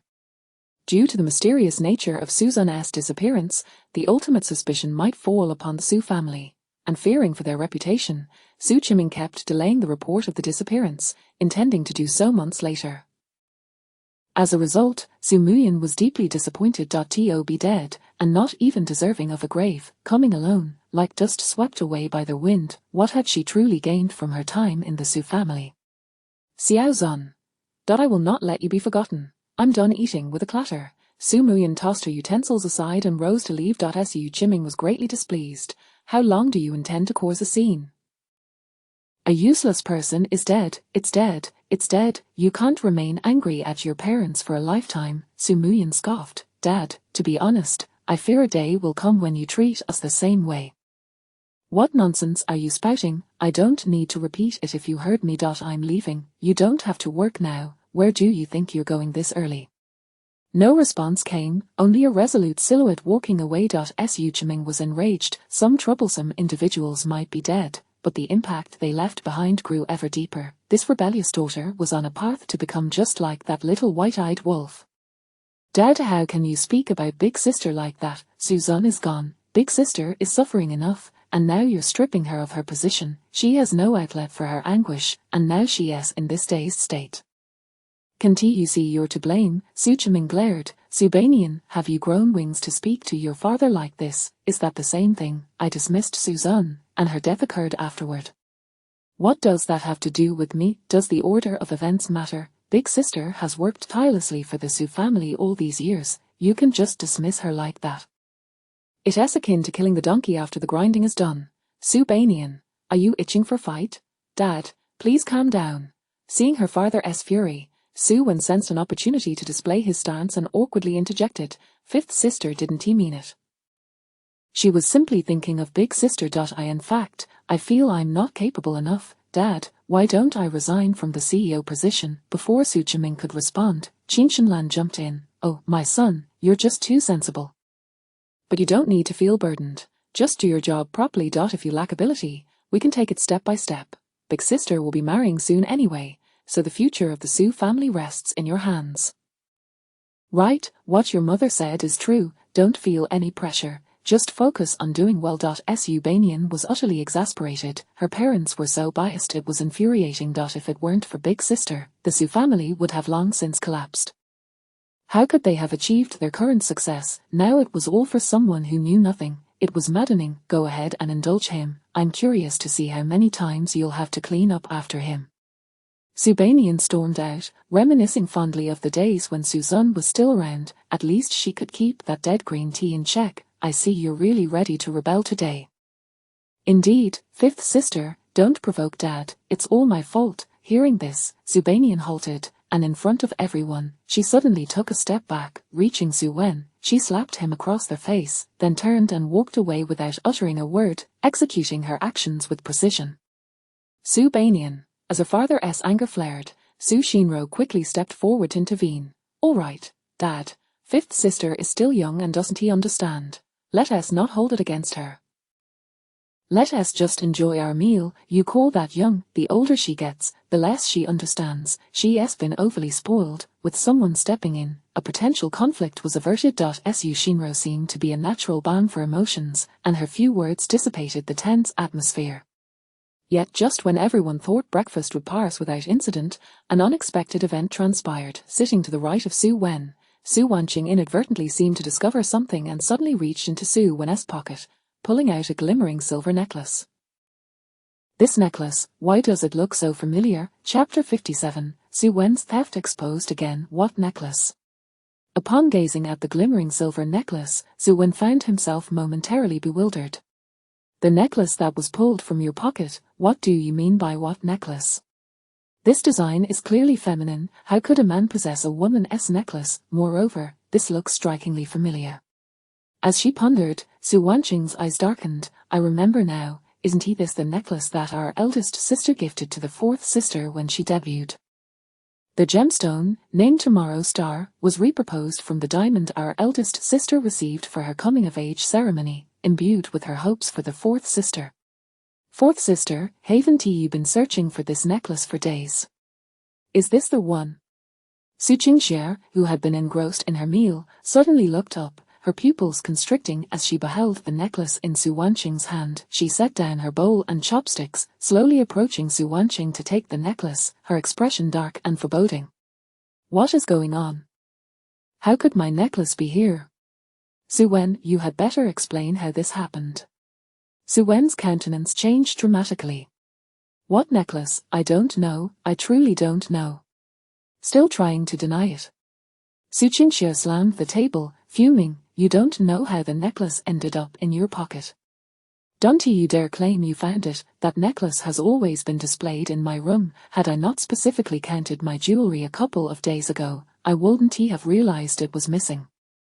If you had stolen something else, that would be one thing, but to dare steal the necklace our eldest sister gave me, you have quite the audacity. No, I genuinely don't understand how this happened, fourth sister.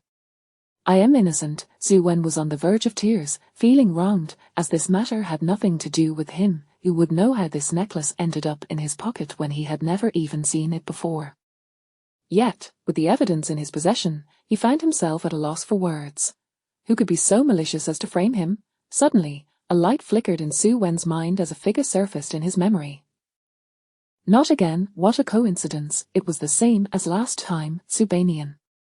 Fourth sister, I swear it wasn't me, I've never seen your necklace, right? Fifth sister, last time, fifth sister misunderstood me.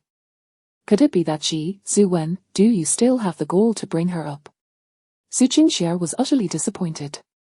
You managed to deceive us last time, and I thought perhaps you truly weren't intentional, but this time, do you expect to claim you are innocent? Do you mean to say that your fifth sister could slap you in 2 seconds and then, while everyone else couldn't see clearly, stealthily slip something into your pants pocket while you were sitting? Do you think everyone is a fool? I had no intention of holding the previous plagiarism incident against you, yet here you are again. Seeing the situation escalate, Qin Shenlan could no longer remain passive. Could this be a misunderstanding? Mom. Are you still defending him? Su Qingxie looked perplexed. Do you actually believe that the fifth sister framed him? Are you really willing to slander your other child for him? Qin Shenlan's expression stiffened. I never said that. I merely suggested that perhaps you lost something, and he picked it up. Impossible, absolutely impossible. That necklace has always been in my jewelry cabinet. I seldom wear it, so how could it possibly go missing? By the way, A couple of days ago, I saw news about Tomorrow's Star. That gemstone was purchased by our grandfather for over 10 million specifically to give to our eldest sister, who later made it into a necklace for me. I remember remarking to third sister about how valuable that gemstone was, lamenting that it was now tucked away in my jewelry cabinet. I distinctly recall Sue when sitting on the opposite sofa at that time. He must have heard. I don't know when he stole it, but I remember that necklace disappeared that very night. So it was truly you, Sue Wen. What news, what gemstone? Sue Wen was utterly bewildered, unable to comprehend what Su Qingxia was saying. He had been too preoccupied with his phone to pay attention to the conversations around him. How on earth could he be implicated in this? Dad, Mom, please believe me, I didn't steal the fourth sister's necklace. Su Chiming's expression darkened. It was one thing for Su Wen to be caught stealing once or twice, but now he was caught again. He couldn't understand why, in a household where they had no worries about food or clothing, both children had a penchant for petty theft. Xiao Wen, tell me the truth. Is this thing really yours? Dad, am I that kind of person? Su Chiming, isn't it clear to everyone by now that he had been caught red-handed multiple times before? Xiao Wen, acknowledging your mistakes and correcting them makes you a good child. Apologize to your fourth sister. What? Su Wen was taken aback, but I really didn't do it, Dad, you have to believe me. Believe you? Not a chance. Su Chiming felt an overwhelming sense of frustration.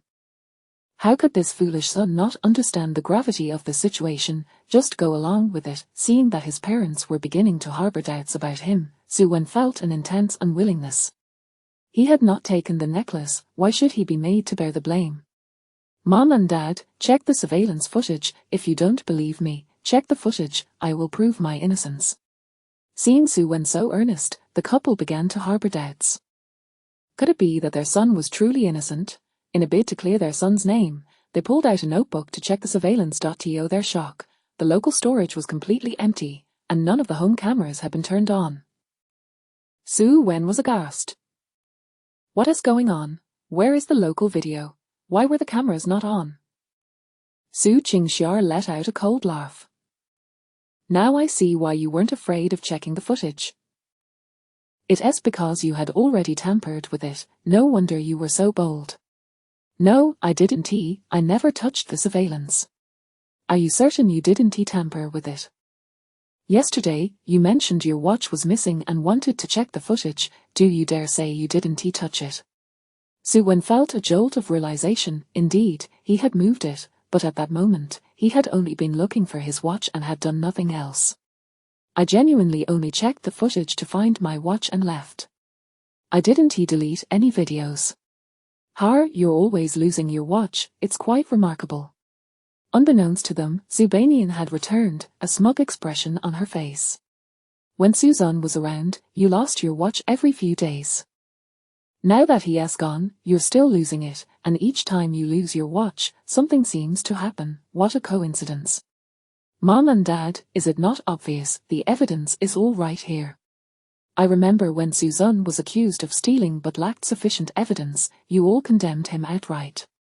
Yet my little brother Su Wen has been caught in the act several times now. This time, surely you won't cover for him, right?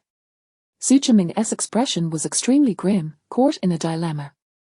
He had already shielded Su Wen several times. If he turned a blind eye again, he would lose his authority as a father. You scoundrel, apologize to your fourth sister, then receive 10 strokes of the rod. Chapter 58. Su Wen endures a series of 10 strikes. Su Wen stood frozen in place, filled with indignation. He believed that this was utterly not his fault. Why should he bear this unjust blame, especially when even his parents did not trust him? All of this was a result of someone's malicious slander. Su Bainyan, just wait. Yet ultimately, despite his dissatisfaction, Su Wen bowed his stubborn head. I apologize, fourth sister. If you wish to punish me, then I shall accept it. As long as it brings you joy. Su Qingxia looked taken aback. You want to punish you? If you haven't done anything wrong, why would I punish you? It seems you have yet to realize your own mistakes. Enough, Xia. Little Wen did not mean any harm. At that moment, Su Shinru stepped forward to ease the tension, addressing Su Wen with a gentle demeanor. Little Wen, have you been in need of money lately? The crowd fell silent. Su Wen was also momentarily stunned, his tone tinged with a hint of guilt. Third sister, I do not comprehend what you mean. Su Shinru smiled softly. Little Wen, there is no need for you to conceal it. I am already aware that you have been selling gifts for money. How could you possibly know? Su Wen's expression shifted. I found the receipt you dropped on the ground and later visited that shop to inquire. It turns out you have sold quite a few gifts given to you, particularly the watch. However, do not be alarmed, the gifts given to you are yours to do with as you please. I actually think your idea of selling items for money is quite commendable. But since you are in need of funds, you could easily ask the family for assistance, surely they would not deny you. While it is fine to sell your own belongings for profit, it is unacceptable to sell items that belong to others, especially your fourth sister's necklace.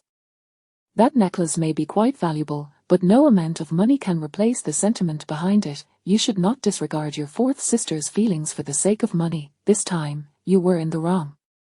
Being wrong is not dreadful. What matters is recognizing your mistake and seeking to amend it. Simply apologize sincerely to your fourth sister, accept your punishment, and this matter will be resolved. Su Qingxia's expression darkened.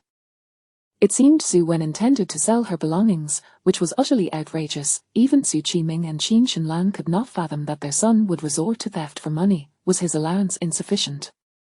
It appeared they needed to increase his pocket money. Continuously selling items was not a viable solution. As Su Wen absorbed these words, he felt a deep sense of understanding and gratitude.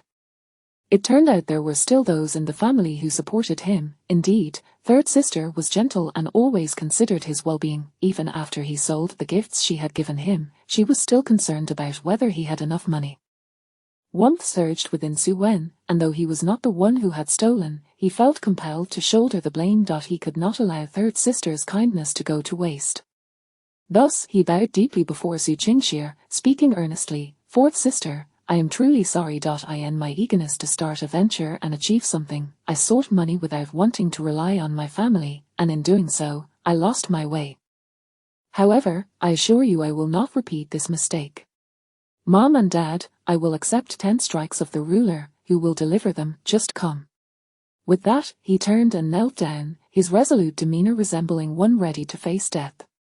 I'll do it. At that moment, Su Baiyan called out. Su Wen immediately wilted. In truth, it mattered little who struck him. The only one he could not bear to face was Su Baiyan. He had already sensed her intent to target him, and if she were to deliver the blows, he would surely. You tend to be rather indiscriminate. Absolutely not, I will do it, I won't be too harsh. Su Qiming's face darkened as he commanded, the ruler is for your third sister, you go away. I refuse. My third sister is so gentle she won't strike hard. What kind of punishment is that? You ungrateful girl. All right, all right. Su Shinru intervened, seizing the ruler and coaxing Su Baiyan, for the sake of your third sister, let me take care of this. But rest assured, I will apply some force. Su Baiyan, typically resistant to sternness, found herself yielding to such entreaty. Su Wen finally let out a sigh of relief. Thankfully, it was third sister and not that wretched Su Baiyan. Otherwise, he would not have survived today. After receiving a phone call, Su Qiming hurriedly departed. Qin Shinlan, unable to bear the sight of her son being punished, retreated to her room. However, with the 4 sisters still present, there was no escaping for Su Wen. Su Shinru crouched down, whispering, Little Wen, your 4th sister and 5th sister are watching. I cannot go too easy on you, so bear with it a bit. It's fine, 3rd sister. You've already done your best. All right, then, Little Wen, turn your head away, I am about to begin. Su Wen was unconcerned. How painful could it be with such a gentle person as his 3rd sister? However, when the first strike landed, it was so painful that his eyes nearly bulged from their sockets. How could it hurt so much? Su Baiyan retorted, stop pretending, 3rd sister didn't even hit hard. What are you whining about?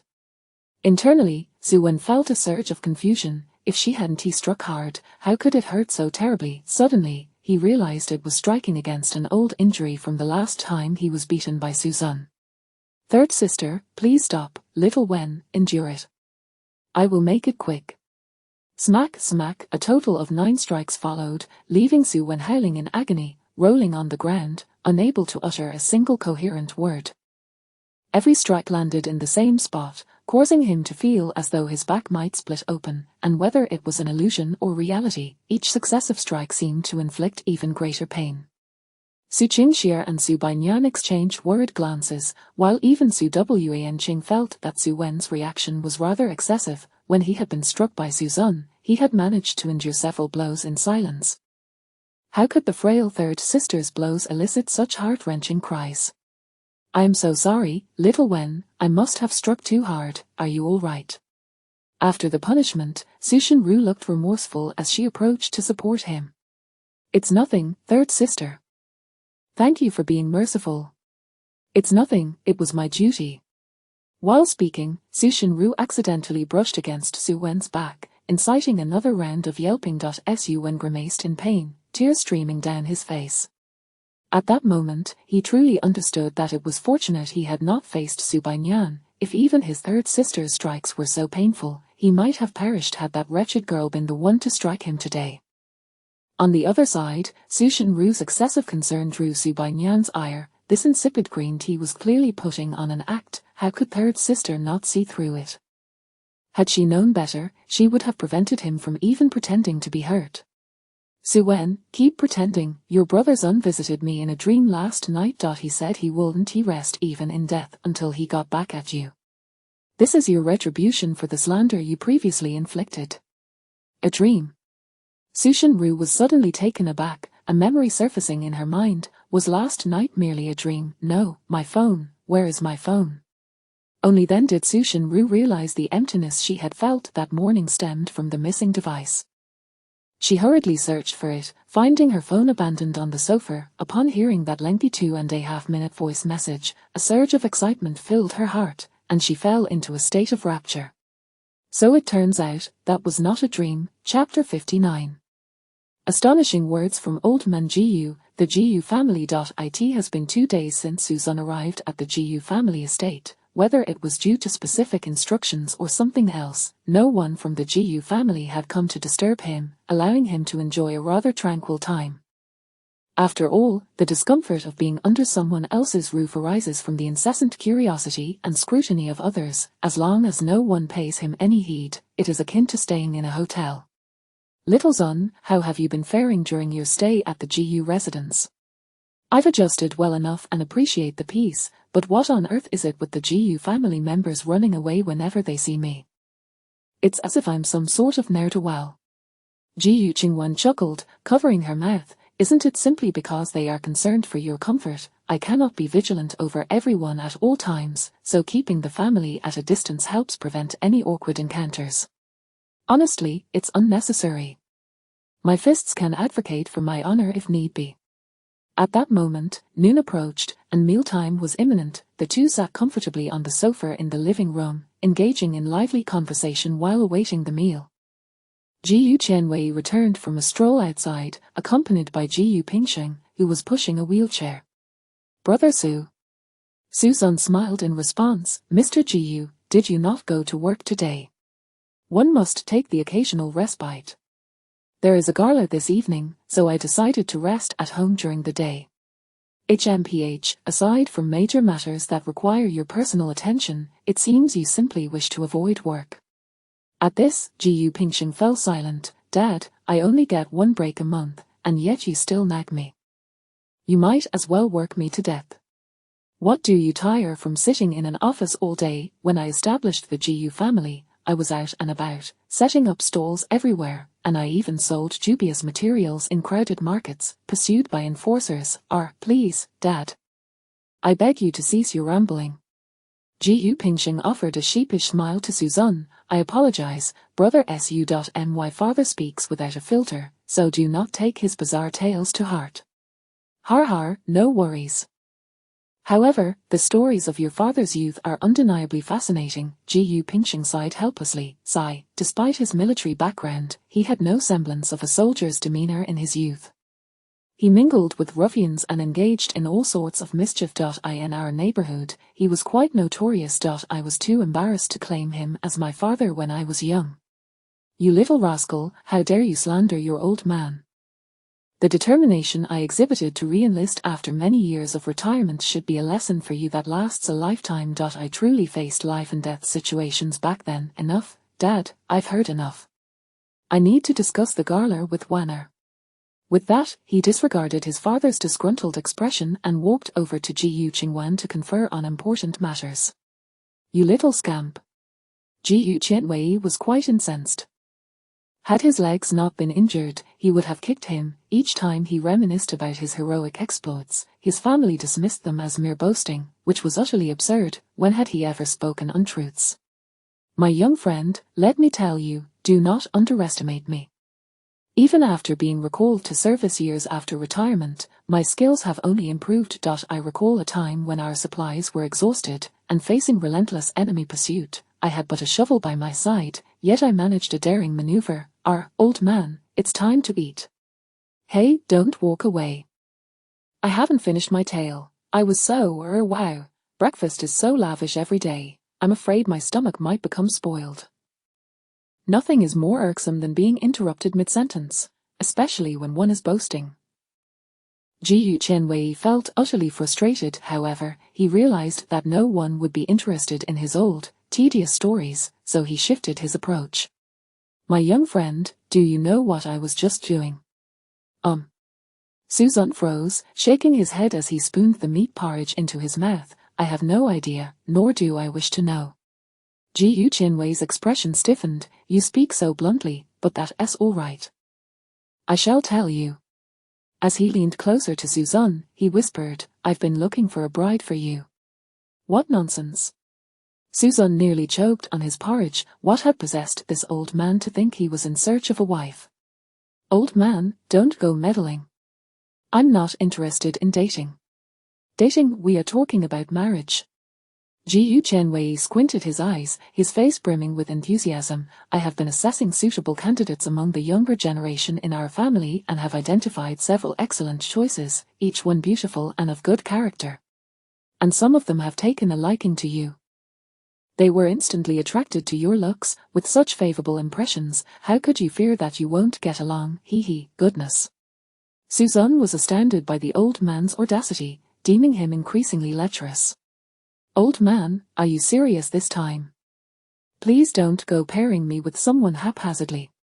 Pairing, I am merely inquiring about your thoughts. Get lost, I refuse to be a son-in-law.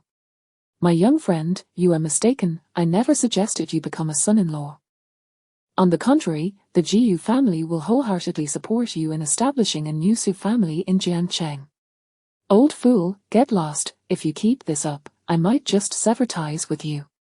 Yu Qianwei's expression shifted. My young friend, I am considering your lifelong happiness. You will inevitably need to settle down. Why not choose a fine match from the Jiyu family? No way, I'll remain a bachelor my entire life. What, are you gay? Goodness, where did you even learn such a word? You re the one who's gay. Since you're not, then what is there to fear? Just pick one. I assure you, the daughters of the Jiyu family will not disappoint. I won't choose. Choose one. I said I won't choose. Choose one. At this point, Suzun's mind was racing with a myriad of exasperated thoughts, utterly fed up with the old man's incessant pestering. He did not belong to this world. How could he possibly settle down here without bringing harm to some unsuspecting girl? Just as he struggled to find a response, a figure suddenly flashed through his mind, a choice that the old man would undoubtedly reject. Yes, this choice, you would never agree to.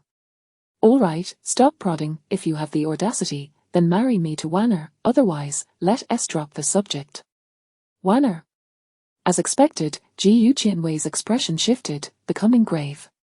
Seeing this, Suzun smiled with satisfaction. What's wrong? You can't bear to part with her. Wasn't it a free-for-all selection before? Choosing someone else's beloved daughter is fine, but not your own. Yu Qianwei furrowed his brow. Are you truly considering Wanner? This isn't a joke, is it? Of course I am a man of my word. But Wanner is significantly older than you, perhaps we should consider another candidate. What do you mean? Love is priceless. True love cannot be measured by age or appearance. In that instant, Jiyu Qianwei lowered his head, falling silent, observing the dilemma on his face. Suzun patted his shoulder reassuringly. Worry not. I am not one to force anyone against their will, simply do not bring it up again in the future. Sigh, I feel ashamed, your words resonate deeply with me. You flatter me.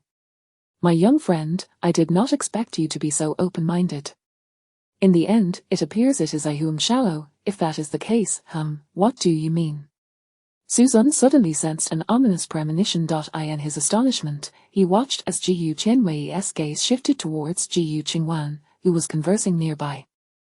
In horror, he saw the old man's mouth, adorned with several golden teeth, begin to open. Wanner. You shut your mouth. Suzun instinctively covered his. Jiyu Qianwei's shocking proclamation reverberated like thunder in everyone's ears. Wanner, Suzun wishes to marry you. Chapter 60, The Tang Family's Request. Tell them to get lost. Jiyu Qingwan found herself momentarily stunned, while Jiyu Pingsheng, who was conversing with her, also fell into a daze. As for Suzun, he was utterly bewildered, feeling so awkward that he could practically dig up a Barbie dream castle with his 10 toes. What on earth is this? No wonder his own son doesn't like to talk to him. With such a mouth, anyone who interacts with him is bound to have bad luck. Only Jiyu Qianwei, with an eager expression, gazed at Jiyu Qingwan, hoping that his precious daughter would provide a satisfactory answer. Finally, Jiyu Qingwan let out a long sigh, her tone imbued with deep resignation. Dad, could you please refrain from spouting nonsense? Have you considered how the other party feels when you speak so carelessly? Who's spouting nonsense? It was Su, my young friend, who said he liked you. Suzun's expression changed. You old fool, don't say such things, I never said that. You brat, just a moment ago, you claimed that true love is independent of age or appearance and that you wanted to marry my little Wan. Why are you embarrassed now? I'm not embarrassed, you big-headed ghost. At this point, Suzun could no longer concern himself with decorum and shouted, Isn't it because you insisted on finding me a wife? I was merely hoping you would abandon that notion. Who would have thought you'd even sell your own daughter? That's a gross misrepresentation. I have been waiting for my little Wan to marry for decades, and now that I have finally found a worthy son-in-law, how can you say I'm selling her? All right. You're impressive, I admire you. However, what good is your agreement if the lady in question does not consent? Besides, I doubt that Director Jiyu would want his sister to choose a mere boy as her future partner, wouldn't he? You agree, Director Jiyu? Jiyu Pingsheng, suddenly called out, came back to his senses, and surprisingly, he wore a look of earnestness. Brother Su, you have no idea how long I have wished for Wanner to settle down. Moreover, how could you be just a mere boy? You are truly a paragon of excellence. How could I possibly disagree? Rest assured, with my father and me here, no one would dare oppose. Oh dear, what are you doing? Suzun had initially hoped Jiyu Pingsheng would help him out of this predicament, but instead, the latter not only failed to understand his intent but also grew increasingly eager. What on earth is this? Helpless, Suzun decided to be straightforward. I apologize, but I currently have no plans for marriage. Life is brief, and I wish to explore the world. A family would only hinder my path forward. And as for you, Wanner, you need not worry, I harbor no inappropriate thoughts about you. Do not pay heed to your father's wild assertions. With that said, everything that needed to be understood was clear. Jiyu Qianwei felt immense regret. Although it was disappointing that Suzun could not become a son-in-law, he could not force it, merely acknowledging that there was no fate between the two. After all, his little Wan could not afford to wait any longer. If she delayed for a few more years, she might not remain as youthful and beautiful. Very well, I shall go meet the younger generation of the Jiyu family. Who knows, she might take a liking to one of them. Suzun's face darkened. Old fool, if you continue like this, I might just pack up and leave. Hehe, I was merely joking. Do not be angry, young friend. Thus, the meal passed without incident, and Jiyu Qianwei ceased his attempts to find a wife for Suzun, though Jiyu Qingwan remained silent throughout. Despite having lived a decade longer, Suzanne understood that women tend to be more sensitive than men. Being coaxed by her father likely made her feel even more embarrassed than he did. Sigh, could it be that Jiyu Qinwei's leg was broken due to his reckless remarks back in the day? In the Jiyu family garden, Jiyu Qingwen often spent her time at home tending to flowers and plants, cultivating her spirit, and this garden had become her sanctuary for solace. At that moment, she held a watering can, methodically watering her flowers with a smile, blending seamlessly with the bloom around her, creating a picturesque scene. Jiyu Pingxing quietly approached, watching her from behind with a sigh. What troubles you, elder brother? Though she did not turn around, Jiyu Qingwen knew who was behind her. Jiyu Pingxing sighed again. Wanner, why didn't you speak earlier? You have had no contact with any men before, and now that Suzanne is an exception, don't you have any thoughts? Thoughts? Jiyu Qingwen smiled faintly. He and I are not from the same world. What thoughts could I possibly have? Stop pretending. You can deceive others, but not your elder brother. You have never cared for any man like this before. Why are you being so attentive to Suzanne? Do you truly feel nothing? Nothing. I merely see him as a benefactor. You are lying to yourself. Jiyu Pingxing said, exasperated. What are you afraid of? Are you worried about what others might say, or do you fear being judged for the age difference? If you have feelings, why pretend to be indifferent? Do you truly wish to remain single for a lifetime? Even if your appearance can remain youthful for another decade, what about your health? Remember how you used to adore Xiao Tong and Xiao Zhao. Isn't it too late to wish for a child of your own now? Jiyu Qingwen did not respond, simply lowering her head and quietly watering the plants, seemingly disinterested in engaging. Every time Jiyu Pingxing witnessed his sister's demeanor, he felt frustrated by her tendency to evade issues, never listening to family advice, which left him perplexed, helpless. He could only leave her with a final remark. Suzanne is not a shallow man. He is filled with mystery. To him, societal norms mean little. I will fight for you, but the rest is up to you. Seeing that there was still no response, Jiyu Pingxing could only huff and leave. Currently, the Jiyu family's only regrets were their father's leg and their sister's marital status. Regardless, he would do everything to alleviate the family's grievances. However, he could not do it alone. Some effort from others was also required. He could only hope that Jiyu Qingwen would heed his words. Brother Pingxing, Wanner. At that moment, an uninvited guest's sudden arrival brought the two who had just been in disagreement back together. Uncle Tang Shanhe arrived at the Jiyu family home, accompanied by his two sons and several elders. Everyone was well aware of the purpose behind this unexpected visit. Since the elders had come, Jiyu Pingxing could not be dismissive. However, he had also heard about the matter between the Tang family and Suzanne. If he brought them together recklessly, it might provoke Suzanne's displeasure. Uncle Tang, Old Tang, since we're all familiar with one another, I shall not beat around the bush. Are you here to find Suzanne? Tang Xinye nodded. Yes, Old Jiyu, since Mr. Su is at your home, we kindly request you to take us to meet him. I can take you to him, but I first need to ask. I am aware of the situation between you. I must warn you to prepare yourselves mentally, as you may very well return empty-handed. Before long, Jiyu Qingwen conveyed the news of the Tang family's arrival to Suzanne. However, Suzanne was not a man to backtrack. He had shown sufficient goodwill to the Tang family. Now that they had come to plead, what did it matter? He would not extend a helping hand. Tell them to get lost. Chapter 61 Suchiming, behold my reckless charge. He said for you all to get lost.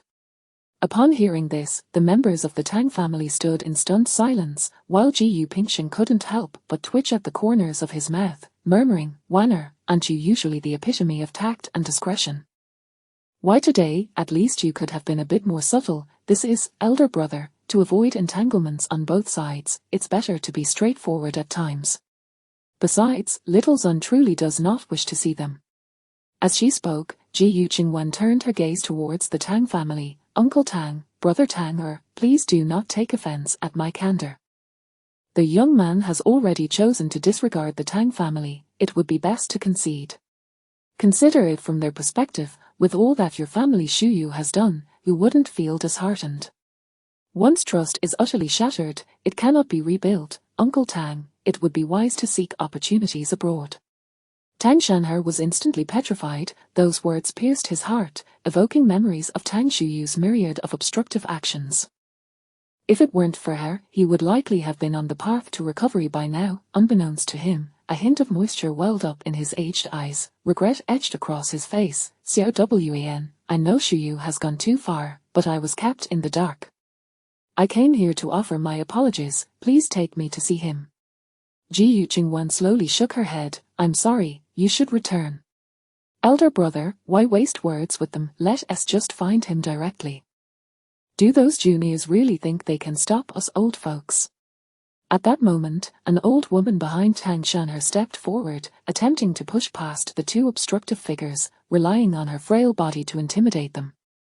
Ji Yupingxing's expression darkened. No wonder they brought a few elders along. It seems they were merely waiting here. However, he couldn't bring himself to intervene. As the elderly lady barreled towards him, he quickly sidestepped, fearful of causing her any injury.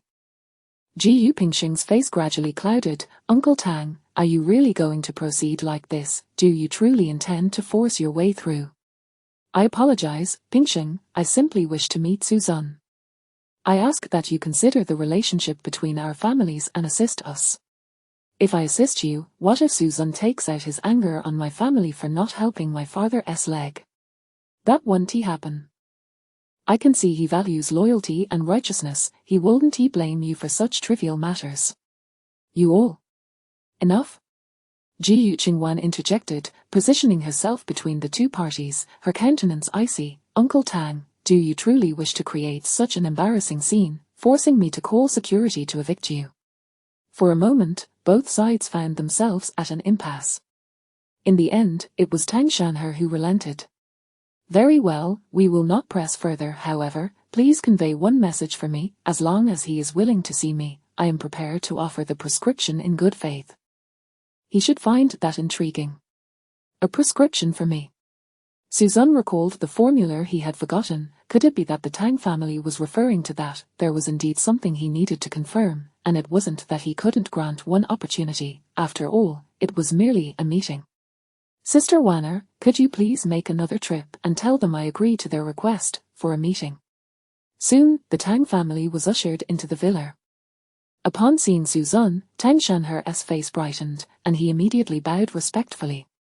I apologize, young friend Su, my grandson, spare me the pleasantries, the prescription. Tang Shanhe was taken aback but quickly instructed Tang Qingye to produce the prescription. Suzan leaned back casually, grasping the yellowed parchment, and with a fleeting glance, tossed the prescription onto the coffee table before him. That is sufficient, you may leave now. This prescription is yours to take as well. The Tang family members were momentarily taken aback. Tang Shanhe asked in confusion, young friend Su, is there something amiss with the prescription? No, I am exceedingly satisfied. If you are satisfied, then why? Suzan let out a cold chuckle. Only your Tang family would seek to curry favor with my belongings. However, you too have been deceived. This prescription can indeed cure your ailment, but it must be accompanied by my unique acupuncture technique, otherwise, it is merely a temporary pain relief. Indeed, this prescription, or rather, this formula was genuinely his creation. Suzan was genuinely curious about how this item, which he never parted with, had been pilfered by Su Wen. The previous plans, the lyrics, the copyrights, and now this formula. Could it be that this fellow possessed some peculiar ability to directly appropriate the achievements of others? Intriguing, truly intriguing. Well then, since we have met, why linger? Sister Wanner, see them out. The Tang family stood in shock. Was this truly just a meeting, without even a chance to converse? Tang Shanhe was no fool and understood the implication behind the earlier words. No wonder Su Wen possessed the prescription yet could not cure the illness. It was stolen. After all, the two had resided in the Su household. Wouldn't he stealing something be as easy as pie? Here he was, paying respects to a charlatan while overlooking the real talent. He should have anticipated such a turn of events. How shameful. As they were being ushered out, Tang Qingye hastily shouted, Mr. Su, please grant me a moment. I have a few words to say. No need to speak, I cannot save you. Your inability to raise your child has dragged your father down with you. This is your fate, and also that of the Tang family. Come to terms with reality. Mr.Su, Susan turned and ascended the stairs, leaving the Tang family with not a shred of hope. The clan members were filled with despair, and Tang Shanher, in particular, wore a deadly pallor, the last flicker of hope in his heart extinguishing. Only Tang Qingye felt a glimmer of hope rising from despair, casting a last, desperate look at Ji Qingwan. Sister Qingwan, our families have known each other for so many years. I implore you to help us. Ji Qingwan shook her head. I cannot assist. No, you can help. You are called sister by Mr.Su, and he refers to you as Wanner. You must have a good relationship. I beg you to speak on our behalf to Mr.Su. Help my father, or he will not have much time left. Ji Qingwan sighed helplessly. Brother Tang I cannot assist. I cannot risk angering him over your family's matters. My father's health depends entirely on him. Please forgive my selfishness. All right, old Tang, let us go. Lingering here is fruitless. While there is still time, let us consider other solutions. But what good is it to keep entangled? All you will gain is more annoyance. It is better to return. Ji Pingxing ultimately saw the Tang family off, and they returned to their home in disappointment. Some harbored resentment, others were at a loss, while still others felt utterly despondent. Yet, there were those who were seething with rage. Bring me Tang Shuyu and Tang Xingjuan, those scoundrels. The events of the day felt like a mere interlude, and Suzun did not dwell on them. That evening, due to an unexpected matter for Ji Pingxing, the party transformed into an occasion for Ji Qingwan to attend, and Suzun was requested to accompany her. Suzun had attended countless banquets, treating them as casually as drinking water, while Ji Qingwan found it surprising, thinking Suzun was exceedingly composed. So composed, in fact, that he seemed oblivious to everything around him. As Suzun secluded himself in a corner, indulging in pastries, consuming an entire bottle of red wine, and playing a game on his phone, it was as though the world around him held no significance. Two fools opting for support roles is one thing, but do you really have to sit on a seesaw on top of Yaoqi's head? Mr. Su, I heard your company has changed its president. What boldness! Not at all. My family's elder is preparing for marriage, naturally necessitating a successor. It's a good opportunity for my son to gain experience. So that's the case. However, I heard you have two sons. Is that true? Where did such rumors originate? They are mere fabrications. Mr.Su, are you hiding even this from an old friend? My son is a student at Jiang University. Although you've sealed off information within the campus, my son managed to capture some footage. Could you share what transpired? A troublesome matter. I fear it would only invite ridicule. However, since Director Wang is aware, I shan't conceal it any longer. He is an orphan we kindly took in, yet he has been nefarious and devoid of virtue. Perhaps we were too kind, resulting in the raising of an ungrateful wolf, producing such a treacherous beast. Itching for a fight. Suzun suddenly felt a surge of blood, scanning the surroundings, and indeed spotted that familiar, obnoxious figure. So, this is how you've been scheming against me in private, huh? I will not indulge you any longer. With a swift toss of the wine bottle and phone tucked away, he charged out like a human cannonball. Damn it, Su Chiming, witness my reckless assault. Chapter 62. No injury. The shocked Su Chiming, that familiar voice, that well-known technique. It is he. The man has returned. In the fleeting moment Su Chiming turned around, time seemed to freeze. He was astounded, witnessing a man, resembling a nightmare, hurtling towards him. Yes, hurtling. His body was on high alert, instinctively attempting to evade, yet, his feet felt as if they were encased in lead, immovable, as he helplessly watched the human projectile veer towards him. In that instant, everything around him moved with an unusual slowness, akin to the dragging weight of thick mud. As Suzun collided with him, Su Chiming's mind raced, conjuring a multitude of questions. Who am I? Where am I? This wretch was supposed to be dead, wasn't he? Why is he appearing before me? Could it be that he is alive? But if he is alive, why is he here? With his identity, he should not be in such a situation. No, he had vanished. It seemed that his death had never been conclusively determined. This beast has truly returned.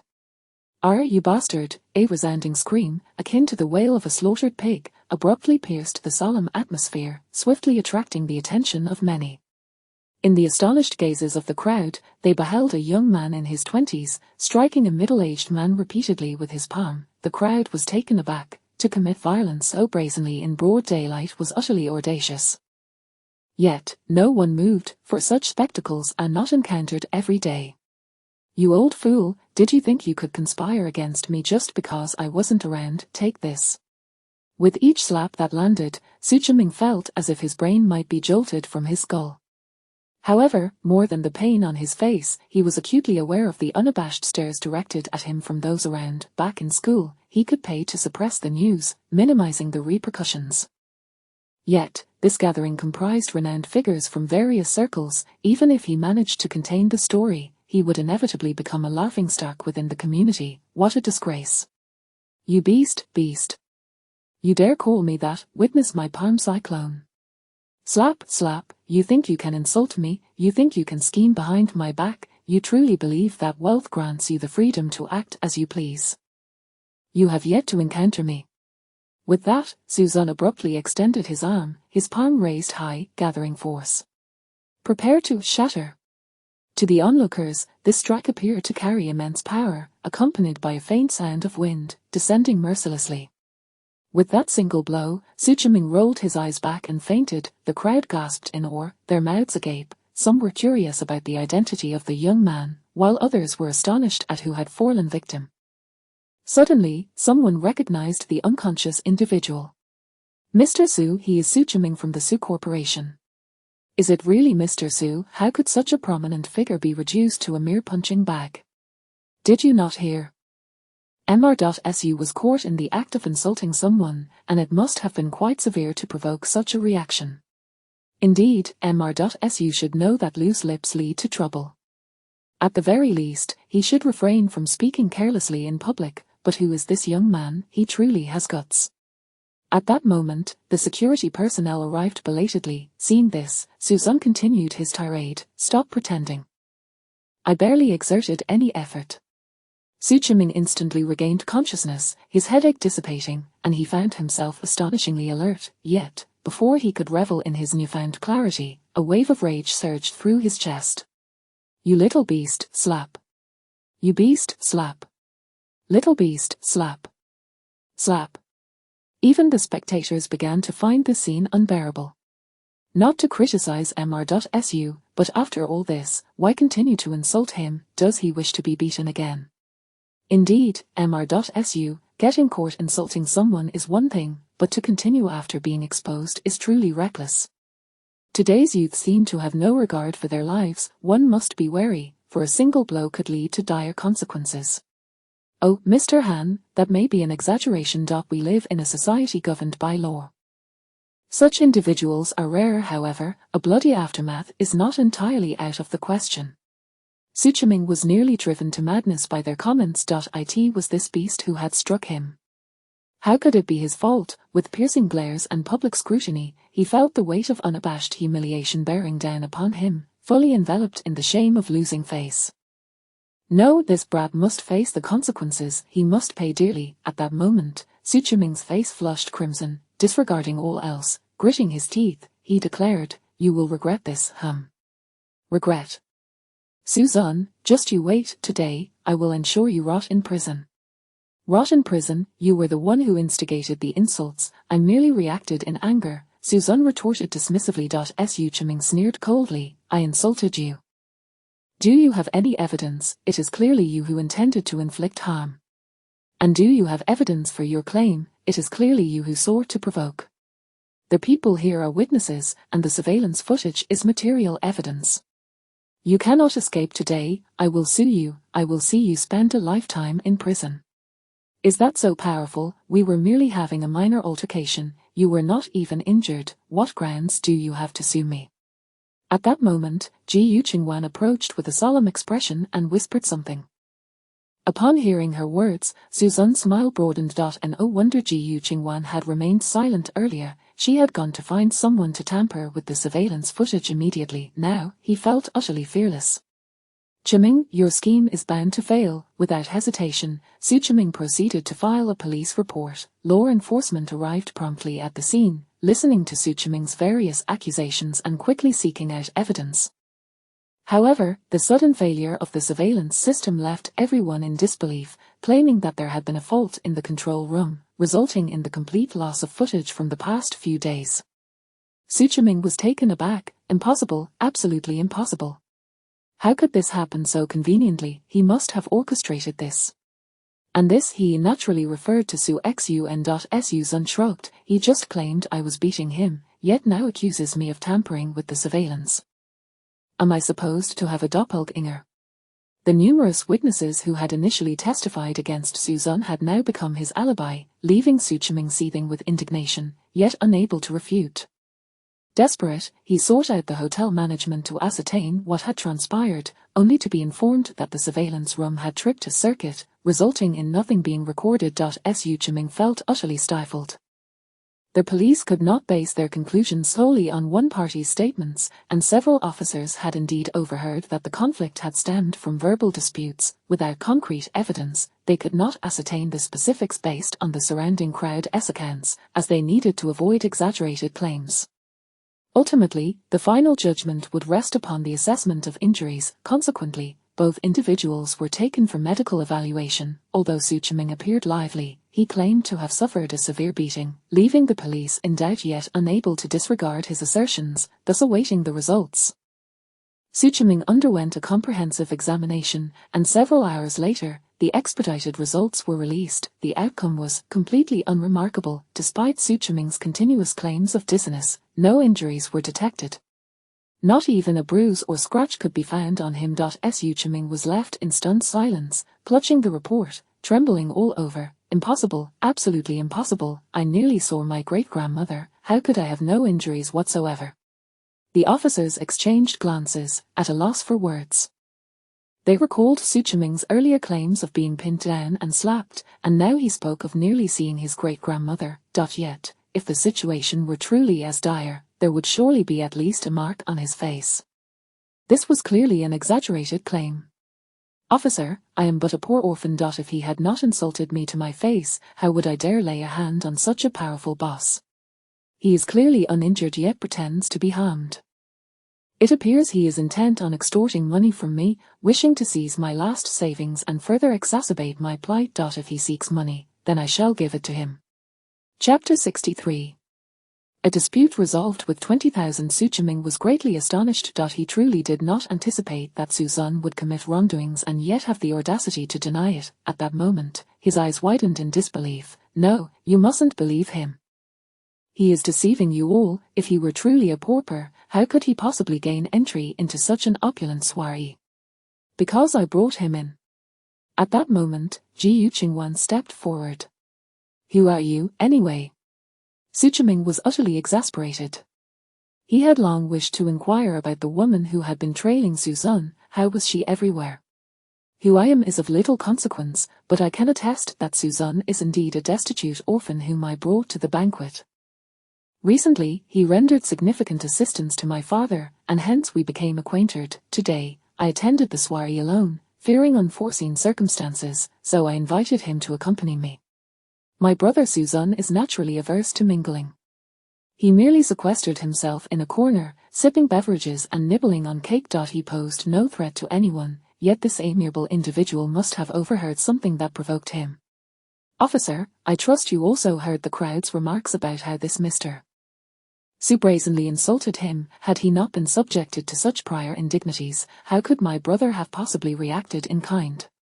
I understand that some affluent individuals tend to look down upon others, yet this does not justify their disdain. Upon hearing this, the expressions of several law enforcement officials grew increasingly grave. They recalled the testimonies of witnesses who confirmed that Suzun had, indeed, been quietly enjoying himself in a corner, seemingly relishing the lavish fare as if he had never tasted anything so fine. It was evident that this Mr.Su deemed the country bumpkin unworthy of respect, instigating his derogatory remarks. Furthermore, there were accounts of Mr.Su referring to him in a most contemptuous manner. Could he truly harbor such malevolence towards a complete stranger? Of course, certain thoughts remained unvoiced, for they were law enforcement personnel bound to maintain impartiality. Still, the flicker of disdain in their eyes was perfectly captured by Su Chiming. He was bewildered. But I am the victim here. What is with those looks? A lead officer responded sternly, "Mr. Su, your injuries have been assessed, and apart from your claims of headaches and discomfort, we cannot justify detaining anyone. We can only endeavor to negotiate compensation on your behalf. How much do you believe you are owed?" Compensation? Su Chiming clenched his fists instinctively, nearly bursting into laughter from rage. He had been battered nearly to death, and they spoke so nonchalantly of compensation. What a fine notion. Seeing Su Chiming remain silent, Ji Yuqingwen reached into her bag and produced 20,000 yuan. Mr.Su, one must learn the virtue of tolerance. Are you truly intent on driving a defenseless orphan to despair? After all, you have not sustained any serious injuries. This 20,000 should suffice for your losses. I hope you will graciously accept this offer. Instantly, Su Chiming laughed, genuinely infuriated. He never imagined he would be humiliated with money, especially a mere 20,000 yuan to dismiss him. Yet now, aside from accepting this sum, he found himself with no other recourse. Ultimately, both parties signed a settlement agreement for the 20,000. Resolving the dispute, however, Su Chiming's heart burned with an unprecedented indignation, more stifling than the physical beating he had endured. "Dad! What on earth is happening?" The newcomers were Su Wanqing, who had received the news, and Su Shiner, who had coincidentally overheard it. Upon learning that their father was at the station, the two rushed over, but it seemed they had arrived a moment too late. "Second brother, and the third has come too. No matter, let us return home." Su Wanqing was puzzled. "Dad, what is going on? Why did you call me here? With whom did you have a conflict?" "Who?" Su Chiming sighed. "Who else but that wretch?" "What are you referring to?" "Indeed, that little beast, Suzan." Su Wanqing's expression changed. "But hasn't little Zun already died? How could he possibly?" "He is alive and well. That little beast is thriving." Justice's iron fist. In a swift motion, a figure charged forward, landing a punch squarely on Su Chiming's face. "You old fool, I am still here." Everyone was taken aback. No one had expected Suzan to make such an unexpected appearance. Shock, excitement, and anger rippled through the crowd. Naturally, it was Su Chiming, who had just been struck, that was most enraged. "Suzan, what is your intention? Do not forget we are still in the law enforcement office." Suzan looked on with disdain. "And what of it? Do you intend to squander more hours in an attempt to extort 20,000 from me?" What of it? I am still young enough to endure, but I wonder how many nights your old bones can withstand." The two resumed their verbal sparring, glaring at one another. Although Su Wanqing was confused about the unfolding drama, she attributed the altercation to the recent antics of Suzan and assumed it was merely a petty squabble. Thus, she stepped in as a peacemaker. "Zun, how can you lay hands on Dad? Just apologize, and let's go home." "To hell with going home. He is your father, not mine. I am just an orphan." Su Wanqing furrowed her brows. "Suzan, how long do you plan to carry on like this? Do you not realize that when you disappeared, everyone thought you had perished? Do you have any idea how heartbroken your sister has been over these days? Hurry and make amends. Let us return home." "Make amends? Why would I? Do you wish for him to create chaos in our family?" "Oh dear father, is there no conflict that cannot be resolved with calm discussion? Must it escalate to this life and death struggle? It cannot be calmed. Do you understand what he has done?" Enough, stop this back and forth." Suzan interjected, his demeanor unruffled. "You need not beg me here. If I wish to return, I will, and if not, not even 10 oxen could drag me back." "Suzan." "Su Wanqing, do not force my hand." At that moment, just as the tension hung thick in the air, a woman clad in an elegant black gown emerged from the law enforcement office, a smile gracing her features as she approached Suzan. "Little Zun, there are no further issues. We can go home now." "Very well, thank you for today, Sister Wanner." As they exchanged pleasantries, the two turned to leave, entirely disregarding the disconcerted expressions of the others. Just when it seemed the matter would conclude, Su Shiner, who had remained silent until now, coldly interjected, "Zun, you are becoming increasingly outrageous." Chapter 64. Suzan's return. Utter madness. Suzan paused momentarily, slowly turning to face the source of the disturbance. "Who is barking like a dog?" Who is that woman beside you? Su Shinro's delicate brows furrowed slightly. None of your business. Su Shinro, do you think you can still control me like before? Instantly, Su Shinro's expression tightened. She had long heard her family speak of Suzan's drastic change in temperament, but only upon experiencing it firsthand did she realize that he had truly transformed. He was no longer the submissive and compliant little Zun of the past. Sierra Zun, come home with me. I promise you will no longer suffer any grievances. Regardless of what happened before or tonight, I assure you that you will not face any blame, as long as you return with me. Su Zun narrowed his eyes, scrutinizing the woman before him, momentarily doubting the clarity of his hearing. Was this truly something Su Shinro could articulate? Was this the treatment he could expect from her? However, the humility he once offered her was met with indifference. Now, in his complete frenzy, he had no need for her empty promises. Sorry, I have no interest. Su Shinro's expression froze. What did you say? I said, I have no interest. But Su Shinro, you are truly hypocritical. Do you think you can deceive me back into a situation that would only serve to entrap me? Have you ever considered that if I were to return, it would be you who would be at a disadvantage?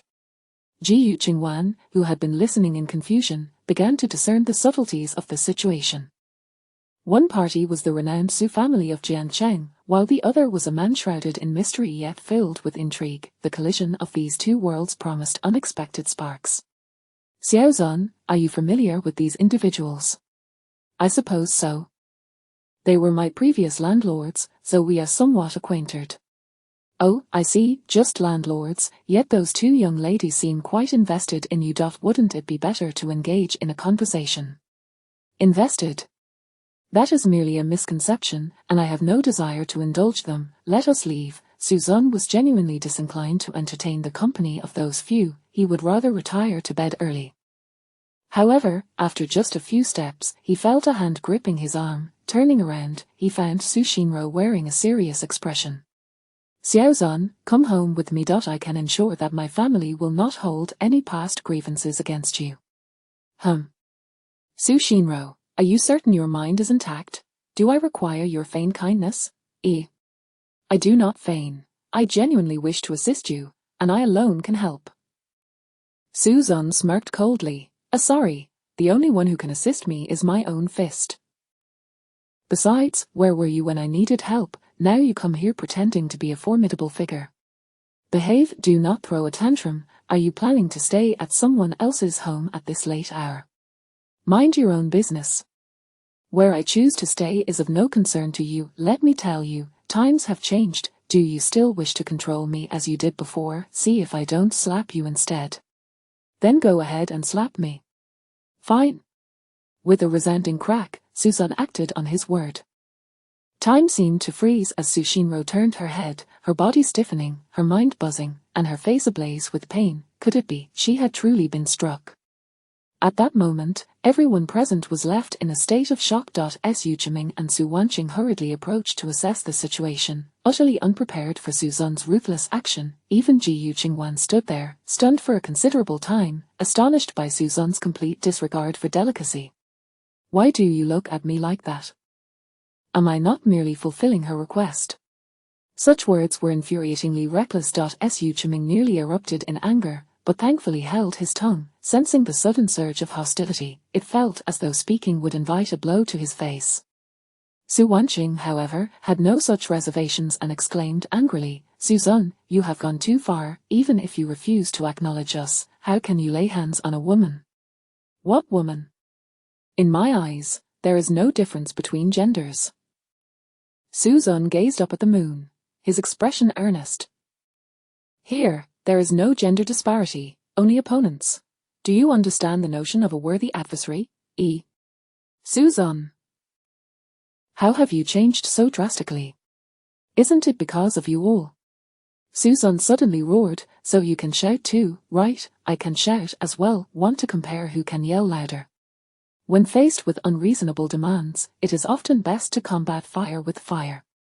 Su Zun's voice echoed, leaving the scene enveloped in an eerie silence, the only sounds being the rustle of leaves and the soft sigh of the wind. Seeing the world quiet down, Su Zun turned for the third time, yet that hand on his wrist remained firmly grasping him. What is it? Do you have more to say? Third sister. Su Wanqing, sensing the tension, urged, just let him go, lest he lays hands on you again. Absolutely not, what? A soft voice broke through the tension, leaving everyone momentarily stunned. Su Shinro raised her head expressionlessly, her eyes red-rimmed. I can overlook that slap from earlier, but you must come back with me today. Could you repeat that? Suzanne's eyes narrowed. I said. You must return today, otherwise, when I send someone to retrieve you later, you may not find me so agreeable. The atmosphere grew taut, thick with palpable threats. No one had anticipated Su Shinro's sudden insistence, nor her stubbornness. Su Wanqing swallowed hard, mindful that Suzanne's emotions were perilously unstable, teetering on the brink of eruption. Yet unexpectedly, Suzanne burst into laughter, clutching his face and laughing uncontrollably. All right. You want me to return, do you? I hope you won't regret it later. Su Chiming's heart sank, a sudden sense of foreboding washing over him. Su Shinro, however, smiled contentedly, affectionately linking her arm with Suzanne's. I knew Xiao Zun would listen to me. Rest assured, I will protect you when we return. Hee, I hope you keep your word. A flicker of madness danced in Suzanne's eyes. Sister Wanner, you head back first, I have some matters to attend to. All right, be swift in your return. Ji Yuqingwen made her way home alone, but just as she turned, a voice reached her ears. He will not be returning. For reasons unknown, she felt a hint of inexplicable animosity in those words. Su Shinro seemed somewhat off. After seeing Ji Yuqingwen off, Suzanne finally entered Su Wanqing's car. Throughout the journey, Su Chiming felt an overwhelming reluctance, yet he understood that opposing the current situation was futile. He could only endure and silently strategize how to deal with Suzanne upon their return. Su Wanqing held an optimistic view of Suzanne's return, believing that not only had he survived, but his return would also lift the shadows off her elder sister. By the time they arrived at the Su residence, it was already 2 a.m, and everyone had gone to bed. The news of Suzanne's return would remain unspoken until dawn. That night, Suzanne was assigned to Su Shinro's bedroom, while she herself retreated to the adjacent room belonging to Su Wanqing. However, for Suzanne, it mattered little. He was simply exhausted and fell into a deep sleep without concern, for what did a grown man have to fear? Yet it was not until the following morning that he finally understood why he had not been allowed to return to his previous room. 5th floor, surveying the empty surroundings, clutching the spirit plaque in his hand, Suzanne's face darkened, and he was thoroughly enraged. No wonder they didn't want me to return to my room. It had been demolished. Not only had it been torn down, but those 2 old fogies had even gone so far as to erect an ugly spirit plaque. With a snap, the wooden plaque shattered in 2. Fuming, Suzanne found a baseball bat and, with a face full of gloom, descended to the 1st floor, his icy gaze sweeping over everything. So, you wanted me back, did you? Then I shall turn this house upside down. With a series of loud crashes, the shattering of the coffee table marked the beginning of his return, while the wrecked furniture surrounding him served as proof of his existence. The Su family. Your king has returned. Utter madness. Chapter 65, The Chaos at the Su family. Qin Shenlan, has there been any construction at home today? This person has arrived far too early, banging so loudly that it disturbs one's sleep. What construction? The crew won't be here for a couple of days. Qin Shenlan sat up, her face a mask of confusion. Moreover, the construction is on the 5th floor, we're on the 2nd. How could we possibly hear such a commotion? Then what on earth is happening? How would I know? But it seems the noise is coming from downstairs. Downstairs? Oh no, it's that wretched scoundrel. Su Chiming dashed away, a look of terror etched on his face, not even taking the time to change out of his pajamas. Hey, what do you mean? Where are you going? Qin Shenlan, still puzzled, followed him downstairs. However, upon descending, the two were instantly rendered speechless by the scene before them. The once pristine living room lay in ruins, shattered and scattered debris everywhere. Suzanne.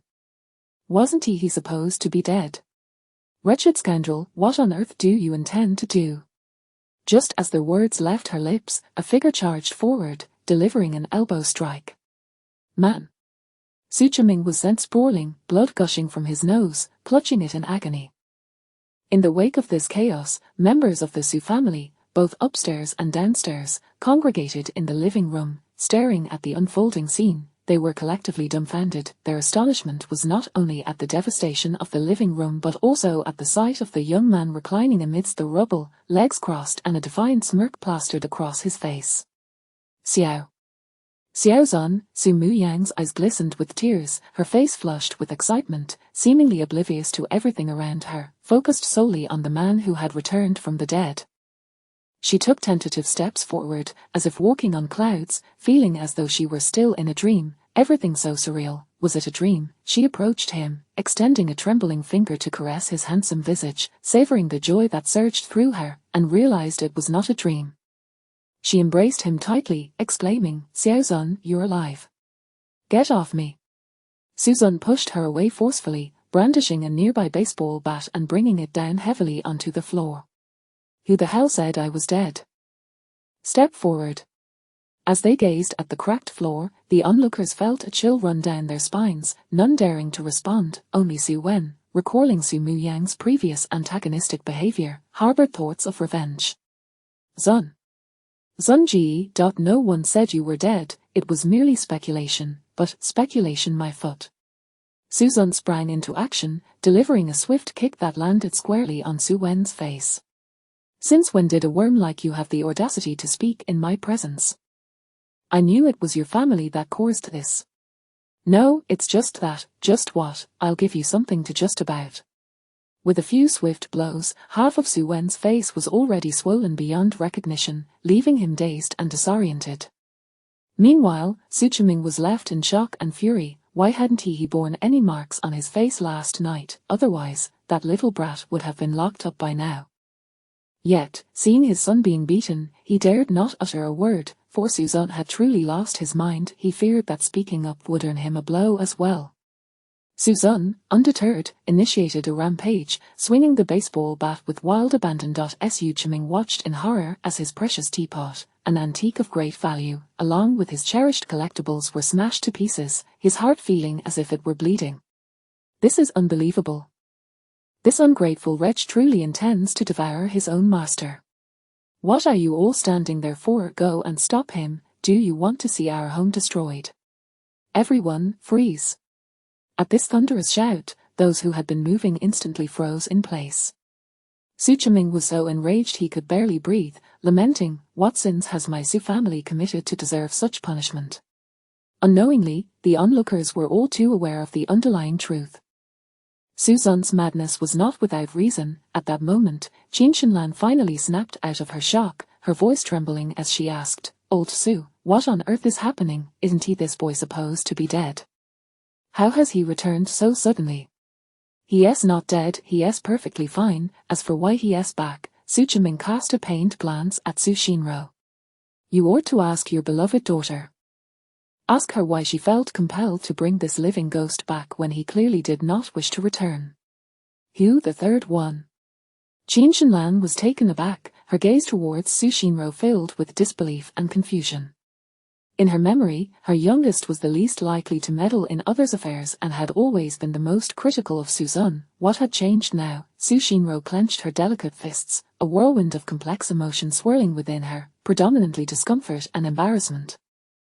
She had not anticipated Su Zun would descend into madness to such an extent, becoming so uncontrollable. Was this truly the face of the new Su Zun? No, it couldn't be.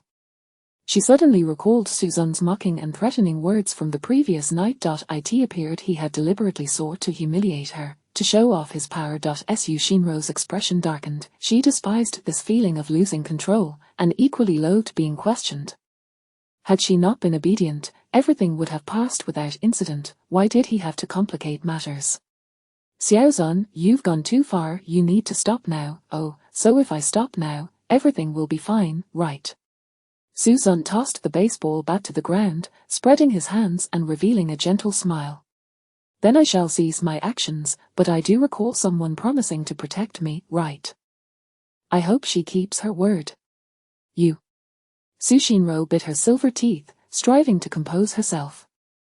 Fine, as long as you refrain from acting rashly, I will ensure your safety. Of course, I am a scholar, averse to violence. Suddenly, Suzanne's demeanor shifted, a cold smile playing on his lips. However, I tend to be possessed by spirits rather easily. Should someone provoke me for no reason, I might find it challenging to control myself. If that time comes, I implore you all to restrain me. Some fell silent, others trembled in fear. Yet everyone knew precisely who he was referring to. As long as the matter with his parents was resolved, all conflicts would cease to exist. Very well, I agree to your terms. Su Shinro nodded, vowing to ensure her parents would not provoke Suzanne, even if it meant ignoring him altogether, which was far better than inciting his wrath. However, Su Chiming and his wife were left bewildered. What do you mean you agree? We haven't consented yet. Mom and Dad, Xiaozan's current state is a result of your pressures. Naturally, we share some responsibility. If that is the case, then we must collectively guide him back on track. I do not expect you to treat him kindly, merely to ignore him and refrain from provoking him. As soon as the words left her mouth, Su Muyang nodded in agreement. I support my sister's decision. As long as you do not provoke him, he will not act out without reason. Su Bainyan chimed in, yes, Mom and Dad, please avoid provoking Suzanne in the future. Otherwise, should he truly lose control, we fear we won't be able to rein him in. Su Chiming and his wife were left to stand. In their own home, they were to consider others' feelings. Who was truly the master of this household? We disagree, you can't even think about it. Their disapproval was futile, the decision made by the group had never relied on their opinions. Su Shinro, shedding her usual docility, spoke with icy resolve. You may disagree, but only if you genuinely possess the ability to drive him away. Otherwise, trust me just this once. The two elders' hearts raced as they exchanged glances. Indeed, if Suzanne decided to stay, they feared they might not be able to rid themselves of him anytime soon and might instead become the subject of his mockery.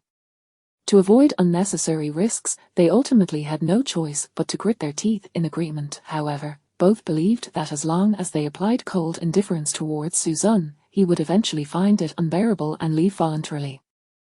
Chapter 66, The Slander of Su Wen. In recent days, Su Chiming and Qin Shenlan have been surprisingly quiet, so quiet that even Suzanne found it rather eerie. He never expected that some individuals could endure so much, even as their home was nearly dismantled by others. Are they akin to patient turtles? Yet, what good is their patience? It is merely the calm before the storm, Suzanne smirked, for the unpredictability of life is astounding. Is it merely an act of composure? I am keen to observe how long they can maintain this facade. Xiaozan, why don't you move to the 4th floor today? There happens to be an available bedroom, and it will be more lively with just me and 5th sister up there. Xiaozan, let me help you carry that.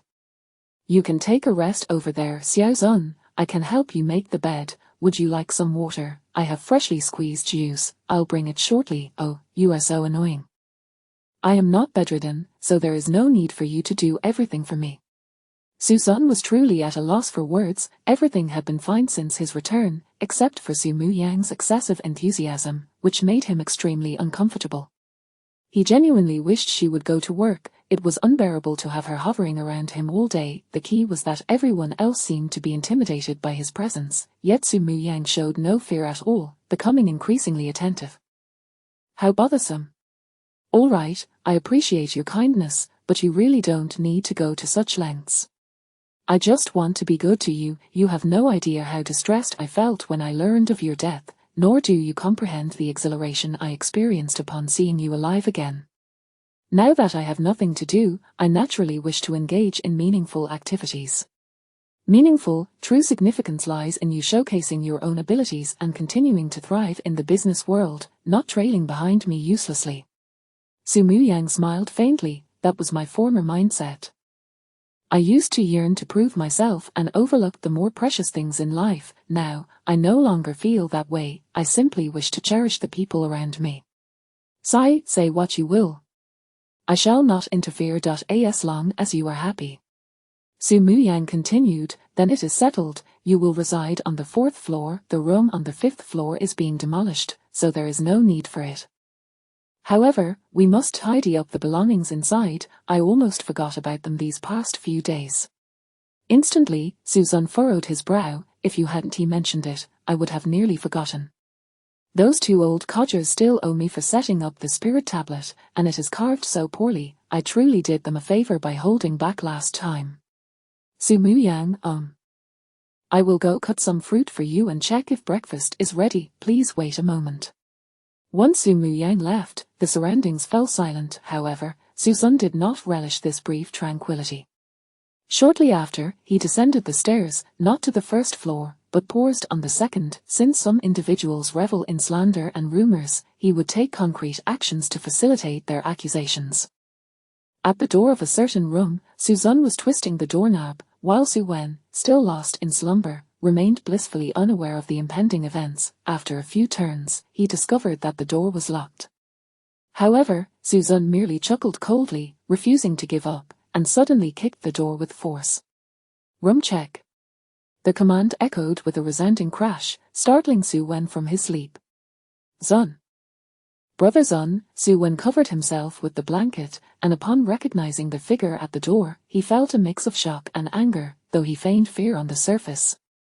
Suzanne paid no heed, striding forward to slap him, seizing his wrist with narrowed eyes. Where is it? Hand over the watch, or did you think I would come here for nothing? Su Wen had yet to process the situation when his most cherished watch, hidden beneath his pillow, was snatched away. He choked back a plea, begging Suzanne to return it, for it was his first gift from his parents. Without even glancing back, Suzanne retorted, "What nonsense about gifts? What I pick up is mine." Su Wen was nearly brought to tears by this robber's logic. That watch was more than just a timepiece, it was a precious memento from his parents. Most importantly, it was expensive. Losing several million in one fell swoop was unbearable, yet, in that fleeting moment, his heartache and anger transformed into triumph.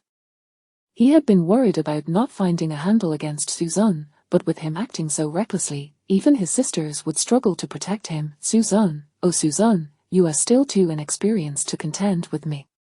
Xiaozan, it's time for fruit. After finishing the fruit, breakfast time arrived. The crowd gathered around the table, and the sheer number of people made the atmosphere quite lively. However, the harmony of breakfast was soon shattered by a startled exclamation. Xiao Wen, why is your face swollen again? Everyone turned to look, and indeed, they spotted the red marks on Su Wen's cheek. Mom, I'm fine. I just bumped into something. Though he said this, the instinctive glance towards Suzanne followed by a hasty retreat revealed everything. Qin Shenlan was instantly enraged. How could she not understand what her son feared? It was one thing for Suzanne to torment those two old bones, but now he was even targeting her precious son. This was simply outrageous. She had already been simmering with anger these past few days, and now she could no longer contain herself. Suzanne. How much longer will you continue this madness? What has Xiao Wen done to offend you? Su Wen, looking terrified, quickly interjected, Mom, it's not Brother Zun's fault, it must be a misunderstanding. Otherwise, he wouldn't have kicked the door down on me this early. That watch was mine to give him. Please don't blame my brother. What? He not only hit you but also stole your watch. Su Wen was so frightened that he hurriedly covered his mouth. No, I misspoke. There is no watch. Seeing her son in such a state, Qin Shenlan felt an overwhelming sense of heartache. What kind of calamity was this? Being beaten was one thing, but to have his belongings stolen as well, was there no justice left in the world? Xiao Wen, tell Mom the truth. Didn't he take the watch your father and I gave you, did he? Su Wen did not answer, but his weak nod confirmed all. Qin Shenlan felt a profound sense of grievance, gazing at her daughters whose eyes shimmered with unshed tears. Is this the person you choose to protect? He is becoming increasingly unruly. Xiao Wen is your own brother. How long will you continue to be biased? TCH. Instantly, Qin Shenlan glared, her eyes wide with fury. Suzanne, do you still have the audacity to scoff? What on earth do you intend to do? Chapter 67, Suzanne's indomitable spirit. Stop your incessant chatter. Check the surveillance footage. If it is confirmed that I am responsible, just throw me out without hesitation. Do you think I would hesitate for even a second? Fine, fine, you have truly become increasingly unrestrained. Qin Shenlan trembled with rage, her anger causing her to laugh in exasperation. We have chosen not to hold you accountable, yet you dare to overstep. Just the destruction you caused a couple of days ago amounts to millions. Do you truly believe we would shy away from taking action against you? Mom. Shut up, boss, are you still trying to shield him? Mom, it's not that I'm shielding him. Don't you find this scene strangely familiar? Su Muyang replied calmly, her demeanor composed. Every time Su Wen says something, you take it at face value without verification. Xiao Zun has the audacity to check the surveillance, so it certainly wasn't him. Perhaps it is yet another deliberate slander by Su Wen. Su Zun was momentarily taken aback. Are you projecting again? I genuinely did at this time. Rest assured, I will not allow you to be wrongfully accused. It's not about wrongfully accusing me. Do you not comprehend human language? All right, Xiao Zun, stop sulking. I will help you prove your innocence. With that, Su Muyang turned to Qin Shenlan with a serious expression. Mom, I think you should inquire about what Su Wen has to say instead of incessantly blaming others. Upon hearing this, Qin Shenlan nearly laughed in her frustration. How could she doubt her own son while believing a stranger? She realized her eldest had become increasingly blind to reason, failing to trust even his own brother, which was profoundly disappointing. Muyang, even he admits it, yet you still argue. Are you suggesting that the slap mark on Xiao Wen's face is somehow fabricated? Yes, the slap mark is real, but it could have been self-inflicted. What are you saying? Are you implying your brother would harm himself? Oh dear, don't dismiss it, it is quite possible. At this moment, Su Bainyan interjected, wearing an expression of disbelief. Think about it, if Su Zun wanted to hit him, he would do so openly, not sneakily. That would be redundant. Especially with this watch, Su Wen didn't he lose it before, only to have it vanish again upon Su Zun's return? Isn't he that a bit too coincidental? Can't you come up with a different trick? Have you forgotten so quickly about the last incident? Last incident, which one? No, that's missing the point, the watch. Su Zun suddenly felt a surge of joy, nearly forgetting about this stolen item. With both eyewitness and physical evidence present, no one could absolve him of suspicion. Thus, with a resounding thud, he produced the watch from his pocket and slammed it onto the table before everyone. Enough bickering. The person I struck and the item I seized, I admit it. But who would have thought? With another loud bang, Su Bainyan stood up, pointing an accusing finger at Su Wen and shouted, Well, well. I told you, you despicable green tea, how dare you frame others, so you've successfully shifted the blame onto the stolen goods. Haven't you truly have no shame. At that moment, Su Muyang's displeasure was palpable as she coldly glared at Su Wen. Su Wen. How can someone of such moral decay exist within the Su family? How many times do you intend to employ the same deceitful tactics? Oh, for heaven's sake, what are you all doing? Su Zun exclaimed in exasperation. In unison, the two responded, Don't worry, no one will lay blame at your feet today. Su Zun was feeling incredibly frustrated, yet there was someone even more aggrieved than he. At that moment, Su Wen was on the verge of tears. It was bad enough that no one believed his lies. Now, even the truth was being dismissed, unbeknownst to him. His eyes glistened with unshed tears as he looked at Qin Shenlan innocently. Mom, I truly haven't lied this time, but let's just drop it. I don't want to make things difficult for everyone. Drop it? Absolutely not. We must get to the bottom of this. We will check the surveillance. Su Bainyan then slurped a spoonful of rice porridge and added, No need to check. The surveillance was turned off last time and hasn't he been turned back on. Su Wen counted on this to continue his slander. Without evidence, he can say whatever he wants. Now it was Su Wen's turn to inwardly shout, Oh, for heaven's sake, what are you doing? At this moment, Su Wen had never been so eager for the surveillance to be operational, nor had he ever felt such sorrow over its failure. What on earth is happening? Am I truly unable to prove my innocence? Is it possible that I have suffered this injustice for nothing? It's true, Su Wen found himself utterly incapable of vindicating himself. After playing the wolf is coming game too many times, no one would continue to trust him. Even Su Qiming believed this time it was yet another instance of Su Wen stirring up trouble, his expression dark and grim. Enough? Let us eat. And so, this matter was brushed aside with little consideration. After all, no matter how grave Su Wen's misdeeds, he would only receive a few words of reprimand. Su Muyang no longer expected her parents to act with any sense of justice, nor did she wish to waste her efforts further pursuing the matter. Meanwhile, Su Zun was feeling utterly despondent. Is this all it takes to absolve me of blame? How did things come to this? What went awry? Unwilling to concede defeat, he resolved to take action once more. Coincidentally, Su Wen harbored similar intentions. With no one trusting him, he was filled with grievances and anger. Therefore, he planned to take drastic measures, even if it meant framing someone. He believed no one would dare to risk their life for a joke. And he was prepared to gamble everything on this one move. After breakfast, Su Wen waited for the opportune moment to act. Last, he spotted Su Zun making his move, so he quickly ascended the stairs, though he feigned deep contemplation, deliberately slowing his pace. As long as Su Zun reached the top step before him, he would intentionally stumble, ensuring that even Su Muyang, the foolish elder sister, would find it impossible to protect him.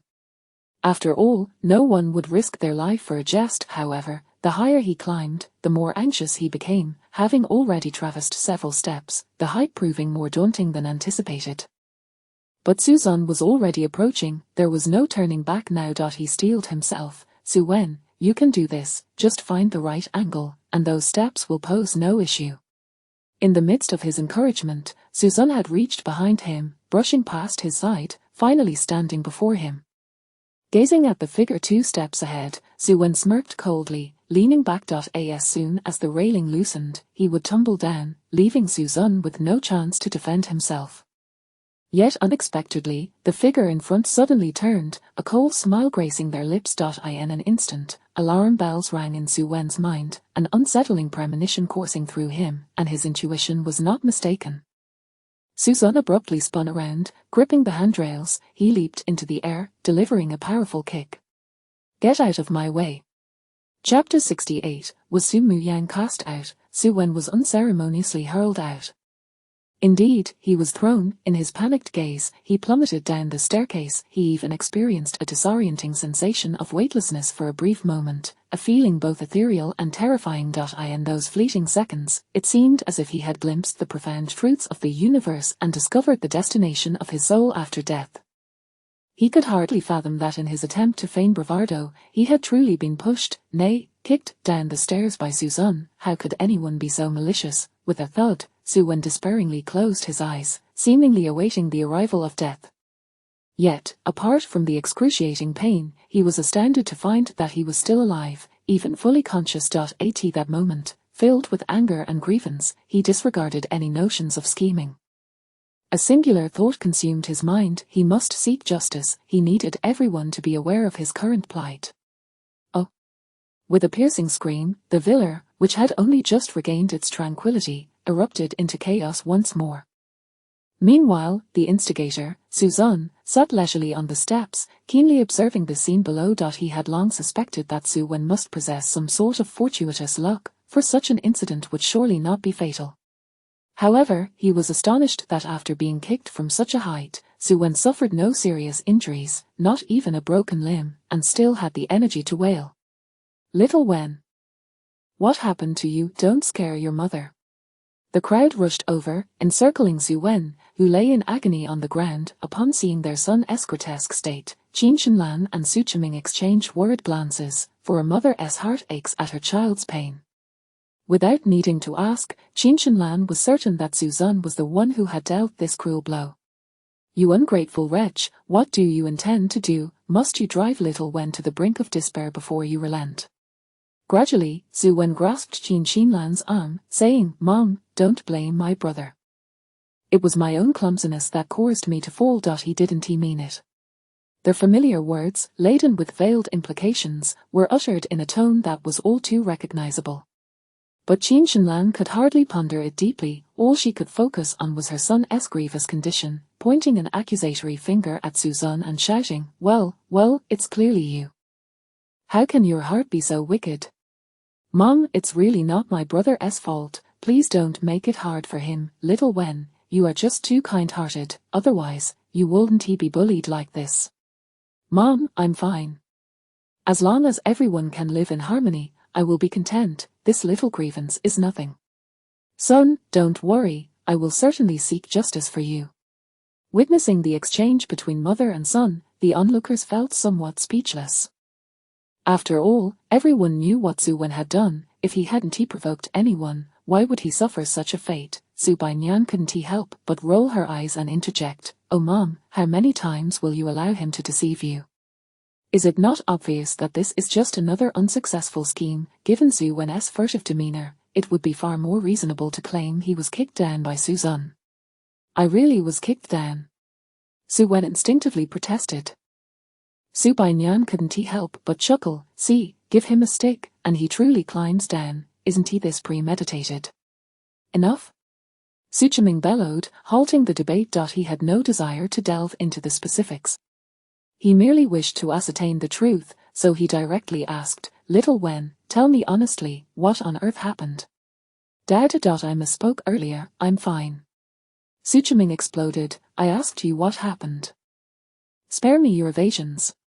It's this time." Su Wen was genuinely at a loss for words, his mind momentarily stalled by the shouting. Seeing her husband not siding with her and their son, Qin Shenlan grew increasingly displeased. "Su Chiming, why are you shouting? Our son has been treated so unjustly, and instead of helping, you're scolding him. I simply wish to know the truth. If it's genuine, I will certainly advocate for him. After all, what has he done?" Qin Shenlan exclaimed, akin to a shrew, "I see you've truly lost your senses. You refuse to support your own son while defending outsiders. Is it fair to hold little Wen accountable for minor mistakes forever? Do you even know what it means to be a father?" "Qin Shenlan, stop your unreasonable tirade. Of course, I believe in little Wen. However, every time I stand by him, I face ridicule. Is it wrong for me to confirm the facts this time?" With that, Su Chiming turned sharply to Su Wen. "You tell me the truth. What exactly happened? Did Suzanne really push you?" At this point, Su Wen realized he could no longer feign innocence given the current situation. The truth was undeniable, and now was the moment to reveal it. He immediately adopted a pitiful expression and said, "Dad, I swear I'm not deceiving you this time. It was Sun Ji. He truly kicked me down. Just now, I felt like I was on the brink of death. I wouldn't joke about my life, however. I believe Sun Ji didn't mean any harm. It must have been a misunderstanding."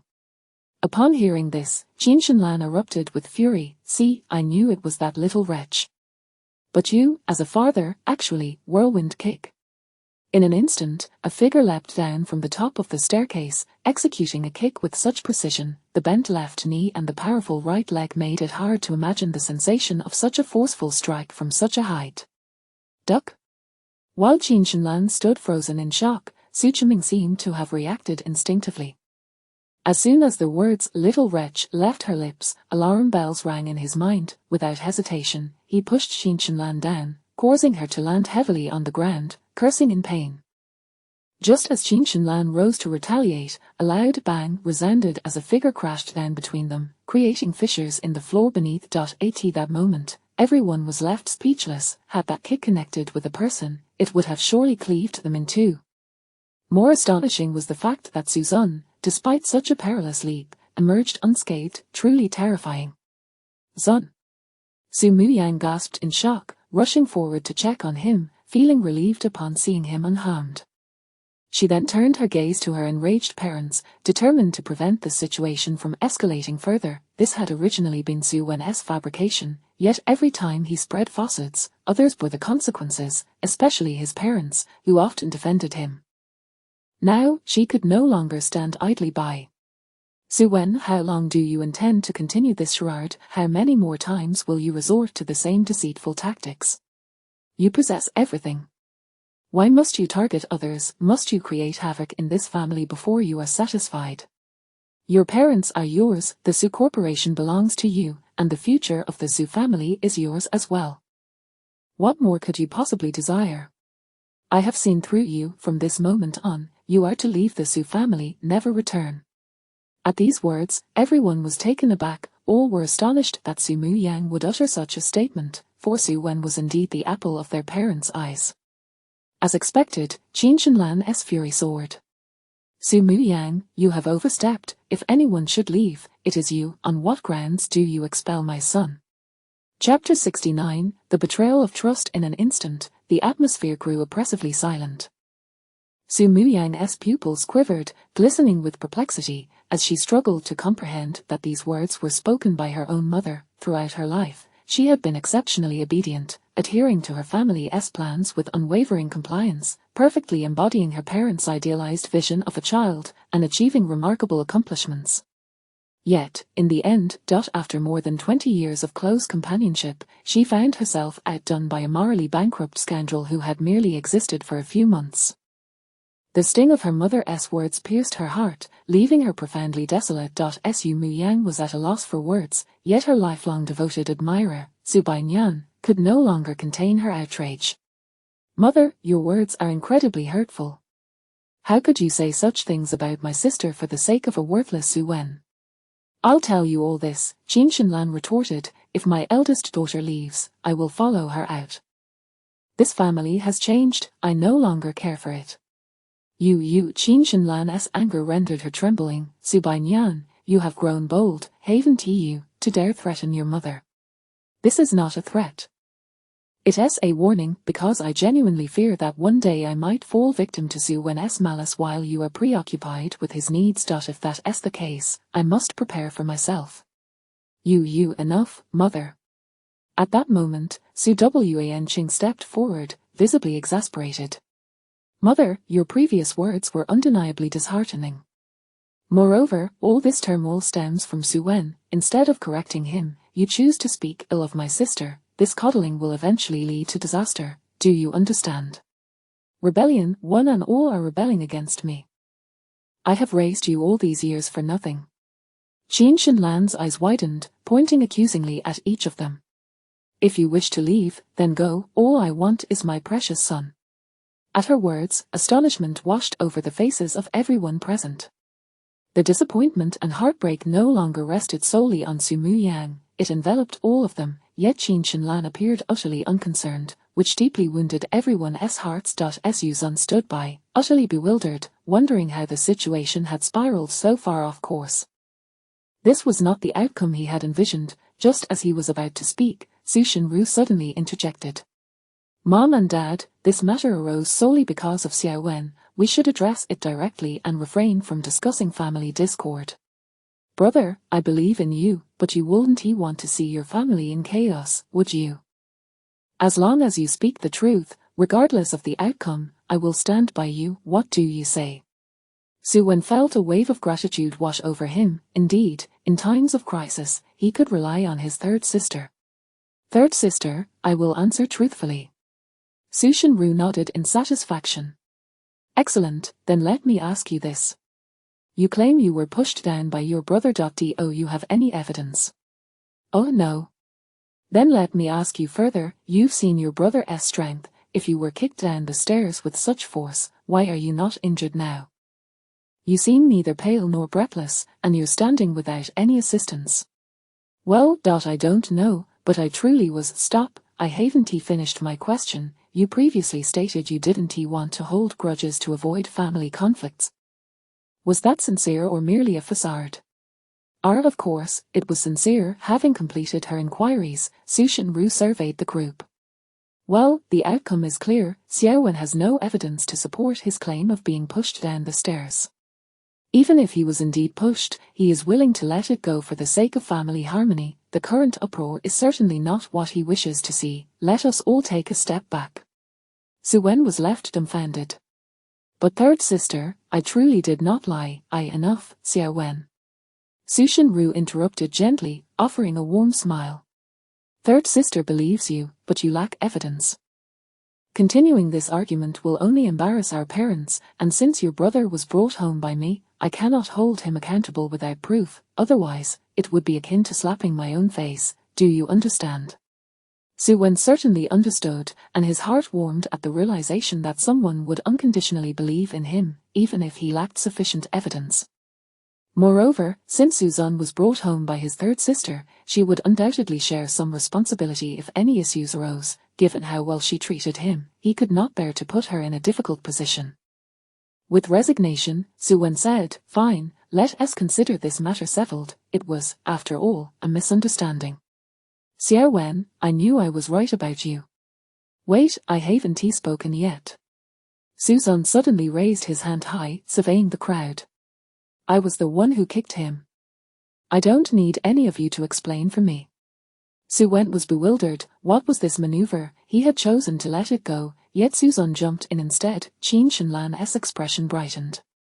"He has admitted it, har har, he has admitted it." However, her excitement did not elicit a response from the others. The women fell silent, offering no reply. Even Su Qiming sighed, exasperated by his foolish wife. Only Su Bainian, with a look of disbelief, stepped forth to deliver a cutting remark. But has he really admitted it? In recent events, what has he not admitted to? Yet how many of those things has he actually done? This is a complete display of despair. Otherwise, why would Su Wen dare to keep slandering him? Isn't it because you, mother, are willing to believe him unconditionally? You little brat, I see you've grown quite bold today. Why are you so angry? I'm merely speaking the truth. And let us not forget, someone dared to strike Dad in public. If it were truly a matter of hitting, wouldn't it be better done discreetly? You enough, everyone be quiet. This matter is over. Su Qiming shouted. How can it just be over? I just confessed. Su Zun nearly lost his patience. At that moment, Su Qiming felt a wave of humiliation wash over him, especially after being publicly exposed by his daughter. Yet, he couldn't help but agree with Su Bainian's earlier remarks. One particular scoundrel acted with impunity, and the hearts of his daughters were no longer united, a troubling sign. Oldest, if you wish to protect him, then you must manage him properly. Otherwise, you can both pack up and leave the Su family. Su Zun exclaimed, What do you mean leave? You can ask me to leave. If my eldest sister leaves, then I will too. Su Bainian glared defiantly. Very well, then you may both leave. Su Qiming, incensed, turned and retreated to his room. Seeing this, Su Muyang let out a self-deprecating smile. It seemed she was not the only one who had changed. Even her father, who had once held great expectations for her, had begun to lose his vision and insight. The situation had deteriorated to an extent that none had wished to witness. What began as a conflict between Su Zun and Su Wen had inexplicably transformed into a division within the Su family, a once harmonious home now teetering on the brink of collapse, each member ensnared in their profound sorrow and quiet despair. Yet, Su Zun continued to futilely proclaim his innocence. Don't go, I was the one who kicked him, I delivered a powerful kick that sent him flying, you should judge me. Su Muyang stepped forward slowly.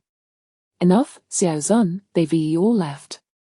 There's no need to continue mocking them.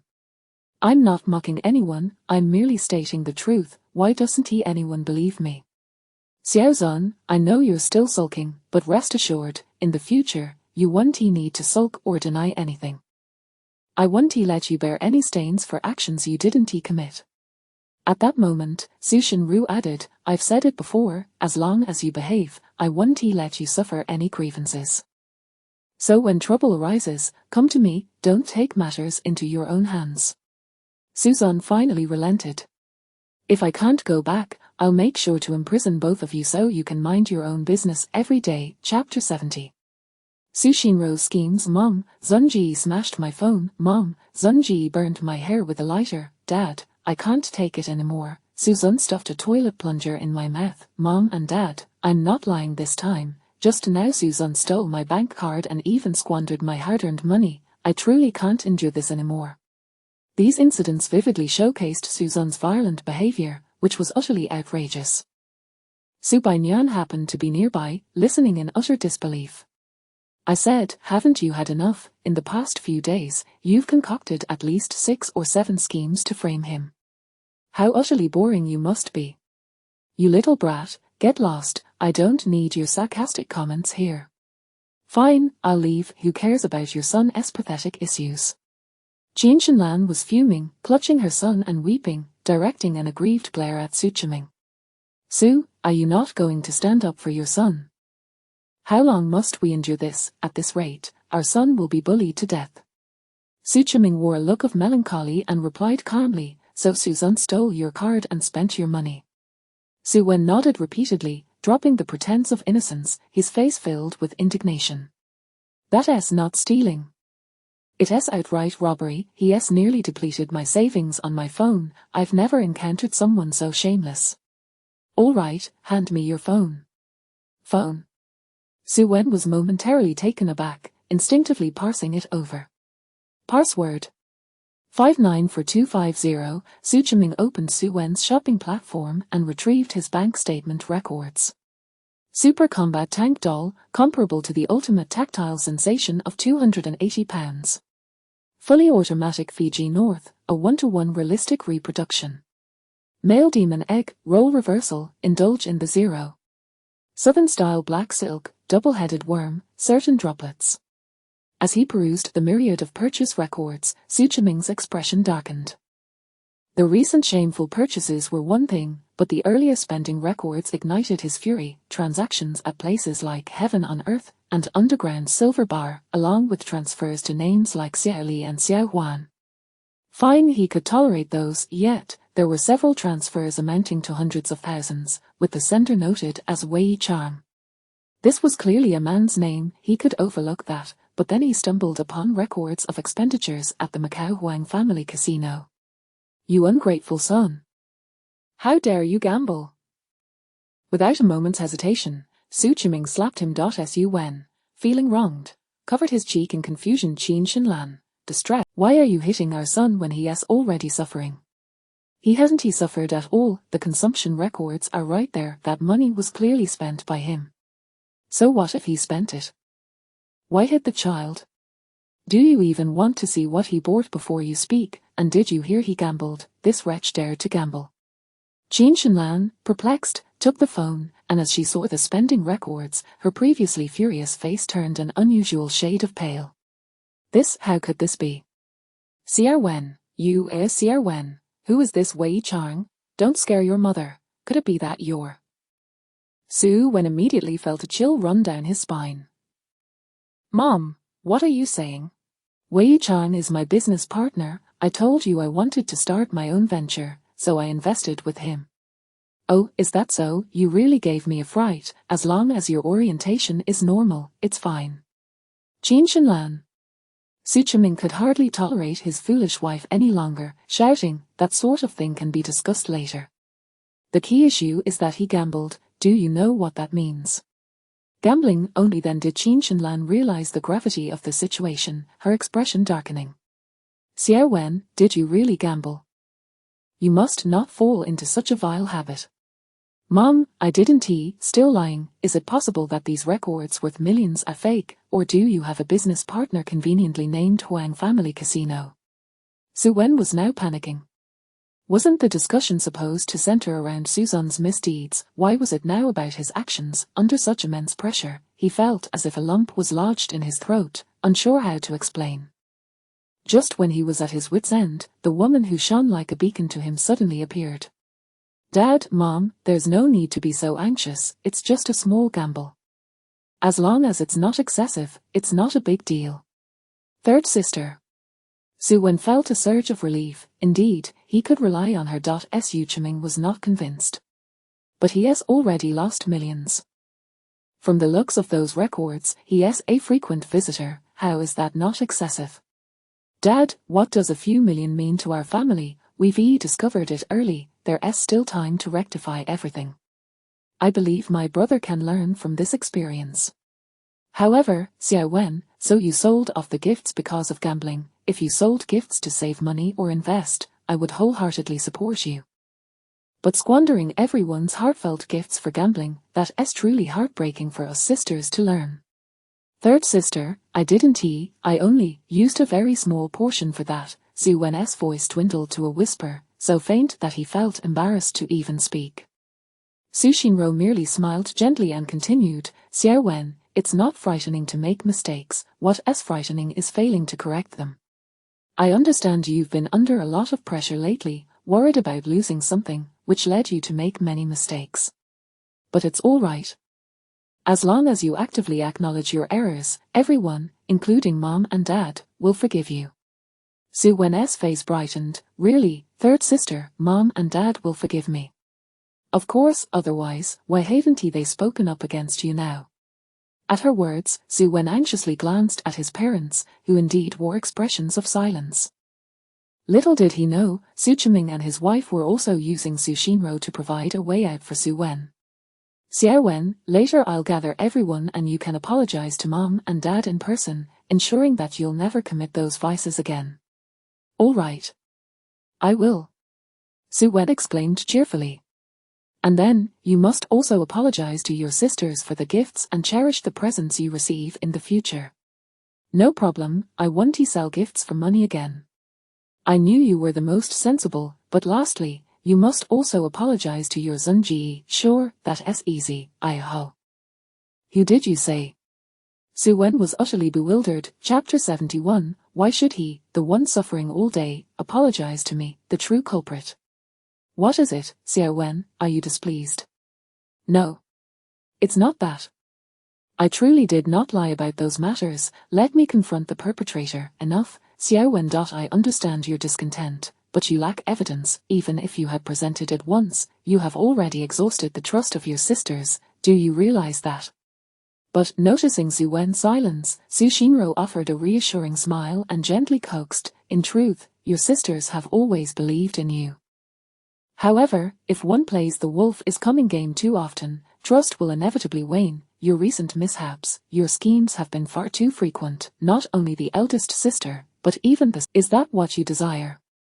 Your sisters can tolerate your little schemes, once or twice is harmless, but too many times changes the nature of things. Xiao Wen, you surely do not wish for your image before your sisters to collapse, and if he were to act against you again, it would then not be your issue, but his. Moreover, he was brought in on a whim by me. I assured him he would not be targeted upon his return, yet now I face repeated humiliation before him. I even feel a tinge of shame. Xiao Wen, for the sake of your third sister, bow your head and let these matters pass. He will then no longer be able to mock me with these issues, and I will not have to hold back due to my promise, allowing me to better stand by your side. At this moment, Su Wen felt an overwhelming sense of melancholy. He could comprehend the rationale behind these words, yet he found it difficult to lower his head. He was not the one to frame another, it was clearly Suzanne's misdeeds, yet no one believed him, not even his most trusted third sister, who deemed it his own fault. Is there no justice in this world? Why must the one being beaten apologize to the assailant? He was the true victim, was he not? But third sister, I truly haven't, it was all my brother, Xiao Wen. Su Shinro's tone suddenly turned stern. Do not persist in your obstinacy. Admitting fault is not frightening. I am not asking you to apologize to Suzanne but to demonstrate to your sisters, do you understand? But I truly— Su Wen's voice faltered, his heart filled with reluctance.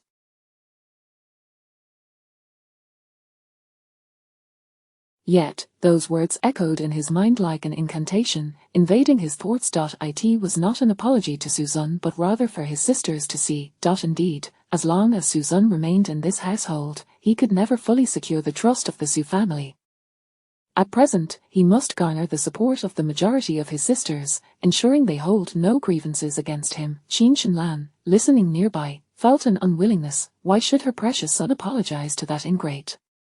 He is not worthy. Meanwhile, Su Chiming found merit in Su Shinro's words. Xiao Wen's recent reputation had plummeted. He could not afford to be disliked by his sisters, otherwise, managing the Su family with his abilities would be an uphill battle without their support. The eldest sister was unlikely to help, and the fifth was a problem child, but the second and fourth must be won over. Now was indeed a golden opportunity to refresh his image. Xiao Wen, heed your third sister's advice. It is merely an apology. Besides, your presence has been overly pronounced these past few days. It is time to change that impression. Qin Shenlan, however, was filled with reluctance. No, why should Xiao Wen apologize to that little beast? Brute, silence. Su Chiming quickly covered her mouth, glancing around in alarm. That was close. Thankfully, no one was present, but had he just imagined that, in this moment, Su Chiming realized he had developed a shadow of fear regarding Suzanne, which filled him with shame. How could he, the esteemed head of the Su family, be intimidated by a mere youth? This cannot continue. In a fit of anger, he berated Qin Shenlan loudly. You foolish woman, can you not think beyond your narrow-mindedness? What harm is there in Xiao when apologizing? If he becomes utterly loathed by his sisters, what will he do then? What will become of the Su family? Who will support him? Is this not a different matter? Xiao Wen can manage on his own. You imbecile, to call you foolish is a compliment. Su Chiming's face turned ashen with rage. Fine, let him continue to act recklessly, let him become despised by everyone. The eldest sister is capable enough on her own, but now there is discord, and we cannot rely on her. The fifth is merely coasting along and serves no purpose, so we can disregard him, but we must secure the second and fourth. The second has connections to the Qianwang law firm, the nation's top legal team. Should the Su family face any severe disputes or crises, we will need her connections. And the fourth, being a sensational star, grows more popular by the year, serving as a valuable asset. Even if Xiao Wen mismanages things in the future, her ability to attract wealth could surpass most enterprises. If you do not allow him to lower his head today, when we are gone, he will be left to fight alone. I wonder how long he can maintain the Su family. Qin Shenlan was greatly shocked. Her singular focus on her son had blinded her to the complexities at play. However, being from a wealthy family herself, she was aware of the stakes involved. Even if she remained reluctant, she understood the consequences of isolation. Mom and Dad, please stop arguing over me. I am willing. After much internal struggle, Su Wen finally decided to lower his proud head and softly apologize for his recent transgressions. Upon hearing this, Qin Shenlan felt both heartache and relief. Her son was still too understanding and kind-hearted, otherwise he would not endure such humiliation. That wretched ingrate better not push his luck, or I will not let him off lightly. On the fourth floor, in Suzanne's new bedroom. Xiao Zhan, what happened that day when you suddenly disappeared? Fifth sister said you were kicked out. What does that mean? Could it be you truly do not belong to this world? How is that possible? That day, I attempted to leave, but in the darkness, I accidentally stepped into the fountain pool and fainted, ending up lying there all night. What? The fountain pool? But we searched everywhere. Suddenly, Su Muyang realized they had indeed searched high and low, except for the fountain pool itself. Yes, I fell into the water.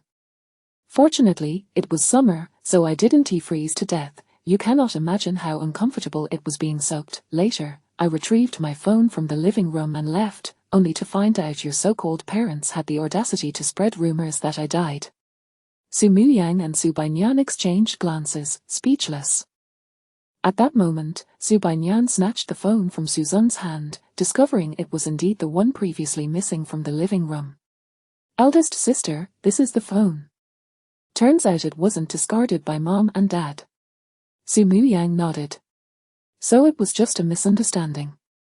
What else could it be? Suzanne scoffed. Do you think I possess superpowers, capable of traversing worlds? At this point, Su Bainyan queried, then why didn't you explain everything to us and instead ran away from home?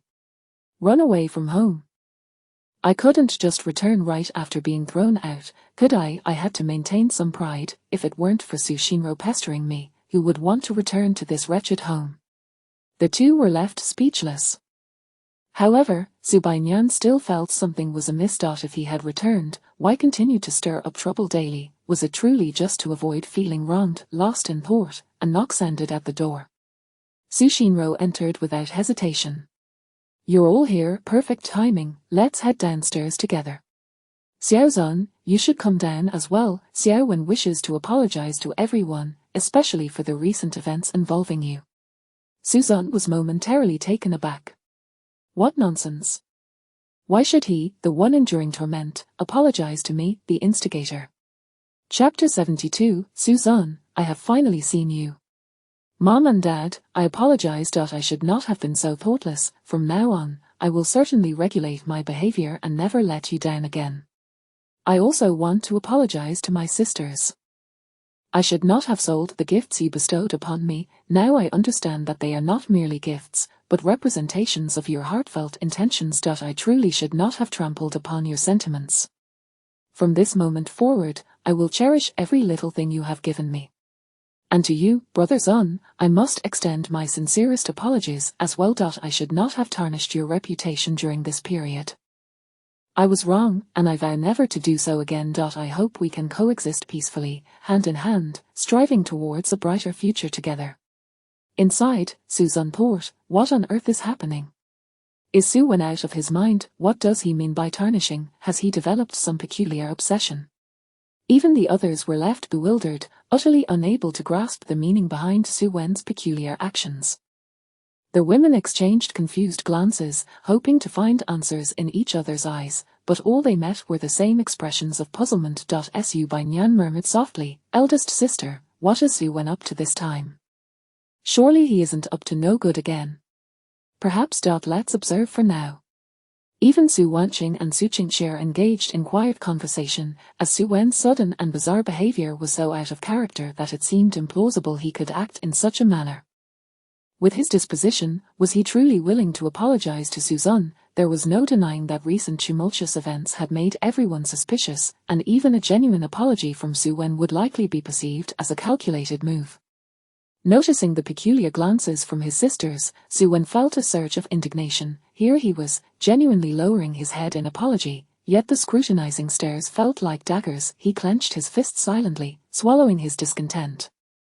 Now was not the time to stir up trouble. He absolutely could not let this opportunity slip away. Suddenly, Su Wen knelt down, repeatedly knocking his head against the ground. This unexpected action startled everyone, including Su Shinro, who was utterly taken aback, as it was far from anything she had anticipated. My son, Qin Shenlan knelt beside Su Wen, cradling his head to prevent him from continuing. Su Chiming also squatted nearby, placing a hand on his shoulder, speaking earnestly. Xiao Wen, a real man must acknowledge his mistakes, but a man should never kneel unless it is for something of great importance. Dad. Mom. Su Wen's face was filled with remorse, his voice choked as he scanned the room. And to all my sisters, I know I have disappointed you recently, but from now on, I will strive to be a Su Wen that you can be proud of. If you are willing to forgive me, as long as brother, hey, where is brother Zun? Everyone paused in surprise. It seemed that Suzanne had left the scene without anyone noticing. Su Shinro's expression shifted immediately. Where is he? Where did he go? Oh, it seems he stepped out, Su Baiyan replied weakly. Stepped out? Who gave him permission to leave? Why didn't you stop him? How could I? I couldn't possibly bar the door, could I? Third sister, why are you so agitated? Indeed, what is the fuss about him going out? Su Muyang added, equally puzzled. Me agitated. Upon hearing this, Su Shinro suppressed her rising frustration, responding slowly, Xiao Wen is currently apologizing to him.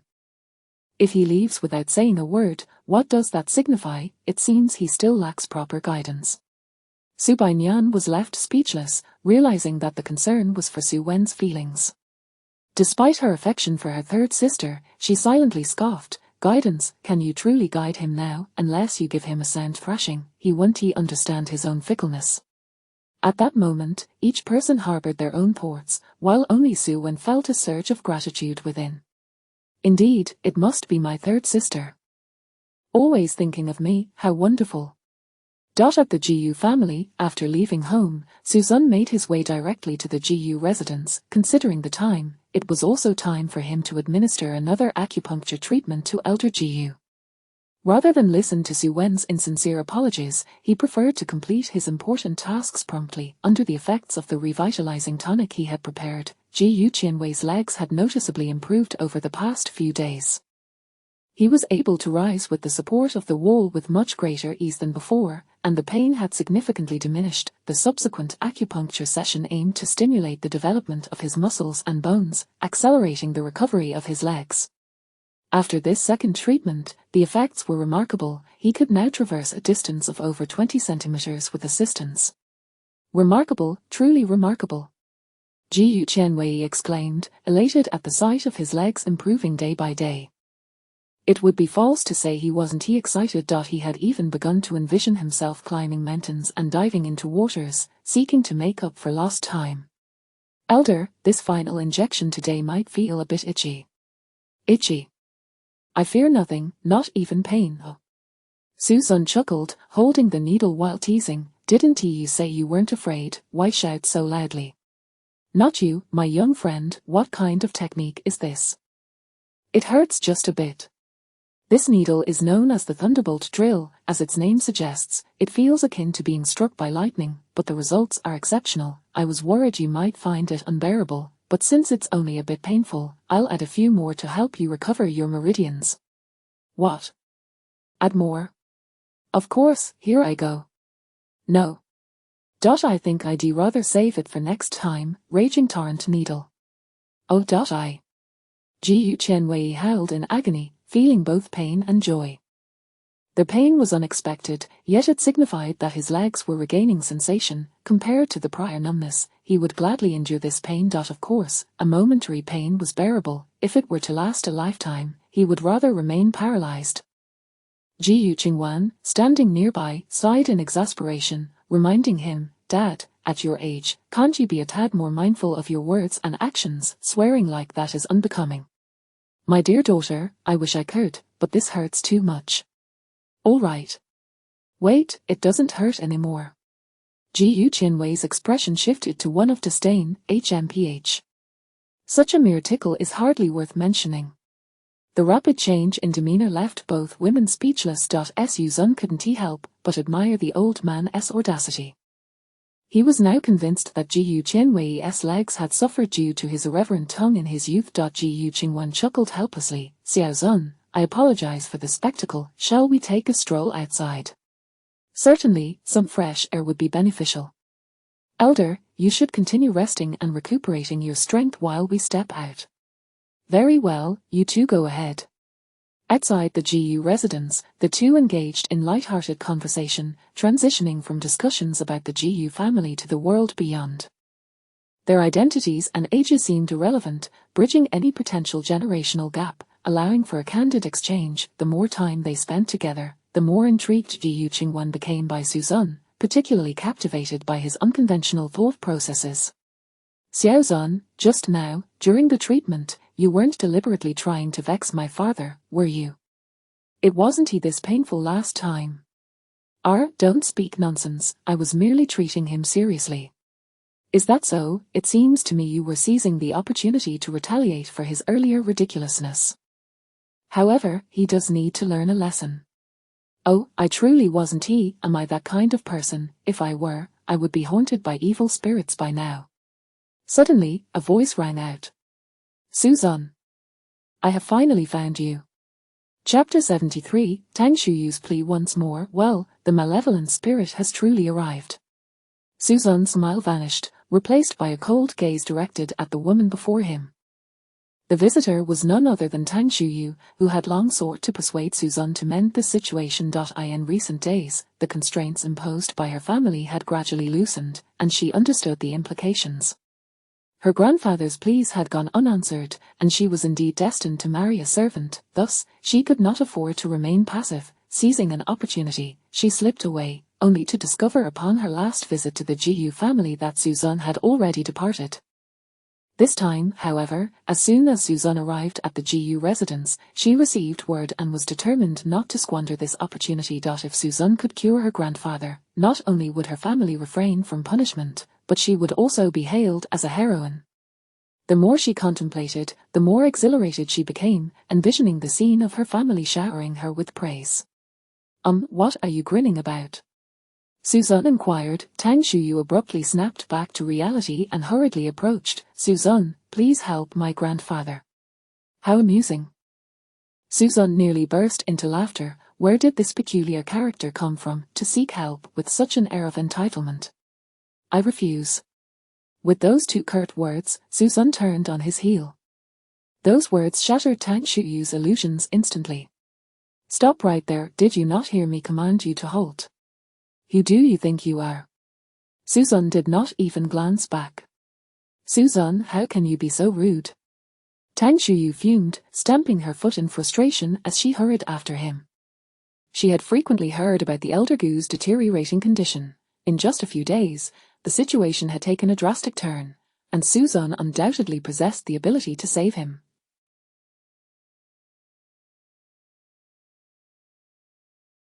If so, why would he refuse to help?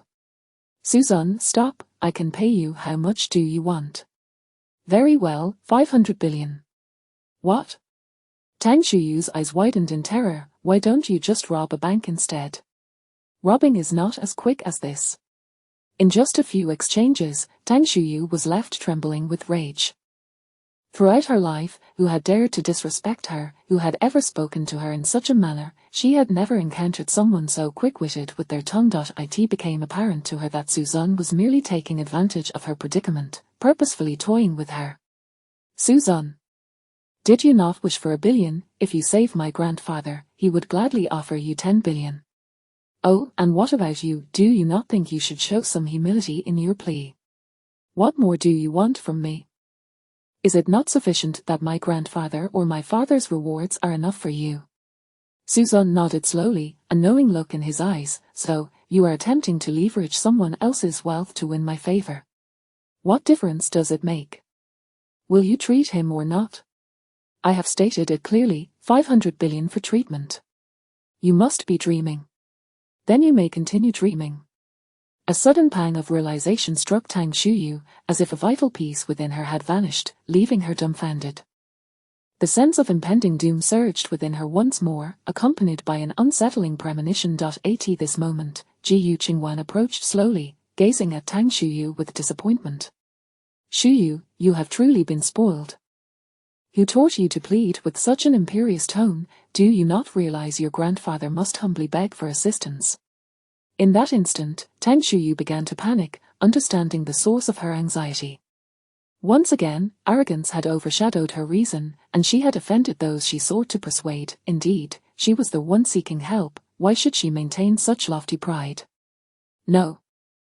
I am sorry. I spoke out of turn. Suzanne, I beseech you to assist my grandfather. I trust that 500 billion would be considered by him. I implore you. I will kneel before you. As long as you are willing to treat him, you may strike or berate me as you please. With that, Tang Shuyu slowly sank to her knees. Yet Suzanne merely offered a cold glance, remaining unmoved. He stood with his hands clasped behind his back, gazing into the distance, and spoke indifferently. Benefactor, our fates are not intertwined. W.H. What? Tang Shuyu's eyes widened in disbelief as she looked up. But apart from his indifferent silhouette beneath the sunlight, she saw not a glimmer of willingness to assist. No, you cannot refuse to save him, you cannot. Tang Shuyu crawled to Suzanne's feet, clinging tightly to his leg. Mr. Suzanne, I was wrong. Please extend your hand. I am willing to comply with anything you ask. Get away from me. Suzanne kicked her aside and continued to walk away, unfazed. Did she think he would intervene? Such delusions. In truth, he possessed a modicum of superficial understanding of fate. Tang Shuyu was a harbinger of misfortune, destined to bring calamity upon her kin. The elder Tang was already suffering from her influence and would soon meet his demise.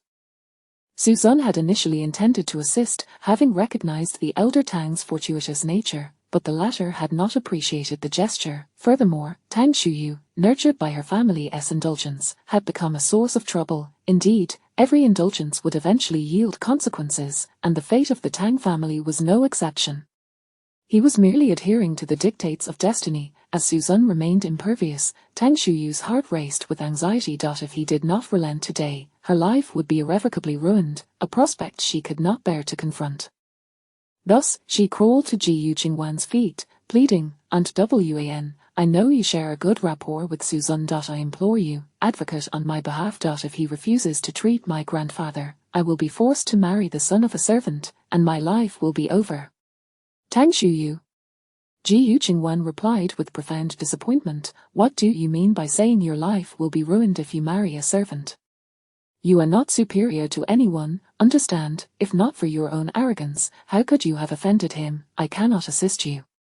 Aunt Wan. Sigh, return home, cease your futile struggles, otherwise, you will only hasten your grandfather's demise. After a long moment, Tang Shuyu remained despondently kneeling in place. Seeing this, the two women chose not to intervene further and turned to leave. Suzanne had never been a person of excessive compassion. He was straightforward and unwavering. If he offered assistance, it was guaranteed, but if he declined, even the King of Heaven could not change his mind. Moreover, he found the Tang family's indecisiveness quite displeasing. His collaboration with Su Wen was still ongoing, and did they truly believe he was oblivious to their intentions? Sister Wanner, I will not go in. I shall return in a few days. Are you not staying here? Is it because of that Su Shinro? Her. Suzun scoffed coldly. What is she to me? I have unfinished business. Rest assured, I will be coming often. Then shall we not share a meal? It will be ready shortly. No need, I shall take my leave. Having departed, Suzun did not return directly to the Su residence but instead made his way to an internet cafe. The collaboration between the Tang family and Su Wen was still in full swing, and the Su family was poised for a resurgence. How could he tolerate this, however? What surprised him was that, according to the information he had gathered, the Tang family had not only retained their collaboration but had also increased their investment. How intriguing, yet it was unfortunate. The Tang family had placed their bets on the wrong individual. Su Wen did not possess the capabilities they envisioned. Later that evening, back at the Su residence, Suzun felt quite hungry.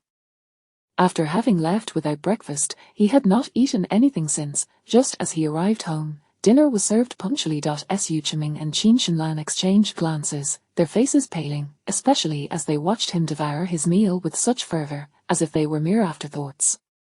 Xiaozun, where did you go during the day? Were you with that woman? What business is it of yours? Spare me your interruptions while I eat. Suzun focused on his meal, disinterested in their prattle. I am looking out for you, so you do not get deceived, you know. This chicken leg is delicious, and this lobster is quite good too, Suzun. Call your sister. Suzun was already irritated by the interruptions to his meal, but then Qin Shinlan made the mistake of emerging to mock him. Truly a glutton reincarnated. Can you not afford a meal after your little outing? In an instant, Suzun's expression darkened. Without a word, he placed both hands on the table, lifting the heavy wooden table, and with a swift motion, he overturned it, leaving everyone in stunned silence. How dare you prevent me from eating? Then none of you shall eat either. Chapter 74, Mere Parents, Better Gone. The crowd stood in stunned silence, enveloped in an eerie stillness. No one anticipated such a sudden turn of events, not only the unexpected fury of Suzun but also his astonishing ability to upend a table weighing over 500 pounds with such effortless ease. It was a feat that would leave any ordinary person breathless, let alone the act of flipping it in place without breaking a sweat. What manner of being is Suzun? Su Chiming's face was a mask of terror, contemplating that Suzun had certainly been holding back in the past, otherwise, he would have already been struck down with a single blow. This cannot continue. This child has become increasingly uncontrollable. He must not remain within the Su household. At this moment, the restaurant was so quiet one could hear a pin drop, the floor littered with debris.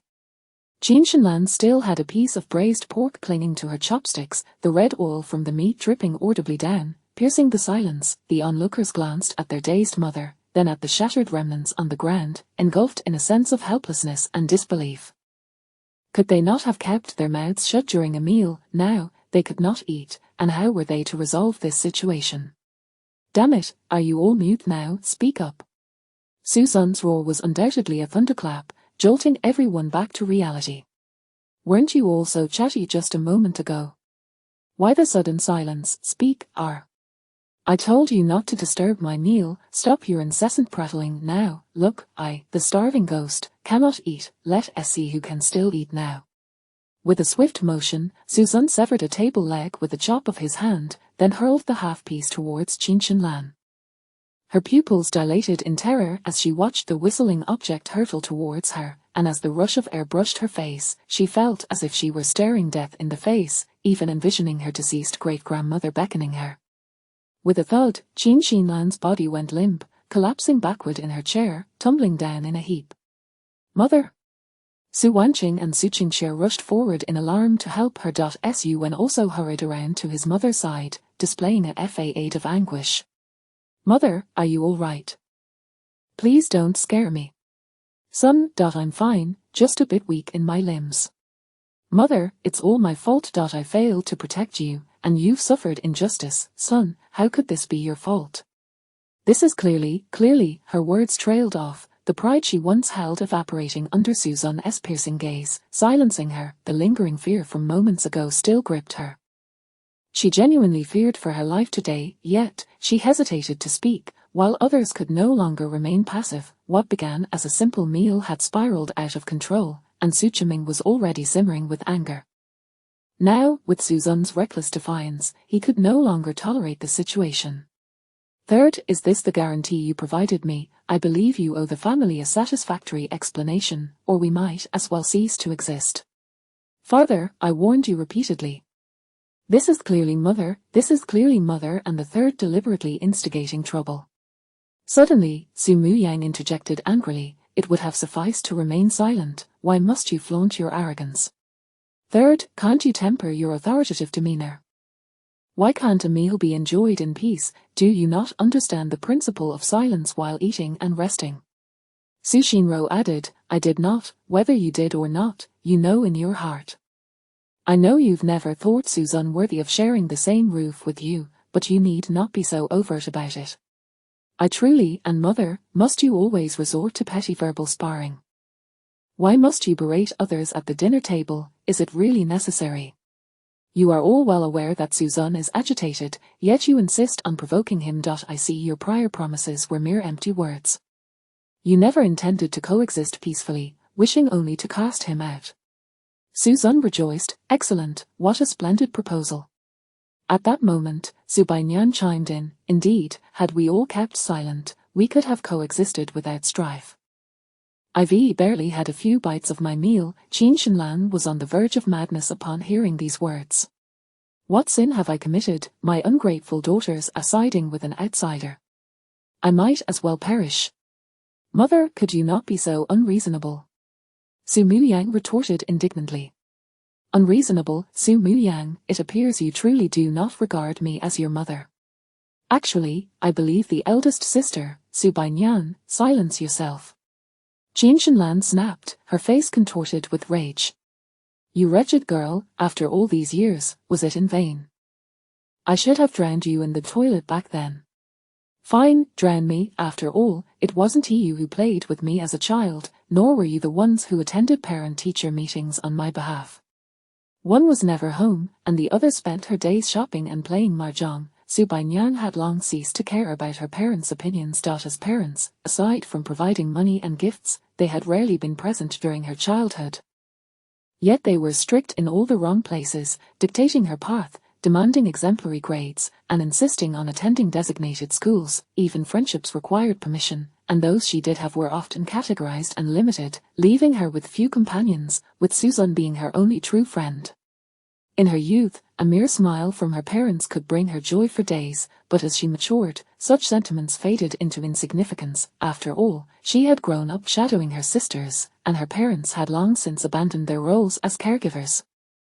Mere parents, better gone. Su Bainyan was, by nature, rebellious. In the past, lacking the means and excuses to rebel, she now found herself fully equipped and prepared to leave home. She understood that as long as Su Wen was present, she would inevitably become a casualty in his ascent. If that were the case, it was best to plan ahead. With university graduation approaching and newfound independence on the horizon, she feared no punishment from her family. Rebellion. I see you all are rebelling. Qin Shenlan was truly infuriated by the two, especially Su Bainyan's defiance, yet, Su Bainyan stood undeterred, head held high, disdain etched on her face. Today, I am indeed rebelling. You are. Su Chiming, look at the daughter you've raised, truly ungrateful.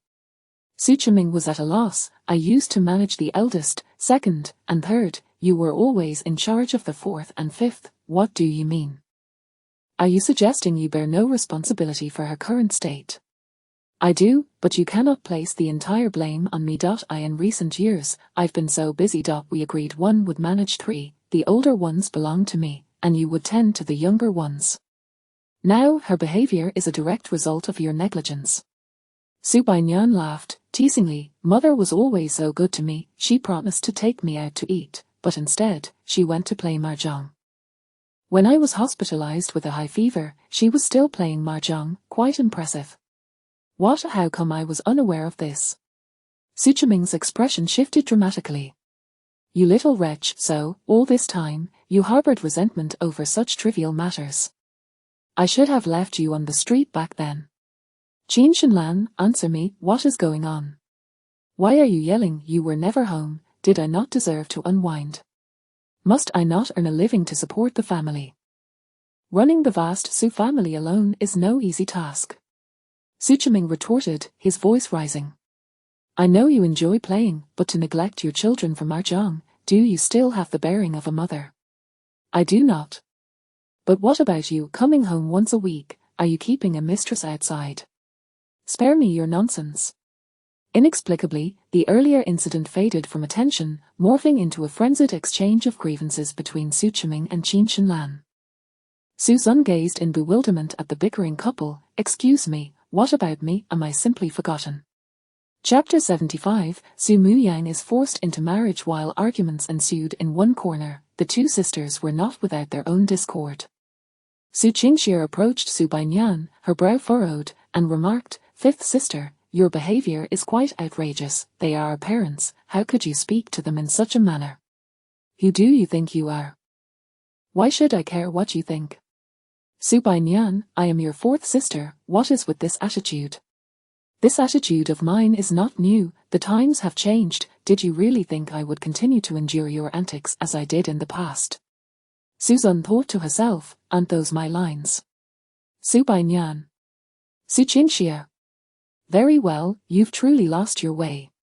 It seems you are in dire need of discipline. How dare you, you mere decorative vase, I will not indulge you. Thus, the conflict reignited, with parents embroiled in their quarrel and sisters engaged in their skirmish. Su Zun suddenly found herself bewildered by this family dynamic.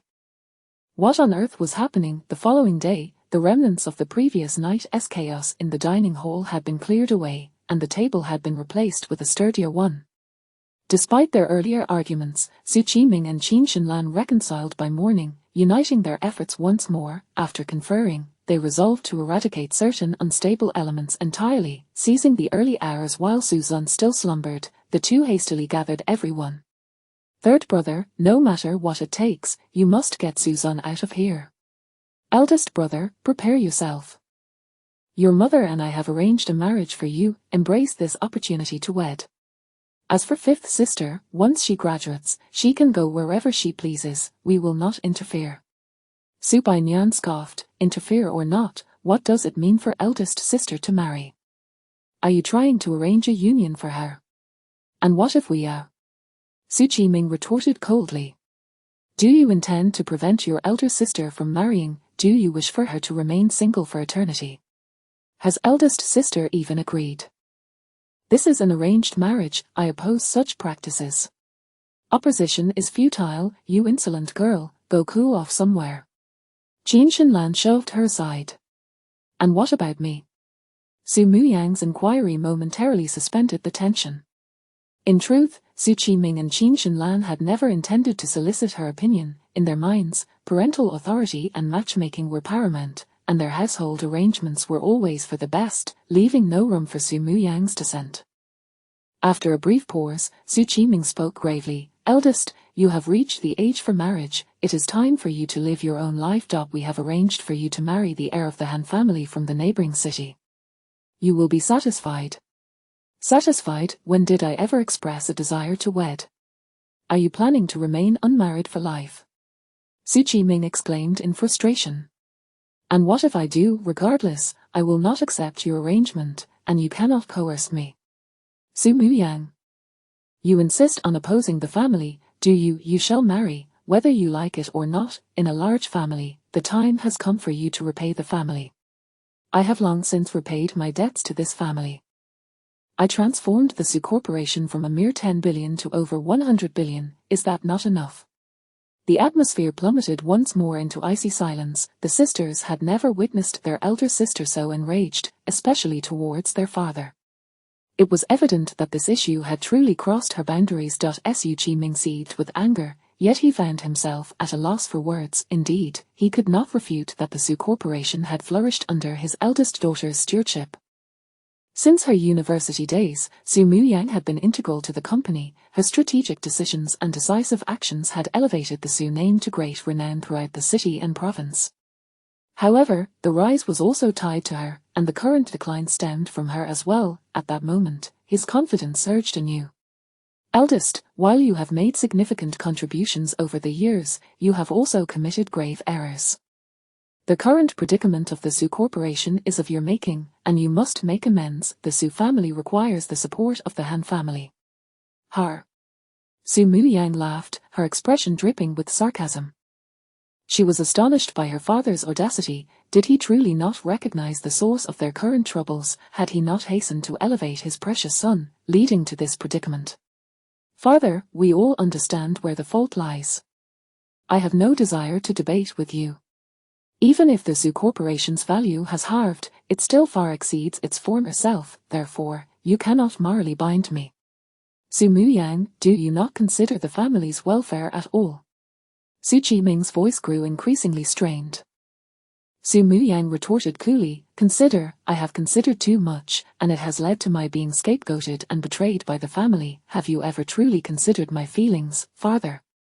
Very well, very well. You have made your point, but your opposition is of no consequence. You must marry into the Han family. And as for Suzanne, though she was brought home by the third, it is primarily you who have sheltered her. I advise you to expel her from the Su family post-haste. Do not force my hand. What do you mean by that? A sense of unease washed over Su Muyang. You know precisely what I mean. He has completely severed ties with us. If it comes to the point of no return, I will not hesitate to cast aside any semblance of decorum. He must disappear from the Su family. Thus, the conversation ended on a sour note. It was only at this moment that Su Muyang truly comprehended her father's ruthlessness and cruelty. Oppression and humiliation were insufficient. He was willing to breach all boundaries. No, this could not continue. Su Muyang resolved, for her own sake and for Suzanne's, that she could no longer remain in this household. Zun, wake up, I'm taking you on a trip. What trip? I refuse to go. Stop bothering me while I sleep. Do not sleep just yet. You can rest in the car. We must leave today. Oh, what is the rush? Isn't it just that Su Qiming wants to deal with me? Isn't it just that he wants to force you into marriage? Why panic? Su Muyang's expression froze. How did you know? Rubbing her sleepy eyes, Suzanne yawned and replied, I overheard while getting a drink downstairs this morning. I figured you were having a pleasant chat, so I didn't want to interrupt. Su Muyang was taken aback. She had assumed Suzanne was unaware and had hoped to whisk her away without distress. Yet, it appeared that Suzanne was fully informed and seemingly unfazed by it all. However, this only deepened Su Muyang's anxiety. Given Suzanne's current disposition, she feared he might take risks. What if her father acted preemptively? She dared not contemplate further. No, since you're aware now, we must leave. Do not worry, I will take you to a place far from the troubles of the Su family. I will take good care of you. Forget it, I'll just continue to nap for a while. With that, Suzanne slumped down like a limp noodle. Seeing this, Su Muyang grew more anxious. Zun, stop being stubborn. Please, trust me this once and let us leave. All right, once we escape, no one will bother you, and we can live peacefully. Oh, stop nagging. What would running away accomplish? Is that what you think of leaving home? That old man wouldn't he dare kick me out. What is the point? Why are you so insistent on this? I could always kick you out myself, you know. You. Suzanne opened one eye and shot her a disdainful glance. I don't believe you. All right, all right. Then I'll take you to change your household registration. Surely that will suffice. At once, Suzanne sprang to life, leaping from the bed, slipping on a pair of slippers before heading for the door. Hurry up, don't keep the staff from their lunch. Chapter 76. The relocation of household registration. The process of transferring the household registration proceeded astonishingly smoothly. This was primarily due to the fact that Suzanne's name had never appeared on the Su family's household registry. Instead, it was listed under the account of Su Chi's former chauffeur. How surprising. No wonder the two old folks always seemed evasive whenever the school requested the household book, resorting to sending that chauffeur to handle the matter. It turns out that for all these years, I wasn't even considered a false young master, holding the household register that belonged to him. Suzanne felt an indescribable sensation, akin to discovering after many years of marriage that one's wife was not truly one's own, evoking a sense of being utterly deceived. Su Muyang, did you already know about this? Is it amusing to toy with me? Upon seeing Suzanne's dark expression, Su Muyang shook her head repeatedly. No, I only learned of this after reaching adulthood. At that time, I was genuinely shocked. But you were still so young, and I feared it would upset you, so I let everyone keep it hidden. I never anticipated that our parents would go to such lengths. But what does it matter? Haven't we lived as a family all these years? To hell with that. Suzanne erupted in anger. So, I've been nothing more than a mere son, brother, and grandson of the Su family all these years. I've been treated like a child, only to find out in the end that I'm not even on your household register. Had I known this earlier, I might have awakened sooner. I wouldn't have to endure this indignity. Suddenly, a warm embrace quelled Suzanne's rising fury. Su Muyang, filled with remorse, said, "It is our fault, our parents' fault, but everyone has regarded you as part of the family." Are you certain? Su Muyang froze for a moment, at least. I and fifth sister do. How useful are you? I still have to be furious. Xiaozan.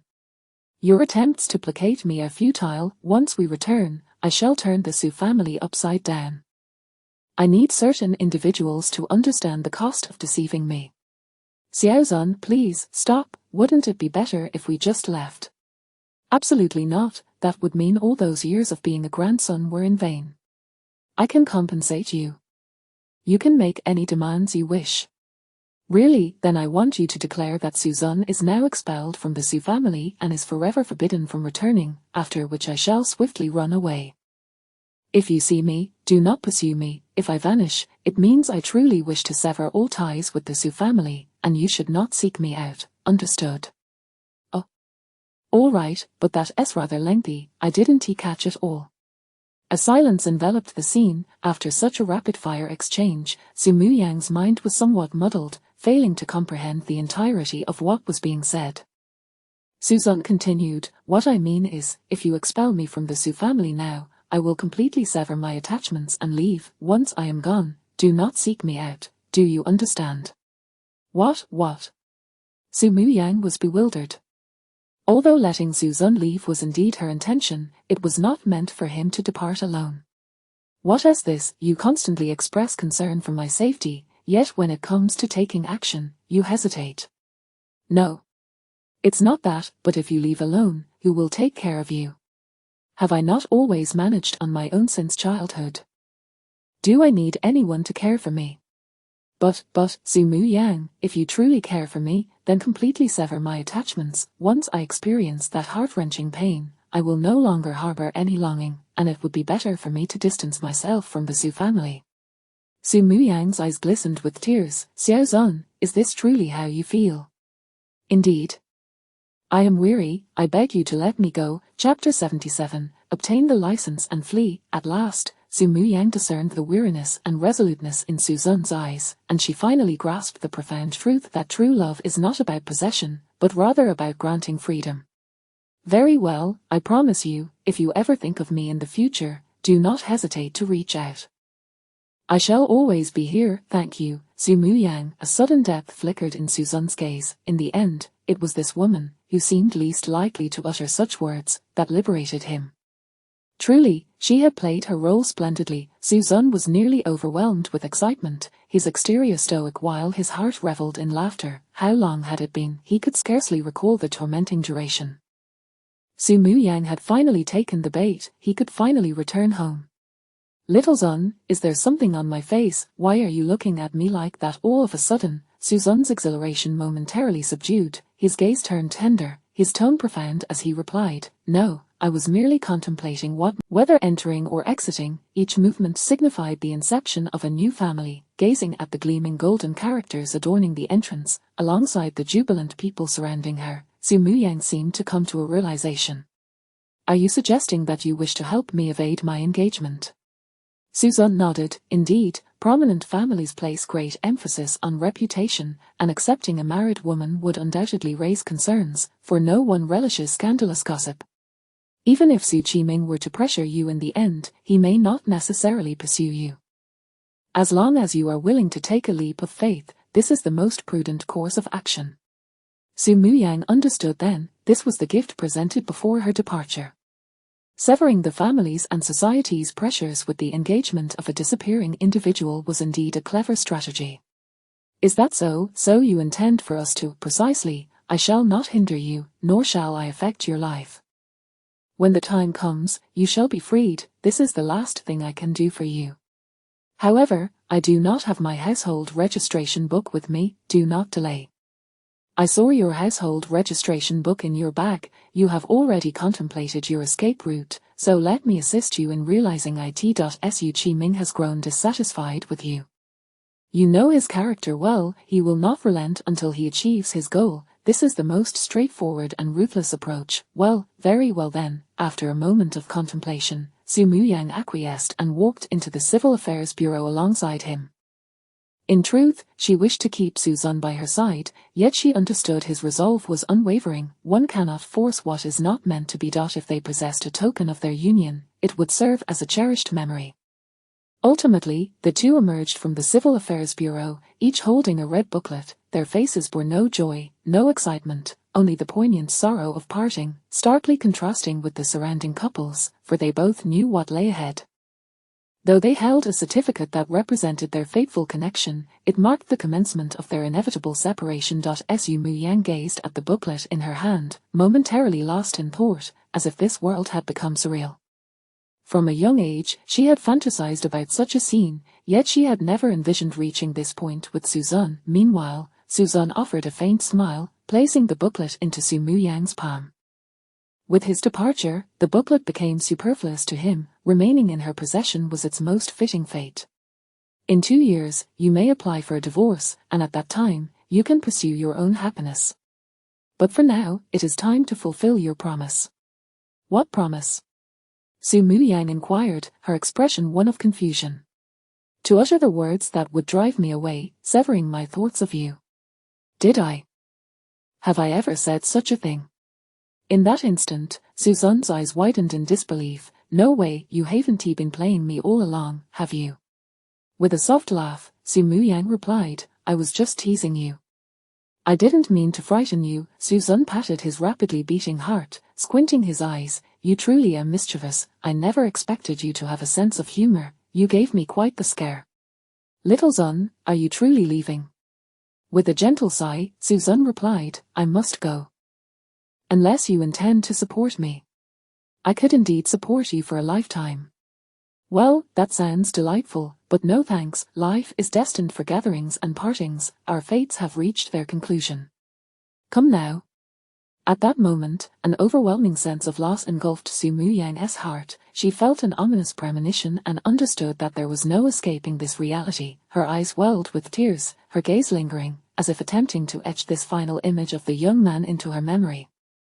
Time seemed to stretch indefinitely, yet eventually, Su Muyang managed to suppress her reluctance, her voice trembling as she spoke. Suzan, I hereby declare that you are now expelled from the Su family, and you shall never return. Chapter 78. Are you eloping? Well, it seems we may never meet again. Su Muyang, he turned and walked away, as if he had long since become indifferent to everything. His silhouette was resolute and unwavering, yet imbued with a desolate air, resembling a solitary boat adrift in the vastness of the ocean, engulfed by an endless sea of people. Unbeknownst to her, Su Muyang's tears fell, her heart aching as if it were being torn asunder. She stood there, foolishly rooted in place, watching his figure vanish around the corner. That was not my true intention. Are you truly leaving? On the other side, the moment Suzan disappeared around the corner, he shed his calm demeanor and dashed away, swiftly seeking refuge in a secluded alley unnoticed. At last, this day has arrived. Suzan shouted into the empty air, whatever it is, hurry and send me back. 1 second, 2 seconds, 10 seconds, until 2 minutes had elapsed. Everything remained still, and nothing had transpired. Suzan was left in bewilderment, utterly perplexed. Why had that familiar warmth not manifested? Wasn't he supposed to return? Why was he still here? Cast aside, the show unfinished, he had swiftly sought a hiding place. Where had it all gone awry? It shouldn't be like this. At that moment, a couple's conversation drifted closer from the adjacent pathway. Darling, now that we've registered our marriage, from this moment on, you are mine, and you will henceforth be a member of the Wang family, and others will have to address you as Mrs. Wang. Oh, stop it, I may have married you, but I'm still a Li. I am undoubtedly a member of the Li family. A married daughter is like spilled water. You will live with your husband's family, so doesn't that make you a Wang? Li is your surname, but Wang is your ultimate fate. You scoundrel, look at how pleased you are. What does it matter whose family I belong to? As long as you treat me well, I will be yours for life. Of course, you are mine, you are mine. A married daughter is like spilled water, you are mine, you are mine. In an instant, those two phrases relentlessly battered Suzanne's mind, leaving him astonished, dulled, and in a state of shock. Suddenly, his pupils constricted, and he jolted awake. Oh no, this is bad.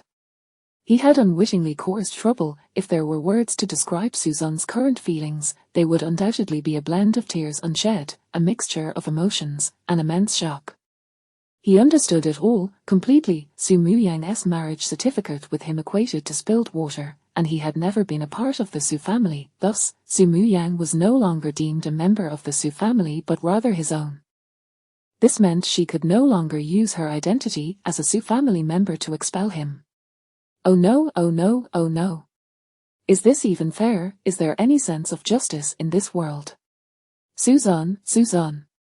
Why must you meddle in trivial matters? After all, a marriage contract is not the only way to resolve this. Why did you let your mouth run wild? Suzanne felt tears welling up.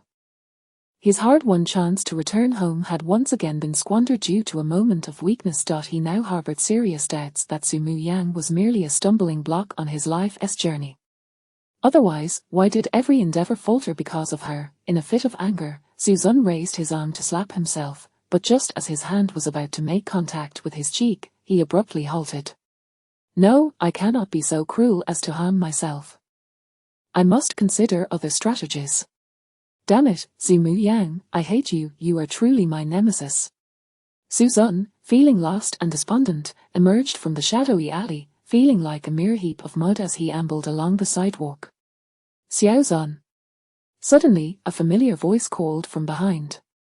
Su Muyang approached, her face a mask of astonishment, her eyes glimmering with a hint of excitement and hope. Instinctively, she grasped Suzanne's arm, as if fearing he would vanish the moment she let go.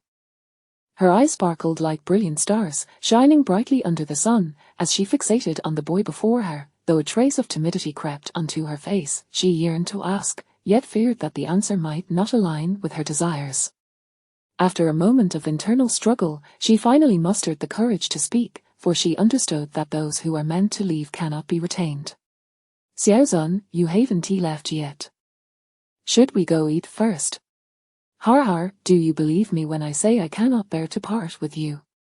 Suzanne replied weakly. R.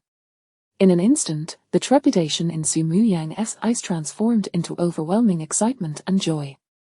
She embraced Suzanne tightly, her eyes glistening with moisture as she choked out, I believe you, then don't go. We'll face any problems together. Little did she know, Suzanne suddenly burst into laughter, playfully patting her shoulder. Muyang. The matter of the marriage certificate was merely a small joke of mine, we might as well go and get a divorce now. What? Su Muyang was taken aback, struggling to grasp the meaning behind Suzanne's words. She cast him a puzzled glance, only to find him wearing a serious expression tinged with a hint of anticipation that seemed far from feigned. Instantly, she felt a wave of incredulity wash over her. A marriage contract is not a trivial matter, it is not something you can enter and exit at will. Moreover, it represents the most direct connection between two people. Since Suzanne was not leaving, she needed to use this certificate to bind him to her, while also resolving her family's relentless pressure to marry. No divorce. What? Suzanne's eyes widened in disbelief as he exclaimed, we acted on impulse. This doesn't count, can we at least get divorced first? No. Why not? Did you not promise to agree to anything I asked? This is my only request right now, I'm begging you. A deal is a deal. To divorce right after marrying would be far too frivolous, and besides, there is a cooling-off period. We can discuss this later. Later is later, can't we at least go to the Civil Affairs Bureau to start the cooling-off period? That way, getting a divorce later would be more convenient, wouldn't it? Not going, let us go eat first, you didn't have breakfast, and I'm sure you're starving.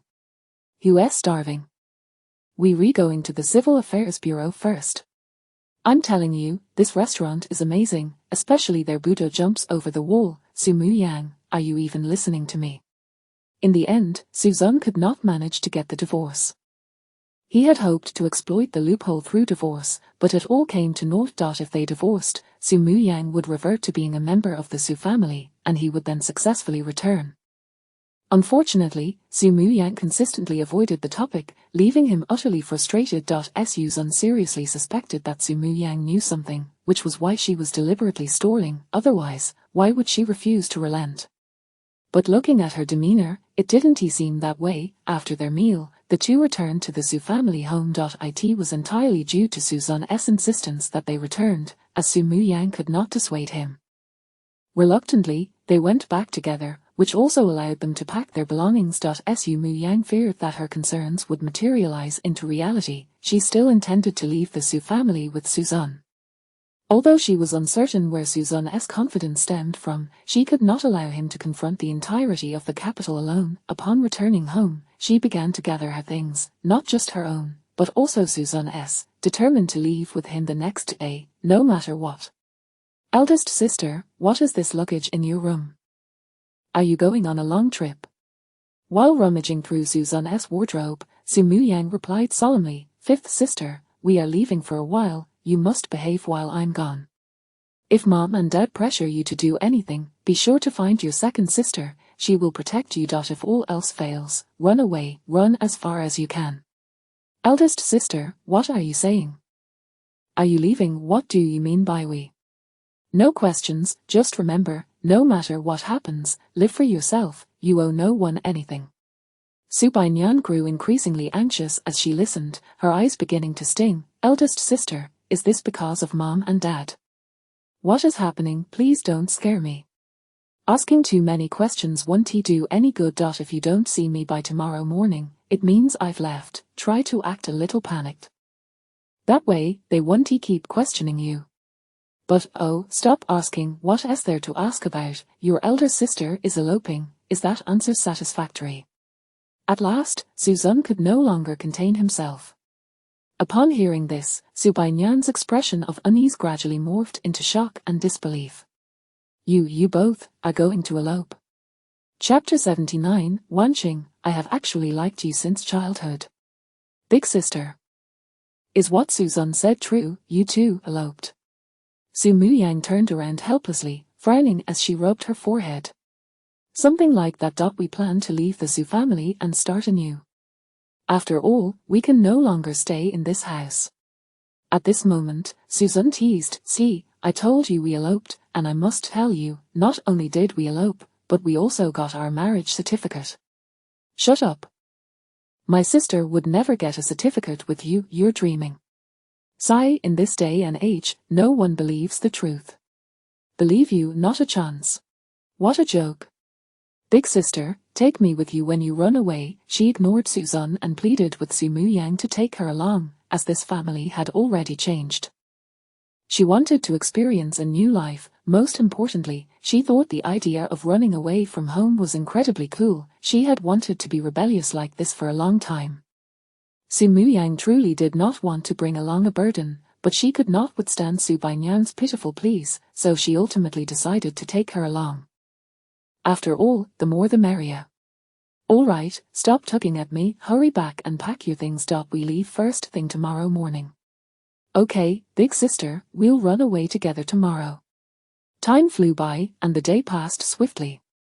It was surprisingly calm and stable, with no incidents occurring. Even during dinner, there were no frictions among the family members, as if they had reached an unspoken understanding to avoid disturbing one another. Logically, it should have been a joyous occasion for everyone to coexist peacefully, but Sumu Yang felt an unsettling anxiety in her heart. It was all too unusual, especially as the time for their departure drew nearer. this feeling grew increasingly intense. It was because Suzanne was being far too accommodating, to the point where she hardly had to exert any effort convincing him. While she had originally intended to leave with Suzanne directly, he insisted on returning. Now, after her coaxing, he had surprisingly agreed to leave with her, but why had he insisted on returning in the first place? The next day, before Su Muyang even appeared, Suzanne had already awakened early. He had agreed to leave the Su family, but to do so quietly without any fanfare was not his style. Leaving was one thing, but he must ensure that the Su family spoke the necessary words. Xiaozan, are you awake? We can set off now. Xiaozan, Xiaozan. After knocking on the door multiple times with no response, Su Muyang felt something was amiss and pushed the door open. The room was empty, save for the suitcase she had packed yesterday. There was not a trace of anyone else. On the third floor, Suzanne stood at the door of a certain bedroom, quietly twisting the doorknob and stepping inside. The room was filled with refreshing greenery, and beneath the pristine white quilt lay a figure, breathing steadily, clearly still asleep. With an expressionless face, Suzanne slowly approached the bedside and pressed down with one hand. Sensing something amiss and struggling to breathe, the figure in bed suddenly opened her eyes, only to be met with a familiar yet terrifying visage. Su Qingxue was horrified, her eyes wide with fear as she shook her head incessantly. Sure, don't resist. As long as you agree to my request, I won't harm you. Once that large hand released its grip, Su Qingxue gasped for air, pulling the quilt back as she retreated, as if she had encountered a man-eating demon. What do you want? There's no need to be nervous. I told you, agree to my request and I won't harm you, otherwise, you won't escape today. What? Su Qingxue's heart dropped, her voice trembling. What do you want me to do? Simple, I want you to expel me from the Su family. Right now. What kind of request is that? I won't do it, I refuse to be the villain. I know you're still angry about the lyrics, I can apologize. You don't have to leave out of spite, and if Big Sister finds out, she'll definitely scold me. Suzanne shouted, you must expel me. She won't know, hurry, or don't blame me for being rude. No. You're just being childish, you don't have to do this. Can't you understand human language? Don't force me to take action. I won't say anything. I don't want to be the bad guy. Fine, then don't blame me for being ruthless. Oh. Just as Suzanne advanced menacingly, Su Qingxue's eyes rolled back, and she fainted. Seriously, her courage was so weak that she fainted from fear. Suzanne shook her a couple of times and realized Su Qingxue had truly passed out from fright. Speechless, utterly speechless. He tossed the quilt over Su Qingxue's forehead and turned to leave the room. If she was too timid to handle a scare, then it was time to find someone else. After all, Su Wanqing, Su Xinro, and Su Qingxue all lived on the third floor, so Suzanne headed to the nearest room belonging to Su Wanqing. As he opened the door, he found Su Wanqing, dressed in pajamas, sitting in front of her vanity. Hearing the noise, Su Wanqing turned around, slightly taken aback. Xiaozan, is there something you need? Yes, of course, there is. Without a second thought, Suzanne approached her from behind, placing his hands firmly on her shoulders. Sensing the unusual pressure on her shoulders, Su Wanqing stiffened, shock and displeasure evident on her face as she looked up. This was the first time a man had touched her body without her consent. What do you think you're doing? Let go of me. And what if I refuse? Suzanne replied with a cold smile. Suzanne, don't go too far. Too far, I merely wish to get closer to you. After all, I've been coveting you for quite some time.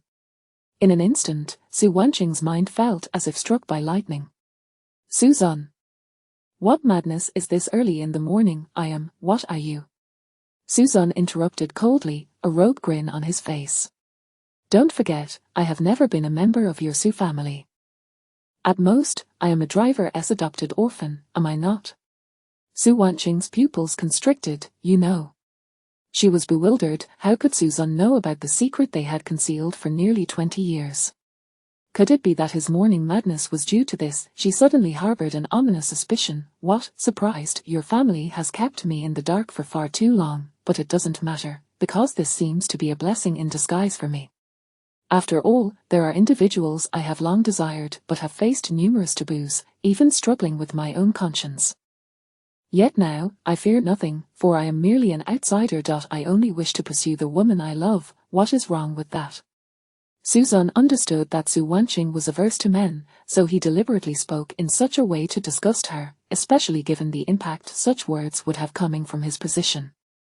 If he pushed her further, she might just faint from shock. Even without him reminding her, she would likely be compelled to speak up. Unbeknownst to him, Suzun's smile grew more sinister as he gently caressed Su Wanqing's neck with his fingers.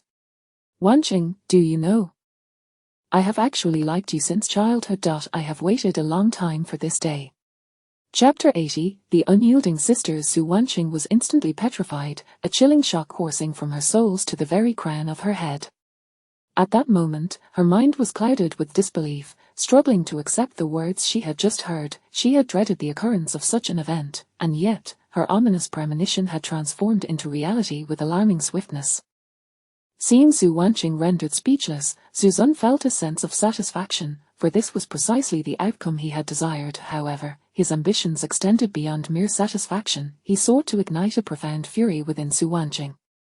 Thus, he continued to stoke the flames. Why do you not respond? Are you unable to see the truth before you? Regardless, my time in the Su family is limited. If I could encounter a few serendipitous moments before my departure, I would have no regrets in this life. No. You cannot do this. Su Wanqing grasped the hand encircling her neck, her voice trembling as she implored, Xiaozun, you have lost your way. If you leave now, I can pretend this incident never occurred. Please return and take a moment to calm yourself. Do not let a fleeting impulse lead you astray. What folly, I do not care. Suzun tightened his grip on Su Wanqing's smooth chin, forcefully turning her head to confront him. When their gazes locked, Su Wanqing realized that Suzun appeared to be in a trance. His eyes filled solely with greed and desire. Panic surged within her, and though she yearned to resist, she found herself paralyzed by his menacing demeanor, her courage to fight back extinguished, leaving only a flicker of defiance in her gaze. The two remained locked in this tense standoff for what felt like an eternity. Gradually, Suzun grew weary, bemused by her silence. Why did she not say anything? Where had her previously assertive demeanor vanished to? Seeing Su Wanqing's continued silence, Suzun decided to take the initiative. Su Wanqing, I prefer a more proactive approach. However, your unwavering stubbornness has piqued my interest. Since you refuse to speak, I shall interpret your silence as consent. I will be gentler with you. No? Su Wanqing cried out, Xiaozun, you cannot continue down this path. It will only bring you ruin. I do not care. Look at you. Even at this juncture, you hesitate to cast me away. It seems you possess feelings for me, so I shall not hold back. Wait. Suzun halted. What are you going to do? Xiaozun, rest assured, I will not expel you. Furthermore, as long as you can restrain yourself, I vow that I will keep today's events a secret. I promise you. What a performance. Suzun, tired of the charade, growled, you will expel me from the Su family this instant. Otherwise, I will ensure you live a life steeped in regret. I know you are angry with me.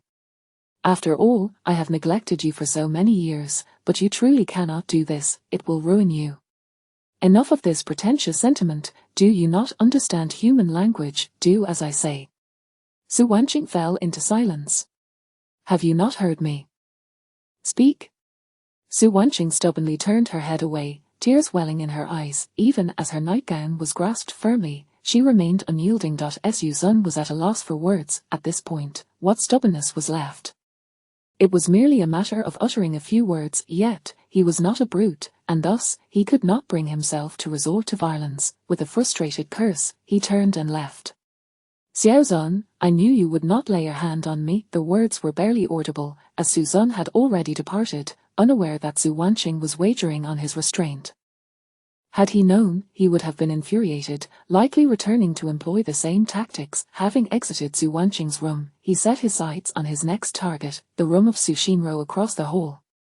Come, sit. Su Shinro lay on her bed, engrossed in her phone, and merely patted the space beside her, her expression as placid as ever.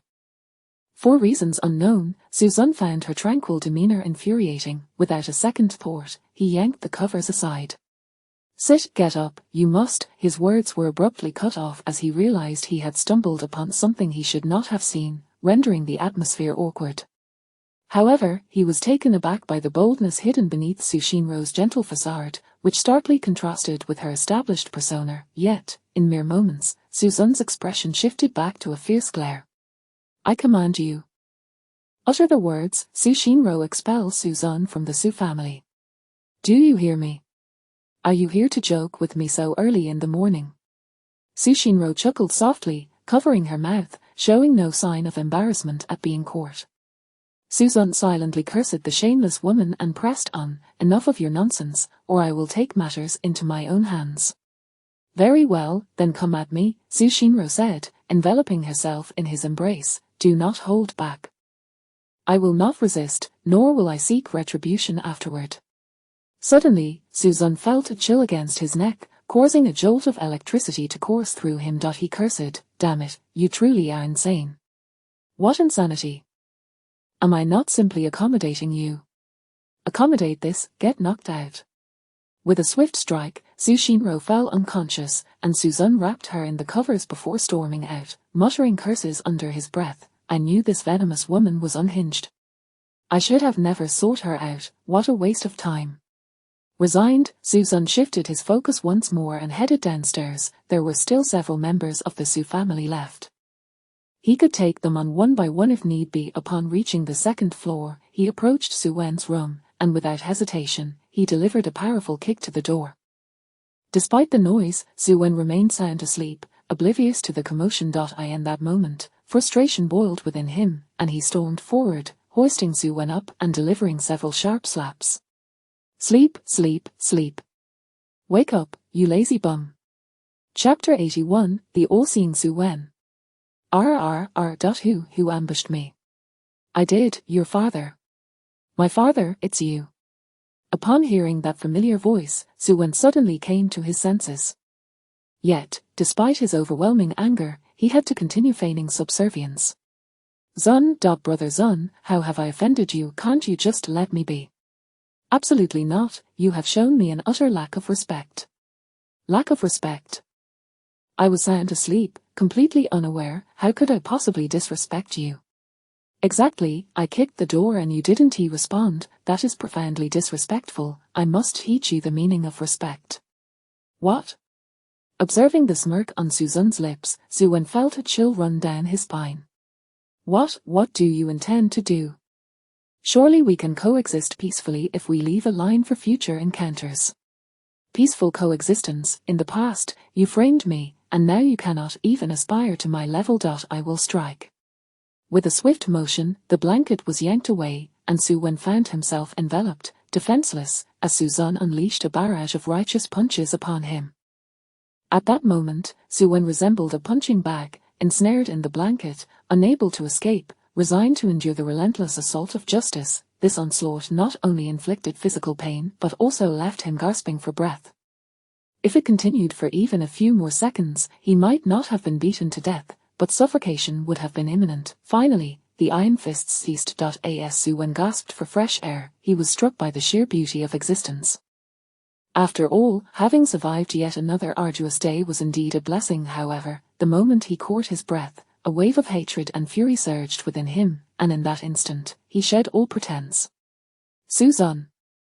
Aside from your brute strength, what else do you possess? Even if you beat me daily, my parents and sisters stand by my side. As long as I am here, you shall remain nothing more than a mere insect in the sauce.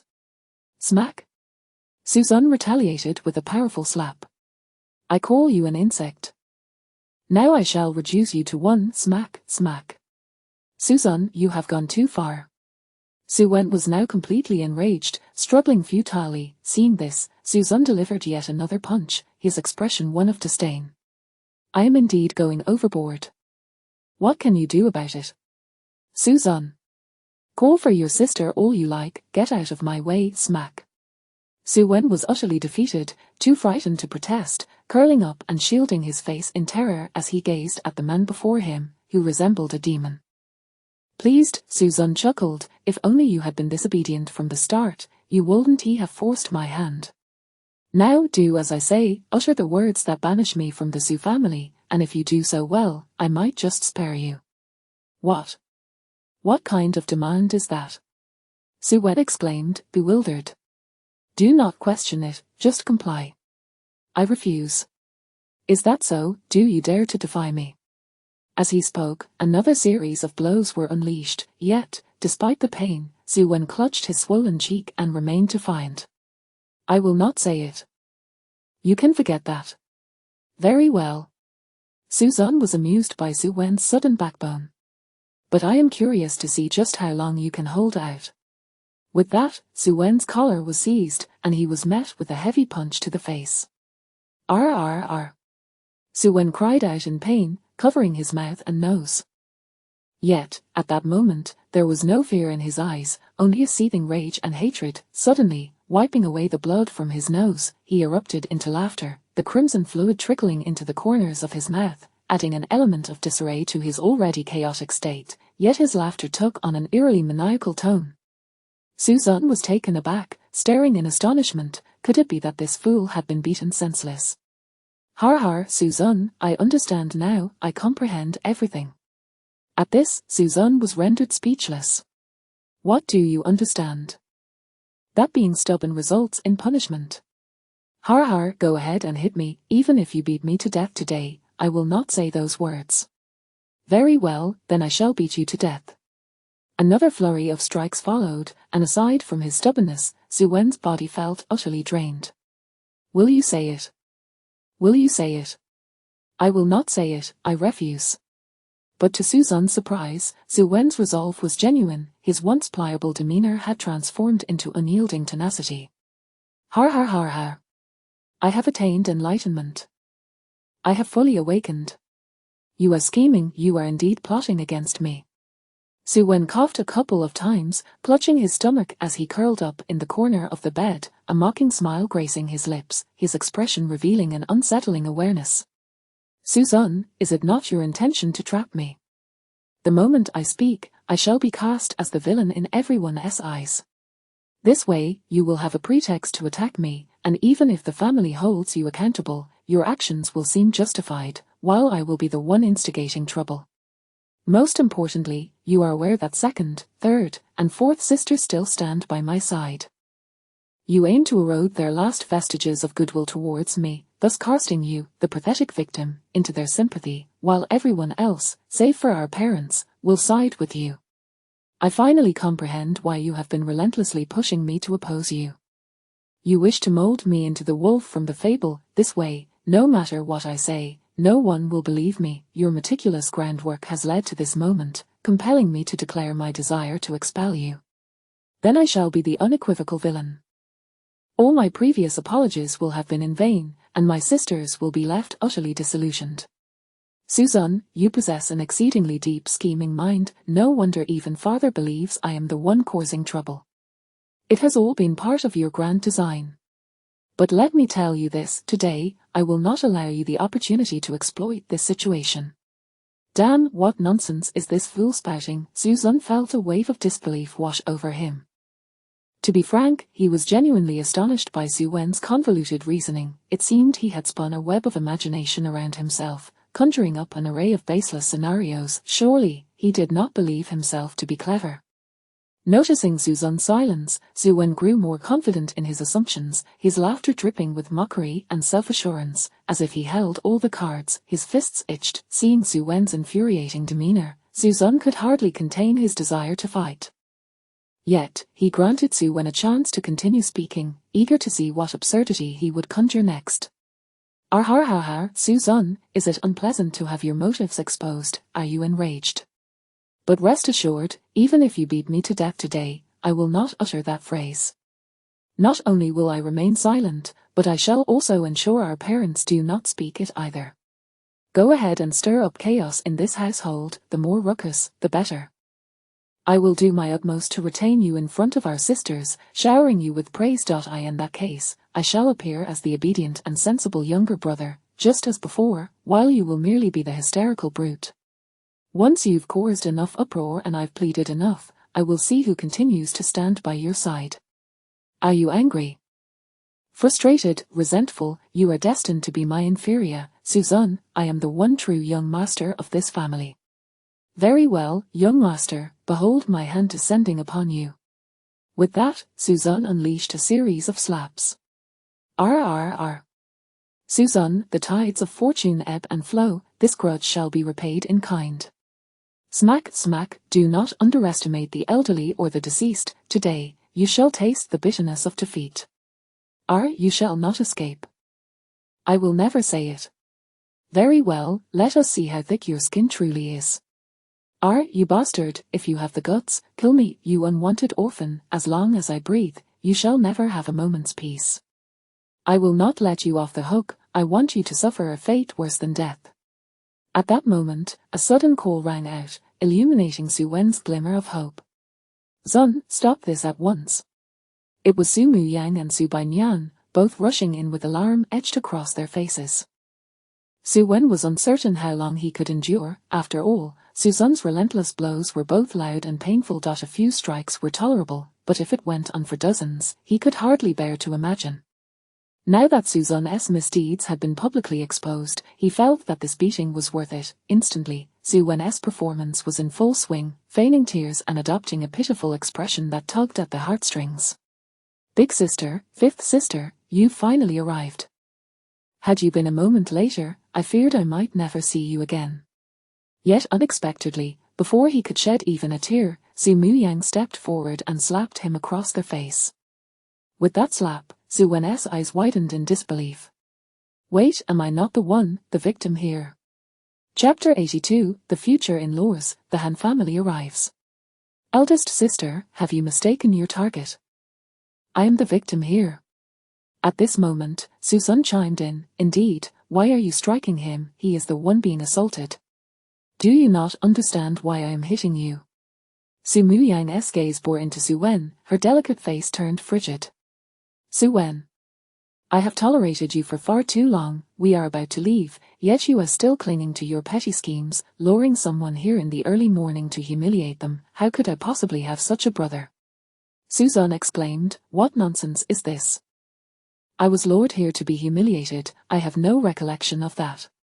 At that moment, Su Wen was equally bewildered. What did it mean to lure someone here to insult them? He had clearly been awoken from his slumber by force.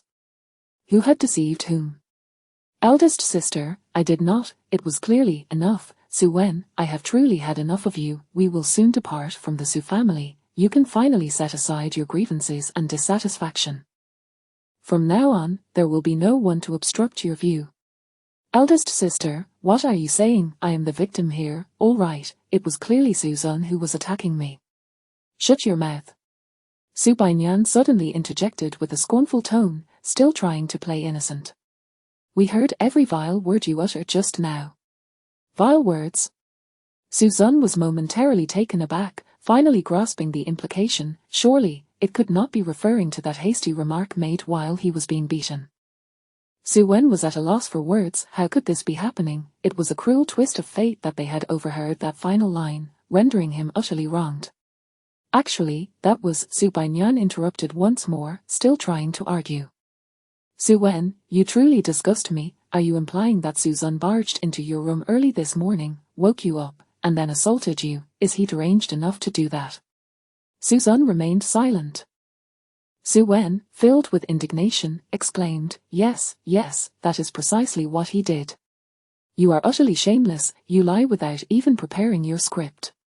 Eldest sister went to his room early in the morning looking for him, but he was not there. Everyone knows he loves to sleep in. What does it indicate when someone who loves to sleep suddenly rises early? It indicates there is a reason behind it. He never lingers on the second floor, let alone in your room. Now, to see him so furious and attacking you early in the morning, you still dare to argue that you did nothing. I distinctly heard your words just now. Allow me to guess, were you not trying to provoke Suzanne deliberately, waiting for him to strike so you could capture evidence of him hitting you? Compared to your previous claims that lacked proof, this time you could present undeniable evidence, correct? Well. Your thoughts are exceedingly malicious. Fortunately, we caught you in the act, otherwise, Suzanne would have been unable to clear his name even if he jumped into the Yellow River. Let me search for the cameras. Today, I shall expose your scheme. After her soliloquy, Su Bainyan began to search for the whereabouts of the cameras. Meanwhile, Su Wen was on the verge of madness. What nonsensical assumptions was this clever Su Bainyan making? It was utterly absurd. He was the victim. He was the one truly victimized. Speak, where are the cameras hidden? There are no cameras, I told you. I am the one who was assaulted.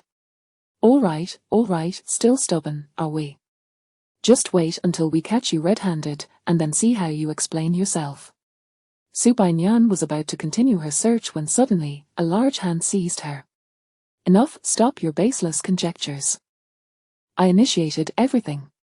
Damn you, Suzanne, what are you pretending for? I know you no longer care about your reputation, but I cannot abide by that thieving, shifty-eyed demeanor of his. What do you mean I do not care about my reputation? Suzanne pressed his lips together, momentarily at a loss for words. Just then, Su Muyang pulled the fidgety Su Bainyan back. All right, stop wasting time here. Regardless, soon this will have nothing to do with us. We should prepare to depart. Upon hearing this, Su Bainyan ceased her relentless pursuit. Suzanne exchanged a meaningful glance with Su Wen, sighed deeply, and turned to leave with the two of them. The empty room was left with only Su Wen, who remained despondently sprawled on the bed, pounding the bed frame with force, tears of humiliation streaming from the corners of his eyes. Woe is me, what kind of situation is this? Is there no justice left in the world, Suzanne? And you two wretched individuals, I will not let you off the hook, I swear I won't. Su Muyang and the others were remarkably swift, retrieving their luggage from upstairs and departing without delay.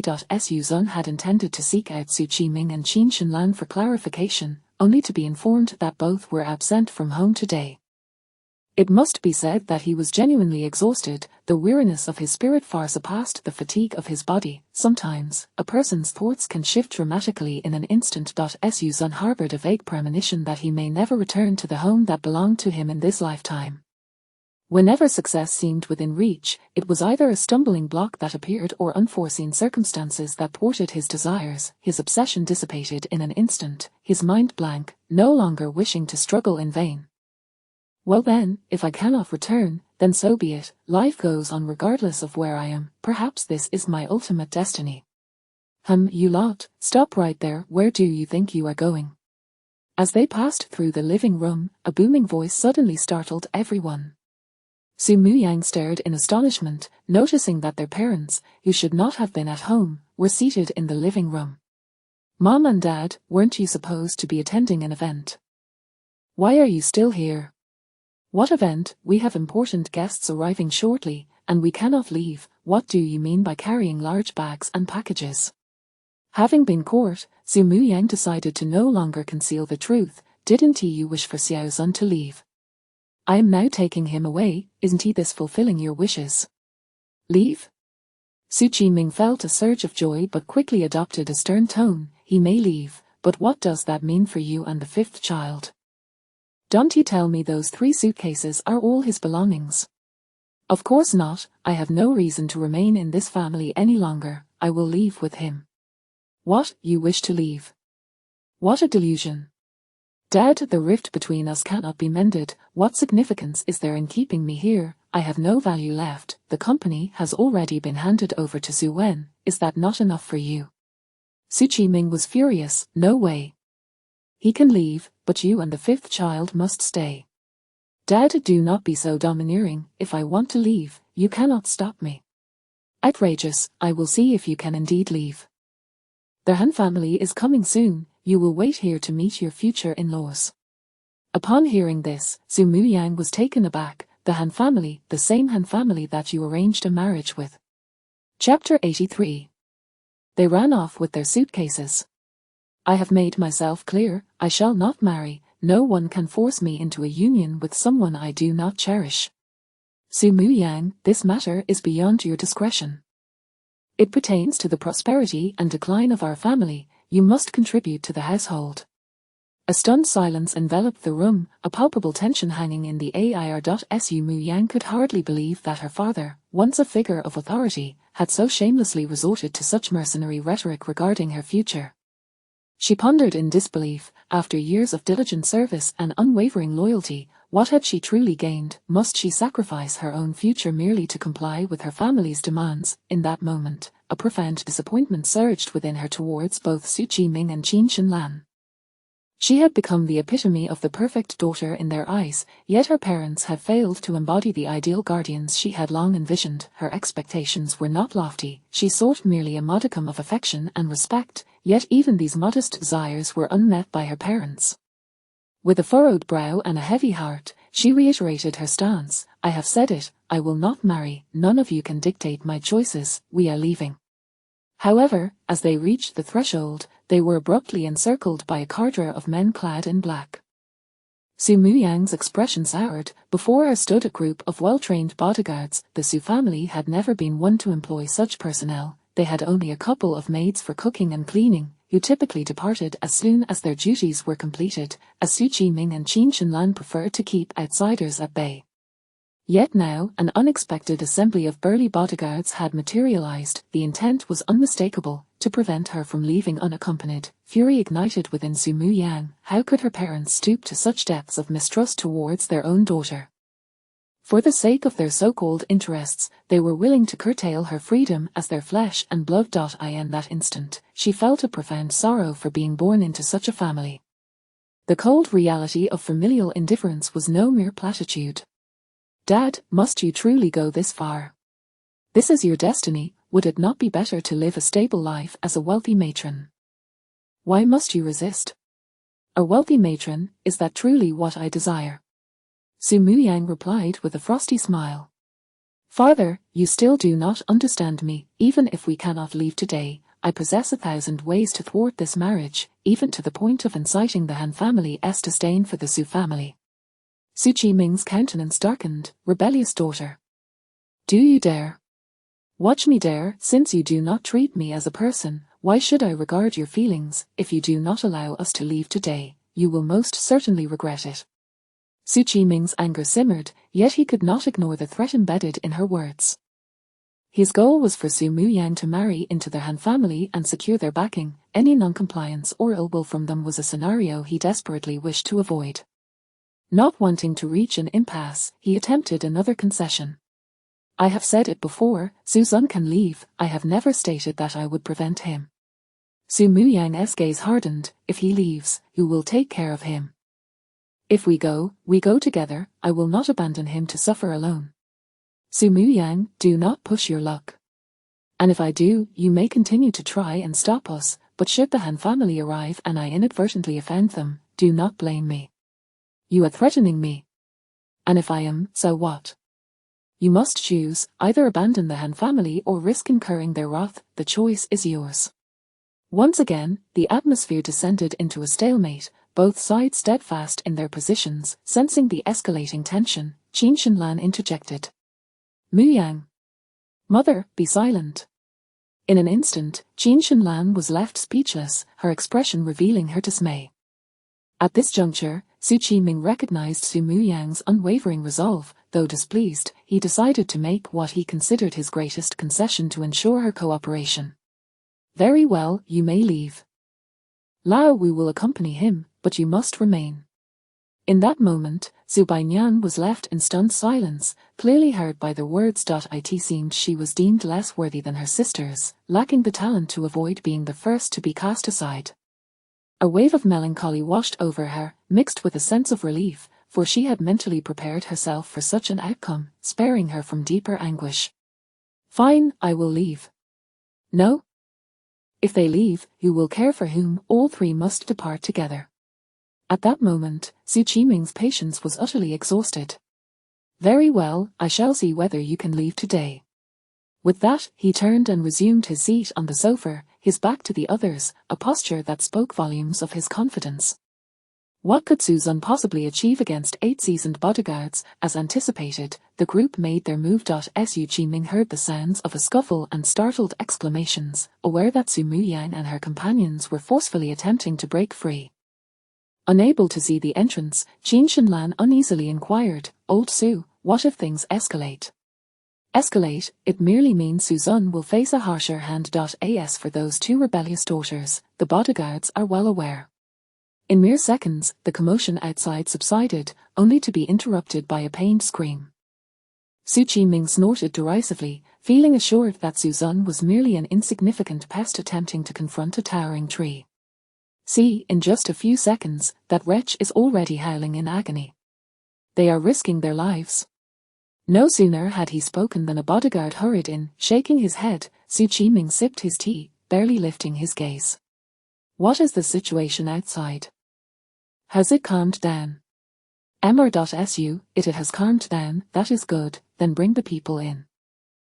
It is likely we cannot bring them in. What do you mean? Do those two rebellious daughters still wish to resist? Not at all. It is just that our brothers have all been knocked down by Suzanne, and they have already grabbed their suitcases and fled. With a crash, the teacup shattered on the floor as Su Qiming sprang to his feet, shock etched across his face. What did you say? Chapter 84. My elder sister has run away. On the bustling streets, a luxurious S-Class Mercedes sped through the traffic. Su Muyang was driving, accompanied by Suzanne and Su Bainyan, aimlessly traversing the road ahead. Although the trio had prepared for the possibility of leaving their home and anticipated this very predicament, the two sisters found themselves at a loss for where to go after departing from the home they had known for many years. Is Big Sister saying we are leaving Jiang City? I don't know. Then are we going to stay in a hotel or buy a house to live in? I don't know, honestly. I would prefer to remain in Jiang City. As long as I can avoid the family troubles, I could continue living here. I don't know. Why are you driving so fast if you don't even know where we're headed? Suzanne exclaimed in exasperation, leaning over the front seat and shouting, First, find a place to stop and think about where we should actually go. The car pulled over to the roadside, and the three of them stepped out to catch their breath.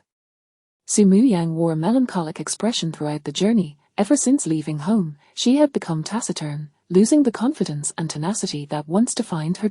Suzanne was aware that her sister had been hurt deeply. After dedicating years to that household, it was devastating to be treated like a commodity by the very parents she held in such esteem. Su Muyang needed to toughen up and learn from Su Bainyan's brazen demeanor. After all, someone who had been discarded by their family as if they were rubbish seemed utterly unperturbed.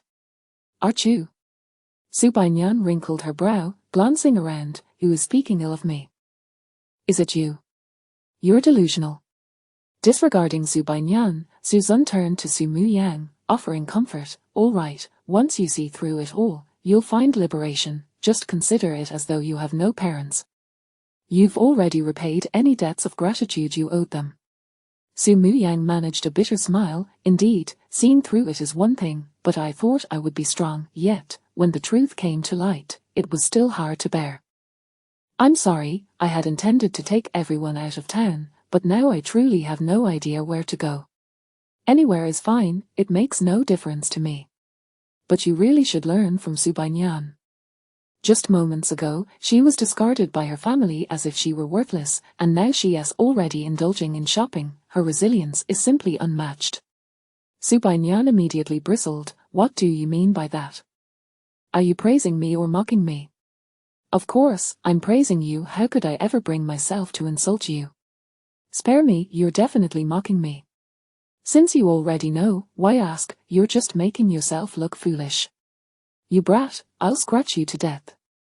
With the exchange becoming increasingly nonsensical, the two began to bicker playfully. Yet, despite Su Bainyan's initial advantage, her feeble strength could not compete with that of a grown man, especially when that man was Suzanne. With a mere sidestep, he gently nudged her, causing Su Bainyan to be pinned against the car window, unable to move. Get off me, I can't breathe, but you can still speak, so be a bit more compliant. You rascal, let me go. How do you have such strength? Okay, I'm sorry, can't we call it even?